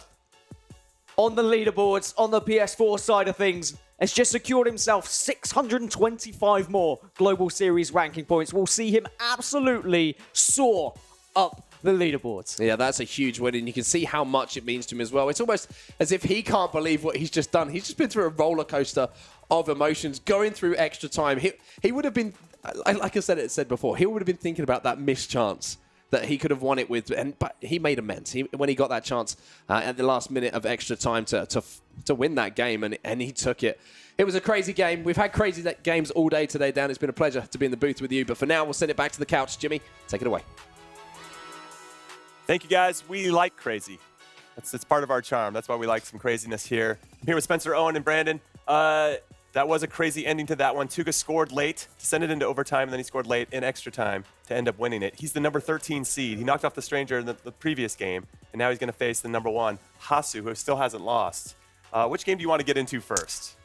Oof, I think we've got to start off with Hasu. All right, that's our featured match. First time I played up against Fiddle. It wasn't a game full of loads of goals, was it? It was, 3 goals in the end or so.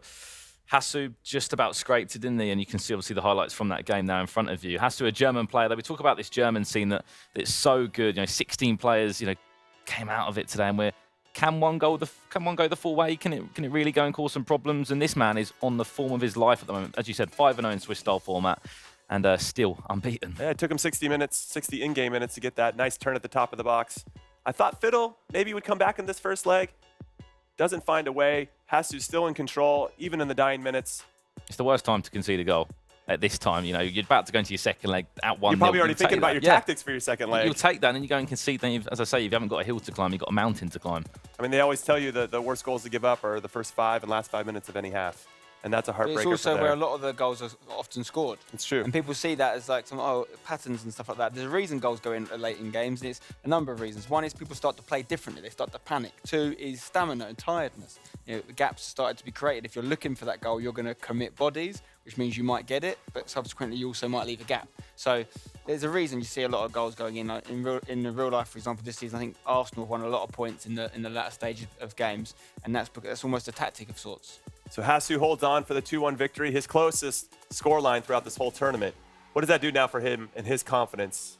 Now he has another night to relax and prepare for the next day. Well, anyone that gets this semi-final console stage has got 625 points. That is pretty much guaranteeing you a spot in the playoffs, right? Especially when you combine it with weekend league points, which all these guys are going to have in the hundreds for. So, yeah, well done to them. They're going to be in the playoffs almost certainly. So we know their season is alive and well. They've still got time to add to those points. They could even, if they have a great tournament here tomorrow or in subsequent tournaments, book themselves a spot in the World Cup before they even get to the playoffs. So it means they're in great shape, basically. All right, well, we're talking a lot about Hasu, but we have his opponent for tomorrow. It's Tuga. He's with Kyle Walker. Cheers, Jimmy. Yes, I am here with Tuga. What a performance by him. Now, a lot of you people won't be able to see actually what happens in this room. I get to see it firsthand. I get to see all these amazing competitors going against each other, and what a game it was. You've secured your place in the Xbox semi-finals there for tomorrow. How are you feeling? Man, it's feel amazing. It was a really tough game against Pico, one of the greatest players that I ever faced here. But I managed to win somehow. A little bit of luck, yeah, I can tell you, but it's unbelievable. A little bit of luck. You need a little bit, though. Will that luck be continuing into tomorrow, do you hope? Yeah, I hope so. Now it's game by game, step by step, no pressure. I have 98 points. It's so few, but I hope to get the most as possible, man. Well, you're guaranteed 625 Global Series ranking points. That puts you way up on the leaderboard. Are you already thinking about playoffs? Are you thinking about that already? No, I think I have two tournaments yet to play, so I'm not thinking about the playoffs. I'm thinking about this tournament right now, and my thought is I really want that trophy is right there, but I know that I have so much to prove, so much to play, and I hope to smile tomorrow. Hopefully you will be smiling, but you can have a big smile anyway because you're doing amazing. But this is your first tournament, your first major tournament here. How does that feel? You've got so far in it. You're doing everyone so proud. It must be a great feeling. Yeah, it's my first tournament. I'm not able to play all the qualifiers.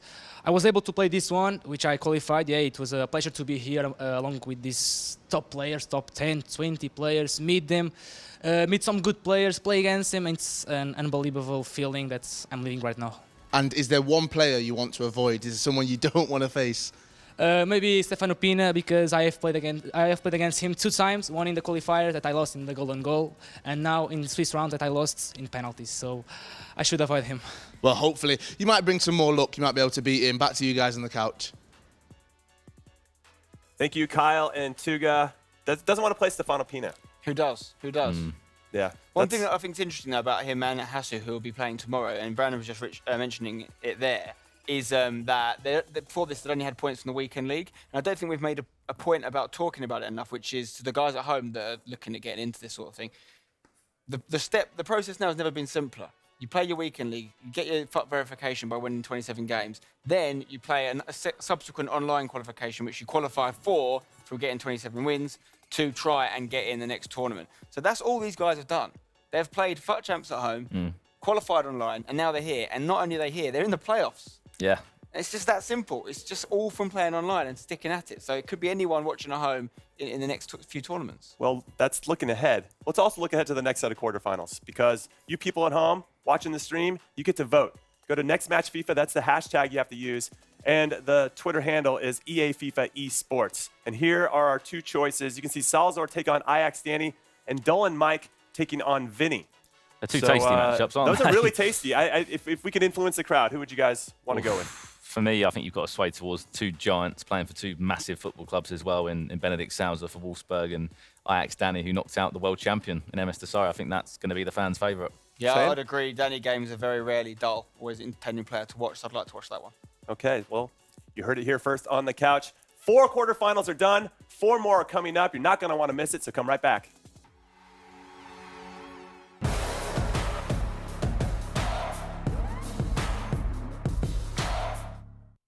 Marcuso overall rating at playing FIFA from a scale of 1 to 10 is for me definitely 10. I mean, he's the current vice world champion on PS4 and played so much with him, and yeah, he's a very good player. So for me, it's definitely 10 out of 10.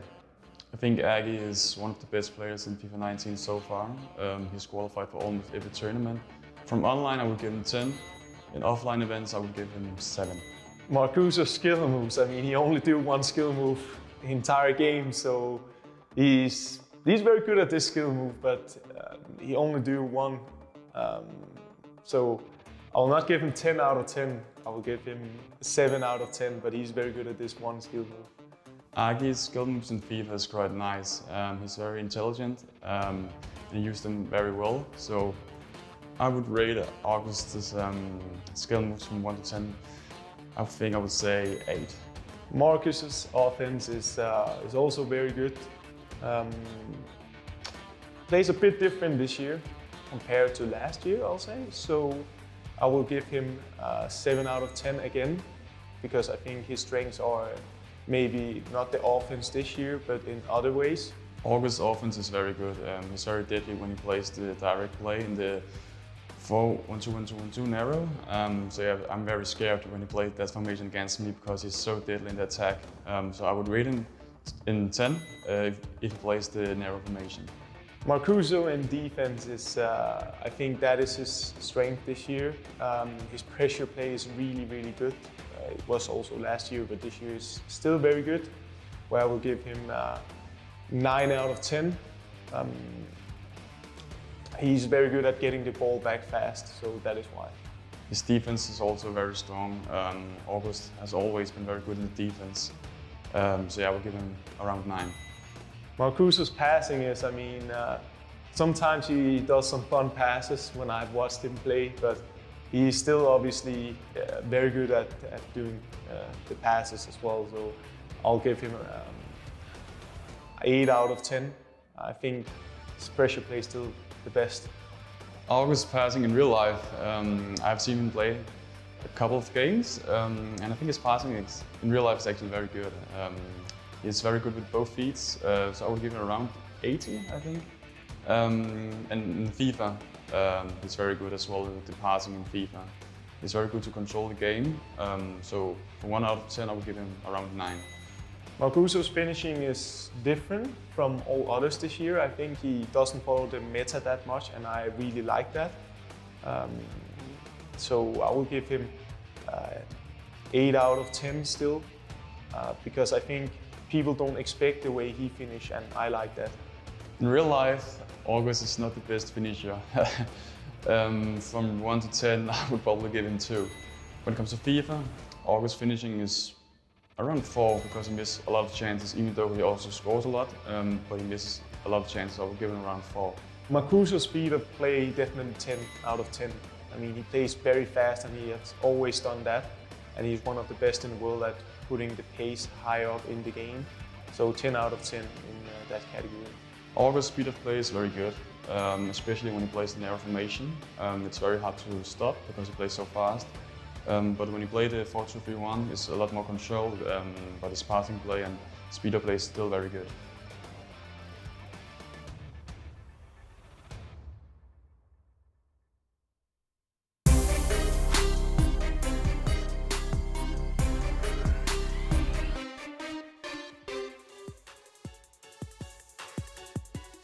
Welcome back, everyone, to Bucharest for the FUT Champions Cup presented by PlayStation 4. I'm Jimmy Conrad, and I'm being joined by Spencer Owen. And hey, look who's back on the couch. It's Boris Legend. Now, before we move forward, I want to give a shout out to Matilda and Foster. They've been watching every minute of the stream. I just want to give them some love. We thank you for your support. All right, guys. So we voted on the next match, and the people at home, they chose Dolan Mike versus Vinny. You know, that's the Brazilians coming out strong. A fair play to them. They want to see their boy. And it could be the Germans as well, of course, but I think Vinny's got a good crowd behind him. So what I find interesting about this side of the bracket on the Xbox side, now listen to this, okay? Rogue Goal Machine, he was ranked second. Salzor was 15th. The seed coming into this, Salzor wins, okay? So the lower seed wins. Yep. Then Dasari was the 7th seed, and Danny was 10. Danny wins, okay? There's a theme here. Gorilla was the 3 seed. Dolan Mike was 14 seed. Dolan Mike wins, okay? And then Dylan Jr. was number 6. Vinny was number 11. Vinny wins. So all the lower seeds in this bracket have won. They all must be feeling pretty good about their chances going into this. Like, maybe this is my tournament. Maybe I can do something special this time. It's the tournament of the underdog. The question is, who's the lower seed in this game? It is Dolan Mike is the 14 seed. Vinny is number 11. And in fact, actually, let's take a look at their intros.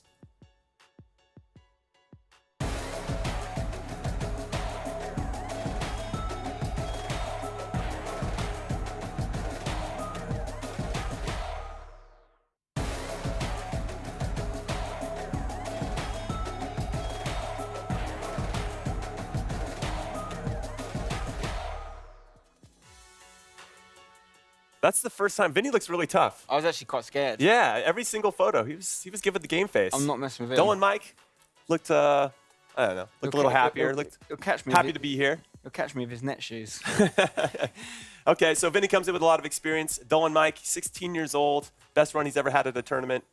You know, who do you think? And he's had a great result against Gorilla. Yeah, of I mean, he absolutely smashed Gorilla. Is this prediction time, Jim? I think I'm leading you into that. Yes. You're leading me in gently. You haven't lost yet. Look at them right in front of me here. Who do You I haven't go lost with? yet, and they're your I know, I've predictions got a today. Perfect record. Thanks for reminding me. I wasn't going to mention it. I am going to go with the Brazilians at home, football lovers. Futebol. I pronounced that probably wrong. But, we're going to go with NSC Vinny for the Brazilians. Okay. I'll look after you. All right. And Boris? Yes, so... give us a breakdown. Give us the Boris breakdown. So we're going to see here, we have Dolan Mike, and he's going to come here with great confidence, of course, after beating one of the giants, Gorilla. And that, I mean, that was not only winning, that was really demolishing. I mean, that was a beating. Statement from this player who is the youngest player in the tournament, 16 years of age. He's playing here against the lowest ranked player who's left on the Xbox side, Vinny, who's making his first tournament here of the year. And Dolan, I think this is his 3rd tournament, so he has some more experience from FIFA 19 LAN tournaments. And with his previous performance, I'm going to go with the German, the youngster, Dolan Mike. Interesting. Question, is Dolan Mike the F2 text of FIFA 19? Yet to be determined. I heard Because I feel like F2 text is the F2 text of FIFA 19. I heard some rumors also, which are very interesting, and that is that last year, Dolan Mike was an Elite 3 player. So he made a huge move this year. I'm an Elite 3 player on a good day. So and maybe that's why you're here on the couch. Yeah. So you mean next year still have a chance, I could be 16. Playing here at one of these tournaments. Okay, great. Okay, so Dolan Mike and Vinny. I spent a lot of time in Brazil. I have a lot of friends down there. You know, it didn't work for me with Fiddle. because I went with my heart instead of my head, but this time I think Vinny's going to do it. Okay. I think he's going to do the business. I'm going to give the old vamos, porra, you know? Those are for my Brazilians I know what that out means. there. Yeah. Yeah, it's a good thing. I'm excited for him. So that's my votes. We got 2 Vinnies and 1 Dolan Mike. Yep. Which means it's time to throw it over to the casters to get their vote on what's happening for this FUT Champions Cup quarterfinals presented by PlayStation 4. Guys, how are you? Very well, Jimmy. Brandon, I think you're just on the couch. Where'd you go? I'm sorry, mate. I enjoyed being on the couch, but Richard asked me to come back, so I thought I'd just join him on the That's commentary nice. desk. You too. So sweet. But I think coming into this game, I've got to stick with Dolan Mike. I've hyped up this guy so much. 16 years of age, coming out again. I'll say it again, this German scene that's so tough to get recognised. He's come out, he's got recognised, recently got signed by an organisation, Richard. So for me, I'm going Dolan Mike. I'm going to have to go to South America as Spencer comes into the shot there. What a beautiful man. But I'm joining him. I fancy a little bit of Vinny. I think he's going to do the business, and I think NSE Vinny will be picking up 625 Global Series ranking points.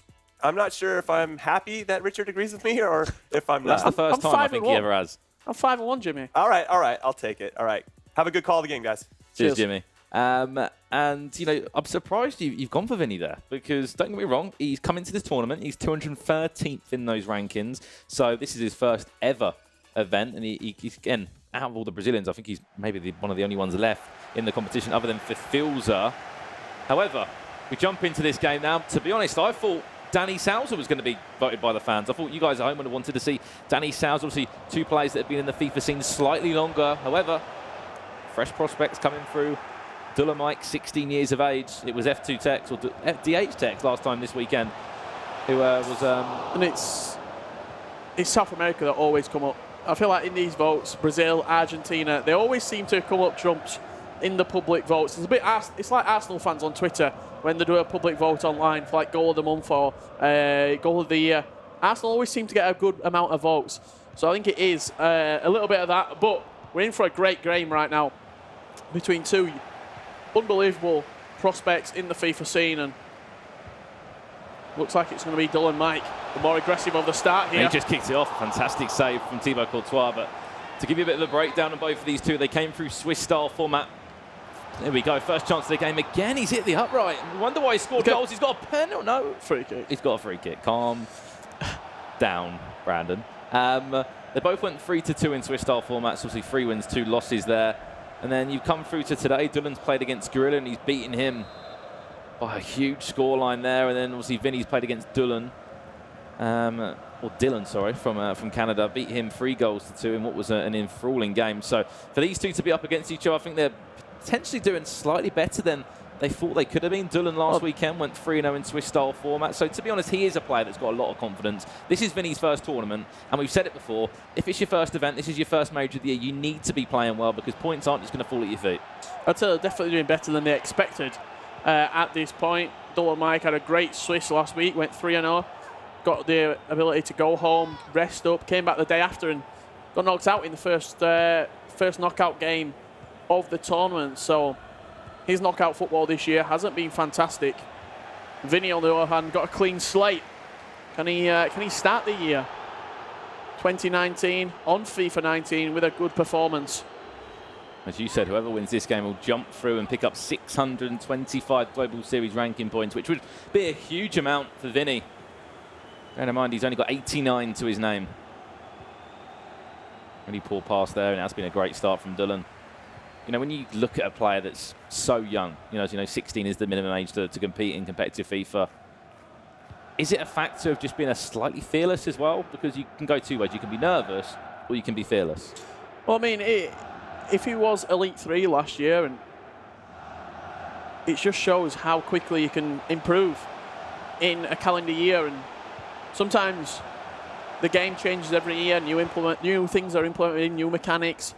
Sometimes something just clicks for you and the game is just yours. Like, for example, this year, I think Tex, he's found his groove. He's found his year. Last year with FIFA 18 in Barcelona, it was fantastic. But with that new kid on the block, with that unknown prospect.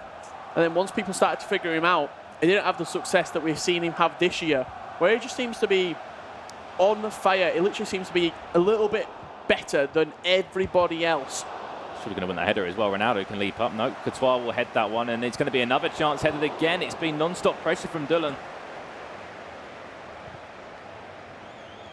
as we know, recently picked up by SK Gaming, then playing in the virtual Bundesliga FC. Obviously under FC Cologne.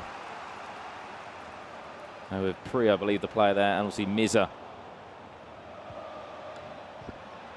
You look at the legends of the Benedikt Salzals that have been around for so long in the German scene, and you got a youngster coming through the ranks doing so well at the same time. Yeah, both playing at the exact same time as well on that stage together. The legend of the German FIFA scene in Benedikt Salzar and the up-and-coming young prospect in Dylan Mike. 11 years between them. Dylan Mike 16. This is the stage. Salzar 27. This is the stage that Dylan needs, though, Richard, because he hasn't really, you know, the LQE. He did well in that. Obviously, went out to Tim Latka, a fellow German player there. You could say one of the legends in the scene, and well, maybe the tables are turned. Vinny out of nowhere with his first attack of the game.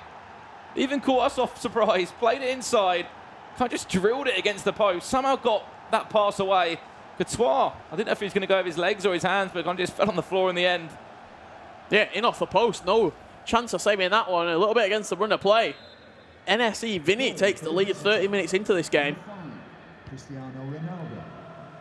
The point I was trying to say is that he did well in the LQE, but sometimes you need to be seen at a major. You need to be seen where there's an event with slightly more viewers there, so you can get hyped up, so you can get that extra following on social media. He's going to be replying straight away. Is he? Oh, sure, that's the goal of Messi. Goes the other way as well. That took, what, about a minute to come back down the other end and score? Yeah, did get quite fortunate with how the ball bounced back to him there, but he made no mistake when it came into his feet right here. You see, he takes the finesse shot. It bounces back into Messi's path and slots it into that top left corner.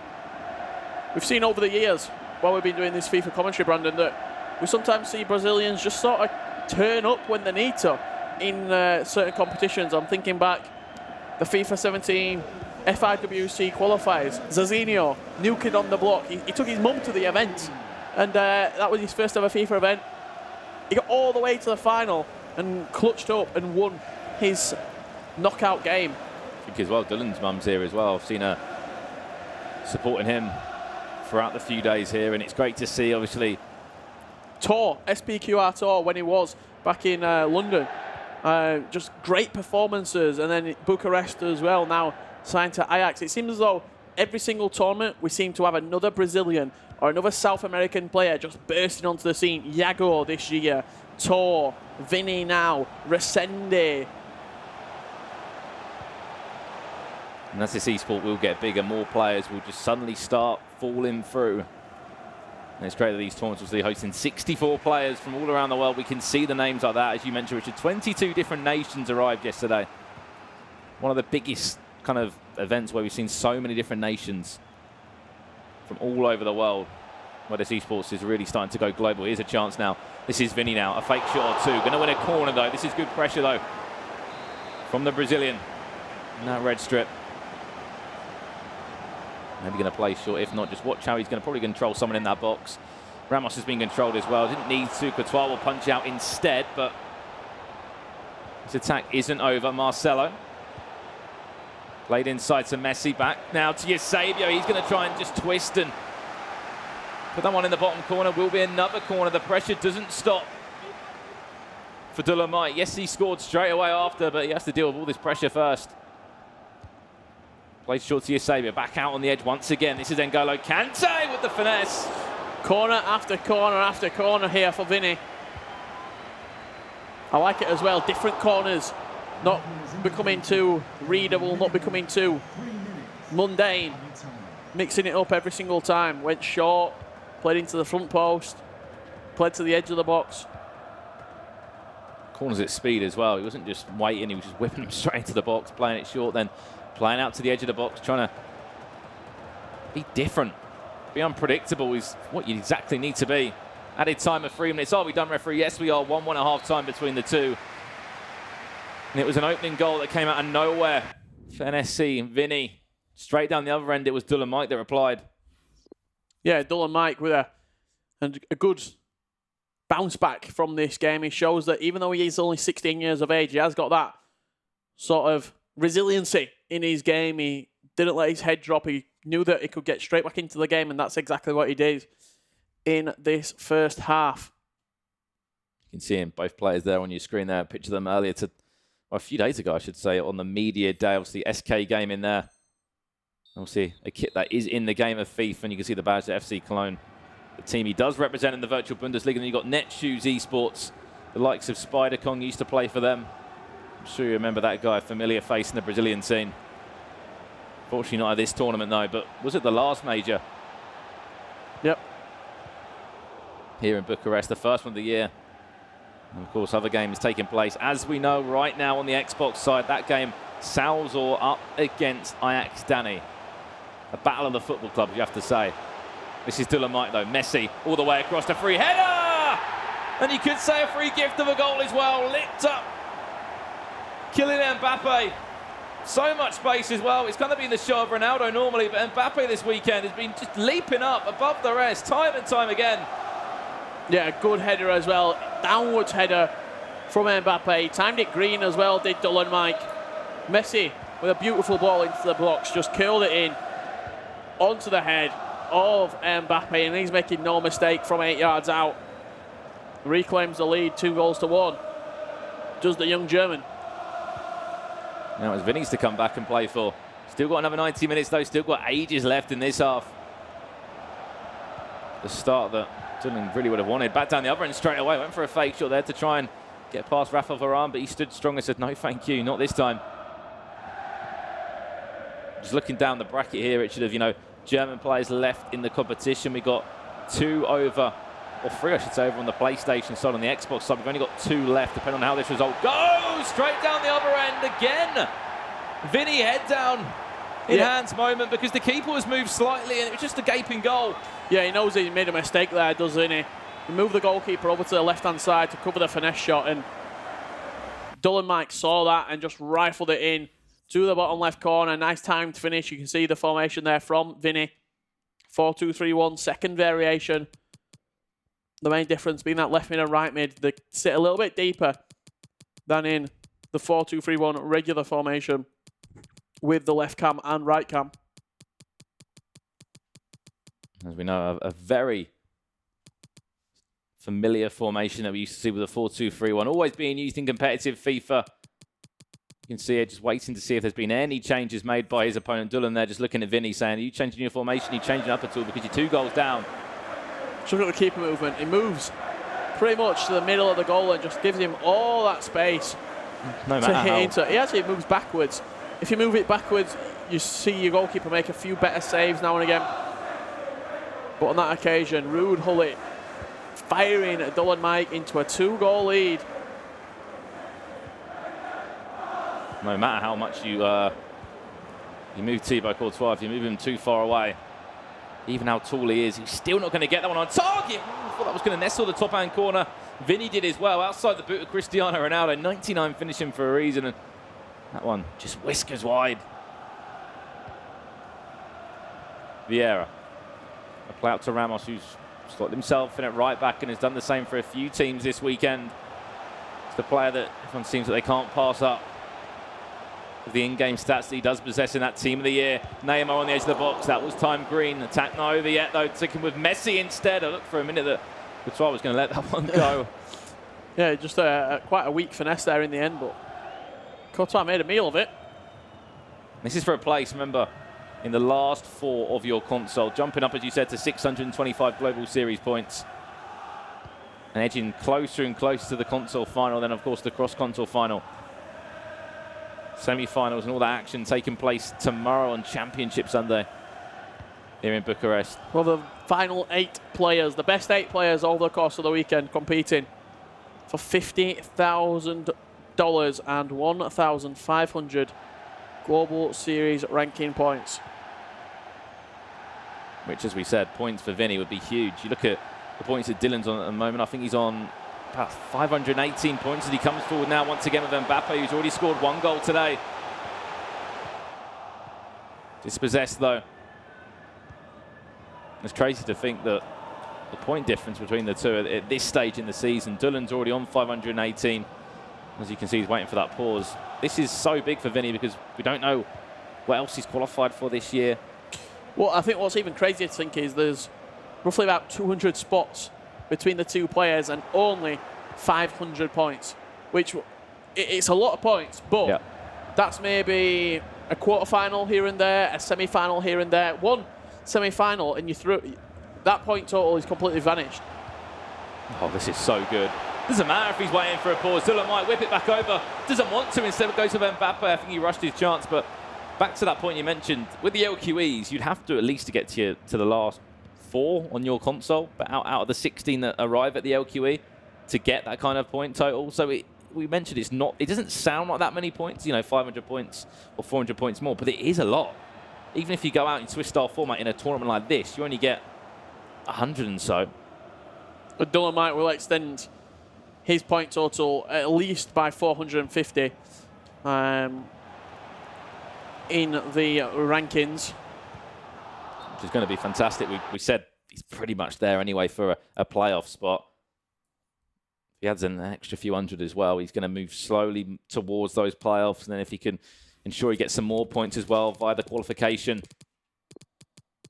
tournaments that are on display. We've still got 3 FUT Champions Cups to come over the next few months. We'll see next month, the month after, and obviously finishing in April for that. And then obviously we've got the likes of the Champions League, all these tournaments. There's so much FIFA still to see. R9, Eusebio, and Pele, I think, coming on for Dylan Mike right there. Well, if he wasn't attacking already, he's already scored 3 goals. He wouldn't mind a few more. There comes the finesse. It's going to go out for a corner. I think he knows he can extend the lead right now. Vinny's throwing a lot of bodies forward. Good straight header, in there.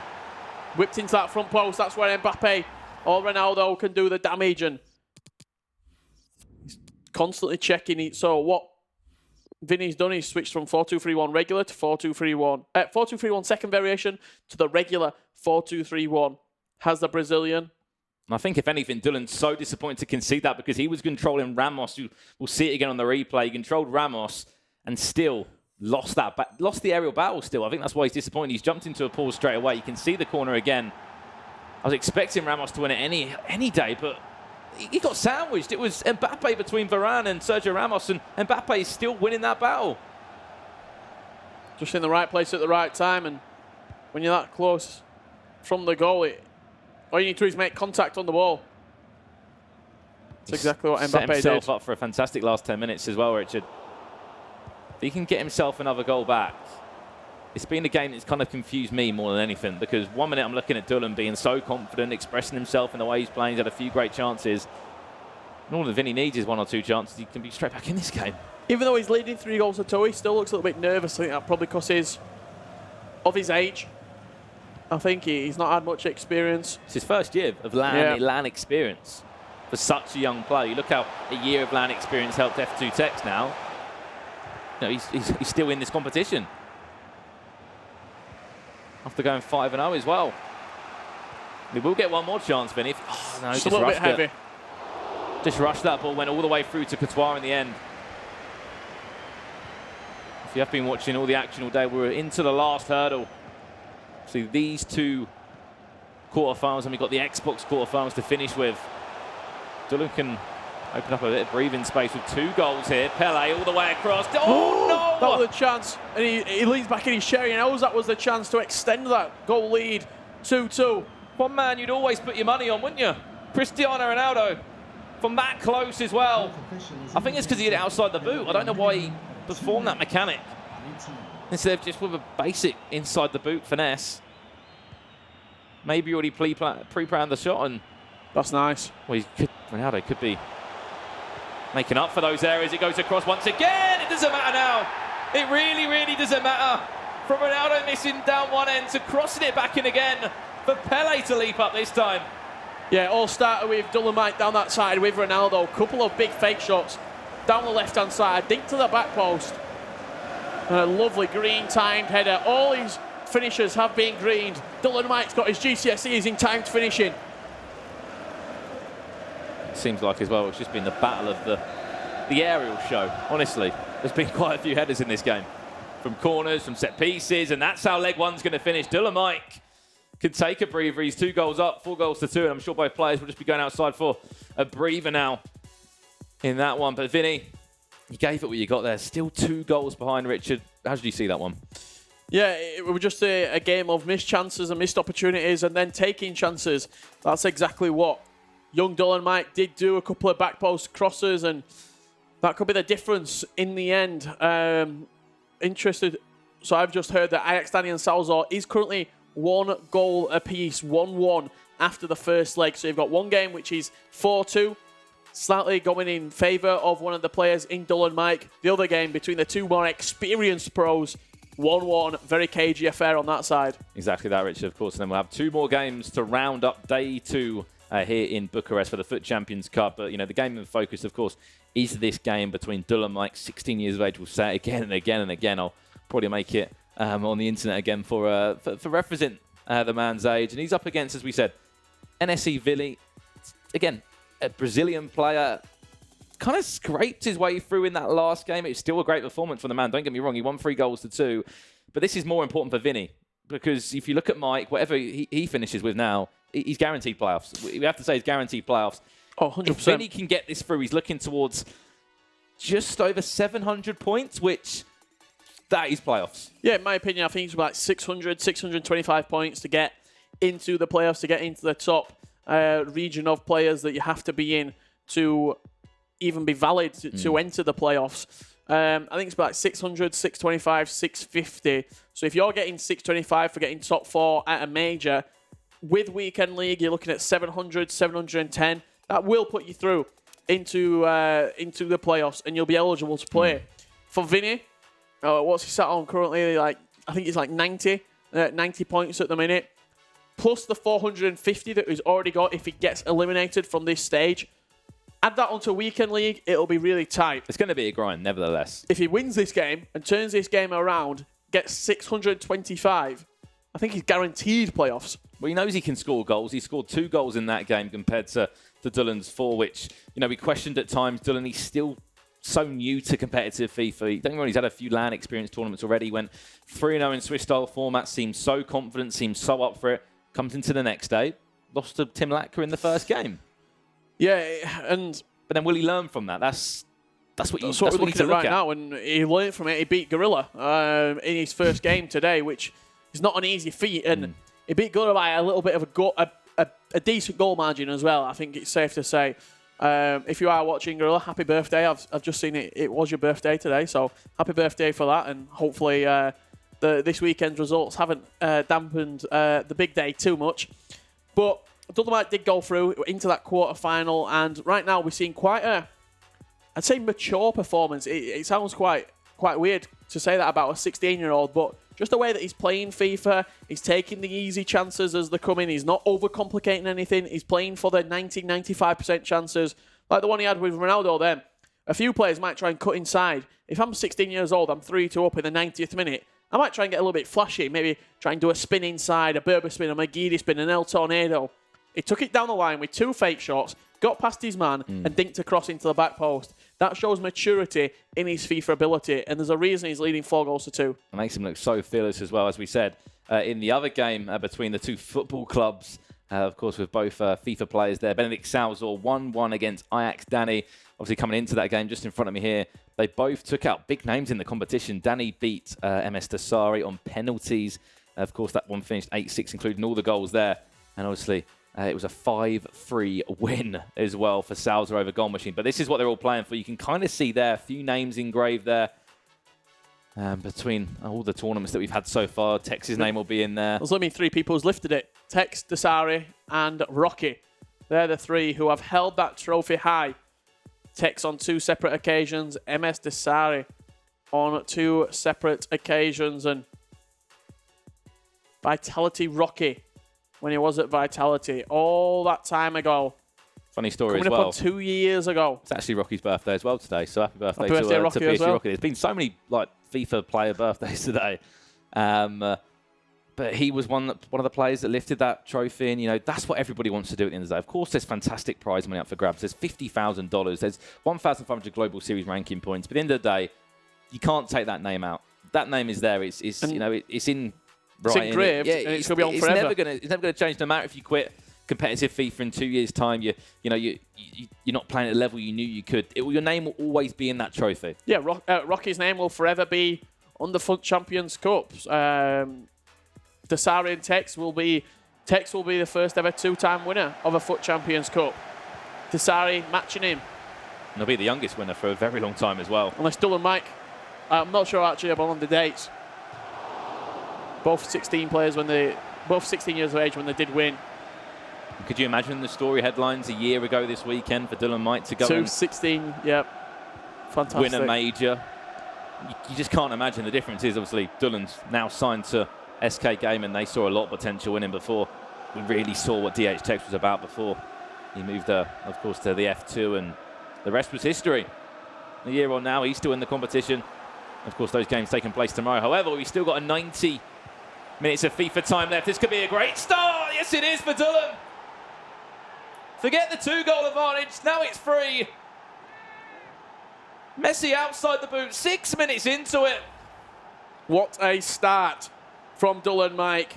How's he got that much space? Yeah, you're asking questions. And again, the goalkeeper movement. If he doesn't move in there, there's a good chance that he saves that goal in decent fashion as well. But because he's moving him, Messi hits it high. 6 minutes in and extends his lead to 3. Can't really find a worse start to a game than that for Vinny. What has happened there for the man? But what a start from Dylan Mike again. 5-2 up.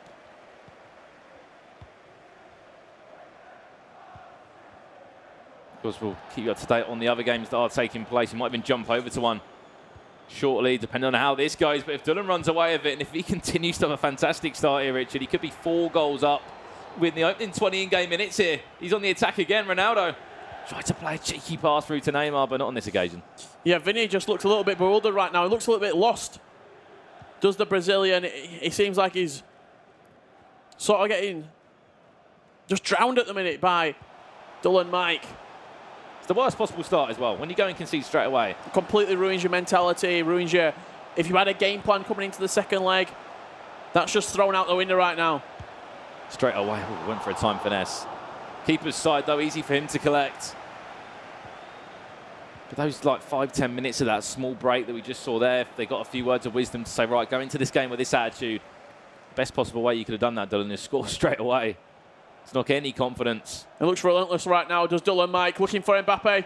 Oh, he's in space as well. Kylian Mbappe is going to go for a finesse, but if you just watch how he can just pivot on the ball so quickly.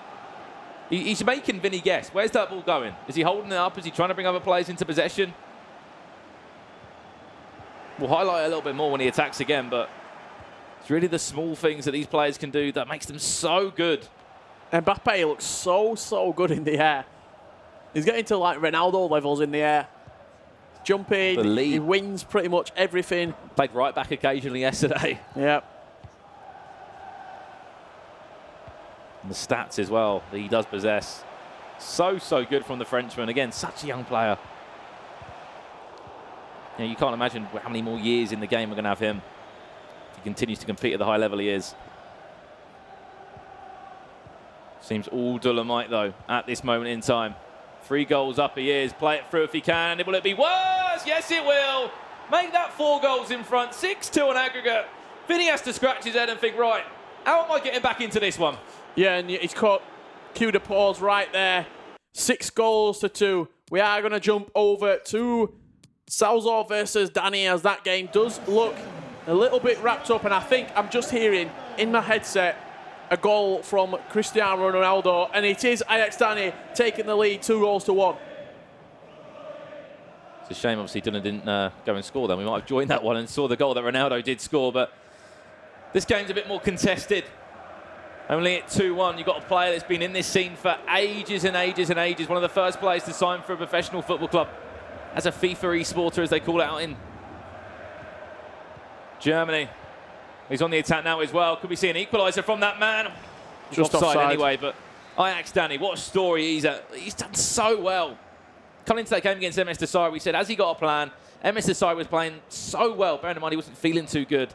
Had to go to penalties. It was an incredible game between the two. I even spoke to Danny after that game. I said, Danny, what are your thoughts coming out of the back of it? He said, he might be ill, but he still played amazing. That's respect as well. Yeah. He said, don't let anyone take anything away from me. He might have been ill, but I still had to match him because he is one of the best players in the world at FIFA. And he was very, very pleased with his performance. And it looks like he's riding this wave of confidence right now. Does Danny, which we've seen in the past. When he does get confident and he does get playing. You don't want to get near Danny when he's he's full of tough to confidence. stop.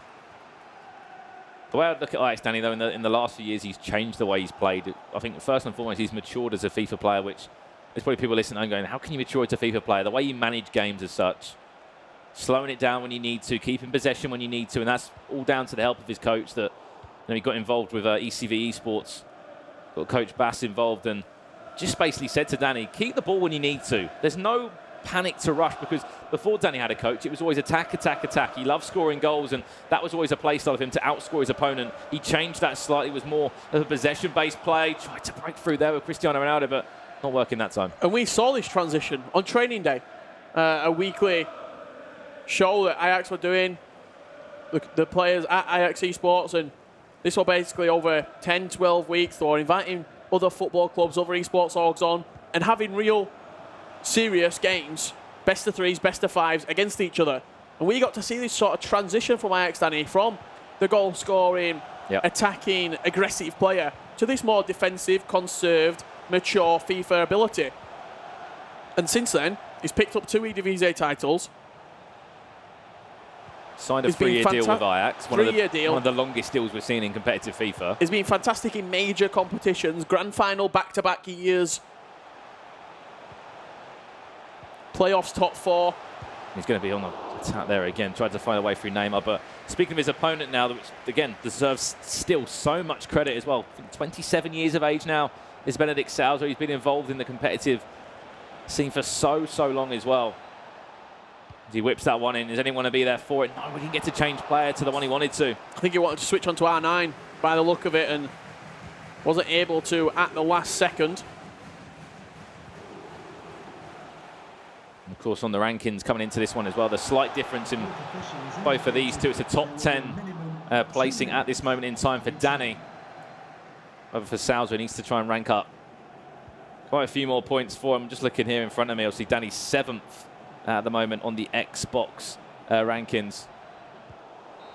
And 22nd for Benedict Sousa at the moment. You can see the stats there, you know, with no shots on target, no shots registered at all for the German. We've seen this formation again from Danny, the same formation that he played against Desari to get back into the game. 4-3-3, 4th variation. He plays that centre attacking mid. I imagine on the 2 centre mids, he's probably got stay back, so they sort of drop in a little bit like a 4-2-3-1, but his 2 wingers really stay high. They pin the players back. We've seen that he's trying, and it successfully sets up this finesse shot time and time again. Neymar, Ronaldo, Mbappe. That's what he's trying to set up. That's how he's found that he has the most success with this shot, and that's what he's trying to do. You play to win the game. You look for the most effective tactic available. That's what meta means, and that's what Danny's trying to do. You saw some of the spectacular goals he scored as well. One of them was with Cristiano Ronaldo. Slightly earlier today against MS Desari, but there's still 45 in-game minutes separating this one. It's still so tight as well. Here's Benedict Sousa. Hasn't actually registered a shot yet in this game. Of course, did score in the last one, though, so we know he can score. And to get through this stage in the competition, he's beat Goal Machine on the way through. Let's remember that as well. 6 goals to 4 as well. He beat Goal Machine. I believe it was a close game in the first leg, and then that second leg, quite a dominant performance from the German. We'll go back a weekend. Obviously, Goal Machine played against Resende in the Xbox final down in top London. 2. So, you know, how a week can change. We always say how 24 hours can change in competitive to FIFA. How a week can change, a month, a year, with results in tournaments. And these points are so important for Sousa as well. Danny's already kind of firmly in that top 10 at the moment. These points here will just slowly move Benedict higher and maybe closer to that top 10. As we say, whoever goes through this game will pick up 625 points, whatever happens tomorrow. Nice switch of play there from Danny, just looking to turn the pace down of this game.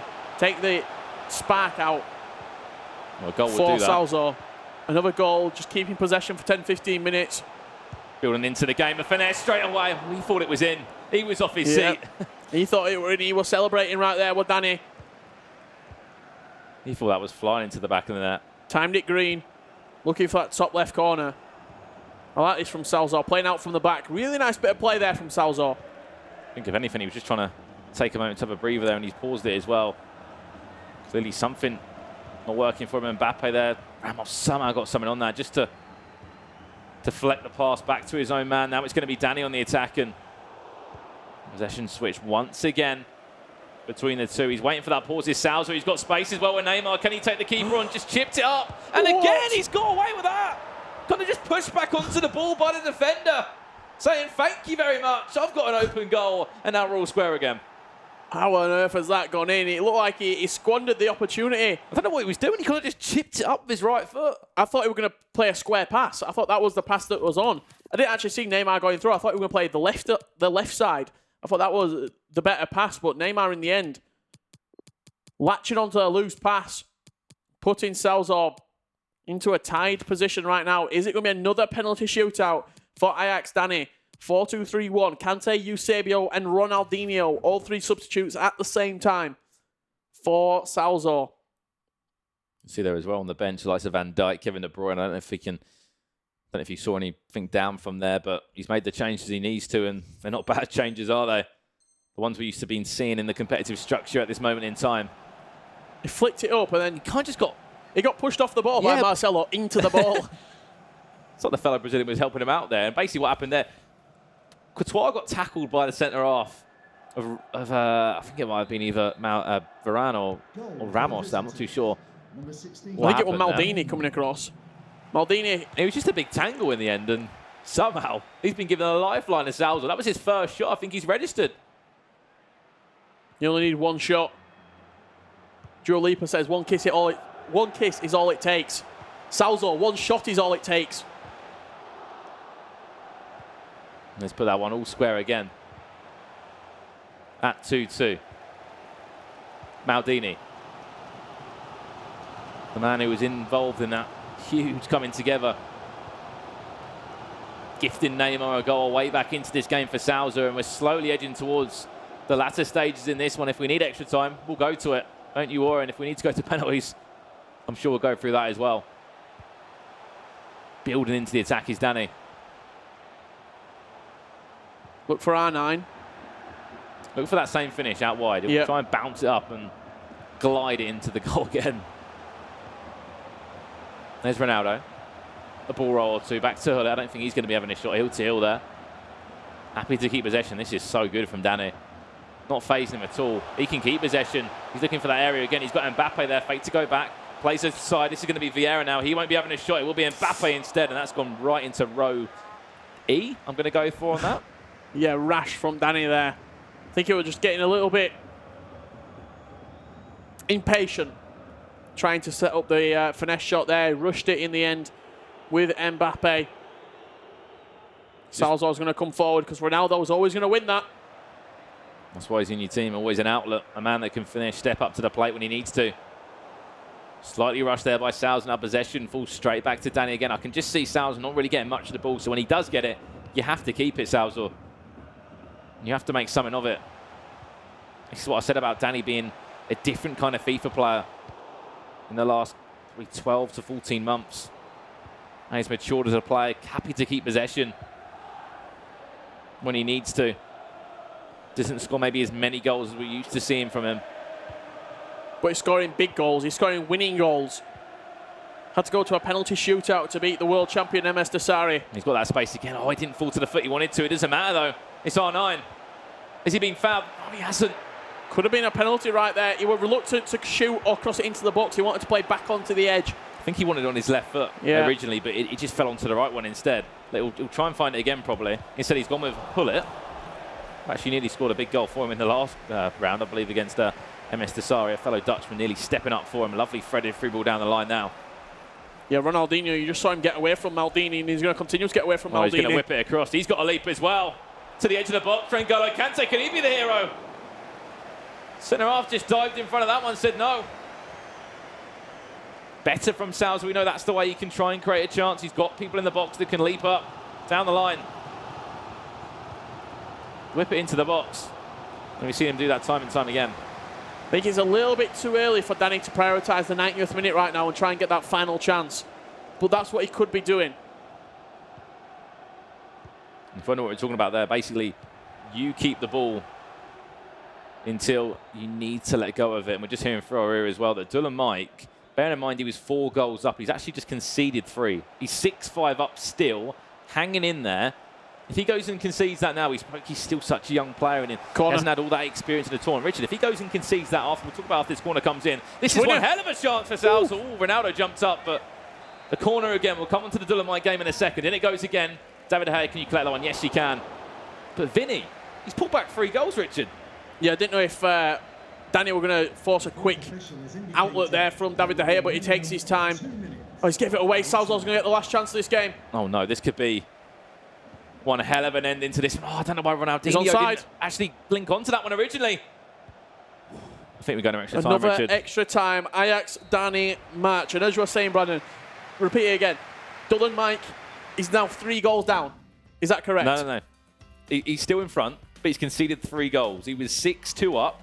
Don't worry. He was 6-2 up, conceded 3. Now he's 6-5 up. So he's just about hanging in there. So it was more of the question of what turnaround this could be from Vinny.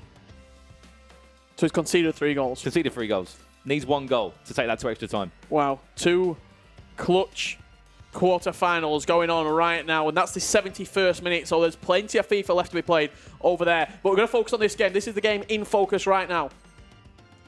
Extra time needed yet again for Ajax, Danny. Extra time. Here we go then. 30 more in-game minutes. I've lost count of the games that have gone to extra time today. Some have even gone to penalties for us. But if you go back around, this isn't phasing Danny. He's been here before. But I'm sure Benedict Salz has been here in so many competitions he's played in. German championships, FIWC, FEWC, whatever the tournament. Benedict Salz, I can tell you, has probably had a cap at each one of them. Had such a good chance at the end there. 2 corners in a row. I thought the first one was going to go in for Salzor. He actually timed it green as well. Well, here's Ronaldo. He's actually outside the box for Danny, if you didn't know already. He's whipped in. Who's there to win that one? Ramos. Good defensive header. Ramos leaping up.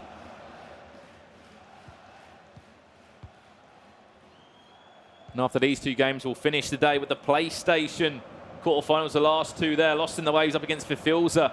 And Stefano Pin up against Bayer Leverkusen Marv. Here we go. This is Benedict Salza, though, cuts inside. This is Mbappe. Went for a finesse. Just took the sting out of the ball there. Did the defender for Danny. Yeah, we've seen that a few times. People expecting that cross into the back post, and then they just slowly start getting closer and closer and creeping towards goal. Throw in a La Croquette, throw in a couple of skill moves. You can get a finesse shot away with an Mbappe, with a Neymar from inside the box. You can just start to deceive your opponent as well. Vieira. This is Eusebio. He's going to play to Kante now. Just, you know what's coming from Danny. He knows what he wants.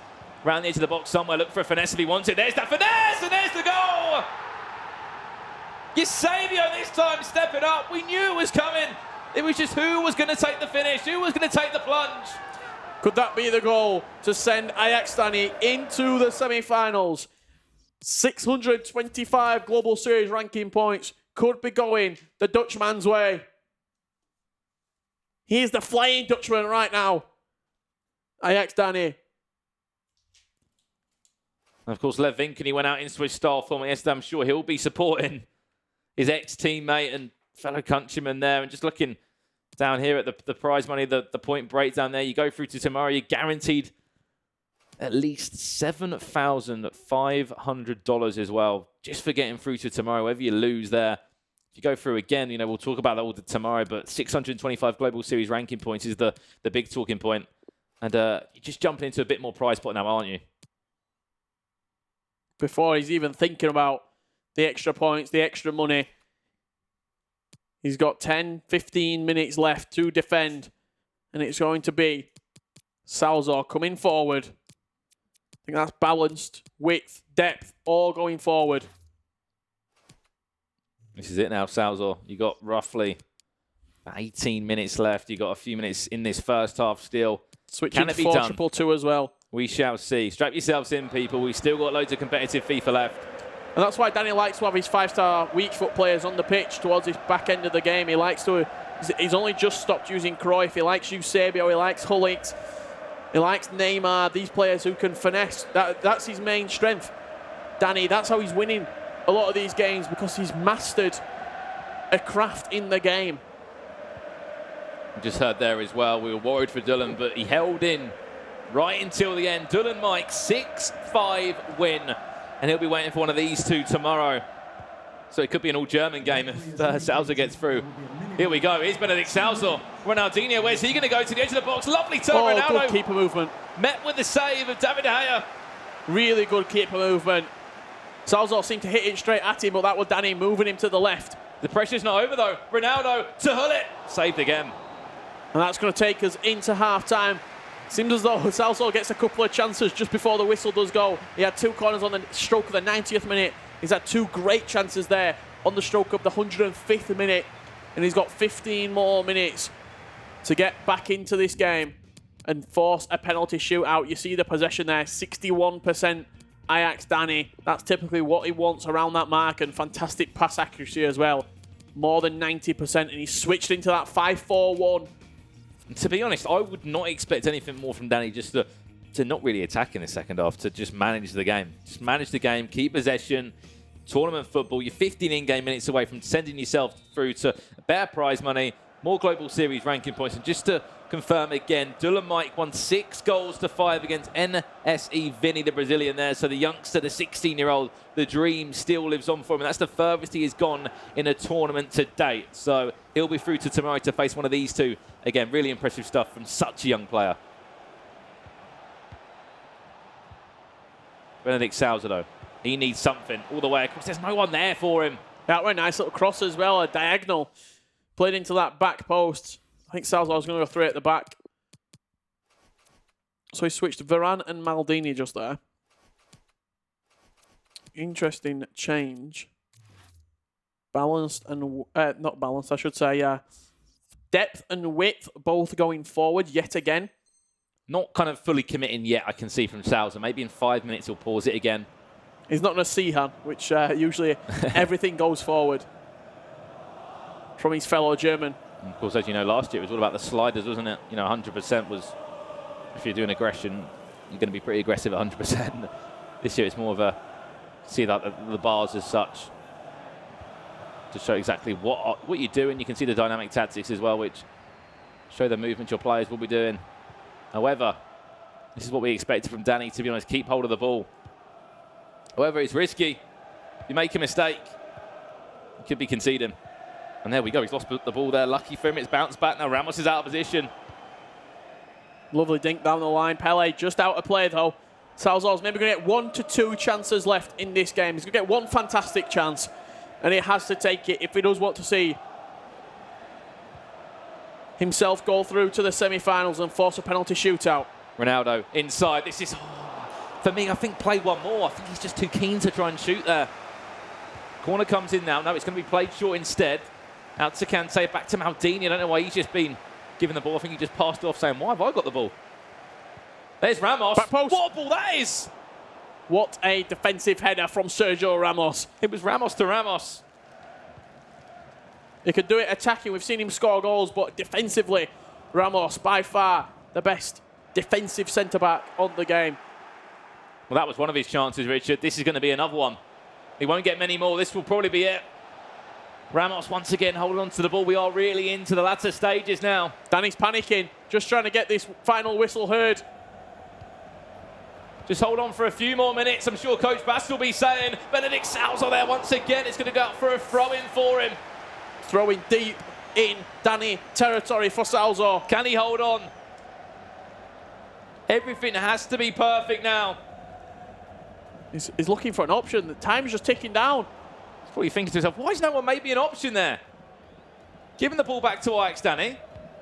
Added time at 2 minutes. That was a bit silly from Danny there, just giving possession away. However, can just keep hold of this. This is Danny Salu's now. Can he be going through to face Dullen Mike tomorrow in the semi-finals?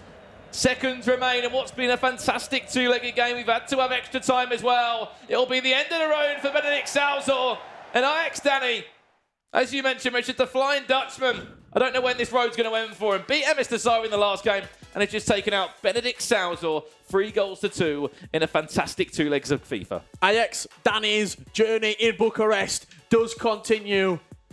Good performance against Salzor.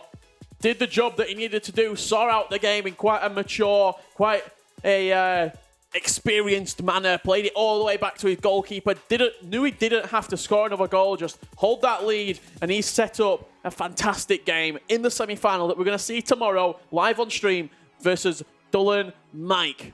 Well, I said as well in that second leg of extra time in the second game, I said, I will not be surprised if Danny doesn't attack. Because I've said about this before, you can be more of a mature FIFA player. When I say about being more mature, you can keep the ball, you can manage a game. You don't need to attack. He went 5 at the back. He knew that he'd just see out the game, play to Ronaldo up top, and that's exactly what he did. He's through to tomorrow, and he's set up a tie with Dulan Mike. Jimmy Conrad, what are your thoughts on the couch? Thought, Richard, is that you're not wearing that shirt from yesterday. Do you guys remember that shirt? You should never wear that again. No, I'm here on the couch with Spencer and Boris. That was a good one. Now, guys, I'm gutted for Salzor. I felt like he had a good run. He beat Goal Machine. When you beat a tough opponent, you want to keep that run going. His run ends now.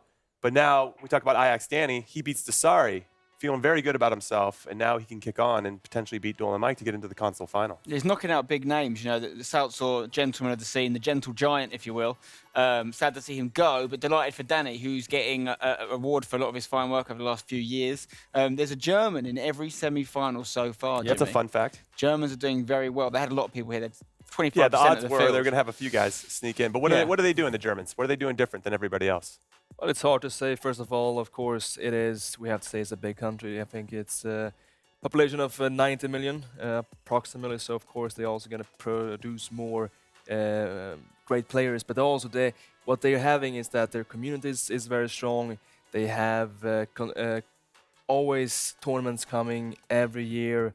And at every LAN tournament, when a player goes there, you always learn something new when you come back home. And I think that is the reason. So constantly having a lot of tournaments and, of course, big talent. And we're seeing here that, yes, like you said, in every semi-final this far, we have a German and potentially also one more with Mar playing against Pina here in the next quarterfinal. All right, now let's talk about the youngest German, Dulan Mike. That was our featured match against NSE Vinny.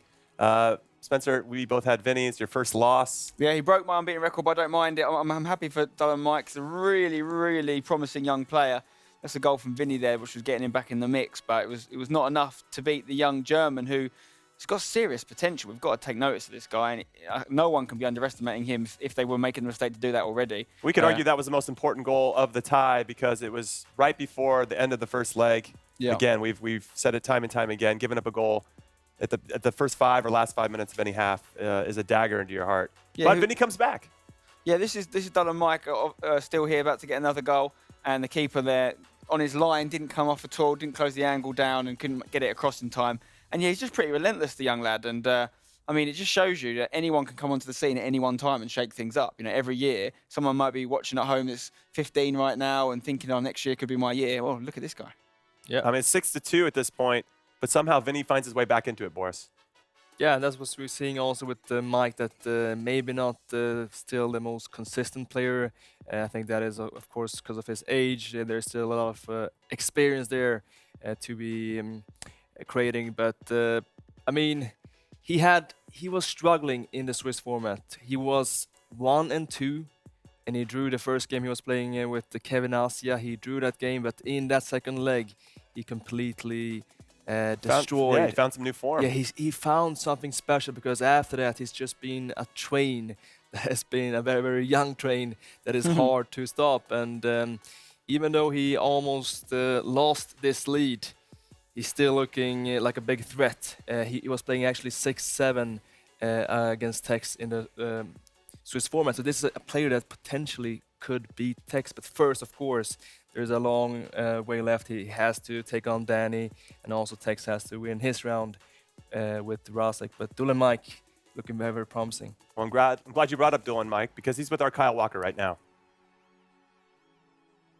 Thank you, Jimmy. Yes, I am here. Dull and Mike, 16 years old. I'll tell you this right now. I was not doing this when I was 16. You're through to the Xbox semi-finals. How are you feeling? You must be over the moon. Yeah, I just can't describe it anymore. Like the past 2 tournaments, I got out of the groups, but then I lost every time the first knockout round.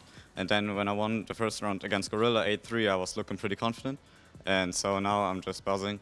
You can't describe it. You were confident indeed, and you carried that through to the next round. Will that confidence continue into tomorrow? Yeah, hopefully, but I've never played against Danny. Just know he's famous for the first time long shots, but I'm looking forward to it. So you said there you're looking forward to that. Tomorrow is going to be a huge day for you. Any plans for tonight, or are you going to go back and compete in a weekend league? Nah, no weekend league for me today. I think I'm just chilling with the other Germans, maybe go eat dinner and then relax until tomorrow. Now, you just mentioned there the other Germans. We've had so many facts about Germans competing. Time and time again, we are seeing them. What is it that you guys are doing? We always hear it at these tournaments. I don't know, just like the whole German scene is like really competitive. So when you like to get started in the scene, you have to beat the best to get known. And that's what I just did, I think. Yes, definitely you are showing us that you are the best. Now, let's talk a little bit about your journey, because obviously 16 years old, you are quite young. You were saying that you didn't see yourself being here a year ago. You wouldn't have thought that you'd be in this position. Tell us about that. Yeah, just last year, up until May, I was just Elite 3 standard player. Then in mid of May, when Team of the Season came out, I became top 100 for the first time. And then just, I think in August, I was second in the month, which got a few 40-0s. And then I thought that I would just start with Elite 3 again in FIFA 19, but managed top 100 in the second week with a bad team, so I thought maybe it's possible. And then the first qualifier, I qualified for Bucharest in November, and now I'm here. It's insane. Unbelievable stuff there. You said it yourself. You've made it unbelievable. Brilliant stuff. Good luck for the rest of the weekend. Back to you guys on the couch. On Mike and Kyle, I was pretty surprised by his voice. It was a little deeper than I thought. It's very Brandon Smith-esque. Well, for a 16-year-old as well, he speaks great English. He does. What's he going to be like at 20? I don't know. Be Prime Minister quality. No, he's doing well. I definitely wasn't achieving this type of success at 16. What do you think he's capable of now that he's got going up against Ajax Danny? Do you think he can take that next step and get into the console final? I mean, after the game against Gorilla, where he won 8-3, I think everything is possible. We saw him, he's been finding some kind of new confidence, so maybe some new keys in his gameplay. Just after he beat Kevin Asia, he was finding some new confidence, and he's just keep getting these wins. And okay, you could say that he is too young to win a major, but then we have players like FUT Tex, yeah, I think Tex who did it last year, right. and who keeps proving it that age at this stage doesn't really matter. We could see a 16 versus 17-year-old in the final. Yeah, which would be incredible. Still some games to be played, of course. You know what else is incredible, though? We have another Twitch drop, everybody. Woo! Make sure you link your EA and Twitch accounts so that you can be eligible to win a Prime Players Pack. We're going to make it rain for a lot of you guys. We appreciate your support on the stream. Thank you for watching. It's been a blast to have you guys join us on this adventure. Now, let's get into Ajax Danny. We talked a lot about Dylan and Mike, but Ajax Danny performing well. Obviously got some big confidence beating Desari. Then he takes down Salzor. He didn't seem as excited after he beat Salzor. Like, he beat Desari, and it was like, whoa, I can't believe I did it. We kind of got over that hump, overcame an obstacle. But Salzor just seemed like he was a little bit more demure. And not that he expected it, but, in some ways, well, he probably, you know where I'm going with this. Yeah, he probably felt like an underdog going into the Desari game, and it's one of those things. It's like once you overcome that, apart from winning the whole thing, it's going to be quite hard to replicate that kind of feeling because it's such a big win against Desari. Nothing against Salzor, of course, great player. They would have played each other plenty of times, although Salzor has switched console. So he probably just expected it a little bit more. That's all I'll say. A bit more confidence going into it, but he'll be doing jumping jacks on the inside because he knows how many points he's got. That's the thing. That's true. That's a really big deal. And you know who else is a big deal? Well, the two people at the breakdown board, Rachel and Mike. And Mike, we love that grease lightning jacket you're wearing. I'm going to wait for the day until you comment on what I'm wearing, because, my jacket isn't dissimilar to his. Anyway, let's move on. We're going to carry on with that conversation. Danny there taking on Salsa. And, let's just go straight to the breakdown board, because we always, we already spoke about him quite a bit, didn't we, earlier on, and just spoke a bit about his goals, and it's always from outside the area. And this is a similar goal, but we liked how he kind of worked the goal leading up to it, didn't we, Mike? That's, I guess, what we're going to say with this clip right now. Yeah, we talked so much about Danny's usage of a lot of first-time finesse shots and scoring goals from outside the box because he's definitely a specialist, but we don't always give enough credit for his patience, recycling the ball, and then also some of the defensive prowess he has. So on this freeze frame here, these are the two areas that Danny's mostly looking for because they're just great for first-time finesse shots and kind of opening up those gaps that he's looking for in particular, and that's why he's recycling. You keep mentioning the word recycling. For people who aren't on the competitive scene and aren't used to all the lingo you guys throw out, explain the word recycling. So when we say recycling in the competitive esports scene for FIFA, basically that means, okay, you've tried to attack, you probably got too many bodies in the final third, and you're going to bring it back out, and you're going to recycle. You're going to let your runners kind of get into space, you're going to try to find those gaps again, and it's just kind of a reset. Okay, so you've passed it back, and then you're ready, you're opening up play and seeing where it's going to go next. Is it going to go 1 or 2? To try and end up with that goal. It goes 2. Those are his 2 bread and butter zones, and that's where he's been able to score a lot of the same goals over and over again, but it's the creativity in his build-up and the patience in his build-up that is sometimes overlooked or underappreciated, and it's the way that he's scoring these goals time and time again. And we were having the conversation earlier, if you were watching, and I was saying, is he not going to start changing up his goals? He keeps scoring from outside the area. It's obviously working. He's in semi-final. Consistency is key, just like my jacket. I'm a pro bowler. I've got grease lightning going. We've got all sorts of good stuff. I think Jimmy is just jealous. Oh, are you, Jimmy? Me? Jealous? Look at this face. I'm never jealous. Also, Rachel, you always bring your A game. That's why I don't come at you. Questionable from Mike, though. B-, C+. You just never know what's coming with this guy. I mean, I give him an A for effort, but anything else, A I'm for not so effort, sure. A for hair. Yeah. Can't argue the hair. You can't argue with that. He's got a nice Garms, set of hair locks. Maybe that's an English word for clothes. Anyway, that's a conversation for another time. Now we want you guys to vote for our next match on the PS4 side of the bracket. Here are your 2 options. It's Lost in the Waves versus Wolves Fafilsa or Stefano Pina taking on Marv. What do you want to see next? Use the hashtag NextMatchFIFA. And then, of course, hit up EA FIFA Esports to make that happen. You guys get to decide. That's pretty cool. How about you guys? Can we influence the crowd, everybody on the chat? I want to see more Pina, personally. Belgian versus a German, I think could be a good match. I think he's probably slightly tipped favourite for that game, but Marv could be a good test. If Marv can recapture the form he had at the FEWC final last year, it'll be hard to beat. Okay, and then you, Boris? Yeah. Which one do you like? Well, I would say Pina, also Pina with Marv, because Pina was, before this tournament, my favorite on the PS4 side, and we mentioned this many times, that we don't really praise Pina enough. You have to take a look at his gameplay. He makes FIFA look so easy. I mean, he doesn't do anything spectacular, no special skill moves, but he just does what is effective, and he wins his games. And we have also Marv here, who is under pressure to get points. It's the only tournament that he's qualified for and ranked, I think, number 91 at the moment. He really needs as many points as possible. And just like also Spencer mentioned, he made it to the finals. It was at the playoffs where he lost against Nicholas.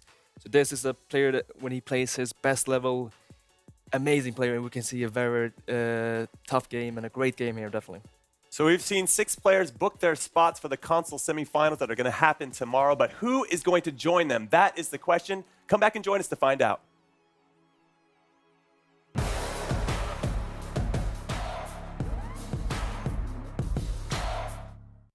I think at this tournament I'm one of the favorites because Nicolas is not here, and normally he's the best player on PlayStation. I'm not afraid of any opponent. There are a couple of good opponents, but no, not afraid. I think Nicolas is the best player at this moment. My favorite formation this year is 4-2-3-1, like any pro player, I think, so it's my favorite. If I was a player, I think I was maybe a silver player. I think at 60, 70 rating or something. Well, I stopped playing FIFA or 1 minute others. I don't think so, no. I love the game, I love FIFA, I love football, so no, I don't think so. My biggest challenge in life, it's difficult.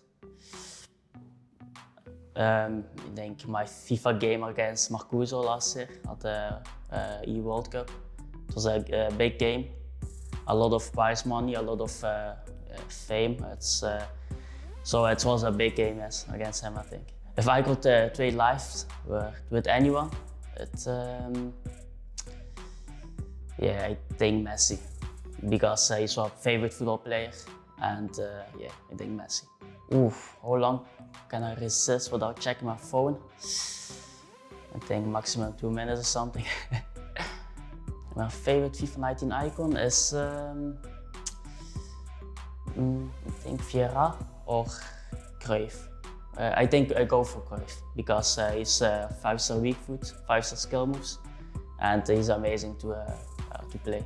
My favorite non-icon or non-team of the year player is, yeah, I will go for Ronaldo because he can everything, so he's amazing.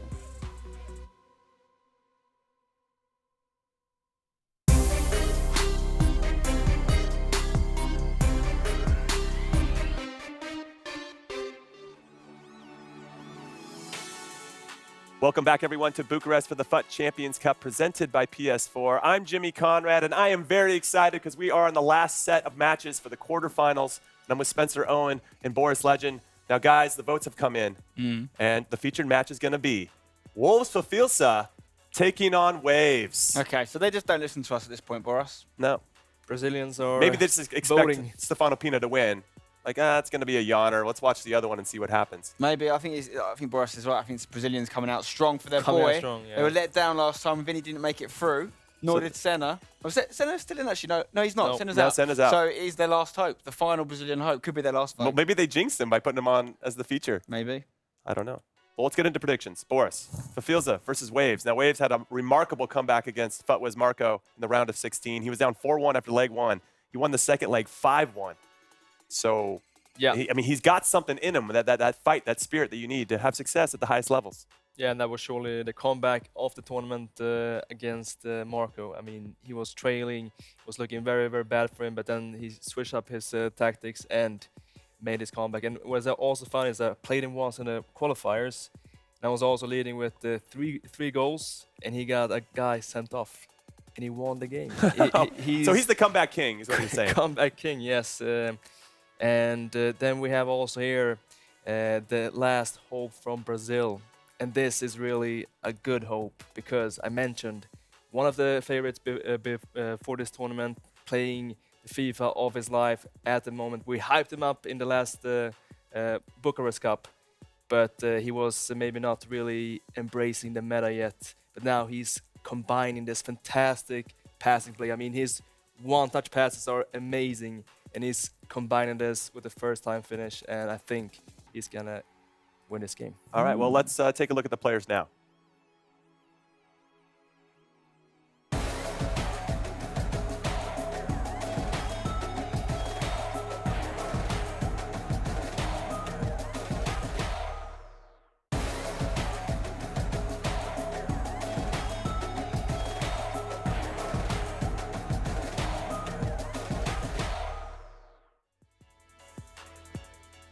So you saw some sweet intros from those guys, and you heard from Boris, who said that Fafilsa is your pick to win this. Yes. Spencer, it's your turn.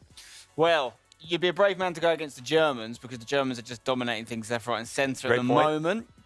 And I did go with Vinny last time to represent the Brazilian guys. They let me down. They gave me my Okay. first defeat so far in terms of predictions. But So does that mean you don't want to go with Brazil? no, I'm going to. Oh, I'm you going are? to go for Filzer again. You know, Nicholas says he's the best player in South America. I'm going to listen to Nicholas. I'm going to go with that man right there. He's in front of my eyes. All right, Fafilsa. I think for the first time all day, we're all going to agree. Though I think we all Surprise. picked Tex as well. Yeah, of course. Yeah, so I'm going to go with Fafilsa as well. I do agree with you, Boris, that he seems to have improved upon his performance the last time we had a tournament here in Bucharest. Yeah. And I just think he's got something special about him. Yeah, However, definitely. I don't want to discount what Waves did in the last round. I mean, No. that comeback was incredible, so you can never count him out. And maybe he likes being under the underdog. Yeah. Wolves versus Waves. Can Wolves swim? I think they can. I think they're good swimmers if they need to be. So I'm going to go the Wolves over the Waves. All right. Any score lines? We actually haven't even done any score lines. You think it's going to be something big? You think it's going to be tight? These quarterfinals have been pretty tight. This is going to be a big scoreline because both these players are preferring the more of a kind of attacking gameplay. So I'm predicting at least 8 goals in this matchup. 8 goals? Yeah. Big Could one. be, Right. could be one by So one what's goal. the though. over-under? 1 goal difference. 1 goal difference in favor Yeah. of Fafilza. Yep. And you're feeling some Brazilian spirit here. Mm-hmm. I like that. Carnival. The Carnival. That too. Okay, now let's just go briefly into Stefano Pina versus Marv while we have a little bit of time. Do you think Pina's got this one down? I don't think it's going to be easy. I think it could be his toughest matchup so far, but I think Pina's going to get the win. Yeah, same with you, Boris. I mean, he's been our favorite the whole time. We've been talking him up the whole time. He's the guy you can't sleep on. And if he wins, he's going to face the winner of this matchup that we're looking at now. Yeah, and he also has a chance. If he wins this tournament, he's going to earn 1,500 points, which will put him #1 in the world. So I think that is also great motivation for him, and it's going to be hard to stop him, definitely. Okay, so we have Fafilza, Pina. Yeah. I think we all think where it's going to go. Let's throw it over to the casters now and see what they think. Guys, how are you doing? I'm doing pretty well, Jimmy, and it's going to be the final game of the day, of course, so a little bit sad in that respect. But are you looking for our predictions once again, right? Of course I am. Okay, well, I'm going to go with Fafilza. I need these points. You know, I haven't had a good day as far as predictions are concerned, so I'm going with everyone else. Yeah, Gaskin? I'm thinking for Filza as well. Considering Nicholas has hailed him as the better player than him in his region, I think this could be a really good chance for Filza to really show us what he's made of. Well, this is a clean sweep. I think all the Waves fans are going to be like, We'll have to wait and see how this game plays out. Good luck with the call, guys. Thank you very much. And yeah, the final game of the day, we thank you, of course, for joining us here in Bucharest. To close things out, though, obviously we have 2 games going on consecutively, but we're going to be covering Lost in the Waves versus Fafilza per your demands on Twitter. So it's a real opportunity here for Fafilza. He's kind of gone under the radar a little bit so far in the tournament, but got to this stage. Both of these players have had interesting routes to this game, Dan. We will talk us through that just a second as we see the players getting set up here for the game. But for Fafilza, with so much talk about him, so much high praise coming from such high places as well, of course, with Nicholas. Excited to see how this goes.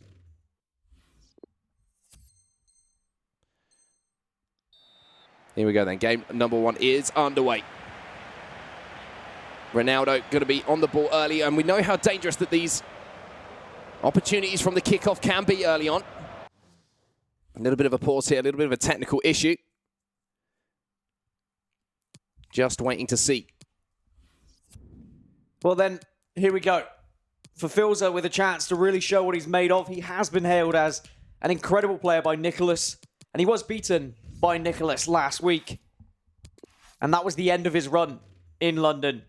Maybe if he had faced some other opponents, he might have been able to do a little bit better. But this is his chance to show up. He's in a quarterfinal, has the possibility of a semi-final. He's had some decent results. Has already faced Stefano Pina earlier in the Swiss. He did lose that one, but it was a very close affair. He lost 3-2. Whereas Lost in the Waves has had some very high scoring games on his end. Yeah, sorry if there was a little technical issue there, if we sounded a little bit disjointed, but we're back now, and hopefully you can hear us both absolutely fine.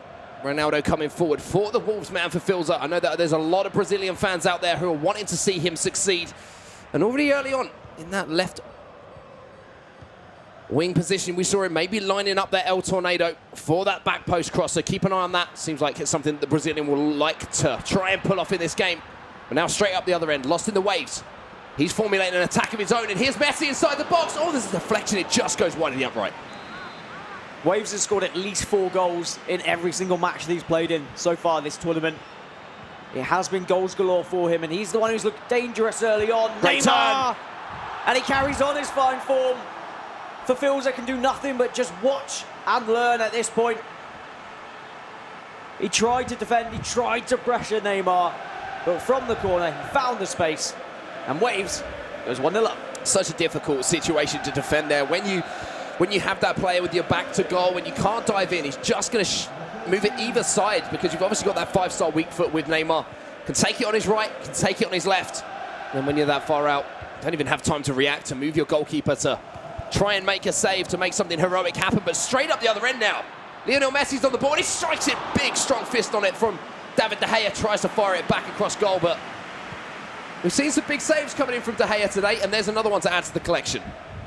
Great response from Fafilza, though, to show he's not just going to be a pushover in this match. He's not going to allow that early chance for Lost in the Waves to affect his mentality. And here he is again, going forward. There was a run made by Messi. He finds it. It's There's Ronaldo space out here. on the edge. Keeper's nowhere to be seen. It just gets put wide. Unfortunately, the finish was Almost as absent as the goalkeeper was in that particular situation. Mbappe now comes forward, and this has been an end-to-end affair to start with. Already one goal on the board. Ronaldo now. Little fake shot inside from Lost in the Waves, but unfortunately for him, little wayward pass, and now straight up the other end. Comes for Filza. You saw both of these players with very similar play styles by the looks of things. Finally for Filza, kind of slows things down momentarily, but just as I say that, he bursts back into action now. Neymar with the McGeady spin, and he finds Messi! A fantastic passing move there from Filza, a great finish. We saw a game full of goals earlier, Dan, and I think we might be in for another one here. Yeah, Filza really taking advantage of the fullbacks being pressed quite high up the pitch from Lost in the Waves. Both Marcelo and Kyle Walker were quite far up, which means it was very difficult to defend the runs that were being made.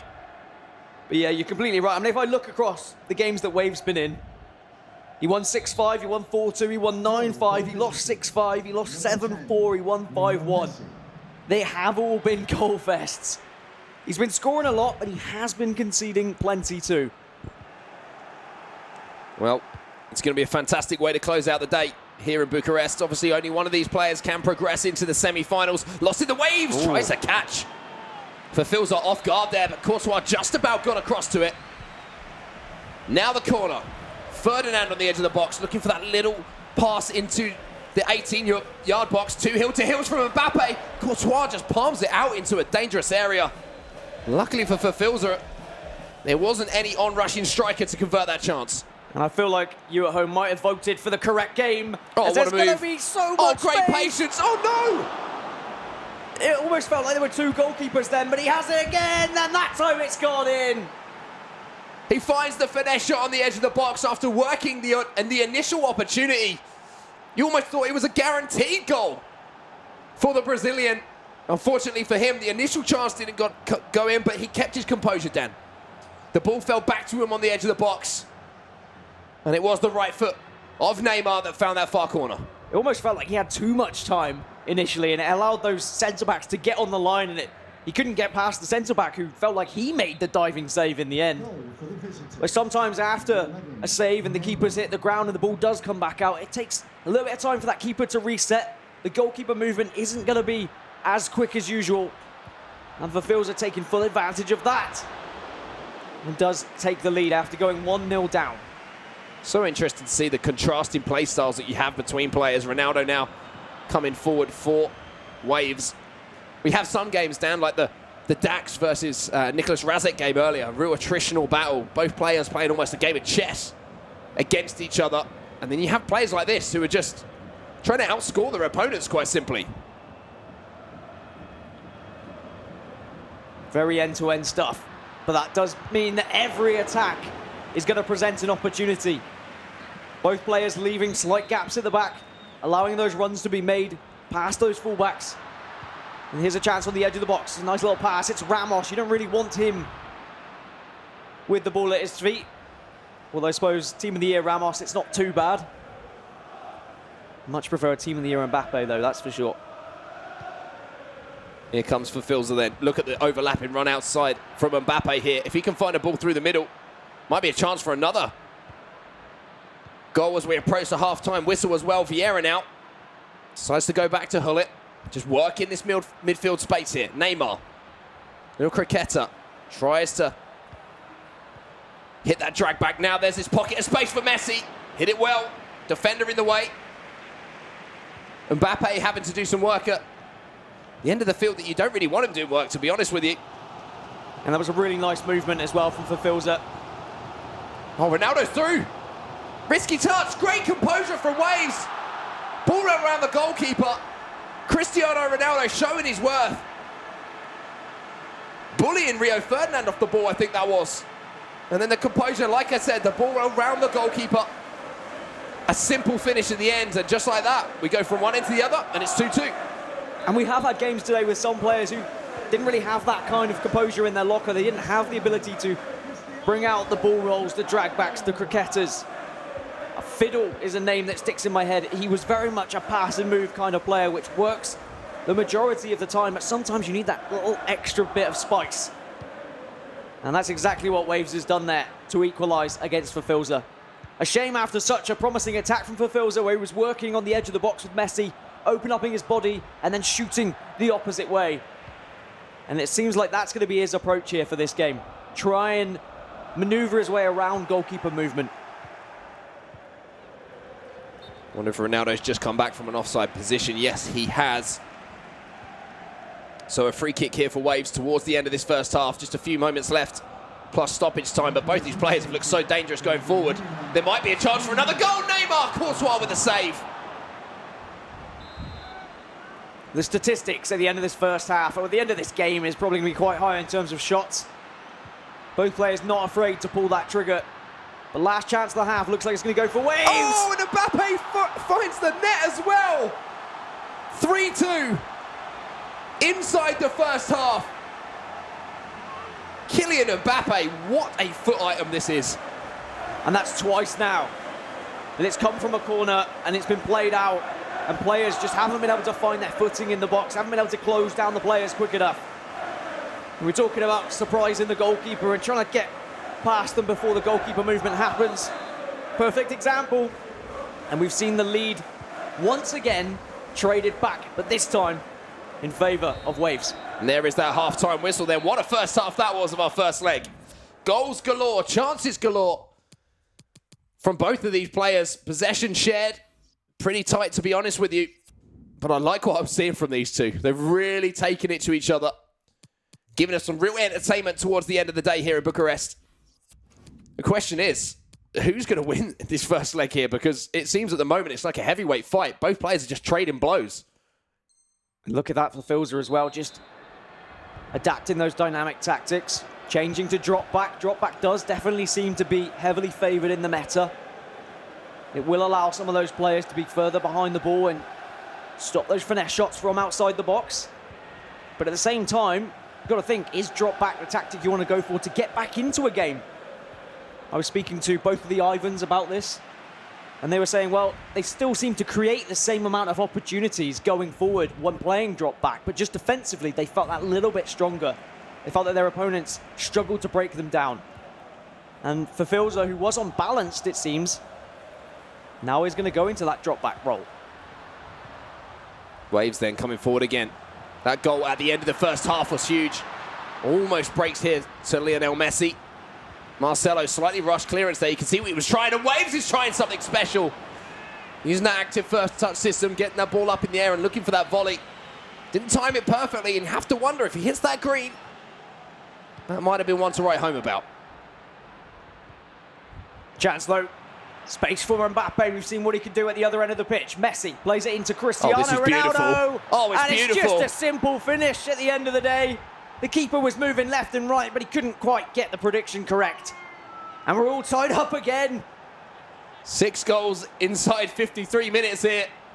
It's a goal fest. I mean, Tex did that, but he did that himself. That's true. That's true. They all came at one end. And we talk about the global series ranking points and what it would mean for both of these players, just to give you an idea of where they are in the leaderboards. For Filzer's currently 28th with 396 points, whereas Waves, he's down at 103rd. Of course, for Filzer, with that top 16 finish last weekend at the LQE, that gave him a little bit of boost in the leaderboards. But even this now, even more points would project him even higher in those leaderboards. So you could argue this is a slightly more important game for Waves. But at the same time, when Filzer looks at the rest of the field and he says, hey, hold on a minute, there's no Mo Aubameyang. There's no Nicholas to take me down. This is here for the taking. Absolutely. And I think a lot of PlayStation players are going to be feeling like that who are left in the tournament. I think having got to that knockout stage, every single PlayStation 4 player had that mindset. They thought, this could be my tournament to make my mark on the PlayStation 4. A well-worked opportunity there from Filzer, though, is going to tie the game up again. Cristiano Ronaldo, the man who slotted it home. And interesting to see, I think he had both of his CDMs just on default in-game tactics there, on instructions, excuse me. Now we set them both to stay back while attacking. I think he's kind of realized that Waves is just going to play one way. He's going to keep coming at him. If he can kind of negate that, he's creating enough to maybe create enough opportunities to score, and it's going to be more about keeping Waves out at one end more than it is for him to create at the other. Yeah, by switching to stay back. Chances like that before. Ooh, Ramos. They may have gone in, but Neymar pops a shot at goal. De Gea just quick to get down to his near post. Corner comes out. It's nice and easy. And claims that one, drops it down to his feet, and now Waves is just going to stream forward once again. Love what I'm seeing from both players here. So much attacking intent, trying to make the most of every single opportunity they have to go forward. Turn inside, Neymar with the finesse. Drop back. Again, those players just in the way. They stop that finesse shot. You've got several bodies, all 4 defenders and a couple of CDMs are blocking the shot. Corners have provided goals! Oh, Mbappe again! And that's from a third corner for Waves. It doesn't matter what tactics Vervilza puts on. Somehow Waves still finds a way through. This is an unbelievable game of FIFA 19. Both players leaving it all out here. This is just the first leg. This is the beauty of it. We've still got another leg to come after this to decide who will be going into our semi-final. Vervilza now, 4-2-2 time. Once again, changing things up in his tactics, and you just feel like maybe he feels like he's got answers to a lot of different situations, or is this a sign of panic? Some players are very tactically clever, and they know exactly what counters what or what they feel is comfortable for them. I don't know if the way that Vervilza is switching around really screams that to me. It mainly just looks like he's uncomfortable with these situations, and he's almost toying with his tactics to try and find something that works.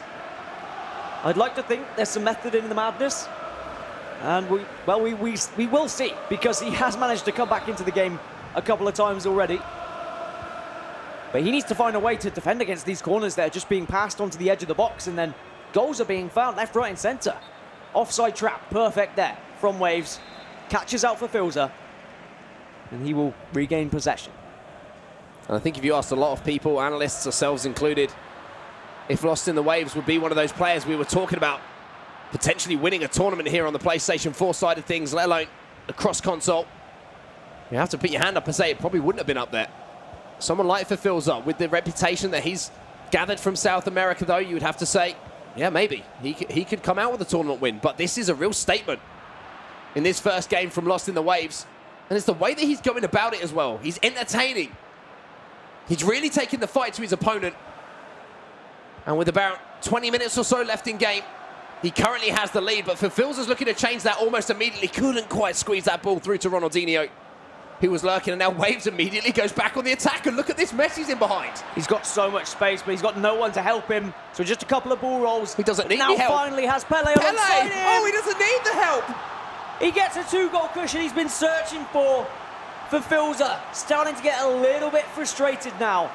And this tournament just seems to be the dream for newcomers. Players like Hasu, players like Waves, who are at their first tournament of the season, are showing up here in Bucharest. Oh boy, are they as well. Lionel Messi did so much work down that right-hand side there, just held off the defenders, found the pass to Pele, and Pele found the finish to match the effort from Lionel Messi. The 2-goal cushion, something we haven't seen. Like I said, it's been both players just trading blows back and forth, trading goals back and forth. But 5-3 in our first leg? This is madness. Said there'd be goals. I said that Waves does score goals. His trouble has been trying to keep those leads that he does gain ever so easily, it would seem. There is space now for Vervilza, though, going forward. One more to Cristiano Ronaldo, but Ronaldinho can't quite get hold of the ball. Messi's in behind here again. I wonder whether it's going to get slightly desperate for Vervilza. Now he does find himself 2 goals behind. Is he going to start to rush his play a little bit more, which might hurt him? What a first leg this performance has been so far. Well, I mean, I have to say from both players, but Lost in the Waves is edging it at the moment. Ronaldo now with a little croqueta. Neymar's on the edge of the box. Deflection. Takes it wide of the upright. Will be another corner here to the German. Ronaldinho gets involved there. Kante will be on the throw-in here for Lost in the Waves. And it's a completely different environment for Vervilza now. When he played against Nicholas at the weekend. Ronaldo! Oh, he's done it again! It's another corner! 6-3! What is happening? When he played against Nicholas at the weekend, Vervilza just couldn't break down the defence. He got out-defended, but now he's just getting outscored. Waves is finding goal after goal. He's slowly drifting away, and I'm very impressed. This has been a marquee performance, to be honest with you, from Lost in the Waves. So many similar opportunities we've seen him put away, just having his back to goal, turning and just hitting it on the half turn. But Verfilza almost found his way through there, but a 3-goal cushion going into the second leg. Normally, with a player, you'd say, yeah, that's enough to see it through. That's going to make his life pretty easy. But with how high scoring this first leg has been, this is still all to play for in the second leg. Here's Ronaldo. Ronaldo hits it. It will be a corner, and now we've seen how dangerous from these set pieces are. How Lost in the Waves has been. Whips it in towards the front post. Courtois has to get a fist on it. But these are the situations on the edge of the box where the defenders haven't quite positioned themselves right, where Waves has taken full advantage. Plays another pass. Messi. This time, defenders thankfully get their foot in. And boy, did Verfilza need that. Here comes Lost in the Waves again, and it is just wave after wave, and it's going to be another strike on goal. I want to see the shots on goal. I want to see the shots on targets. At the end of this game, Kante just leaves Ronaldinho in the dust there. Another ball across. It was Ronaldo in the middle with a chance. Oh, no. Courtois fallen over. Pele can't quite finish. And the ball ends up on the roof of the net. Verfilza is under the cosh here. It's becoming a calamity at the back. And It there's could a be chance another. again. Yes, another one. It's corner central. The analyst couch, they asked if Wolves can swim, but at the moment they definitely cannot. Waves is just absolutely dominating in this first leg. From 4 set pieces has he now found goals. We talk about the importance of set pieces, having every single part of your game down to a T. And Lost in the Waves, his set pieces have been phenomenal so far in this game. 7-3, he's up in our PlayStation 4 quarter-final against one of the best in the world. And how on earth does Verfilza respond? Well, I guess there we go. That's the first step. Looked like he was down and he was out. And he was going to be heading into this second leg 4 goals behind, but almost out of nowhere, he pounces on a mistake from Waves to make this 7-4, 11 goals. 11 goals. In our first leg. 11 goals. If you are not entertained, well, I don't know what to say to you. A little update from the side for you as well in our other PS4 quarterfinal that's going on. Stefano Pina continues to march on. He's 2-0 up at the moment over Marv. And that seems to be the kind of margin that he's just continued to march through his opponents with. Lost in the Waves though, conceded. Doesn't care, goes straight down the other end in stoppage time now, trying to find another one. 7-4. I think all of us would be lying if we said we saw this kind of result coming in our first leg. There is the final whistle. No reaction from Lost in the Waves. He knows he's got 90 more minutes before he can book his spot in the semi-final. Wow. I mean, Wow, Verfilza indeed. needs to look at that. He needs to look at corners especially and say, where am I going wrong? What am I doing incorrectly that's allowing all of these opportunities? It's just simple balls into the penalty area and then just one turn, maybe even 2, that is beating several of Verfilza's men at the back. And then it's just an open shot on goal. And Waves, I mean, he must be feeling extremely confident going into this second leg. I don't know how we couldn't, to be honest with you. The ease of which he was scoring goals as well was the real worrying thing for Verfilza. Oh, he wasn't one of the. He hasn't been one of these players who's kept possession. He hasn't played it between his 2 CDMs too much. He has looked for balls in behind, direct balls in behind the defenders, direct ball up to his striker, and the quickest way towards goal. Every single time that he's had possession of the ball, it's been so refreshing to watch, to be honest with you. We've seen a lot of possession played today, but this play style, for me, is so entertaining. Of course, I'm going to love it because it gives us goals, but is it going to be the most effective moving forward? I don't know. You can see that Verfilza's uncomfortable with it, though. The amount of times he went into the tactics screen and he tried to change things up. He even went to drop back, and then suddenly he's conceded 2 more goals, and he's saying, okay, I'll go back to what I know, and then another 2 goals goes in, and he's thinking, It's well, tough, yeah. What can he change? Well, he obviously needs to tighten up at the back. He's trying to outscore Waves, which just isn't working. So maybe he does need to slow things down, play the ball around a little bit more. We've seen players play that possession game. He needs to do basically what Nicholas did to him last week. Just be very tight at the back, be slow, be methodical, think about your play, he does have time. He's only 3 goals behind. That's I the say thing. only, but 3 goals is achievable in 90 minutes. Look at those statistics. Lost in the Waves with 22 shots on goal in that game. 15 on target. And he only had 2% more possession in that game as well. That shows how direct he was. Shows how willing he was to commit forward. I love it. I've got nothing else to say. I absolutely love it. He's now scored 40 goals in this tournament. That's an average so far of 3 goals per leg that he's been scoring every single time. And he's played some pretty impressive FIFA players as well. I'd like to point out, Fulfilzo is no pushover. I mean, if Nicholas is saying he's one of the best, he is probably one of the best. So it is incredible what Waves is doing, especially considering this is his first live tournament of the season. Yeah, and I think if we sort of let's calm ourselves down a little bit. Me especially, I'm getting carried away. Just take a second, to take a deep breath. It's 3 goals is the difference. I mean, you know, that's what essentially where we're starting on 3-0 here to Waves. Fulfilzo has shown that he can score 3 goals. That's the thing. He's already got 3 goals. He got 4 goals on the board in that first half. It's defensively where the issue is. You kind of have to think that Waves, you look at the amount of shots he had on goal in that first leg. He's going to score. So it's kind of got to, you know, what's the quickest way for Fulfilzo to get 4 goals is kind of what I'm looking at here. Corners. Yeah, well, apparently so, yeah. Maybe he needs to take something from his opposition's game and use these set pieces. But the reason why he's getting these corners is because he's just taking shots. He's taking those risks and he's making those chances and he's being rewarded with set pieces. And then, okay, maybe slightly fortunate. Maybe it's a set piece plan that he's had from the get-go. He's certainly doing something right. I'd love to see Mike study some of these corners and work out why.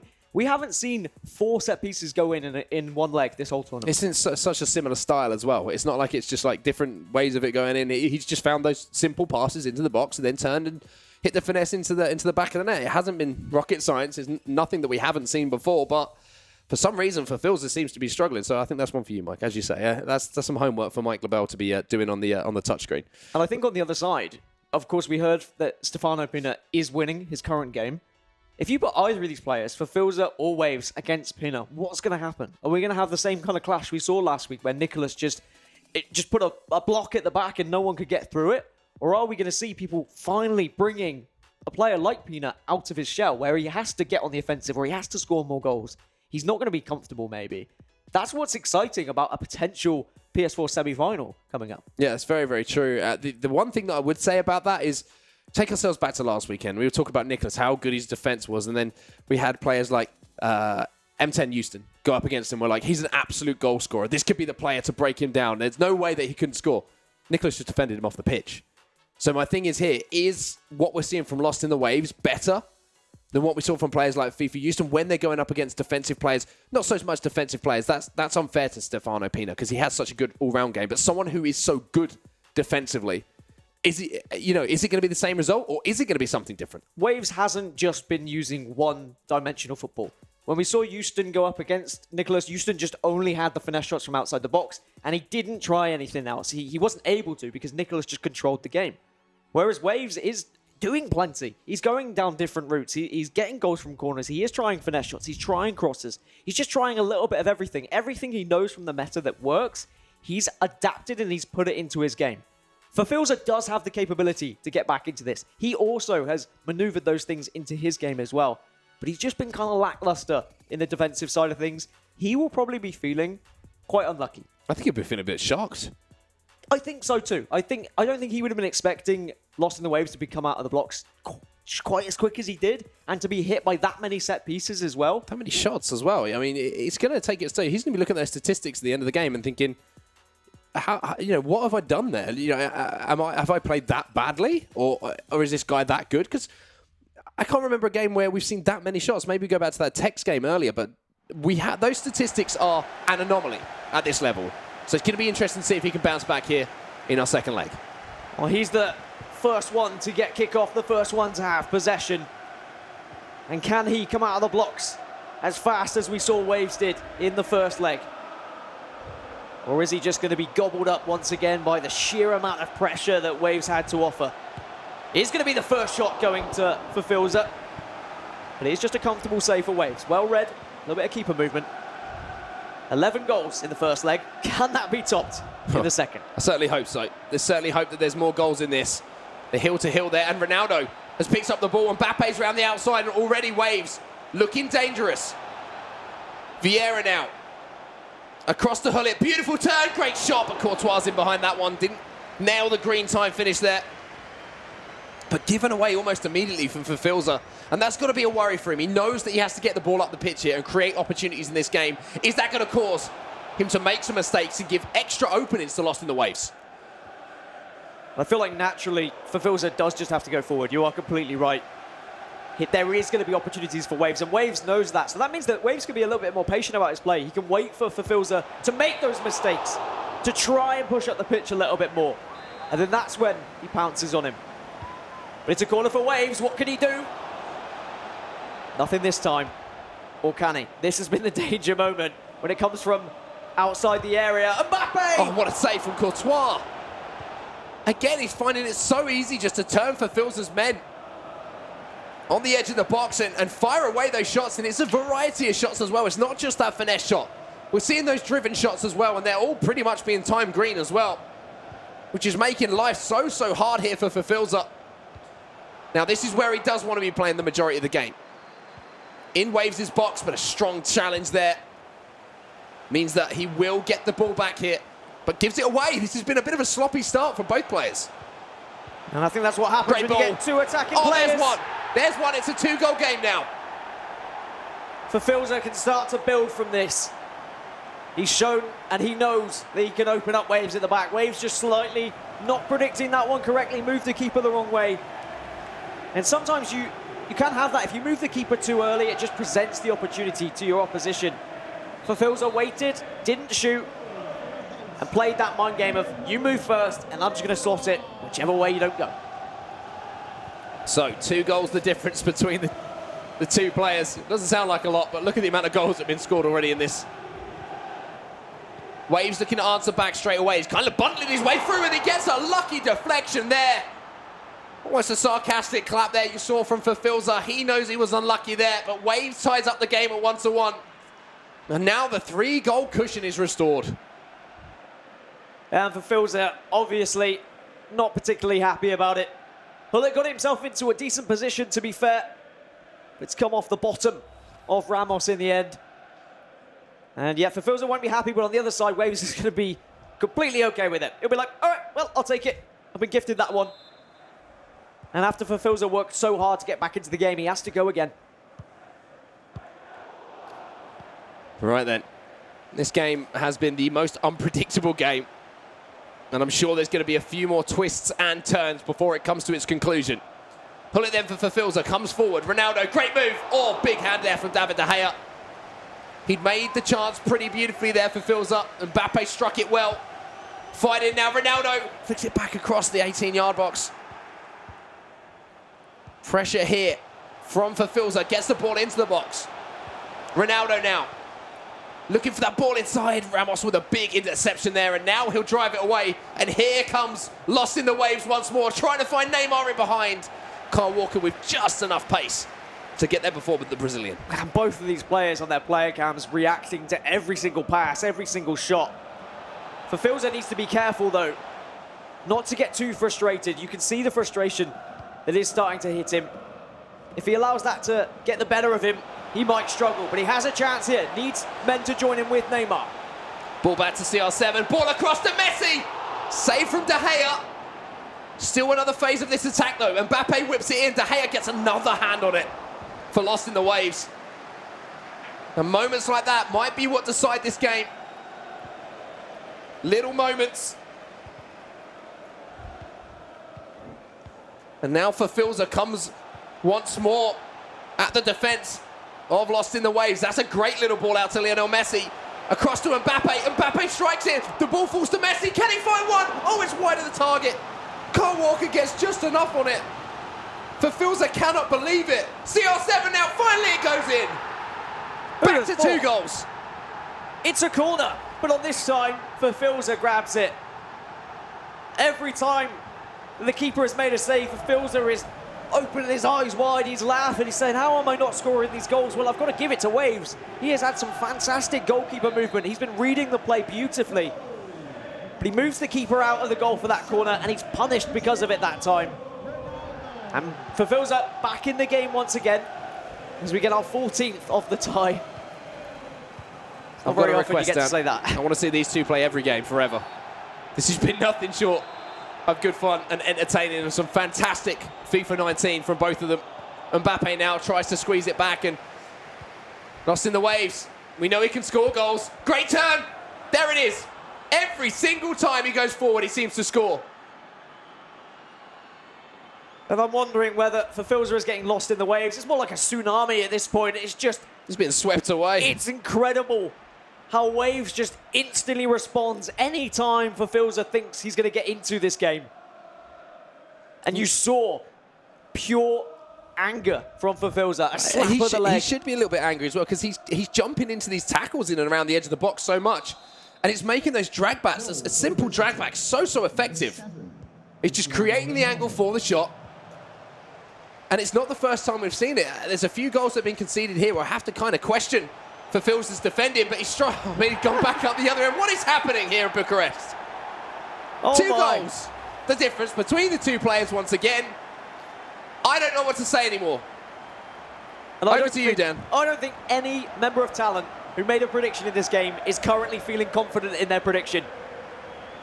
Even though Waves has looked incredible, even though he has the 2-goal cushion, I still feel like this could go either way. It really could. It really, really could. We're not even at half time yet. And we have 5 goals in our second leg. Mbappe now to loss in the waves. Is there going to be another immediate response? Of course there is. 10-7 on aggregate. You shoot, you score. Sorry, I'm just counting up. 1, 2, 3, 4, 5. Yeah, we saw about 9 goals in our previous games, and that was our previous 4. And now we've just seen 17 in this current match. And for Philza, he can't quite believe it. He's looking at his controller. He's saying, I've moved my goalkeeper that way, but still, the back of the net has been found. He obviously hasn't moved the keeper quick enough. Goal for the visitors. And oh my. Oh my, indeed. Forget about lost in the waves. It's lost in... I'm lost for words. Yeah, I would agree with you there. Here comes Fulfilza again then. His turn to score. 10-7 on aggregate. 3-3 in this game. And for the first time here, we've really seen the game kind of slow down just for a few seconds. You're fully expecting it to just burst back into life again, and here it comes. Lost in the waves then. The German comes forward again. Walker back to Neymar. Maybe just thinking about half-time here, just settling things down. That's really not his style, is it? Let's be honest. Messi now to Ronaldo. And Mbappe just loses out at the last second to Ferdinand. And now I'm sure other players will be watching and they'll either be thinking, well, this is an offensive masterclass from some of these players, or both of these players are very vulnerable at the back. Players already sitting in those semi-finals might be thinking, all right, if I go up against these guys, I might be able to take them down. I might be able to have a good pop at them. If I can have a solid defense at the back, I might be able to take them. But we've got 2 goal-scoring phenomenons going up against each other. And I can't call it, Mark. For all the action that's just happened in that first half of the second leg, we're where we were at the start, to be honest. 3 goals, the difference between the 2 players. That's the important stat to remember. Fulfilza has shown he can score. He can create enough chances to get back into this one. He can score those goals that he needs. However, it's the other end that's the worry. Because lost in the waves, every single time he's going forward, he looks like he's going to score. And even if he's not scoring, he's creating goal-scoring opportunities at least. But this was always going to be the case coming into this game. Because Fulfilza had to go forward, because he had to throw men at Waves, there was always going to be vulnerability at the back. And Waves has pounced on it every single time Fulfilza has got a goal.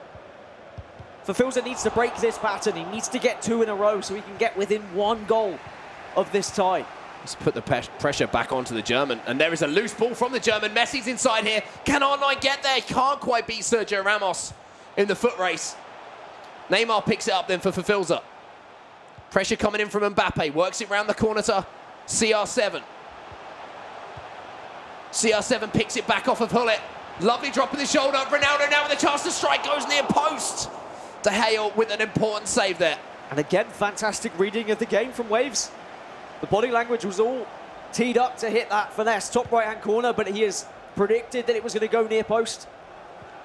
He hasn't moved incorrectly. And Waves still continues with this 3-goal cushion. Ronaldo with a turn here. Neymar's managed to get in behind, and there is the ball in behind. R9 now for Filza. Ball roll and a scoop turn, tries to dink it into the box to find an on-rushing player. De Gea has to beat the player there, and he does. And you look at how many of these chances are created by just a simple ball roll, by a cricketer. Even these simple skill moves like a ball roll that can be performed by so many players in the game, not even just in these incredible icons and Team of the Year FUT items. It's just a simple ball roll that has managed to gather enough space to score goals several times in this game. Ooh, lost in the waves. Tried the dummy there. Not sure if it was deliberate or not, but it just ran through the legs of Lionel Messi. CR7 gets up now, wins it. Neymar, look at this run inside here. Oh, Messi just couldn't find the feet of R9, who was waiting just around the edge of the 18-yard box. Here comes Waves then. Unfortunately, runs it out of play. Raise the eyebrow there from him as well. And I mean, can we get more attack in here for Filza? Do you know what the funny thing is? He looks like he's going to be trying. When we put out the vote, Spencer and Ivan on the desk or on the couch were saying, yeah, I think we should watch the Stefano Pina game because he is class. Vote for Stefano Pina. Whilst they are right, Stefano Pina is class. He is incredible. What an amazing match we've been able to watch here. I think we've been quite disappointed if we had tuned in late and been like, oh, it's 10-7. Yeah, Where's that come from? Wow. But yeah, Fafils has now looked at the clock. He's seen 62 minutes. He's seen he's only got half an hour remaining in game. And he is really now just throwing everything. Well, the crazy thing is, Dan, this has been the calmest part of the game across two legs. And it's when it really matters. It's when it's crunch time. It's when normally you'll see the game get frenetic, when it gets frantic towards the end of the game. I kind of feel that might play into the hands of Lost in the Waves here. There are going to be chances. He's shown how deadly he is. And he is so deadly. Turns onto that left foot. Team of the Year, Cristiano Ronaldo, finds the top corner once again, and you just feel the 4-goal difference is too much, even for a player of Filza's caliber here, to pull back. Surely that's enough now for Waves. He must be thinking, what do I have to do to actually win this game? How many goals do I need to score? For Filza, though, will still continue to march on to attempt to get goals back. But boy, is he struggling to defend against Waves. And what a statement this is to the rest of the PS4 field from Waves. Scoring 11 goals in a quarter-final. The only other player who has scored 11 goals in a quarter-final is F2 Tex, winning 11-1. Fantastic company to be in. Just to let you guys know as well, Stefano Pina, I believe, won 2-0 in his game as well. So we'll get confirmation if that's the final result in that. Believe it might well be. But this game has been fantastic. We have to take, well, I'll take my hat off anyway to these two players. It's been entertaining. It's been a fantastic advert for what FIFA esports can provide. But for Filza, he's going to want to write another end to this story. He gets one back. And I might sound crazy, but you never know. You never know, especially with a game as ridiculous as this one has been. You often do sound crazy, Mark, but I let it slide, and I will listen to you. But you know what? You might be right in this case. Maybe there is a chance. We've seen 3 goals go in within 10 minutes beforehand. Remember famously, I think it was London, FUT Champs Cup 2, when Mo Aubameyang scored 4 goals in the last 10 minutes. Yep. Well, there's 20 minutes on this clock. That's room for 8 plenty of goals. time. 8 goals. As far as I'm aware. 11-8.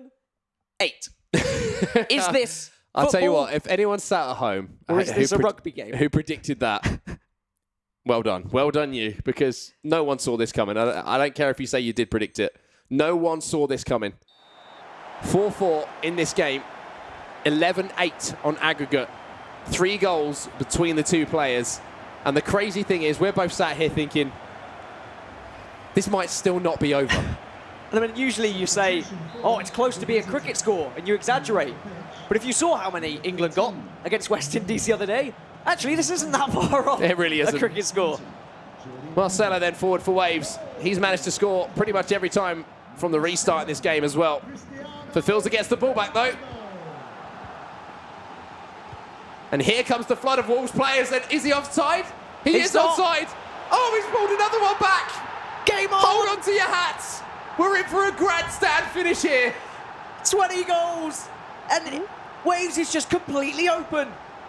Where is his defence? And now that's when that seed of doubt is going to be in Waves' head, thinking, surely I can't throw away a 4-goal lead. It was against Marco in the previous round where Waves came back from, what was it, 4 goals down? Is he going to have the same thing done against him? 15 minutes left for history to be made, and it would be history.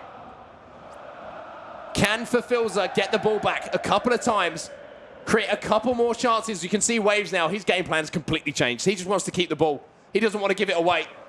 Pelé wins the battle there with Carl Walker, manages to get him behind, and Waves is just going to try and get away from Vieira, but Fafilza now wins it back. And here comes the Brazilian once more. And he's coming forward with a vengeance as well. He looks deadly on the attack. A nice little scoop turn, unfortunately, gets cut out. Oh, Ronaldo! It's a chance. Kante makes such an important challenge. Ball into the box. Vieira wins it. Second ball go to Ronaldinho. Walker now back to the Brazilian. Turns into trouble, though. And that could be precious seconds here for Lost in the Waves. And not only that, if I've learned anything, he might have the chance to counter-attack, but no, smartly slows things down here, spreads the play, and just takes even more time out of the game. Oh, you felt if that had gone in, this game was here for the taking, but now surely if that had gone in, I would have lost it. Waves has enough time now just to close this game out, heads towards the corner flag, but no, he wants more, and that will give the opportunity to Fafilza to go forward. Wins the header as well. Oh, Marcelo just couldn't collect the ball, though. Messi now for Waves, comes forward once more. Ronaldo with the finesse, and there it is. That's it, we're done here. Finally, the madness is over. Lost in the Waves. Ties the second leg up at 5-5. He's up 12-9 on aggregate. I'm calling it here. Game over, we're done. GG. The tide is high, and I am holding on to my seat because what an absolutely explosive game this has been. But now there is just not enough time left for Fafilza. He gave it a blooming good crack in these last few minutes. But Waves has done just enough. And rather than pass it around his defence constantly, he's noticed that he could have just finished the game. Hold up. Oh my goodness. I mean, it's gone in, but surely there's not enough time. Surely.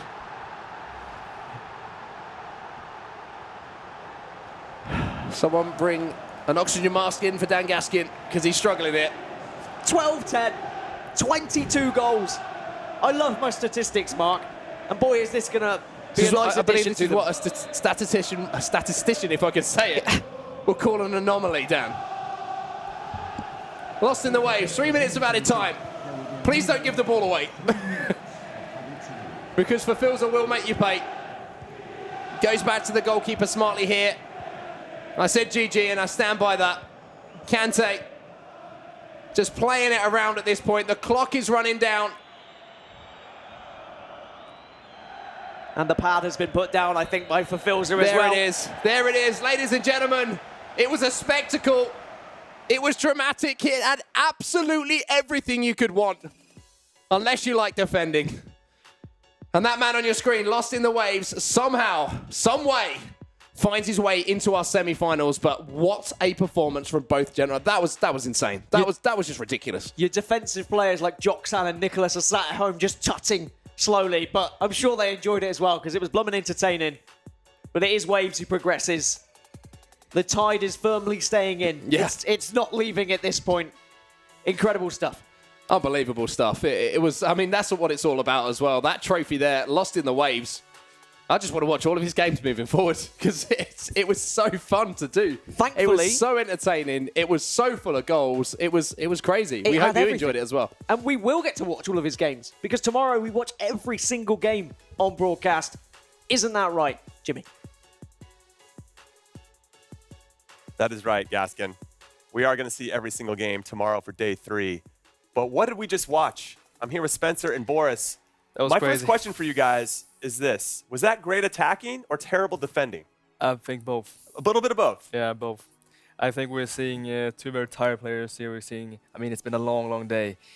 And there's a lot of waiting between when they did the round of 16 and now these quarterfinals. So I think they've both been here for about 12 hours, and we could see, I mean, the defense was not really there, and also the goalkeeping from De Gea was questionable. Spencer, you said off camera that both of those goalkeepers should retire. If it was real football, yeah, they should be hanging up their boots or their gloves after that. It's shocking. Yeah, so what do you make of that? I mean, Waves, obviously, congratulations to him, gets a big win. Is that enough now for him to get past Stefano Pina, who ended up actually winning his? But let's take a look at these highlights. And there's a lot of them because there was, 22 goals for 180 in-game minutes. Great entertainment for the neutral. You know, never a dull moment. Goals going in every few minutes. Feels like having a little wry smile at that one after his keeper got skinned. And that was a slightly different goal, but we saw a lot of similar goals in this game and a lot of poor defending, really. Particularly, Fafilza's big problem was he was scoring, but then he was conceding within minutes of that goal, and he was never giving himself time to get the momentum. He did it a little bit towards the end when he closed the gap a little bit, but then then Lost in the Waves was still getting back in it, and it actually makes a rare giveaway there, which Fafilza pounces on. But it was a case of the Wolves drowning in the waves, I'm afraid. Oh, that's terrible. But I'll accept it. That's like dad joke level. I appreciate that. So here's a little bit more in the second leg. Fafilza closes the gap, makes it 2 goals. You think, all right, maybe he's going to get back into this, Boris. Yeah, he was close getting back. He also tried to change some tactics. He went to the 3-4-3, very attacking, and also got some chances, but Lost in the Waves. He was so good at the finishing. He was so good at finding these quick turns and then instantly making this finesse shot, and always green timing. You can see also here, feels he's getting frustrated because he is feeling here that his defense is not working. He feels that there's no way of stopping Lost in the Waves. And here he's going to get 1 goal back, but to be honest, it was never really close. Yeah, Waves just had that much control. He never really seemed like he was too nervous, maybe at the end, because it was 11-9, and then Fafilza got a great chance, but ended up getting blocked. There's another good goal from Waves. So easy. He couldn't. He made it look so easy to score, and look at Fafilza there, almost questioning it, thinking like, how is he doing it? He didn't have an answer to it, which is ultimately how the game went. Every time Lost in the Waves went forward, he looked like he was going to get a goal, and most of the time he did. Yeah. Some of the strikes were from 35 yards. Yes, and all the goals are pretty similar. He is taking 1 touch, quick turn, and instantly making this shot, and it's so hard to defend because Fafilza, he doesn't know which way is it going to turn. And he just makes this quick turn, and he has no time to react to this goalkeeper, and he gets this goal back, but this doesn't mean anything. We're going to see Lost in the Waves in that semi, and Spencer mentioned it, that we have 1 German now in every semi-final. Yeah, they started with 16 out of 64, and now there's 4 out of 8. They had 25% of the field at the start of the tournament. They've now got 50% of the field that's left, which is amazing. 1 in every semi, and also it means every semi-final is going to be a European battle. There's no non-Europeans left. So Are you saying that for me? Just to kind of rub it their in? dominance, yeah. Yeah, I am, Jimmy. European dominance. All right, I respect it. Now, is this something where Waves can carry on to the next one? Because Stefano Pina beat Marv. He won 2-0, got a clean sheet over 180 in-game minutes. It's very impressive. That's a 20-goal difference between the 2 games. I know. You're going to see a very different game between them 2, where there's no way Lost in the Waves is going to score, 20, however many goals, 12 goals against Pina. He's going to shut him down, and he's going to have to be much defensively better to stop Pina at the other end. Well, before we get into more about Pina, let's throw it over to Kyle Walker, who's with Fafilza and Waves. Kyle? Thank you, Jimmy. Now, I'm just going to give an invite to Dan Gaskin. He needs to come to Kyle's cool-down corner because the sound of him on that stream, he sounds like he needs to cool down. 22 goals for Fafilza and Waves. Unbelievable stuff. How does it feel, Waves, to get that win? Crazy. It feels great. Being top 4 on the PS4 is crazy with such a crazy game. 22 goals. I know I'm known for conceding a lot and scoring a lot, but 22 goals is insane. I'm just happy. It was a close game at the end, but I managed to win it. It was a close game at the end, and when he got that final goal and he took it 12-10, did you think, Oh no, there's a few minutes to go. Keep this ball, keep it away from him. It was 88th minute, and I just thought I'll just pass it around the back. 2 minutes, keep it safe, get the win. Conceded too many goals, so that's enough. It was indeed. Now coming over here for Vilza, obviously you didn't get the win, but I think you've got the trophy for most entertaining game of the day, and it was the last one. How are you feeling after that? Yeah, sure. Of course, it was a good game. I think the commentaries doesn't have voice anymore. I mean, 22 goals. It's the new record. Yeah. Nobody gonna beat this. But he's a good player in attack, and I wish luck for him the last games in the tournament. Definitely, that's amazing from you to do that as well. Now, going forward, are we going to see 22 more goals in tomorrow's semi-final? I'll just hope not to concede that much, but I'll just try to keep playing my attack style, score a lot of goals, but I got to work on my defense. I need to concede less goals, and I hope I can get that top 2 spot. Hopefully you will. You need to go home, work on that defending, all right? I don't want to see 22 more goals tomorrow. Back to you guys on the couch. Thank you to both of those players and Kyle. So were we due one of those games? Because all the other games in the quarterfinals and the round of 16 were pretty tight. We didn't see anything like that, and I think we were due for an explosion of some sort. Yeah, I mean, I think it says a lot about their styles, which are fairly similar, very attacking players. And when those two players kind of come against each other, it can create games like that sometimes. And I think Boris is right to say there was some good attacking on display, but there was some questionable defending. Yeah. And I think Lost in the Waves knows he can't play that same way against a player like Pinner. That was a matchup of two similar styles, and he just felt his attack was a little bit better, and it was. But Pinner's defense is not going to allow that. All right, let's take a look at the bracket, starting with PS4 first. We already know a few names. We've just been talking about them with Lost in the Waves taking on Pinna. And then we have Hasu and Tuga. So it's wide open. These are names I don't think any of us expected to be here. Maybe Pinna. Yeah. But outside of that, this is a nice-looking matchup. I've said it before, Pinner, if he wins this thing, will be top of the PlayStation leaderboards. That's a big statement he can make. But the rest of the guys are already going to be making their way towards that top 10, regardless. But if they can get a bit further, they'll definitely be in there. I know we'll get more into it in day 3 tomorrow, but who do you like out of those 4? Has anybody surprised you? I know, like, Pina's been our guy this whole time, but based on some performances today, are you maybe swayed to pick somebody else? I mean, we have something very good to say about all of these 4 players. We have Pina's defense, different level. We have Waves attack, scoring so many goals. We also have Haso, who's still unbeaten in this tournament. He went 5-0 in the Swiss format, and also, of course, we have we have Tuga. Tuga, yeah. sorry, yes, the Tuga. Portuguese. Tuga, who is, I mentioned before this tournament as one of the big names that can come up now, playing very beautiful, playing the 4-4-2, which is not very common. We're seeing mostly the 4-2-3-1, and he's trying to play a little bit of this maybe FIFA 17 style, using the wings a lot and trying to find this pass into the box and this tap-in. And different style. It's going to be very interesting to see if this style can carry him to the victory. All right, now let's take a look at the Xbox bracket and see what's happening there. We got F2 Tex taking on Rogue and Rasik, and then IX Danny taking on Dylan Mike. 2 very good, high-quality games there. Can anybody unseat Tex? I mean, I think that's the big question. Yeah, I mean, whatever happens, Tex is staying top and actually extending his lead, whatever happens as well. But that's not a bad thing, right, for all the other players, because he's kind of accumulating all the points? It's not a bad thing for the guys trying to just work their way into the top 64 for the playoffs and then eventually top 16, yeah, because it's stopping a spread of points, if you like. But as for this particular tournament, all those guys have got a chance. All those guys have got a chance. Even Dolomite, who played him, came close, only losing by 1 goal. So he's going to be the favourite still. For the whole thing, just because he's won it before. And let's remember, there's only 2 different names on this trophy. Right. There's actually technically Rockies on there from the FIFA 17, but the last 2 years it's Dasari and it's Tex. Dasari's gone, so the obvious favourite is Tex. All right, well, that's enough from us on the couch. We're going to throw it over to the breakdown board with Rachel and Mike.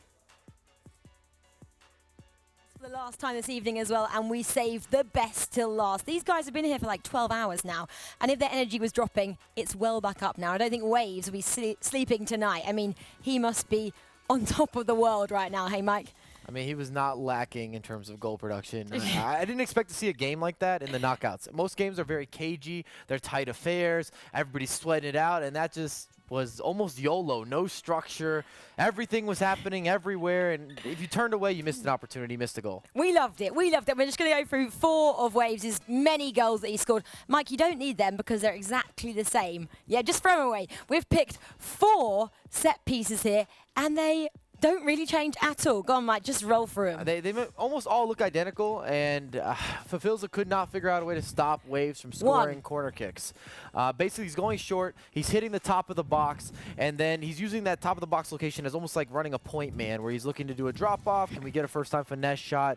Can we do a little shift to the left, shift to the right, something in the box? Can I put something on the goal? It seems so crowded. I don't know how he finds these passes, to be honest with you. At this level of consistently. Yeah, it's beyond me. He seemed to always find the open man. Like Ivan was saying and Spencer was saying and even Jimmy was saying, goalkeepers were looking kind of suspect. Maybe they wouldn't have a job after conceding so many shots. I mean, everything just seemed to hit the back of the net on both ends. And you weren't just seeing the same thing over and over again there. Yes, that was 4 of the exact same goals that he was using. It's not going to be like that tomorrow, though, is it? He's taking on Pina. Bit different. Pina's defense, I really think is the best out of the last 4 competitors on the PlayStation, and I think that's going to show through for him. He's got to be the favorite. Okay, well, we hope you enjoyed that one, but don't go anywhere. Come back tomorrow. It is finals day, but we have something special as well. We have something new for you. It's a skills special, and we're heading your way at 11:40 Central European time, so come back and join us for that one. Boys, back to you for the final time. I'll be honest, when Rachel said something special, I thought it was going to be a new jacket for Mike. It could be. It could be. Maybe tomorrow, that's when it's going to happen. All right, so we had predictions. Everybody here on the production team was picking who was going to win in each featured match. Who is the winner? Should we start off at the bottom first? No, I don't think we should, but if you must. With only 4 out of 8 games correct, it is actually you, Jimmy. Great, thank you. And Nightwatch, the other Ivan, quite poor to be honest. On 5, we've got Boras, Mark, Gaskin, Mike, and Rachel, all on 5. Okay. On 6, we've got myself, 6 out of 8, Kyle, and Richard. It's 75%. But one person got 7 out of 8, only getting the last one wrong. Wow. Which was Brandon Smith. Impressive. Congratulations. Well, that's Dan Gaskin. He won it yesterday. Well, that might be counting yesterday as well. Oh, that counts yesterday. Well then Dan Gaskin is still in charge. Yeah. But today's winner is Brandon Smith. Yeah, well done, boys. All right, now, there he is. There he is. We got him. 87%. Know what they're talking about. Look at that. Look how small his neck is. Yeah, he's got no neck there. That is incredible. Looking good, Brandon. Looking good. All right, so we have 4 big matches tomorrow. Which one is your favorite? Which one are you really looking forward to? Spencer, I'll start with you. For me personally, I mean, they're all great, obviously, but I'm actually really looking forward to watching Danny versus Dullen. I think that I want to see if this young kid from Germany can keep it going. Is he the new Tex? I think for this year, all he needs to do is win an event to prove that. And that's not saying that Tex isn't still good. It's that Tex is established now. We expect him to do good. And that's why I'm not picking his game, because I'm expecting him to win it, to be honest. Whereas Danny Dullen, I don't know who's going to win it. I think they're both really good. So I'm looking forward to it. I like that shout. How about you, Boris? Well, we have the obvious choice, Tex versus Rasek, but I'm going to go with the PS4 game here, and I'm going to mention Lost in the Waves against Pina, because I want to see if there is anyone who can actually break Pina's defense, and if there is any player here who has a chance, that is Waves with his attack.